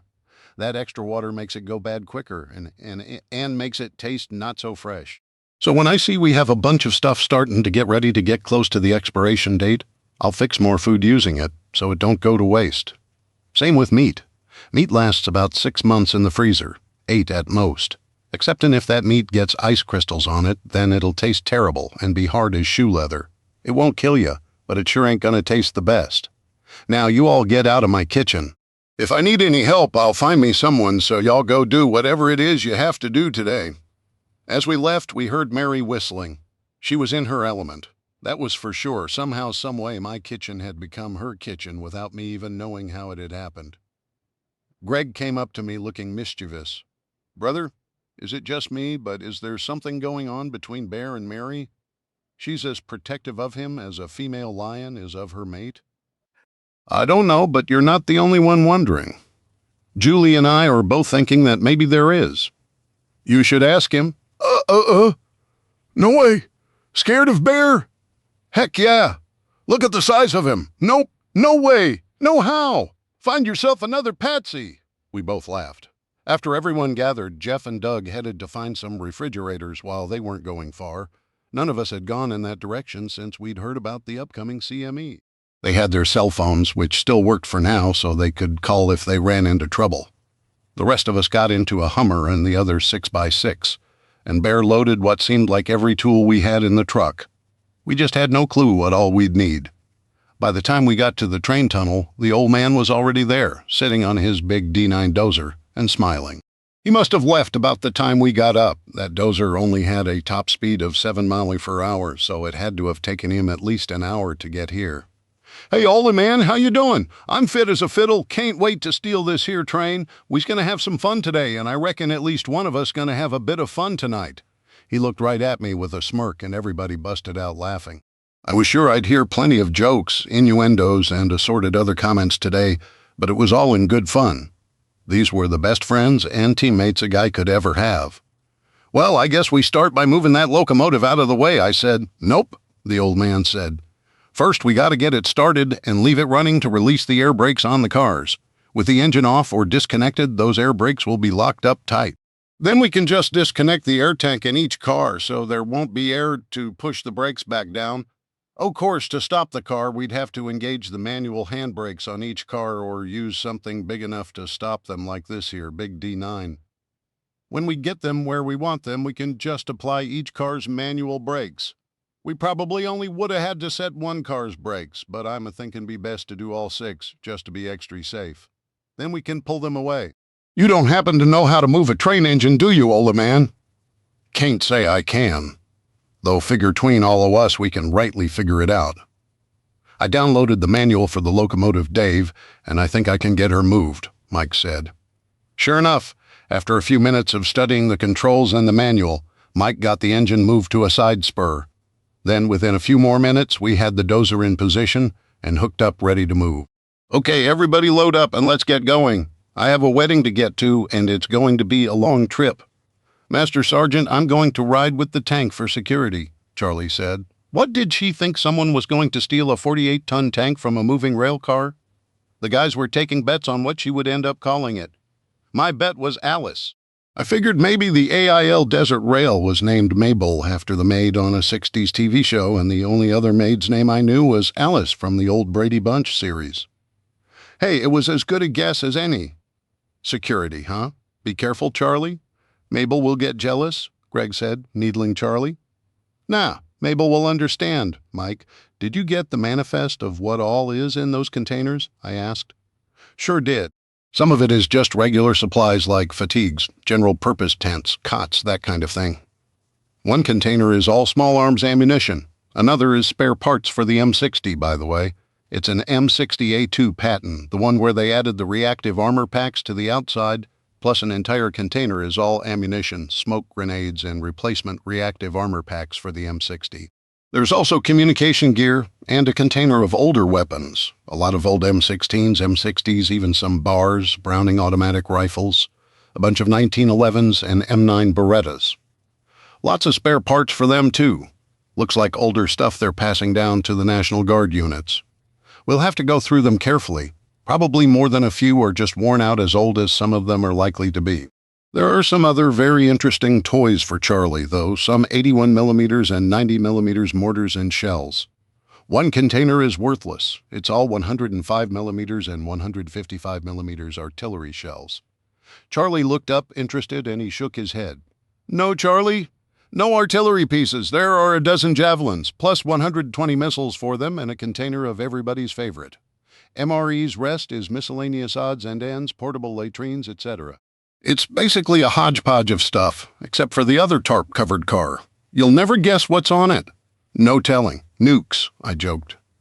Man, don't even joke about that. That would be our worst nightmare. But anybody who messes with us might find their worst nightmare. How about 2? Count them. 2 Strikers complete with 30mm Bushmaster through MK-44s. He grinned wide. Strikers, Charlie yelled. Heck, I might have to change my mind. Give me one. I'll even trade Mabel in. Just how are we going to get Strikers back today, I asked. We'll have to come back for them. We can get here and back in less than an hour. We'll come back in a day or two and grab them.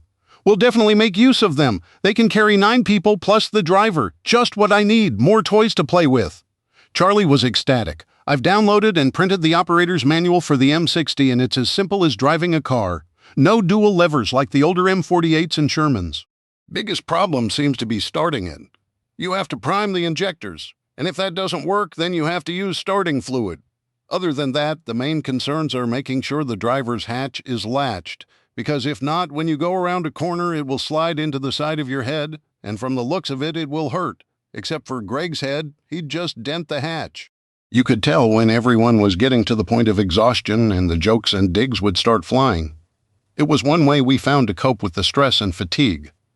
The other is when you're moving the tank forward. They suggest turning the turret backwards, or else the driver is limited as to what he can see. Of course, that doesn't apply during a battle. Otherwise, they made it almost idiot-proof. Well, let's get this train wreck down the rails. It seemed like we pulled those cars forever, but after almost an hour and a half, we finally got to the old tunnel entrance. Bear, Mike, and Steve had gone ahead and cut the lock and opened the doors, and they'd had to pull them open with the 6x6 truck after using gallons of lubricant to loosen up the hinges. Hey, guys, so what does it look like? I asked. Full of bat shit, Steve said. I hate bats. It's not too bad. A little damp inside. We measured it back at least a half mile, and that will be plenty enough to protect everything.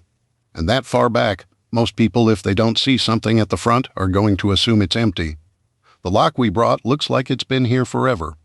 The only downside I see is the rails looking a little shiny where the cars ran over them. But I don't see how we could have prevented that, though. Be right back, Bear said.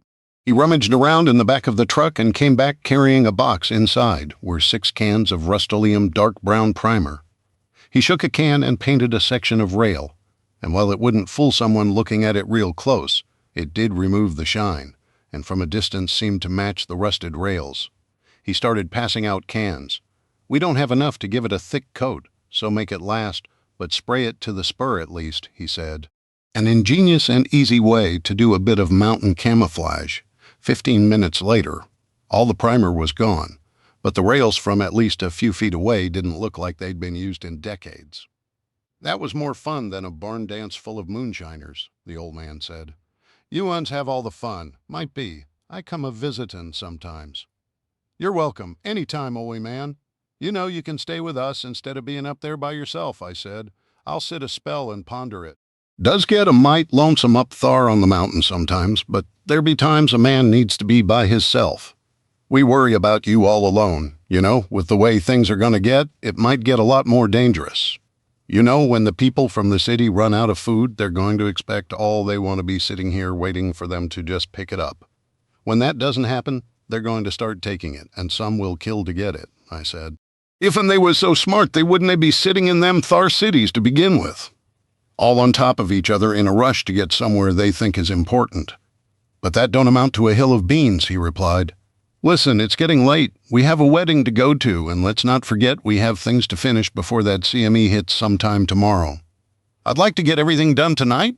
I mean, we've prepared as much as we can, and now it's up to God. We need to head back and get it taken care of, Greg. You ride with me and we'll follow the old man. Rest of you head on back, guys. On your way back, please, can you stop and pick up Pastor Tim?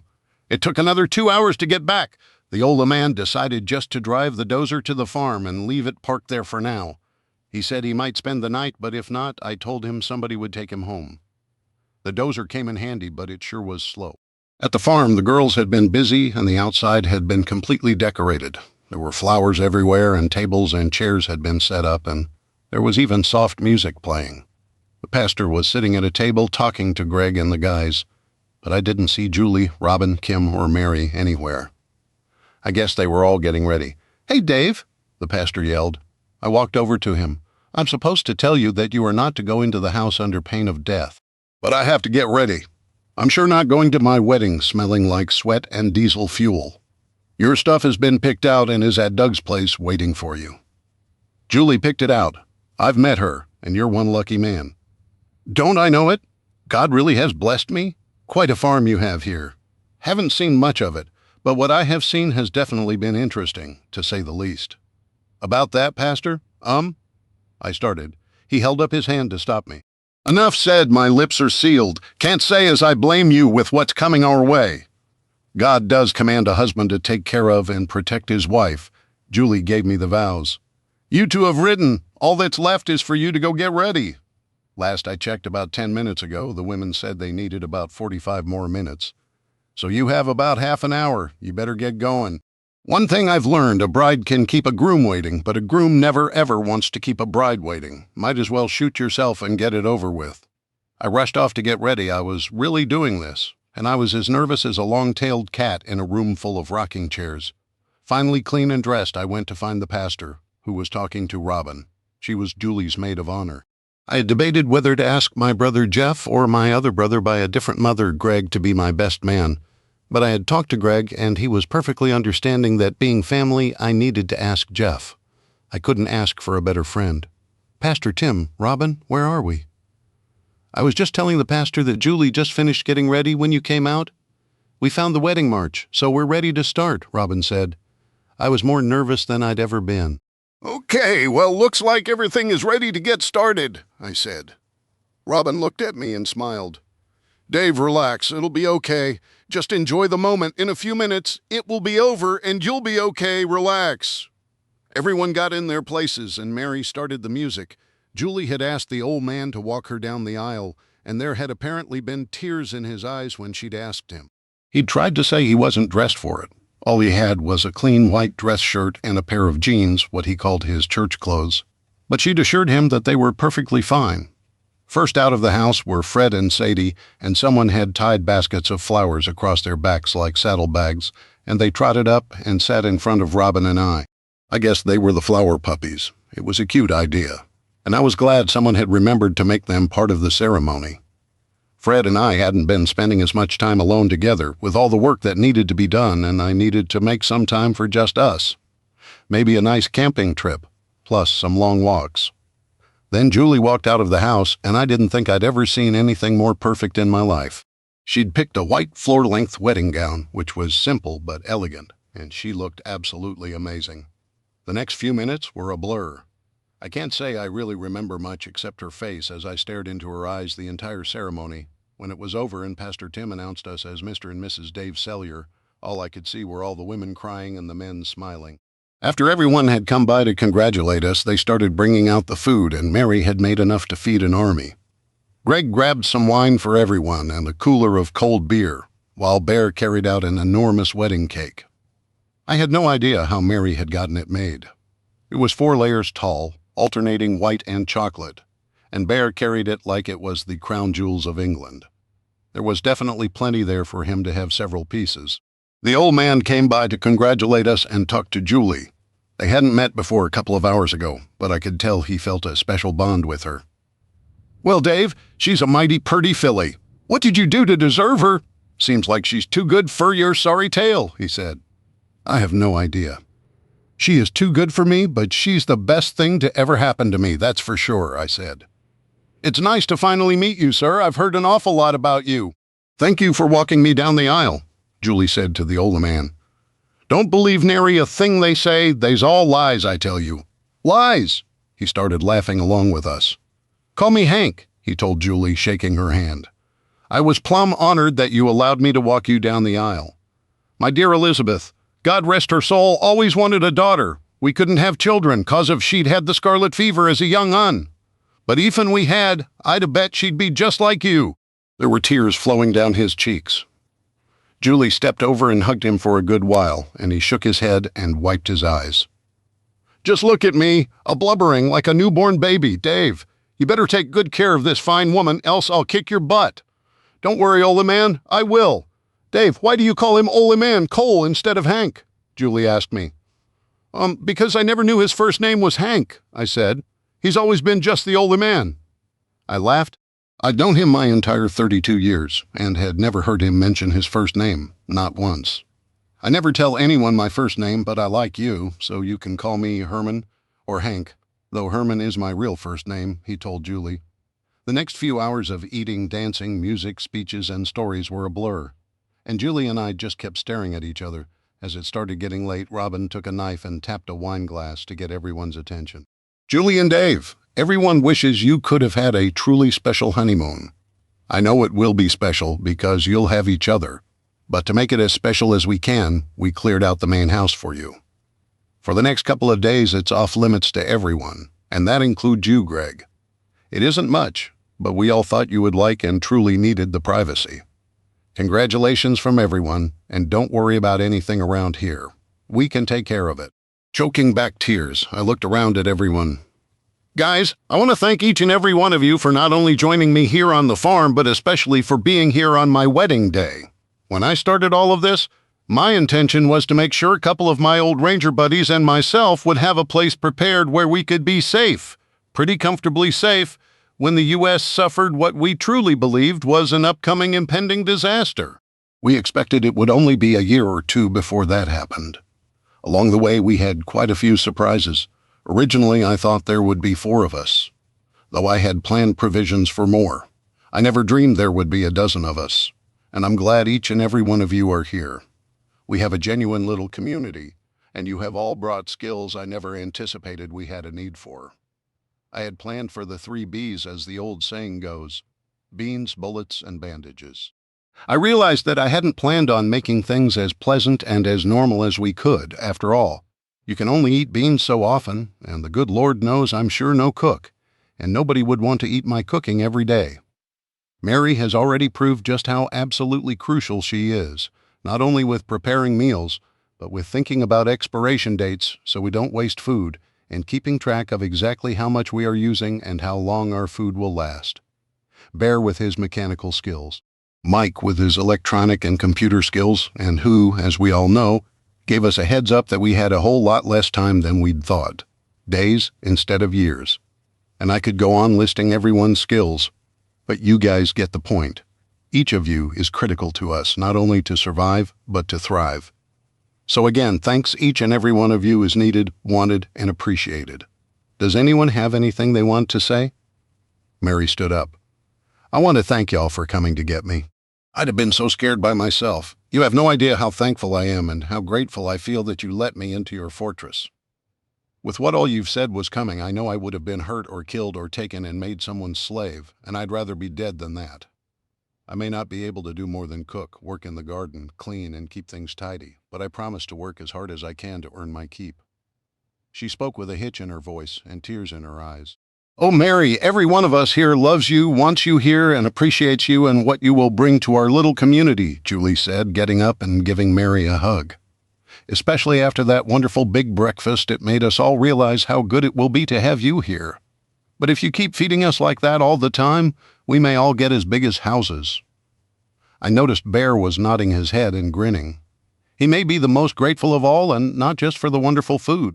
"Anyone else have anything to say?" I asked. Jeff stood next and raised his glass to Julie and I. "Dave, I think that I can speak for all of us when I say we are all grateful to be here. You didn't have to do this. You could have taken your money and just made sure you were safe and secure, but you thought of others and wanted your friends and family to be safe as well. Thanks, brother. As it got later, Pastor Tim and the old man decided to call it a night, so Bear took them home. When he got back 25 minutes later, everyone was cleaning up and putting the leftover food away. While everyone was pretty much around, I remembered the refrigerators Jeff and Doug had gone to get. Oh, I forgot to ask Jeff. How did the trip to pick up the refrigerators go? It was totally non-eventful. Got quite a few stares, and we noticed a lot of cars from out of state and not local to Bell County. Figured they were running. Where to is anybody's guess. Didn't see a single gas station that didn't have a no gas sign. Looks like if people are going somewhere, it will be with whatever gas they have, which actually might be a blessing for us. I doubt they'll find any on the road. Those who have it are probably like Brett, keeping it for themselves, their families, and maybe their friends. Some people thought we were the Army or National Guard and we were setting up to help.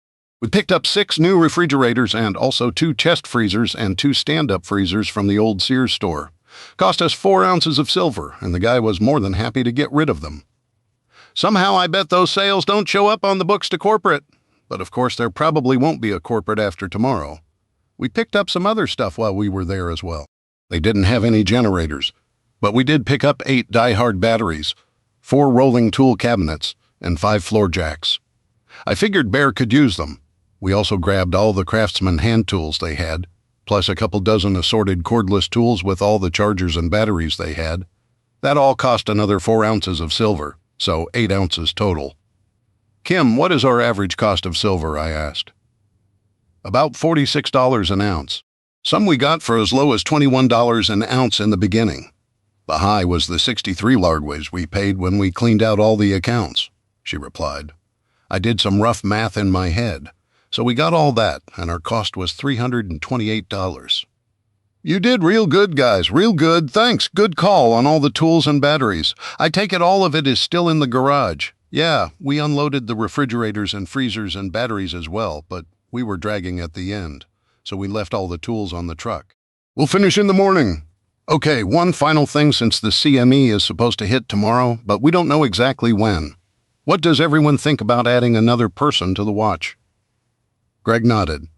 "I think it's a great idea. We have the 2 stationary watch locations. But how about adding a rover to keep an eye on the perimeter?" "I think that's a good idea. How about someone on horseback with night vision goggles? Be a real quiet way to patrol a larger area and faster to respond," Steve added. "That's a good idea. Who are our best riders?" I asked. "Well, Robin is our best, of course, but no offense, Robin.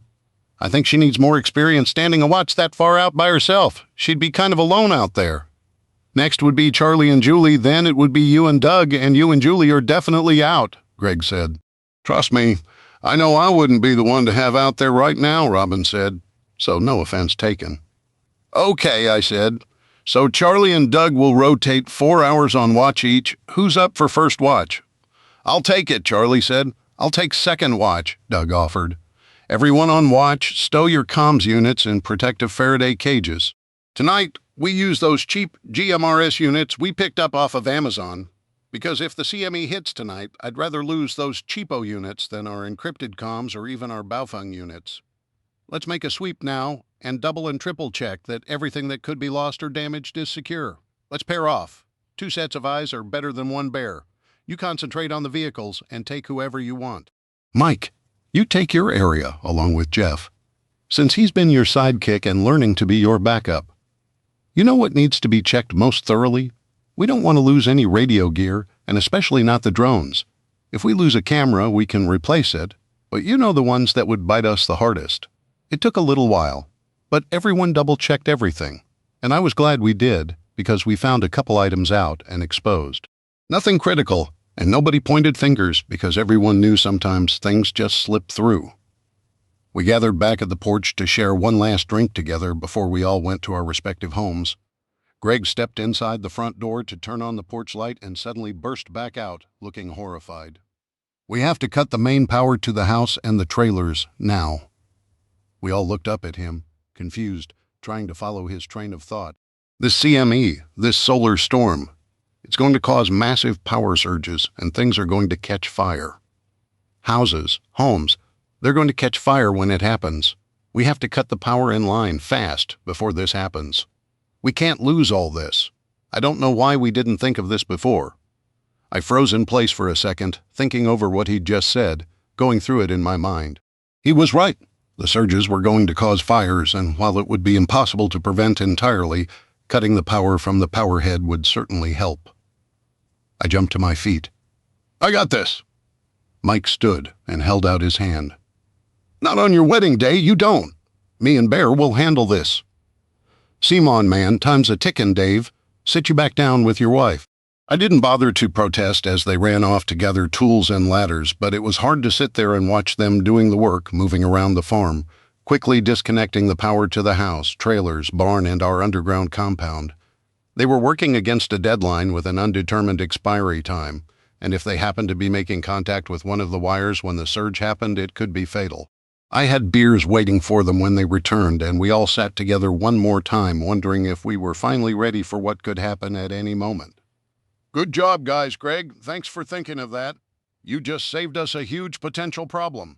And thank you all for a wonderful day. Julie and I are going to leave you to it again. Thank you all for being a part of our special day."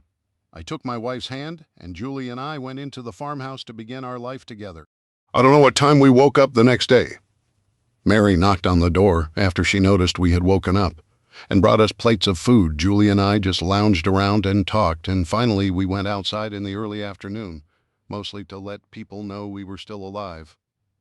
Early that morning, Greg, Charlie, Bear, Steve, and Doug had snuck back to the tunnel and brought the two strikers back and stuck them in the garage where they would be protected from the CME.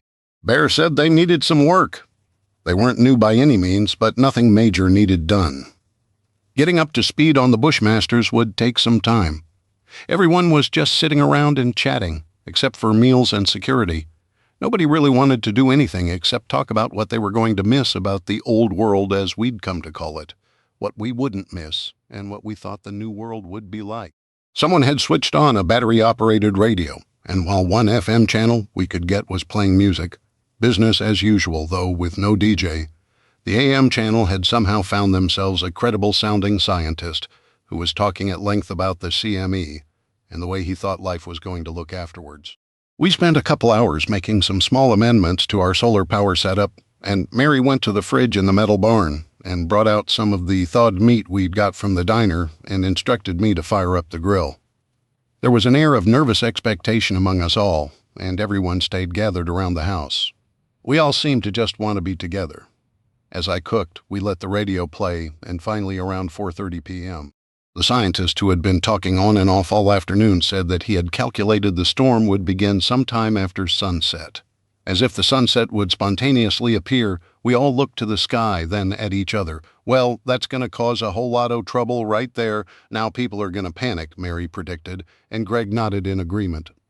"The rioting and looting was bad before, but it'll be worse now." "We'll be okay here," Doug said quietly, almost to himself, and hugged Kim to his side. I sat down next to Julie and took her hand, holding it tightly. What a start to married life. We ate on the porch, plates on our laps, and nobody said much of anything. We all just listened to the radio and the advice of the scientist.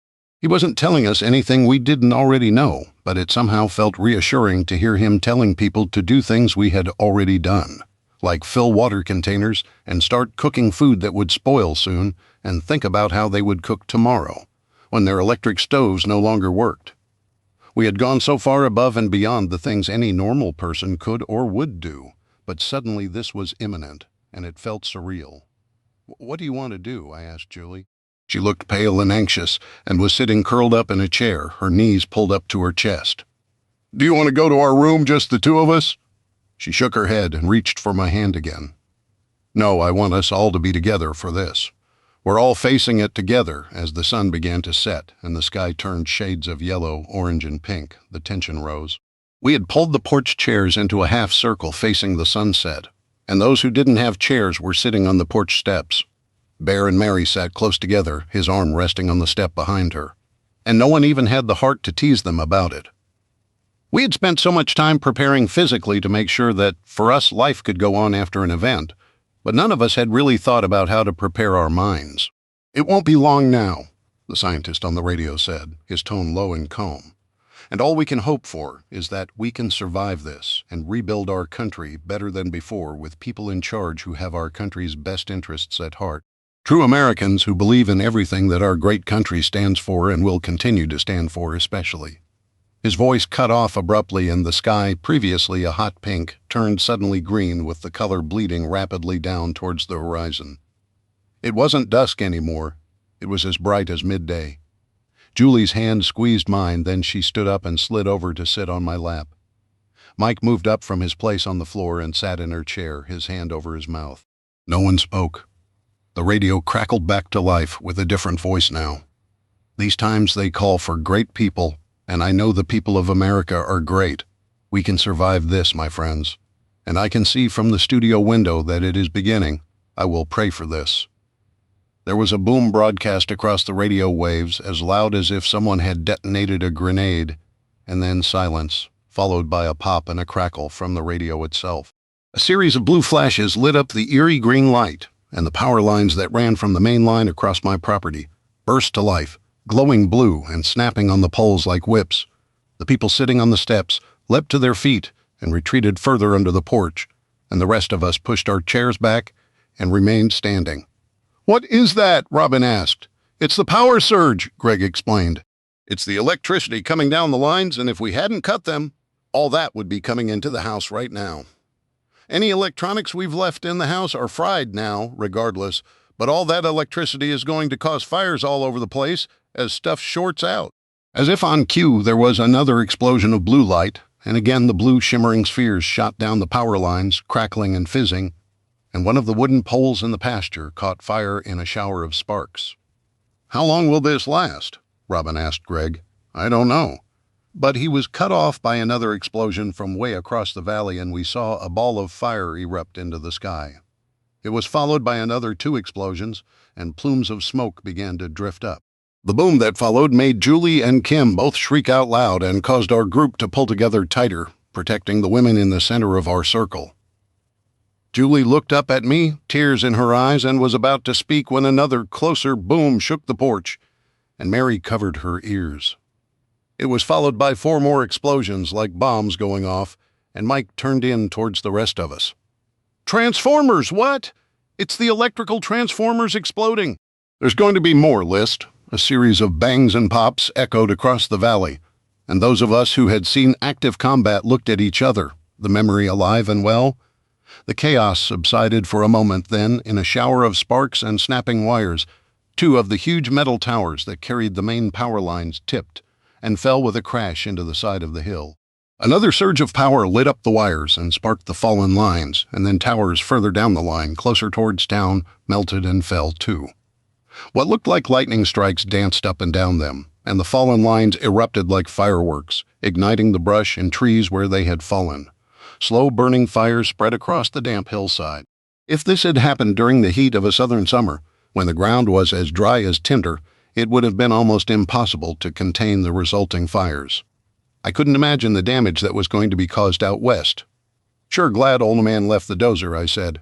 "We might be making fire breaks yet." The green of the sky began to shift like cloud cover, and swirls of purple and blue emerged. Julie gasped, "Aurora Borealis." "I always wanted to see them. I never thought it would be like this, though." Around the colors, the sky began to darken again, with only the occasional flashes of blue light whizzing down the power lines to illuminate the sky. "It's beautiful," Mary said, and I looked over at her to see that Bear had his arm around her protectively, tucking her in under his giant shoulder. "I guess if the world as we know it is going to end, this is a pretty cool way for it to happen," Greg said. The fires were spreading down the hillside. The valley below us was dotted with orange glows, and the fire department wouldn't be responding. There were more surges, smaller than the first few, and eventually we all drifted back to our chairs, watching the destruction playing out before us. We'd need to go get the fires under control once we were confident that the surges had completely subsided. Venturing off the relative safety of the porch with the power lines striking like snakes was a death sentence. Unless something crept too close, we would wait. Truly, waiting was all we could do. No one knew how long the surges would continue, and no one knew what the light of day would bring or reveal. But with the people standing around me, and knowing them as I did, I knew we had the best chance we could hope for of surviving and making a new life for ourselves. At 6:38 p.m. on a Thursday, our whole world had just changed.